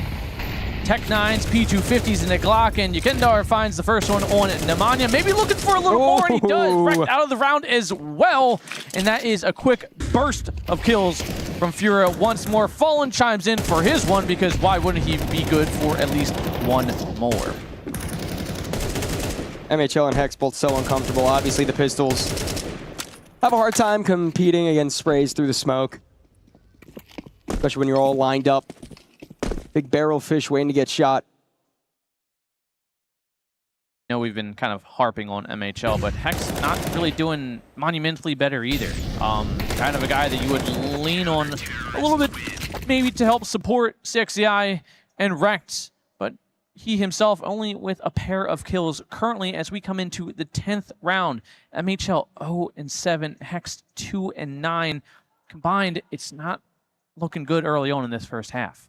It's definitely not looking good for the side of Wildcard, but ultimately expected for the side. I mean, you're going against a team that just made the final of the major. Yeah. And Furia is... It's a big ass, like I said. Furia has so much weighing on this season, you know, like not only in terms of just trying to recover from the slip that happened mid-season, but also Fallen's retirement. You know, you sound like a broken record saying it because everyone talks about it, but this is the equivalent of a Wayne Gretzky-esque retirement. You want to end on a high note. Yeah, I mean, he's such when you're playing with the boys, important player. Wayne Gretzky might not be the best comparison, but it's one of the most tenured players, one of the most beloved players retiring and moving away have from a whole country knowing your name. Yeah, and then the whole, I would say at this point, the whole scene knows who you are, and then some. Well, Maladoy, the young pupil below the aforementioned Fallen, does open up the round once more. Falls back, awaits the push elsewhere. Rekt going a little bit too fast for that smoke to bloom. So Maladoy able to pick apart the lane push quite easily, and it's stalled out Wildcard once more. Queserado back in Ninja, headshot, back of the head of Nemanja, couldn't even see it coming, and it leaves it all up to MHL. It's a clean sweep for Furia, 8-2. I will say, outside of, you know, obviously the individual's performance of Furia, they do a fantastic job of just stifling the aggression that Wildcard are trying to throw at them. They slowed it down, they get the kills, they get the picks, they make them second guess, they stall them even if for a half second, it's good enough for the team to reposition into a different area and, you know, give Maladoy and Queserado the freedom to do whatever they want.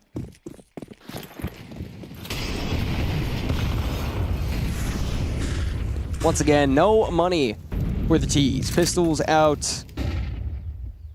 This time, Fallen by himself on the B-bomb site. Elsewhere is being protected. They should have plenty of knowledge that the money's not great for Wildcard.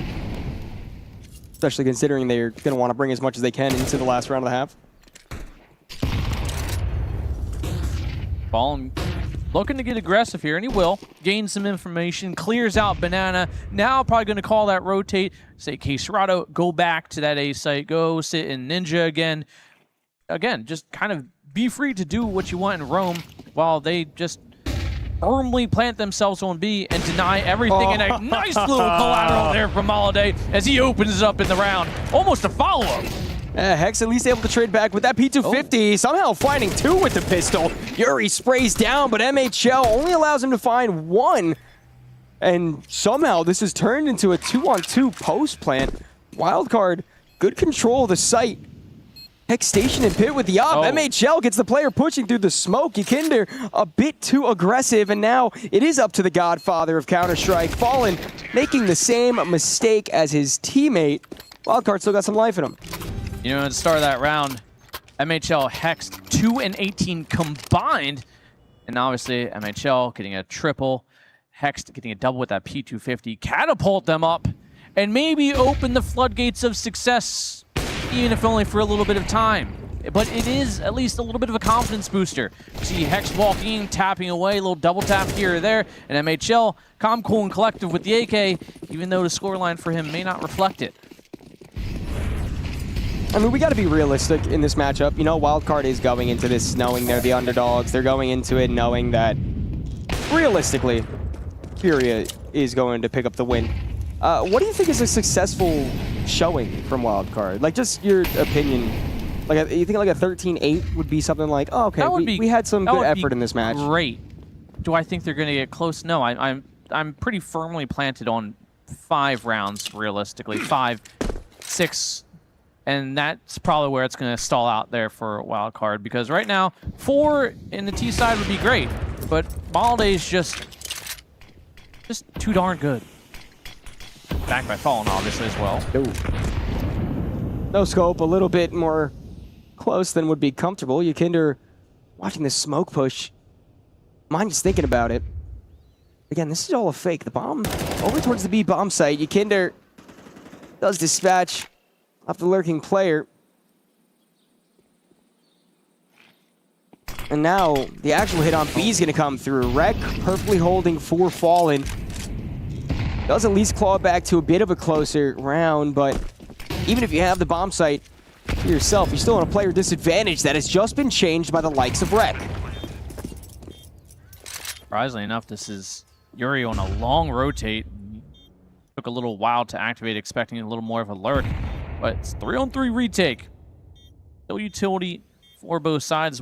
Wildcard dwindled down to just a pair of flashes and using half of it right there. Hex in a good trade-off position, finds one. Malde finds it right back. Oh. Straight to the kneecap, through the wall. Hex out of the round, and it's down to just Rek once more. Spray, a little sloppy, almost gets the kill, and it's going to be a 9th for Furia as the half coming to a close. Good effort from Wildcard. Although the showing, signs of life, at least. Getting a round win towards the end there, one that wasn't really expected per se, but deserved nonetheless. Furia doing everything they can to make sure that their start of the season doesn't go as poorly as the previous tournament they were in this season over in Bouncy. Yeah, maybe getting knocked out early kind of awoken something in them again that maybe they got a little too comfortable after that nice stretch of success. Also, you know, online, you know, online's online. Anything can happen. Yeah, exactly. But it was a BO3, so it was kind of a firm position for them. Either way, fair point. Not everyone can be 100%, let alone a whole team be 100%. And they ran at 110% for so long, you just expected its eventuality. Well, the eventuality of this matchup will be found out maybe sooner rather than later, as it is a 9-3 scoreline going into the first round of the second half. Furia's attacking side. We'll see if they can keep the pressure up on Wildcard, continue to just basically dismantle what the opposition's throwing at them.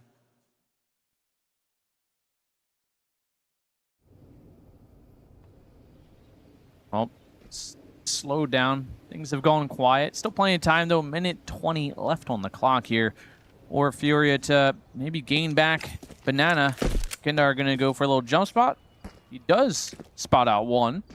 Maybe not expecting Nemanja close there towards the woodpile, as MHL going to take contact there. Finds some damage. Hex gets the kill, and Malde finds one for himself. Nemanja on the lurk. CXCI finds the trade. It's down to just Yuri last alive, and there we go. Some rounds flowing in the direction of the NA squad, but for how long? Will it just be dammed up right away from Fallen, or will the river continue to turn into an ocean of success? Oh, a bit of a pop-off at least. Emotions got to be feeling a lot better after that round win. Yeah. Saw 60 pop off a little bit. Of course, you know, the Hex is going to be screaming as well. I don't think Furia is all too worried, though. Actually, I can guarantee Furia is all not too worried. They bought Tech9's armor, so after not even really getting a bomb plant, so I think there's still confidence in them. Utility at the bottom of Banana will come to no avail. Furia play off, play a bit more passive.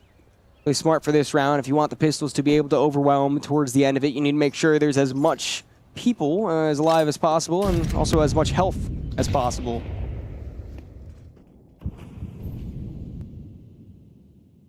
I think Wildcard are in a real good position with these weapons. 3 MP9s, 2 M4s to chip away, which is kind of what just happened to Hex. They're nearly getting double tapped. He's down to 12.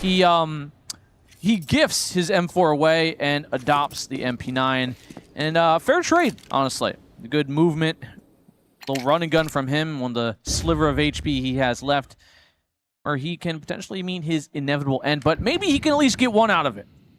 On the Nemanja rotating over into this B bomb site. And the timing is going to be perfect for this. Banana blocked off for now. MHL making great progress in through bracket. That allows 6-seat. Mosey's way on over as well. They know the B bomb site's going to be the ending hit. They know it's only a matter of time. Smokes come in, a Molotov as well to back it up. Rek gives up his position a little quick, but Nemanja in the far angle should do more than enough to be able to quell this T-side force. Although Caserado picks up ahead with the Tech 9. Shouldn't be too much of a worry. Rec stays alive. And that's another scream. There we go. That's what I mean. That's how you know, they're starting to get some confidence, even if it is the first time they've paired together a rounds. It is a form of success that obviously in the first half there was a little lackluster with only 3. Now they've closed that gap. It's 4-round difference if you're on to a little bit of an ego. They got some deagles going and kicking around, and if I'm wildcard, I'm still scared because NA is known for a few things. Not great utility, low team kills, and losing to pistols. The Deagles pack quite a punch too, excuse me. I'll have to see. The nade goes out straight into Maladoi's face.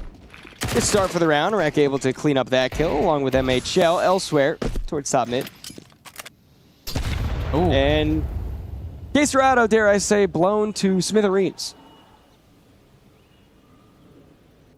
Gone, but not forgotten, because there's still plenty of CS left to be played. CX nearly becomes a victim of Yukendar, but instead it is just Yuri last alive. Still hasn't made it off the stairs of T-spawn, and most likely won't either. Rec jumping MP9 connects to the head, 5 alive, and now we've hit what I thought was going to be their high point. 6 rounds for wildcard. All the weapons back out for the T-side of Furia, so the unknown soon to be answered, but not quite able to be yet. Definitely a chance. Definitely a possibility. But good on wildcard for not giving up any unnecessary kills there. Good on them for staying headstrong. It's just a matter of if the AKs are going to be too much to combat against. Aggression in through mid. You love to see it. MHL clearing out ult already. Traded back by Yuri. But the presence immediately straight through. Catches Furia off guard quite a lot.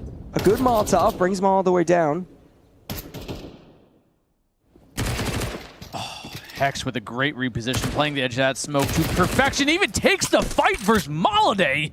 It comes up with a double. It's a 4-on-2, and wildcard have flipped the script here on the CT side. For how much longer can they just keep getting away with it? For Hex, only a spare few seconds left. He's out, but still a man advantage.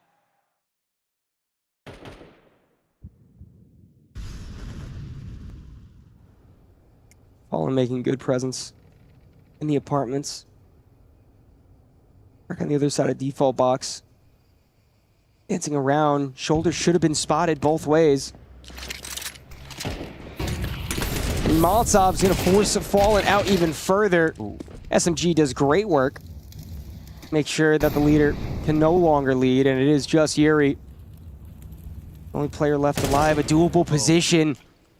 Seen Yuri have big moments like this in the past, but Nemanja has perfect timing to make sure that that does not happen again. 9-7, only a 2-round difference.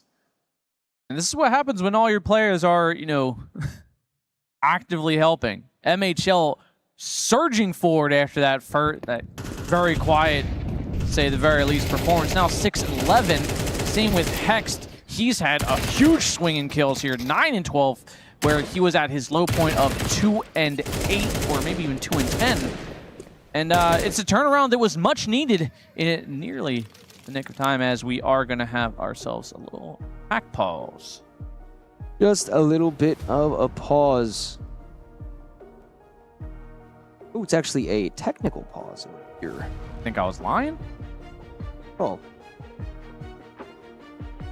Huh. From tech a pause nonetheless. I mean, if you're Furia, you're starting to, you're Furia. That's what you want. How are you feeling? Scared? A little concerned? I mean, with this not buy, really. I mean, if you think about the flow of the game, there's just been the money control for wildcard for the most part. I mean, what was the half? Furia had 9-3. Yeah. So they haven't won a single T side yet.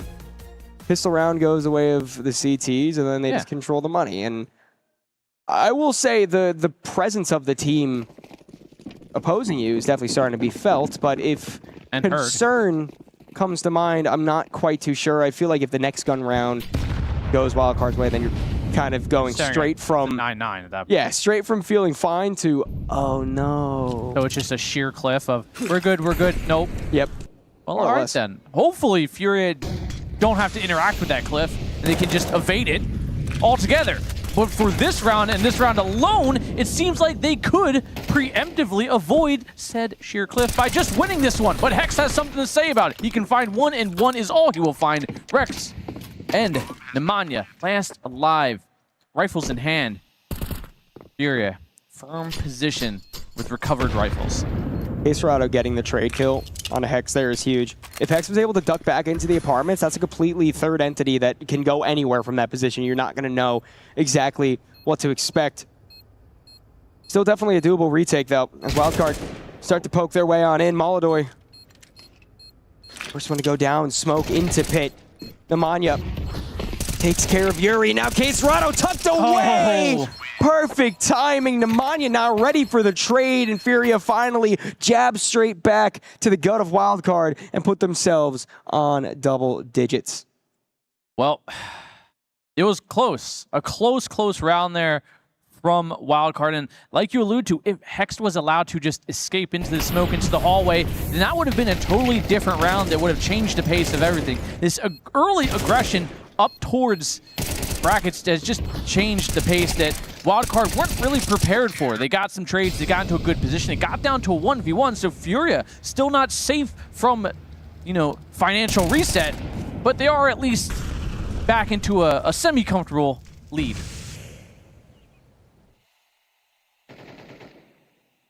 A lot of presence over on A this round. Wildcard going for a bit of a different default. First time they've really needed to change up anything on the CT side. It's been going quite swimmingly for them. Down from Nemanja, not going to mean anything. Him being the only one there, I mean, this is prime positioning for Fury to try to aggress back up towards Banana, get some good control there. Just keep the presence felt, even if that's not where you want to end up. Leave themselves options, and options, great, even if you only ever have two, which is the most you can have, if you didn't know, Donnie. Hex in a good position towards Boiler, gets the pick. It's that man advantage, and he will, again, escape out, and maybe we're going to see a rotate in from Wildcard, and we will. We see the pieces shuffling around the board. CXCI on the rotate, maybe a little more, and somehow MHL stripes around the corner and evades Yuri altogether. Does succumb to some damage, but not life-threatening. Not life-threatening, but all this distraction over on A allowed Furia to pat their way up through B. Still two defenders to deal with. 60, good damage. Not quite able to land the kill. Instead, it's Nemanja.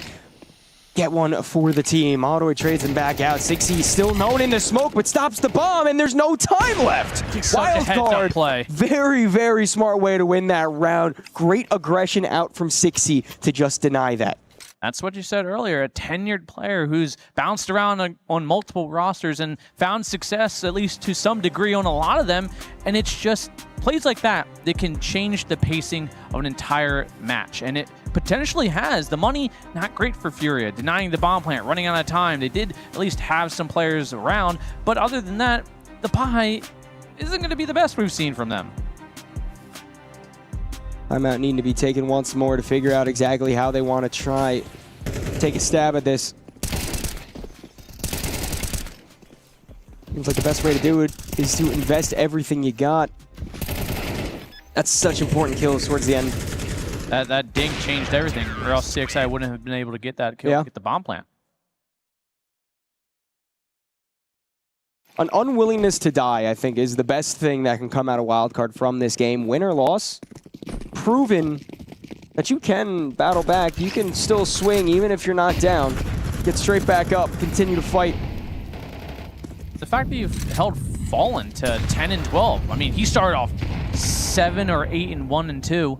Now has slowed down exponentially while the rest of Wildcard has finally heated up. If it's a little too late, may be the case, but at least you've secured yourself 8 rounds against the 3rd ranked team in the world. Granted, it's a BO1, but we take them where we can get them. Flash in, MHL. gets off the angle for the moment. Holloway and Yukinder both pushed up in banana. MHL will fall back with the flash. Yukinder times it brilliantly. Able to take the Opera out of the round early on, and that's going to be a big grab. That's another rifle that will soon be in the hands. Furious side, and with the player advantage, still having a Tech 9 isn't the worst thing in the world. Nah, maybe Nemanja can end up getting a kill here, or maybe he might just fall victim to an accidental drive-by from Yukinder, which will send Wildcard off to a save. CXCI down to only $450. Everyone else a little over 2K, wrecked at a little 3.5, but the money not great enough where they can gamble that retake with only 3 alive, and it is nearly a flawless round from Furia, only taking a collective 8 points of damage. Sorry, not 8. 6? 6. There you go. Oh, definitely so. And I mean, Furia, man, this is why they're not going to be too worried if the first half of the second half doesn't go their way. Yeah. At the end of the day, once everything is under control, they're still going to do more than enough. Would this be a different scenario if Wildcard started out CT side? Nope. Think it would still kind of pan out the same? Yep. Okay. That's it. Yeah, no, I'm just making sure opinions don't change. That's all. But what isn't changing, Donnie, is Furia.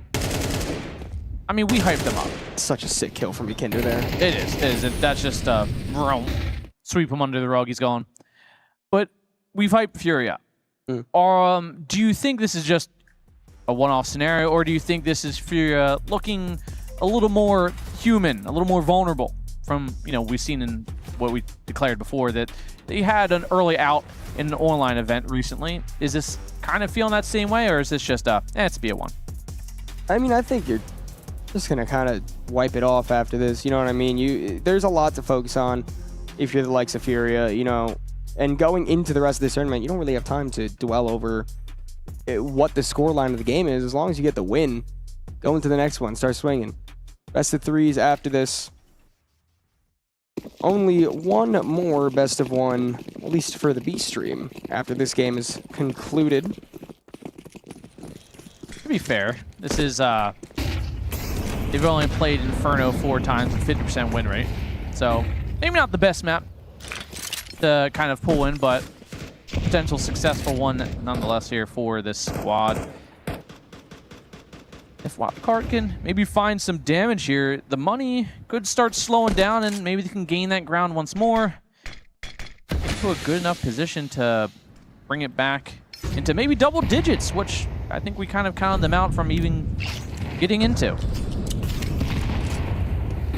Molotov pushes back the like of 60. Hex still boosted up though. Could have good timing depending on when the swing comes through. Yeri swinging with the flash.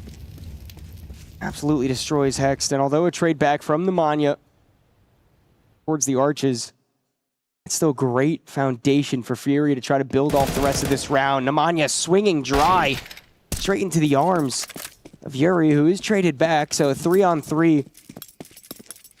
It gives Wildcard a bit of breathing room. Gonna be another one of those close rounds. 30 seconds on the clock. They drop the bomb. Not too much space across either. They're gonna drop a smoke off towards B to maybe try and bait out a rotate, but it doesn't seem like Wildcard's budging. They're dedicated to their positions with 20 seconds left. Next set of noise should draw over the remaining MHL with the op over. It needs to come. Very good timing from 60 to spray down 2. K-Serrano trades back. He's gonna be ready for wreck. Up on top of the box. Not quite. Not quite. Once again, a 2-round difference. Wildcard continue to claw their way back into this matchup. Maybe you could see the pressure getting to Fury a little bit. Yeah, it seemed like a little bit of a panic decision almost to run one player up Banana to throw out the smoke. And I mean, I get the sentiment. I get why you'd want to do that. Great opening, by the way, there from Yuri as well. And nice kill in towards Hexen as well as Nemanja. But TXI, big pit, doubles them up, and turns the round in their favor.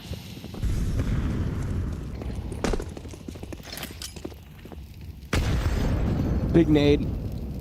Takes a chunk out of Nemanja. Very, very early aggression up through Banana. Yakinder does what he does best. Cements his spot in the B extremity and wants to push his team further into it. Rec up top, on top of Oranges, only able to find one. MHL might blow the smoke up, but no one crosses in time for him to have any impact with the op. Bomb gonna be planted already. A very, very quick succession from Furia that leads to another successful round. It will be match point as soon as we wait out the duration of the bomb timer.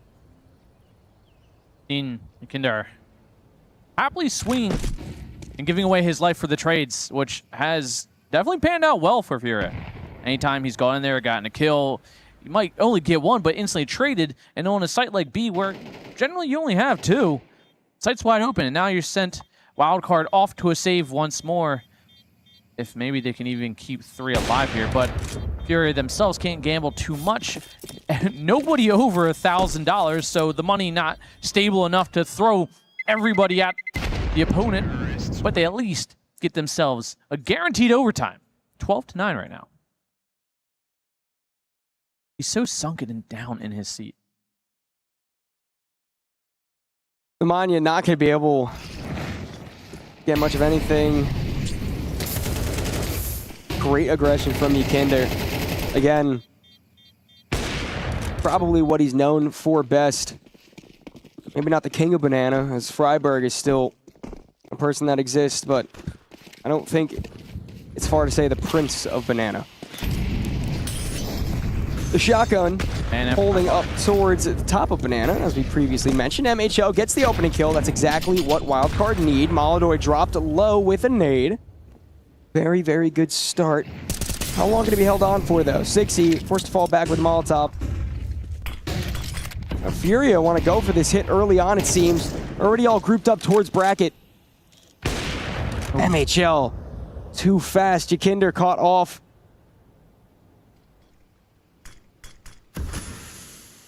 Furia seem committed to this, too. They don't want to back out. They realize they don't have any Banana control, and Wildcard's always been good to at least leave a man lurking, and MHL, even on 3 HP, finds his 3rd kill. Wrecked holding a deep angle towards Arches. Spots out Fallen, and the bomb dropped, and this should be double digits here for Wildcard. They still have to mitigate the losses here, not give Caserado too many bodies all at once for him to have a target-rich environment, and he himself may have to save. As we see Yuri down to $300. Fallen 17, Yakinder 16-5. It's not looking great for the T side financially. That's not, but you could take the save in the next round and just gonna basically force this game to go all rounds of regulation. Play it the safer way possible, but Caserado keeping this AK alive does mean that Furia still can be dangerous. But again, Wildcard's refusal to die is something to be admired, and definitely something to be proud about no matter how the ending of this matchup goes. They're not going to push the situation. They're going to let him keep this AK alive. Of course, no money gained for him, but an AK to be a bit of a hero in the next round. Never hurts. Smiles. Or full investment. It's not a bad buy, though. Realistically, looking at the utilities there, it's not all the utility, but it's enough to do what you need to do. And 3 AKs, 2 Galils, I mean, we've seen teams fall to significantly less. That is true, but it could also be a bit of a burden. It doesn't go the way of Furia. Confidence is key, however, and I have no doubt that that's exactly how they're feeling. Molotov once again pushes Nemanja back out. The CT's not going to be able to control Banana for the beginning of the round. So as it fades, he does push back up. Caserado is a bit curious about the positioning of Hex towards long haul. No harm, no foul, no bullets to be traded. Just spray it around.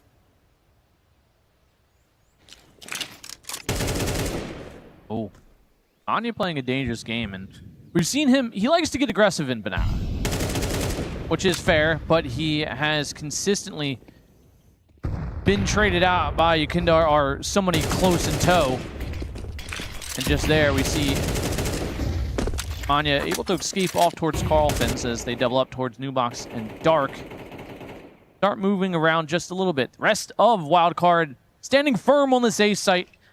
They look to make a little bit of an impenetrable wall led by MHL and this op. MHL doing a great job to trade off of 60's contact. Ball back, if you will. The time is starting to tick. Fury, the one with the pressure on him. Uh-oh. Caserado was a great position here. Right behind MHL. Opera goes down, a spray onto the player and pin, and this might be the dagger. Caserado does exactly what is needed of him. And Hext, although quick on the rotate, can't deny the bomb. Can't do much of anything except for wait for his teammates to come up through mid. Allow the bracket control, but Yakinder locked and loaded, sprays the first head. Should have heard the presence of another one. Clearly ready for it as Rek needs to aggress. Another head to be ripped off its shoulders. And although it could be so close, it's just so far away. 13-10. Furia do eventually pull out the victory on Inferno.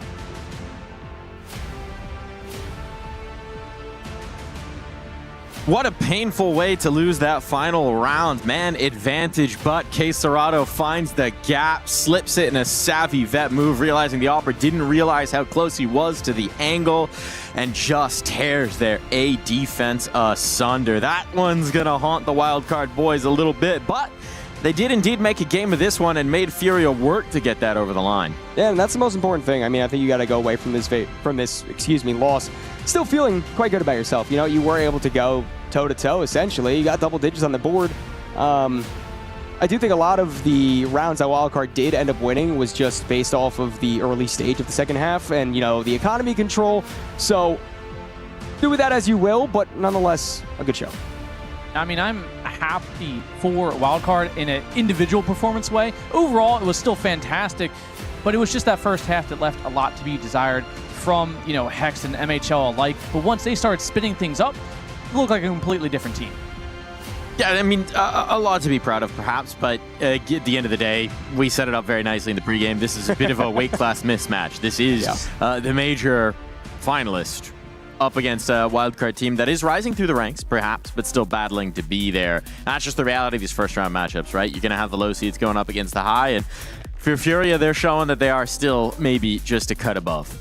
I think that's to be expected. Furia definitely the favorite within the section of the group that they're in. They're going to play the winner of Pain and 9Z, which, although South American rivalry, it should still definitely be Furia going straight ahead with that. Regional games, they always do get interesting, man. That is fair, but, you know, come on. Yeah, I mean, look, expectations are there. For Wildcard down in the lower bracket as well, that's going to be tough, right? Elimination on the line. Wildcard could really use to get a single win here, frankly. Anything to push them up the VRS would be massive for a team that's sort of on that bubble, on that fringe. We'll see what they can do. We'll see what they can do. Here's the story that was told. Maybe some struggles in the first half there for Wildcard, but battling their way back in, making a real game of that one, considering it was a 9-3 first half, if my memory serves. Yes. Yeah, and I mean, Wildcard slowed to a crawl, but then once things picked up, they held Fallen down to a completely different standard. He fell from at one point he was 8-2 to a 10-13 score, and once you start having Fallen fall off like that, the rest of the team kind of fell into that same position and gave Wildcard a wide open door to start just piling in the rounds, and it changed the pace of the game. You saw they started yelling more, they started smiling, it seemed like they're actually playing fun CS a little bit, and like I said earlier, when Wildcard is quiet, things are bad. Yeah, it's not a wildcard game unless we get Hex saying something truly absurd into the player camera. Yeah. So I hope he's been writing some new ones over the player break. I hope he's got some bars for us. The welcome to the dystopian future, still always going to be a highlight. But we saw some of the elements of what we wanted, right? We saw the aggression from the Manya. We saw the aggression over towards Banana. We saw that duel. Again, it is just the storyline we built in the beginning. There's progress. This is a team to watch out for this season. This is a team to continue building. This is a team that could do some damage in the lower bracket as well. But Furia is a team that we expect to be not just in the playoffs, but we expect Furia to be in trophy contention. 100% they should be, and in my opinion, 100% they are. I mean, as I was trying to point towards before, I feel like a lot of the comeback that Wildcard was able to mount was just due to the economy control in the early half of their CT side. Furia honestly make Wildcard look lost when Furia was on the CT side. Wildcard really didn't find much of any access to the bomb sites, and whenever they did, retakes came in far faster pace than Wildcard were ready for. They were never set up for anything, and Furia was able to just completely dominate them. I do think that Furia is better than the 13-10 scoreline in this matchup. Obviously, I think they looked better than that 13-10 as well. And they should be title contenders. And yet, it was a 13-10. That is no. And we have seen the shakiness from Furia to start the season, right? Coming off of the break, they've only had one other series against Dendele. They lost that. That was online. To be fair, there's a caveat there. But you do imagine that they're in a similar position that a lot of the top dogs are. The luxury of being on top is that you can actually take proper time off. You can take breaks. You maybe have a little bit of a slower gap into getting back into your matchup and getting back into your boot camp. And so we do see these teams maybe needing to play their way into form here at the Esports World Cup. Obviously, the form was good enough today. The question will be, do they continue to sharpen their claws? I hope so. I mean, Molodoi obviously is just such a star player. Clearly, the eye didn't affect him too much. Was more than keen with the eye. Was open. Serato, Yuri. Yeah, no, I was wide open. That's the thing about the scope. You only need one eye. Hey, that's a great way to think about it. And Molodoi, again, one of the greatest operators in the world. Serato, one of the greatest riflers of all time. Fallen, one of the greatest minds of Counter-Strike history. So, thumbs of the parts look pretty good. Just saying nice things. Wait, there's 2 more people on the roster. Say something nice about Yuri. What did you say before? Yuri has a great smile. He does have a great smile. That is true. That is true. You're snitching on things I said in the green room, but it's a fact, so I'm going to stand by it. I mean, I will say everyone played their role, and Yuri played his position well when it came to just running into a site and being like, hey, I'm here, I get one, but there's a guy right next to me, equally able to trade me out and makes that space on the site. And boom, Furia have access to the site. Whether it was the first half, we've seen him kind of not do what, not maybe the best, but not also amazing. But the second half, he kind of fell into maybe a little more of his role, I think. What I will say as well for Furia is that Yuri is a very interesting win condition to me in general. Like, if you look at their tournament run last year, towards the tail end of last year, one of the big factors that put them a step above their previous level was that Yuri went into a serious purple patch of form, right? So when he's on point, when both the fangs are sharp, we sort of expect it constantly from Serato, but Yuri can be right there with him, and when he is, you just don't want to play this team. You never want to step into a server with them.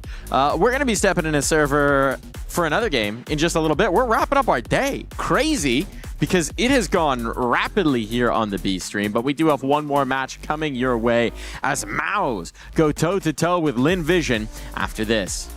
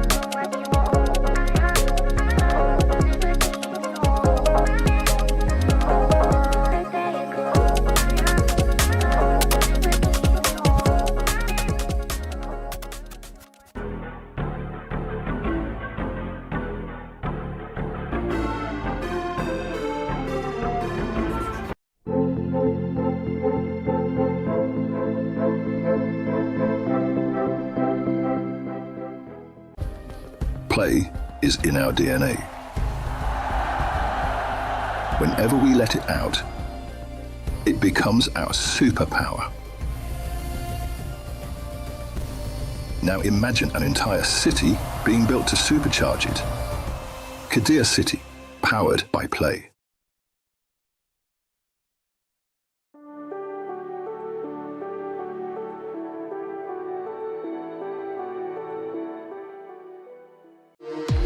We were there. For every click, every clutch, every respawn. We were there for the years of grind. And we're here. Now. The proud founding partner of EWC. Powering the biggest event in gaming. Shoulder to shoulder with the world's best. Making history. Greatness deserves a stage. Lenovo Legion. Reach your impossible.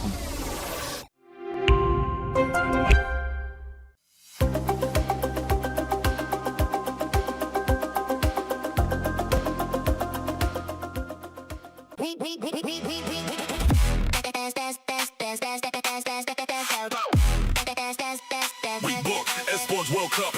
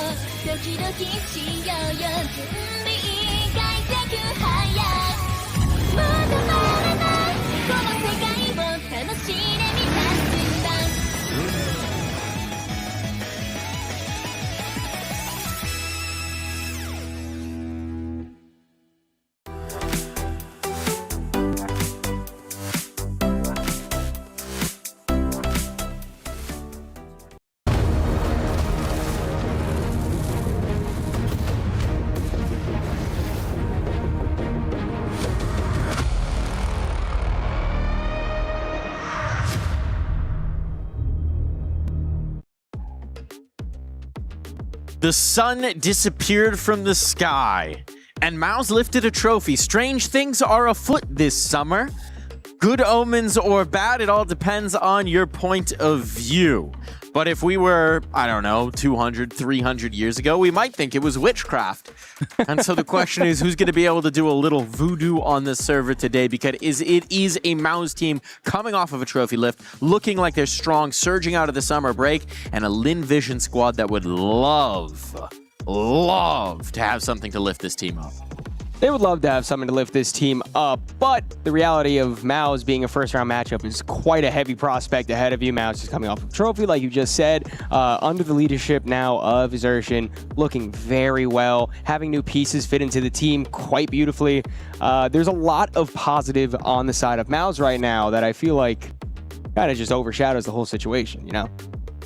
Kind of like a eclipse of sorts. Oh. Blocks it out. Yeah. Look at that. The shining light of Lin Vision in that case. But, I mean, all things considered, this is kind of the same matchup we just previously got done dealing with. You know, the Furia matchup, and now we got a Mouse matchup, kind of in the same, you know, on paper ranking. You would almost put it, do we think it's going to be as close? Maybe. I was going to say, that turned into a 13-10 heater. That was very doable. It was a 4-3 in the 12-10 round. That was very overtimeable. Yeah. It was a pleasant surprise, and I would be hard-pressed to see that same thing happen in this scenario, but at the same time, I would love to see it.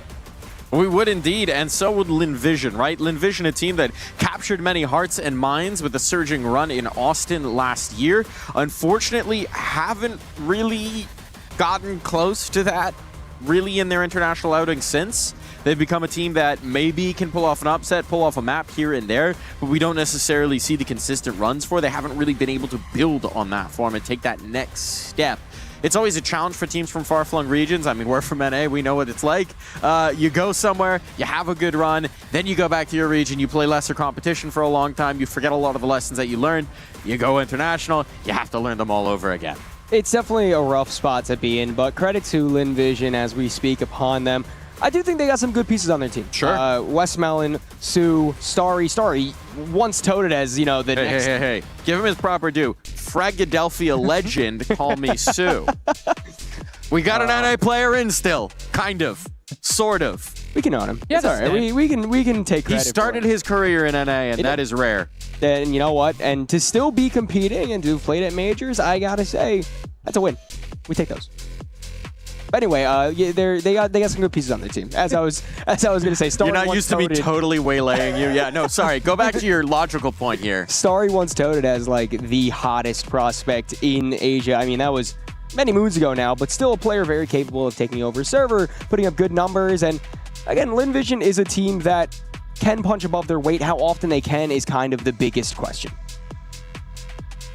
It's certainly the case. Certainly the case. And we've got Mouse on the other side. We hinted at this, but let's dive into it. They deserve the credit right now. Mouse are coming off of a trophy lift. It was a very strong run coming through from Mouse. A lot of the things we've been looking for from this roster, Spinks fulfilling the promise he had when he came over, earning his HLTV MVP, something he coveted for quite some time, and definitely deserving that with the grand final performance. Torji also in strong form. The new additions, Zelex, PR back in the fold, because as we know, no Mouse Academy player ever truly leaves the org. They just stay away for a sabbatical.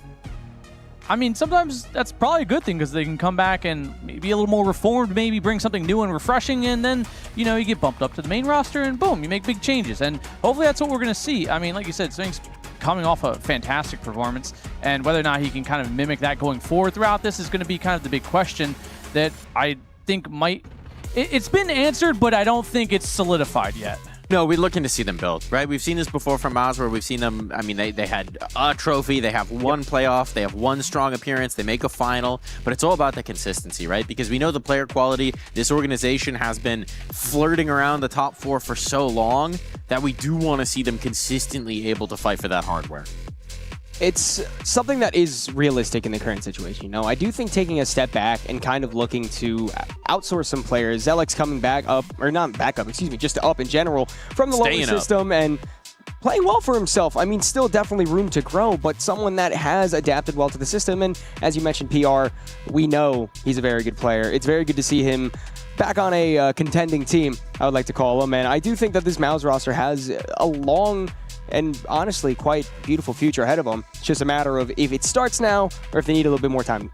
Well, I want to hear a little bit more about it, so why not hear it from the man in the leadership shoes himself, Zershan. First off, I think we need to start with a congratulations, Zershan. Trophy, first in your cabinet as an in-game leader back in Malta. How much of a boost was that for the guys to be getting at the start of this season? Well, it was definitely really nice to win. First tournament together as a team. Also the first tournament for me as an IGL with a proper lineup, a permanent lineup that is not just stand-in. So yeah, I'm super happy. I'm super happy especially for the young guys. I think that it means a lot for them to win their first tournament. First tournament for Alda in the team. I think that he's also been doing a good job. So yeah, I'm overall just really happy for everyone that we managed to do it. But at the same time, we're not getting too ahead of ourselves just yet. It felt like you went into that final in a pretty humble fashion because I think it was a couple of days early. You said in an interview, we need to lower our expectations just a little bit. We've got a lot of things to be working on. Then you go on to win a trophy. So can you tell me a bit about the mental side and the mentality of Mouse at the moment? Yeah, of course, we definitely did say that we will take 2 steps back for now, but at the same time I think that we have a lot of the right pieces. So yeah, it's just about mental, of course. With Mouse in this team, you always want to go into the tournaments thinking that you can win the tournament. We have shown it many times before. We were also very close in many good tournaments. So I think that for us it's just about having not too much pressure on ourselves. I think even during the Vitality era, for example, they were not that aware that they will win all the trophies that they did. So I think that it's just important to keep your toes on the floor and just keep working hard. Speaking of those crucial pieces, of course, Spinks getting an MVP, great stuff from him in Malta. But I want to ask about PR being the newest addition.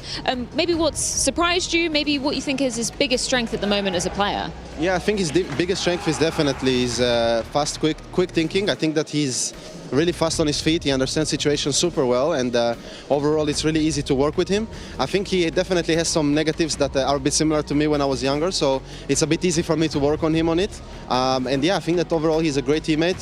When you get to know him even deeper, he's a great person, a good teammate, a good player, and yeah, I'm really happy to work with him now. Might be a little bit cheeky, but I do have to ask about the current map pool, because we've seen Cash appear in some of the series that you've played, but we've never quite got there. It's either been the 5th map or the 3rd map you've never needed. How much energy are you actually able to put in on Cash when you've got all these other responsibilities now and these new pieces of mouse to put together? Yeah, without giving too much away, I think that we're the best Cash team in the world. I think that watching other teams, I don't think teams understand it that well yet. So yeah, I think we have a lot of good things prepared. I hope someone picks it into us. So far in Vitos, we didn't feel the need to pull it out yet, but who knows when it will come. Yeah, we just love the map. I think it's really nice to have a new map in CS. I expected it to be a little bit worse competitively, but I think so far it's interesting for sure. I'm crossing my fingers that maybe LinVision hear that and maybe take the bait, maybe pick into Cash, who knows? But I do want to ask about LinVision as the final question. How do you treat an opponent like them, and in order to not underestimate them coming into what is ultimately a best of 1? Yeah, as you said, it's a best of 1. Anything can happen. We will prepare to them. We have prepared to them the same way we prepared against Spirit in the grand final. Same amount of hours, same amount of preparation, same amount of work. Nothing special for both teams. So for us, it's just important that we respect them, but at the same time, we are super aware that if we play a good game, we are just going to beat them. Well, that prep paid off massively for Miles in Malta. Let's see if they can start their run to the trophy here in Paris. Not to give too much away, but the greatest Cash team in the world, bar none. No exceptions, no doubts there, Xerxin. I do like the mix of confidence and modesty that Xerxin was able to provide in that interview. You know, saying that they need to continue to play with everything they have. You never know it's the last time. Come on, LinVision. No. I mean, that makes sense. LinVision have not repped it yet, so this would be pretty bold for them to try and get the upset on Cash. It does too, though. I don't think that's going to be very easy for LinVision. No, but also I don't think they just claim they're the best Dust 2 team of all time either. True. So, I mean, fair point. If they did go to Cash and then you saw that interview, you're like, maybe reevaluate that next time. Maybe a little bit of a bluff, maybe a little bit of bravado coming through from Xerxin. It's hard to say. You never know till you do rep it in an official. But I think it was interesting that he was talking about staying, 10 toes on the ground, keeping it very firmly planted here. They know the asterisks that were on that previous event. They know the circumstances around the Bounty Trophy, knowing that some of the best teams weren't there with them in Malta. They know they've still got a lot to prove, and they're ready to earn it. And you know what? That's the best mindset you can possibly have. It's something that's been echoed by a lot of the great teams, especially by Vitality as of recently. You never want to underestimate. You always want to give everything you have. You need to play because you never know when the last time you're going to be on a stage is. Slightly different circumstances. These guys have like a decade to go till they hit Apex years. Very young team, always important to remember, especially with the additions of Zelix now, and PR still a young player as well. Mouse, I think it's important to say, probably the best Talent/Academy program in CS. I think Spirit's probably the only organization that has a bone to pick with them on that contention. Yeah, I mean, that's a really good point to make if you have a successful org. You have to have kind of a successful like farm system as well, something to bring the players up, whether it is when they go on a sabbatical after they're in the academy team. Rumspringa. Yeah, they go find themselves and they come back home and you're like, you know what? I'm staying. And that's what happened. And that's probably a sign of a good farm system is when you have players go out and then they come back and go, I tried to test everything else out and I like it here. So I guess the question, if you're tabbing in a farm system, is all in. Do you think Zelix is ready for the harvest? Ooh, yes, but no. I think, Yes, but no? Yes, but no. Wait, say something, though. Is he ripe? For the picking, yeah. There we go. He's ripe for the picking, and we're ripe for you guys to get into the server. Thoughts here? LinVision, do they stand a chance? You were pretty bold in previous statements. Listen, there's always the wishful thinking, and there's always a scenario where we have that wild card scenario where it turns into a good game. Do I think that's going to happen? No, realistically, I think this should be a pretty lopsided performance by some fantastical situation where Call Me Sue does some just absolutely crazy stuff. I think we're looking at like a 5 rounds for them. You like that number. You like that number, but I say where there's a will, there's a way, and I'm going to will my way off this stage. Good luck, boys. It's time to shortly get underway. The final best of 1 here on the B stream. One of two final best of ones here at the first day of EWC 2026 over on the A stream. If I'm not mistaken, it's 9Z versus... I've got nothing. I just remember 9Z. You're really counting on me. I'm Yeah, so sorry I let you I thought down. you were going to finish that one off for me. Glancing over, I see nothing. Not looking good for that one. 9Z Pain, by the way. Oh, there we go. But look at a few seconds before we get into the game. Looking at the player faces, I have to say, Linvision, although a top contender in Asia, although a team that has shown promise in times, a team that I don't think really is going to be able to go toe-to-toe with MOUZ. I don't expect a repeat of what we saw in the previous series where Wildcard was able to kind of get an advantage and sneak some rounds in there where you weren't expecting it. I do think MOUZ is coming into this tournament with the mindset of, we just won a trophy. It's not our last trophy. We need to continue to prove ourselves. We need to continue to fight. And in all honesty, in my eyes, anything less than a quarterfinal is a failure. I was actually going to ask, do you think it is like we win everything, or this is considered a failure for us? I mean, grant the competition here is stiff, obviously. It's where do you think the line in the sand for them where they say, hey, this was a successful tournament? Well, the best thing would be a win. Yeah, well, again, I think anything less than a quarterfinal is like a failure at the end of the day. But it's time to get underway. Once again, the final game of the day. MOUZ starting on the T side. A stack up towards long. Zelix brought down low already with a nade. No kills to be found for the CT side, however, as there is a bit of presence still in long. Fully aware that Zelix is over on the other side of the blue bin.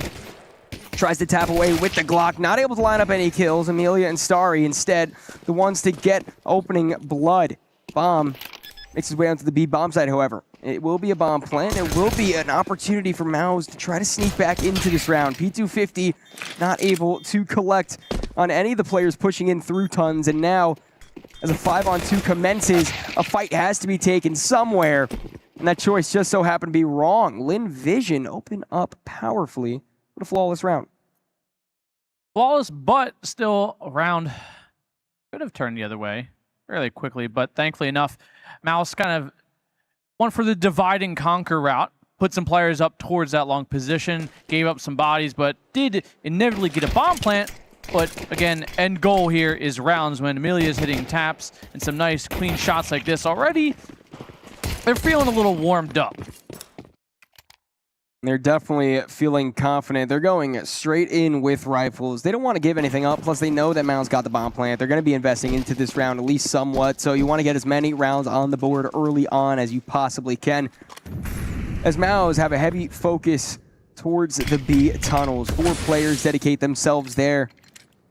Meanwhile, elsewhere, it's just Zershin hanging around top mid with a Deagle. A bit of a connection with the players in lower tunnel. Seems to be an idea, but instead they double back. They go straight back towards the B-tons, where utility being set up indicates a bit of a faster play. Amelia looking to get challenged once more in towards this upper tons area. He's going to have 4 very angry T's running his way, but turns away at what could be a good or bad time. And Starry backs him up, though, finds a quick headshot, but he himself gets stinked down to just 13. Nade going out should do some really solid damage. He actually gets the kill on top of it with a nade, as it is going to be MOUZ to have access to site, bomb down, and guns scavenged. This is a really interesting situation. I almost feel like a save right off the bat is better. Sure, you feel like you might still have a chance in this, but that's exactly what's going to happen. You invested everything you have into this round, and you can't just give up those rifles like that. Everyone on MOUZ now securing themselves a fully upgraded rifle. I mean, sure, 2 Galils, but was a lot better than an SMG or a pistol. I mean, all you had to invest is Zelix, and that was really it. That you get the round, get the guns, tie it up early on, and now you send Linvision off to a save. And I like the aggressive purchase from them. I'm not going to scold them for that. They know what needs to be done. They got to get the rounds where they can get them, and they got to make it a statement piece early on while they have access to the money. Sadly, the statement kind of fell on deaf ears, and Mouse take the round. Yeah, crushing blow to the economy early on. So definitely making the right choice, saving, and we look back. Honestly, Linvision was in a really good position. It was just a matter of that nade landing directly onto Starry. The nades, 2 ships in the night, pass by each other. It's almost beautiful if you really think about it. Yeah, under an eclipsed moon.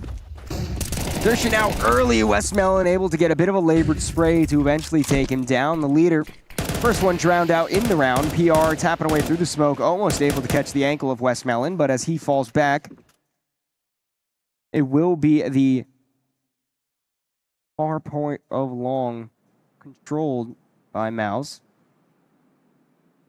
Well, player down, I mean, that definitely puts Linvision in the situation where even though there are some lesser weapons, they can do a lot of damage. Certainly can if Westmelon positions himself well. So we see Amelia taking the aggressive route here. So he might play for some information, but in the meantime, it's actually Westmelon who plays for it, but falls victim. But still a man advantage, all thanks. Kills coming through dark. They better clear this corner. Amelia is close with the 5-7. He gets 2 headshots, 3 sprayed down. Best gun in the game. And a bit of a pop-off as well. Completely deserved. Very nicely done with the pistol. That's why you can never count a CT on a force buy out. You never know when they have the pocket menace that is the 5-7. Off to a pretty solid start here for Linvision. It's just buy coming in here for Mouse is still going to be a competitive one. It's not going to be a save. And they still have to contest with something, but you know, again, nice 5-7 cleaning up. A nice influx of money from those 5-7 kills definitely bolsters that economy, so they're not as weary investing into ops. And, you know, Dust 2 is a map where double opping, it's a thing. An effective one at that. Some teams almost a necessity. We'll see how that plays out later. Zakharov to quite a nice start, 4-0. Once again, we're in the playing until someone can break 2 rounds in a row, continue to buy, continue to try to just win the economy game. Now smoked off from Cat. Heavy pressure there early on. Dershon wants to poke around in bottom mid. Maybe try to fake a late play, but instead the Cat pop fully goes underway. Linvision start to rip apart the offense. No one stands a chance. Although Torzi at least able to keep himself alive for the time being. 6 HP, bomb dropped in the middle of no man's land in a 1-on-3. A nade that will eventually ruin him. Amelia's happy. Oh, yeah. Amelia is happy. It just brings back that picture I just seen on HLTV of him. Where'd you say it was that? At the major, the Alston major. Yeah. Good old days. Good old days. Not too far off, and I mean, they are showing some promising rounds here. We're seeing some good counter-striking, some good setups, and now they've put Mouse onto a very, very early save, and realistically, this could have quite easily been a 5-0 start for them. Ooh, the timing just not there for Zacher. Goes repeat with the op. Also another miss, but it's fine. Westmelon's there to collect all the dirty laundry. Cleans them up. Zacher eventually does get his one, and it is just Torzi with a Glock. I doubt anything to be done. Every round win. That's how you stay in. That's how you keep your team hype and locked in and get into the head of Mouse. Maybe even if a little bit, even it may not affect them. At the end of the day, you don't want to hear that yell after every round, or else it's kind of like a warning sign if you're Mouse. Well, who knows how much longer they'll have to hear it, at least in a row, because the buy does come back out for the side of Mouse. 2 Galils, but plenty of utility to work with. Binks on 0 kills, though. I mean, collectively, they only have 5 as a team. Are you concerned early on, or is it just early days? Oh, it's early days. It's round 6, man. Everything's fine. I will say, for the side of Linvision, though, even though it is early days, being up 4-1 to start definitely you need to get as much confidence built up as soon as possible. You know, even if it's the little rounds, even if it's like the eco round they just had. Yeah. I don't blame Amelia for getting loud and proud. You got to make sure your team is in the right mental space. Support player in and out of the server necessarily. And it makes CS fun when you have a teammate like that, especially when Op is hitting some solid shots here. Zealot's going to get mollied into a corner, and Starry thinks he knows he's there, but he's going to play the patient game, hold his molly, good flash coming in, no swing from it. Just slowing them down that little bit more, but Alex gets the kill on Starry, and we're back to a 4-on-4. The pinch coming in, and it's going to be Amelia. Solo by himself. He finds one that swings out of the round, and he's looking for a little bit more action. Working his way around the box, gets some damage in, but does eventually fall, and it's down to a 2-on-3 retake. Interesting choice for Linvision here, just deciding to save. Nope. Smart play. It's a smart play. I mean, you have plenty of money to work with, but B-side does too. Down a player, you have an op in one of the hands. Oh, yeah, it's a flash. Very, very difficult situation to be in. I mean, I'm not saying it's the right call. No reason to give the op to Mouse either. Yeah, obviously you want them to work for everything they have to get, and the longer you keep it out of Torzy's hands, the better. Exactly. I mean, he's already, tied with his team. 3 kills apiece, him and Zelex. Again, a name you don't want getting out of control, but they're at least holding Mouse to have to really fight for it and earn that map control. It's not just easily, oh, we're dry peeking, we're walking out, and we're just getting the kills. It's, you have to sacrifice something if you want it. You gotta work for it. You gotta work for everything. Everything is earned.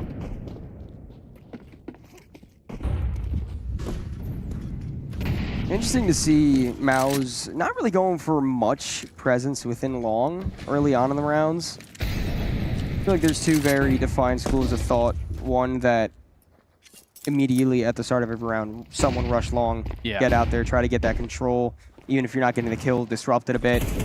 And the ones that are more prone to play off it, just wait for the aggression through long, make sure no one can get that backstab in.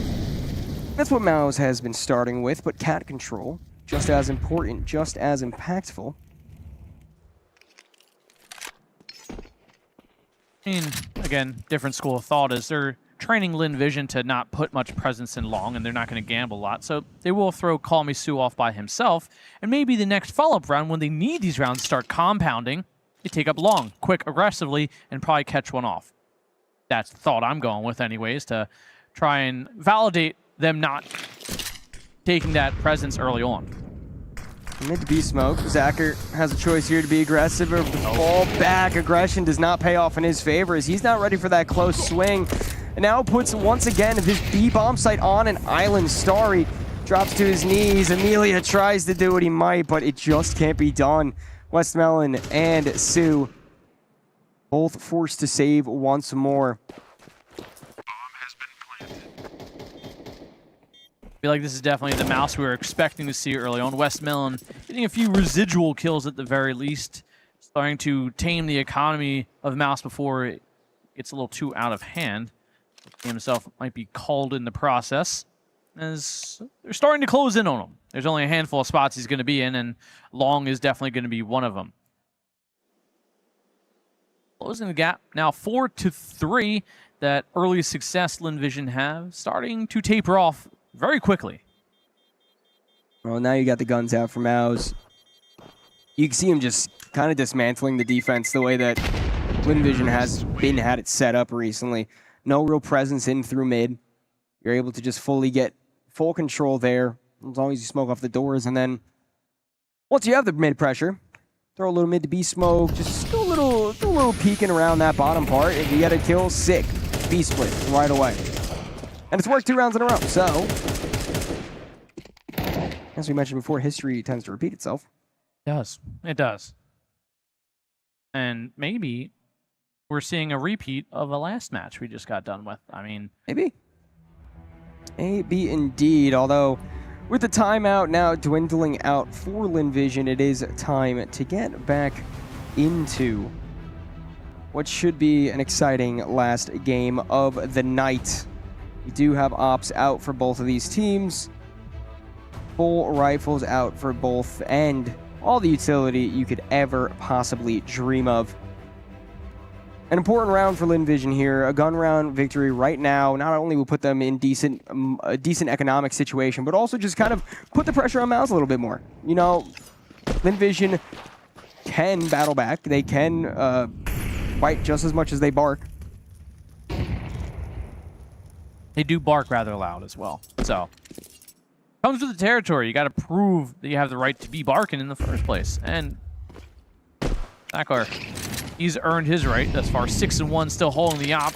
He's going to fall off that cat position and reevaluate where he wants to be placed. He's going to stick around that A site while mid full control here for Mouse as they've split the defense. And that mid to B smoke, a little worrisome if you're LinVision.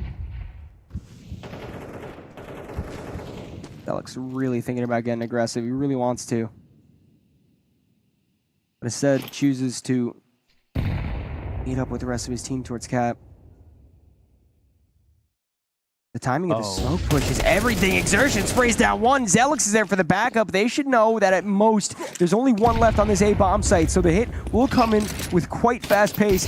Zakar caught out by PR in through long. Rotations in through CT. Won't be able to last long. Amelia, fall as far as you possibly can, my friend. There's no chance for you within this round. Maybe try to take a rifle away if you can, but the most important thing is to try to keep yours alive. Now with your position exactly known. Not looking too hopeful. Wants to try to get through that door.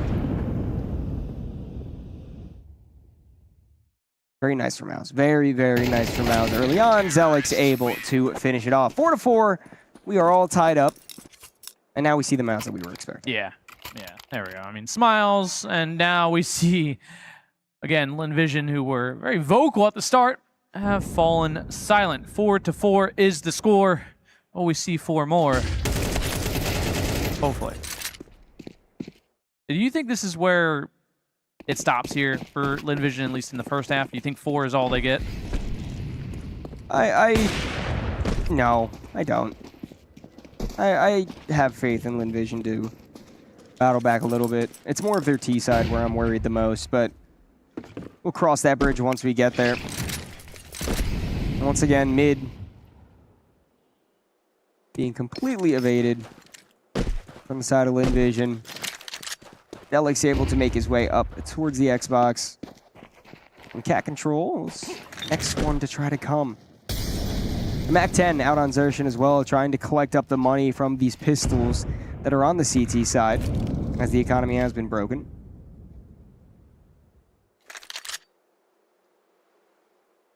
Seeing what the 5-7 has done before, can it echo the sentiment from rounds prior? Got a few of them, and even a CZ on Call Me Sue.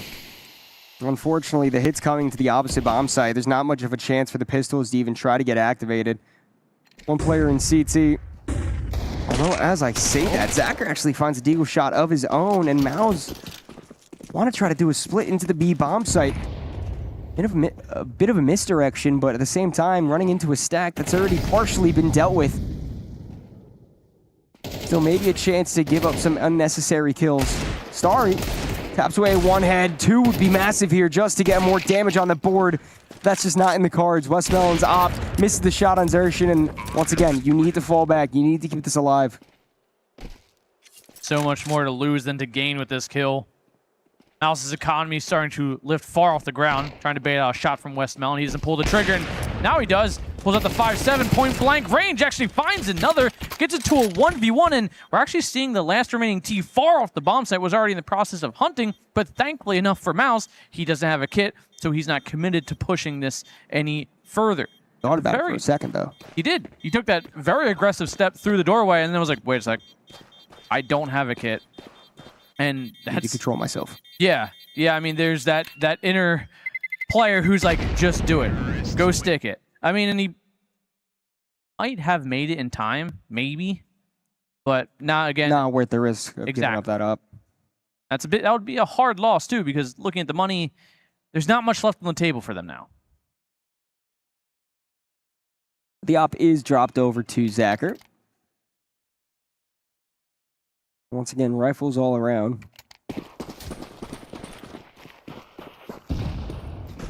Mal's definitely showing a bit of a higher level of tactics against Linvision. I feel like just their understanding of the map right now is definitely above Linvision's, to put it nicely.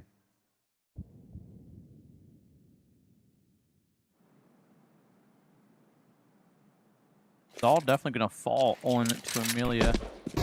He makes a play for information. But Mal's are at least good in the fact that we see them very fluent with where they want to dedicate themselves. They're never fully committed. They've spread themselves out enough where they have map control elsewhere. You know, they don't put all their eggs in one basket. They consistently have mid control, which, there we go, Call Me Sue finding some aggression towards that long. And the first time we've really seen Mal's even challenge long, even if it is early, mid, or late game. I think it's only the second time they've actually full challenged long. Finks almost able to spray Starry down, but barely missing. Mal still want to end out through long. A split. Resertion can try to disrupt towards the bottom of mid. Bomb making its way out. The timing for Zacher is disastrous. He falls to the hand of Spinks, and as they aggress, only one on the site, trying to tap away through the box. Not quite able to land the shot. It's okay because Sue still lives. Zershin now, the timing. He has 3 lined up and spray them down. One more to find, but Starry at least able to find one before he meets his demise. The loudest matchup we've had all day. Yeah. Surprisingly. But that's just really good play. Keeping that lurk around towards the mid-air, getting the timing, getting that auto cue of all the CT shuffling their way through, led to this exact play right here. Nearly spraying them all down in one go. But now in a firm planted lead, Torzi, the opening pick, that out of the round for Linvision.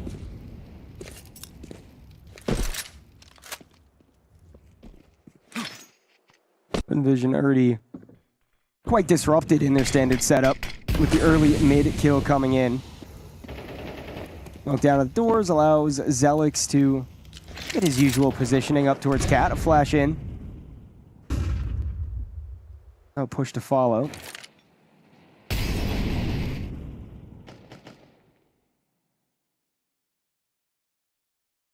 I feel like Linvision are very worried about the potential of a mid to B again. Has done a good job to conditioning them to always have that in the back of their mind, that a player could push out mid at any given point. So it's always something you have to be conscious of, always something you have to try to avoid letting a gap open there. Which is exactly what they're going to do. They're going to throw that mid to B smoke, but then they're going to make their way up. Cat, 4 players up and active. Call Me Sue finds one. No flashes over top. Finds himself a quick second there. He's controlling the pace and slowing the tempo of Mouse and shutting them down. Call Me Sue with the triple. The lurk of PR up from long, last alive, and Call Me Sue strikes him down. 4 in the round, and there we go. One more round left in that half, and a chance for Linvision to end it tied. An interesting prospect for sure, and something that fills the CT side, I'm sure, with much confidence for when they do switch to the other half. Mal's not feeling too worse for wear, though. Still plenty of money to buy into this round. Barrett's unfortunate giving up one more, but it's not going to do anything to impact you in the next. Long aggression, Torzi flashed off. Not able to spot the shoulder, but instead ahead of Westmelon. Call Me Sue. Once again, a multi-kill. Stop Mouse in their tracks. That's why they've avoided long. Continuing to aggress. Might be able to find the body. Zelix spots out the shoulder and the headshot immediately to fall. A 4v2 off the backs of Call Me Sue. 4 in the round. Give him the ace. No longer Call Me Sue, it's Call Me the Carry. Because right now he's pulling his team up to try and make this a 6-6 half, unless Spinks can really come alive in this round. himself a 4K to match the energy that Call Me Sue has been throwing at them these last couple rounds. It's impressive, but I don't think he has it on him. He doesn't even have the bomb. With under a minute left, he's maybe gets another player or two, but the positions are noted and taken, and eventually Zacher finds it. A 6-6 half. Donnie, did you think we were going to be here at this? No, I'm actually quite impressed with what I'm seeing from LinVision. Me too. I don't necessarily think it's it's the fault of MOUZ. You know, it's not like MOUZ are letting these rounds slip away. I think LinVision is actually playing with a decent bit of firepower. I still think MOUZ are tactically, you know, in the lead in the terms of the way they're understanding the map, but stats don't lie, dude. I think it really comes down to the fact that B works so well for them. They're like, all right, well, we did like 4 or 5 rounds in a row. Let's try A. And that seemed to be the downfall, was to go towards where Call Me Sue is at this current period in time. As the timer ticks down, we head into the second half of play. And an interesting note, not a single player on MOUZ positive right now. And some not even remotely close. Some below half of a KD. Interesting. But the CT side might be where they come alive, or instead, for the sake of LinVision, might be able to... over 1. What? Everybody on LinVision over 1 KD. Hey. Noticing. It's going to come out pretty dry through this B-bomb site. PR tries to tap away, but Amelia able to keep himself alive. Bomb soon to be planted. Going to be a 5-on-5 retake. No kit in play for MOUZ, so a bit of urgency needed, but nothing too crazy. Xertion not able to hit the head. The boost could have been beautiful. Eventually does find the kill. There's Westmelon thinking that the boost was off. Now with the drop down, a smoke out towards the back of Plat. Will render Zacher useless, but Starry still alive, still well. Amelia stands up and mows them all down. Still 2 more to try to find. Out of bullets in the Glock. Somehow gets the headshot on Dorsey. Now the 1-on-1. There's no kit. I don't think there's any time. No. Amelia has been able to survive just long enough to keep MOUZ from winning that round. Last bullet in the chamber. What a great performance. That deserves a scream. It was. Yeah, honestly, I was expecting more than just that. I feel like that's the hype moment. They've turned this around immensely. And... well, such a nice. Now 7-6. LinVision. That looks like 6-7 to me. That's But wrong. the buy's coming back They're out spreading for misinformation. MOUZ. Scout on Torzi. MP9s and M4 on PR. LinVision, 2 SMGs this time around. Wanted to play it a bit more safe in the previous upgrade to those rifles to make sure that nothing went wrong. We'll have to see if they're able to convert on another pistol round.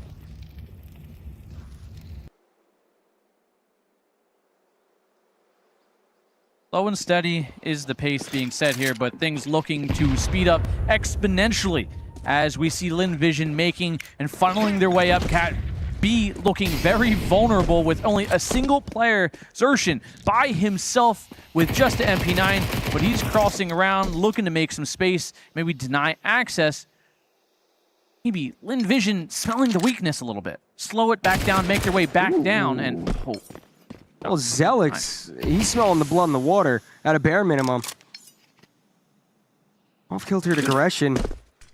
Catch LinVision off guard. Maybe that kill out long actually played in favor of LinVision, because maybe they might be a little disheartened to push into sight. Well, it's definitely at least putting a halt on the plans that originally had. But it does have to come out. It's only 30 seconds left. A stacked A bomb site is what LinVision have to try to run into, and Call Me Sue does it good to at least give them the player advantage in this situation. A trade back from Zelix gives us a 3-on-3, and the rest of the T's have some way been able to make it mid to B, but 2 kills fall. Amelia is the only one left. Heroics in the previous round. The same bomb site, a bit more on his plate though. 1v3, bomb gets planted. Zelix pushes fast. MP9 puts a bullet straight to the head. And MOUZ, tie it back up once more. Not letting the conversion rounds go easy. It kind of looked like LinVision overthought themselves. They had an inkling that they were actually they wanted to kind of make their way towards B. They threw that cross smoke in towards mid again, blocked off spawn, and we're thinking about it, and at the exact same time they threw that smoke, Mouse pushed a player up through long, through those doors, got a kill. And Lin Vision kind of took that as a green light to go up Cat, which, hindsight, good enough if you plant 4 Cat, but you have to get to site to get that bomb down first.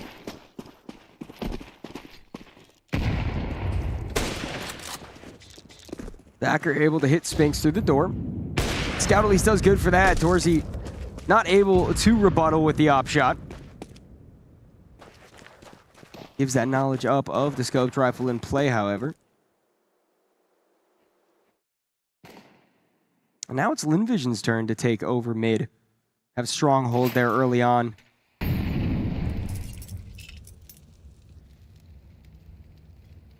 Must win for Lin Vision right now, as the money has come down to quintessentially 0 across the board for everyone, with marginal amounts of money in between, which doesn't really matter too much. The minute on the clock, Vision don't have any map control. They have mid, but what are they going to do with it? Are they just going to fall into the same exact trap they fell into the round prior? 3-man stack on this A site, and all eyes are focused on Cat. Well, Mouse have a great setup for this. Forges up, running the car corner. You have Exertion waiting by the mid-site boxes. Not to mention a fast rotate from Zelix. Exertion pushes up. If Lin Vision do try to commit to this, surely to be thwarted. Exertion spots ahead through the smoke. He's going to fall back after giving up his position. And Lin Vision, they don't have a choice. They have to commit to this. It's 20 seconds left. Going drops into CT. They redirect. The mid to B plays. What comes through? Westmelon's Tech 9. Good for 1, but can they get through the B defense? It appears so, unless PR can pull some heroics out. Very late on. 3 players in front of him. 1 low HP, but the bomb gets planted. And now Torzy 1v2. Amelia only on 11 points of health. A doable situation. Does he know? Does he have the information of how low the other player is? He pushes up towards the window. Misu talked perfectly. Torzy has to make noise, has to make his presence known. He has to drop onto the site soon. And all they need to do is tuck. They don't have to force this fight at all, although Amelia more than happy to do a little bit of a stab in the back. Lin Vision take the lead. They did that exact play the round prior. Be it 1 different of a score now at this point. I mean, that just goes to show you that, again, the loose playstyle that Lin Vision is throwing at them, and they're capitalizing on it. They're taking advantage of Mouse holding these confident angles. And, you know, you saw one drop towards CT, had Tech 9, and Mouse players walk through a smoke thinking he could just get himself an easy kill and it'll go unchecked. Instead, it just kind of made Lin Vision exponentially more confident in that take. Well, Mao is being forced to take a timeout after dropping the lead. Bit of a time to discuss how they want to handle this buy. In all honesty, the side of Lin Vision isn't looking too good with money either, so no. A very important round, a crossroads that must be conquered by one of these 2 teams. Set them up quite nice for the rest of the game. Whoever's able to pull through here. A bit of an advantage for sure for Lin Vision, but nothing that can't get caught out. Nothing that can't be calmed. Call me Sue. Already out through long.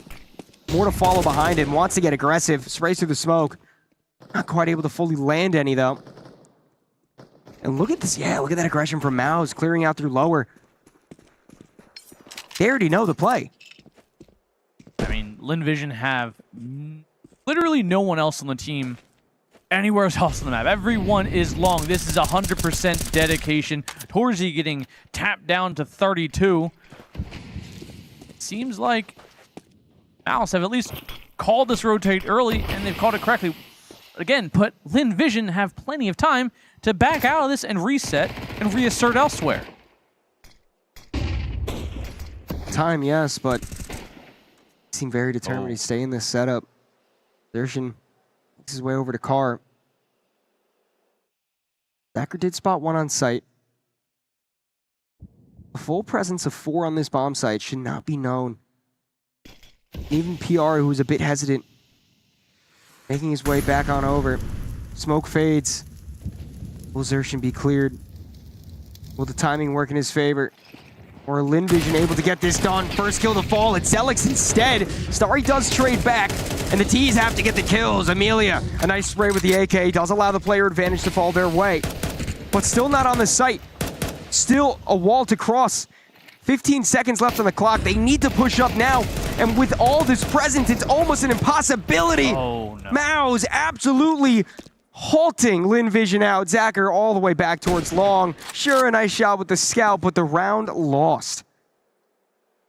That was just a good read from Mouse. They went for that early informational play towards B, and it panned out well. It couldn't have gone any better, and they timed it exactly when Linvision was like, everybody up long. Everyone. Yeah, Nobody lurk. No one in mid, just up long. Because they've constantly taken mid control.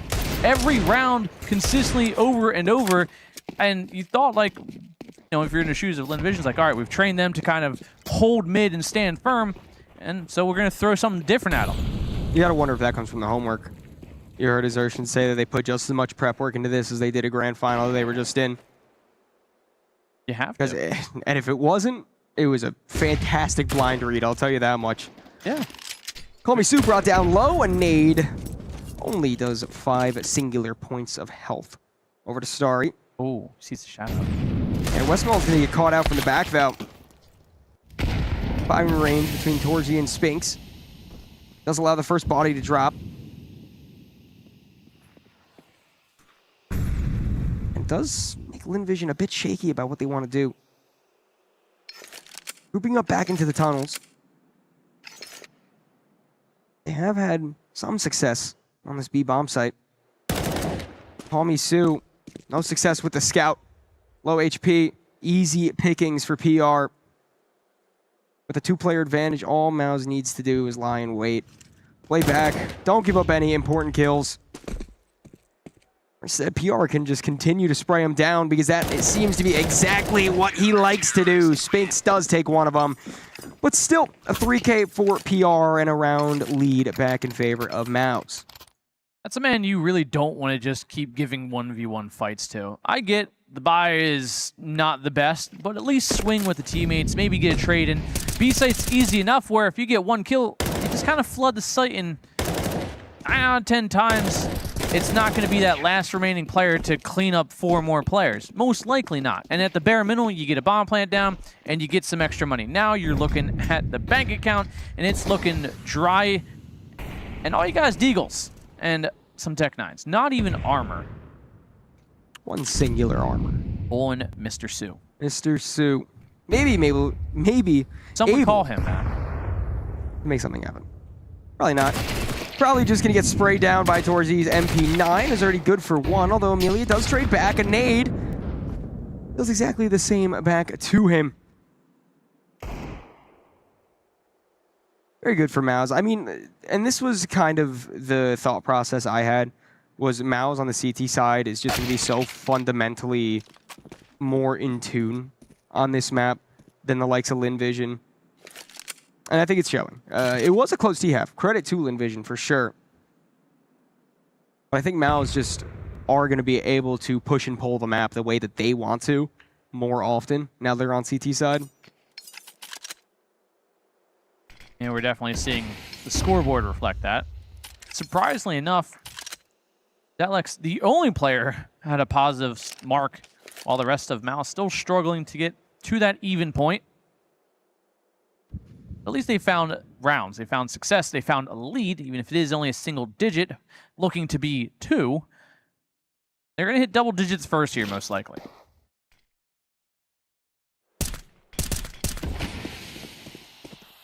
Quite an interesting smoke. Does land on the corner of the bomb site, and the T's try to push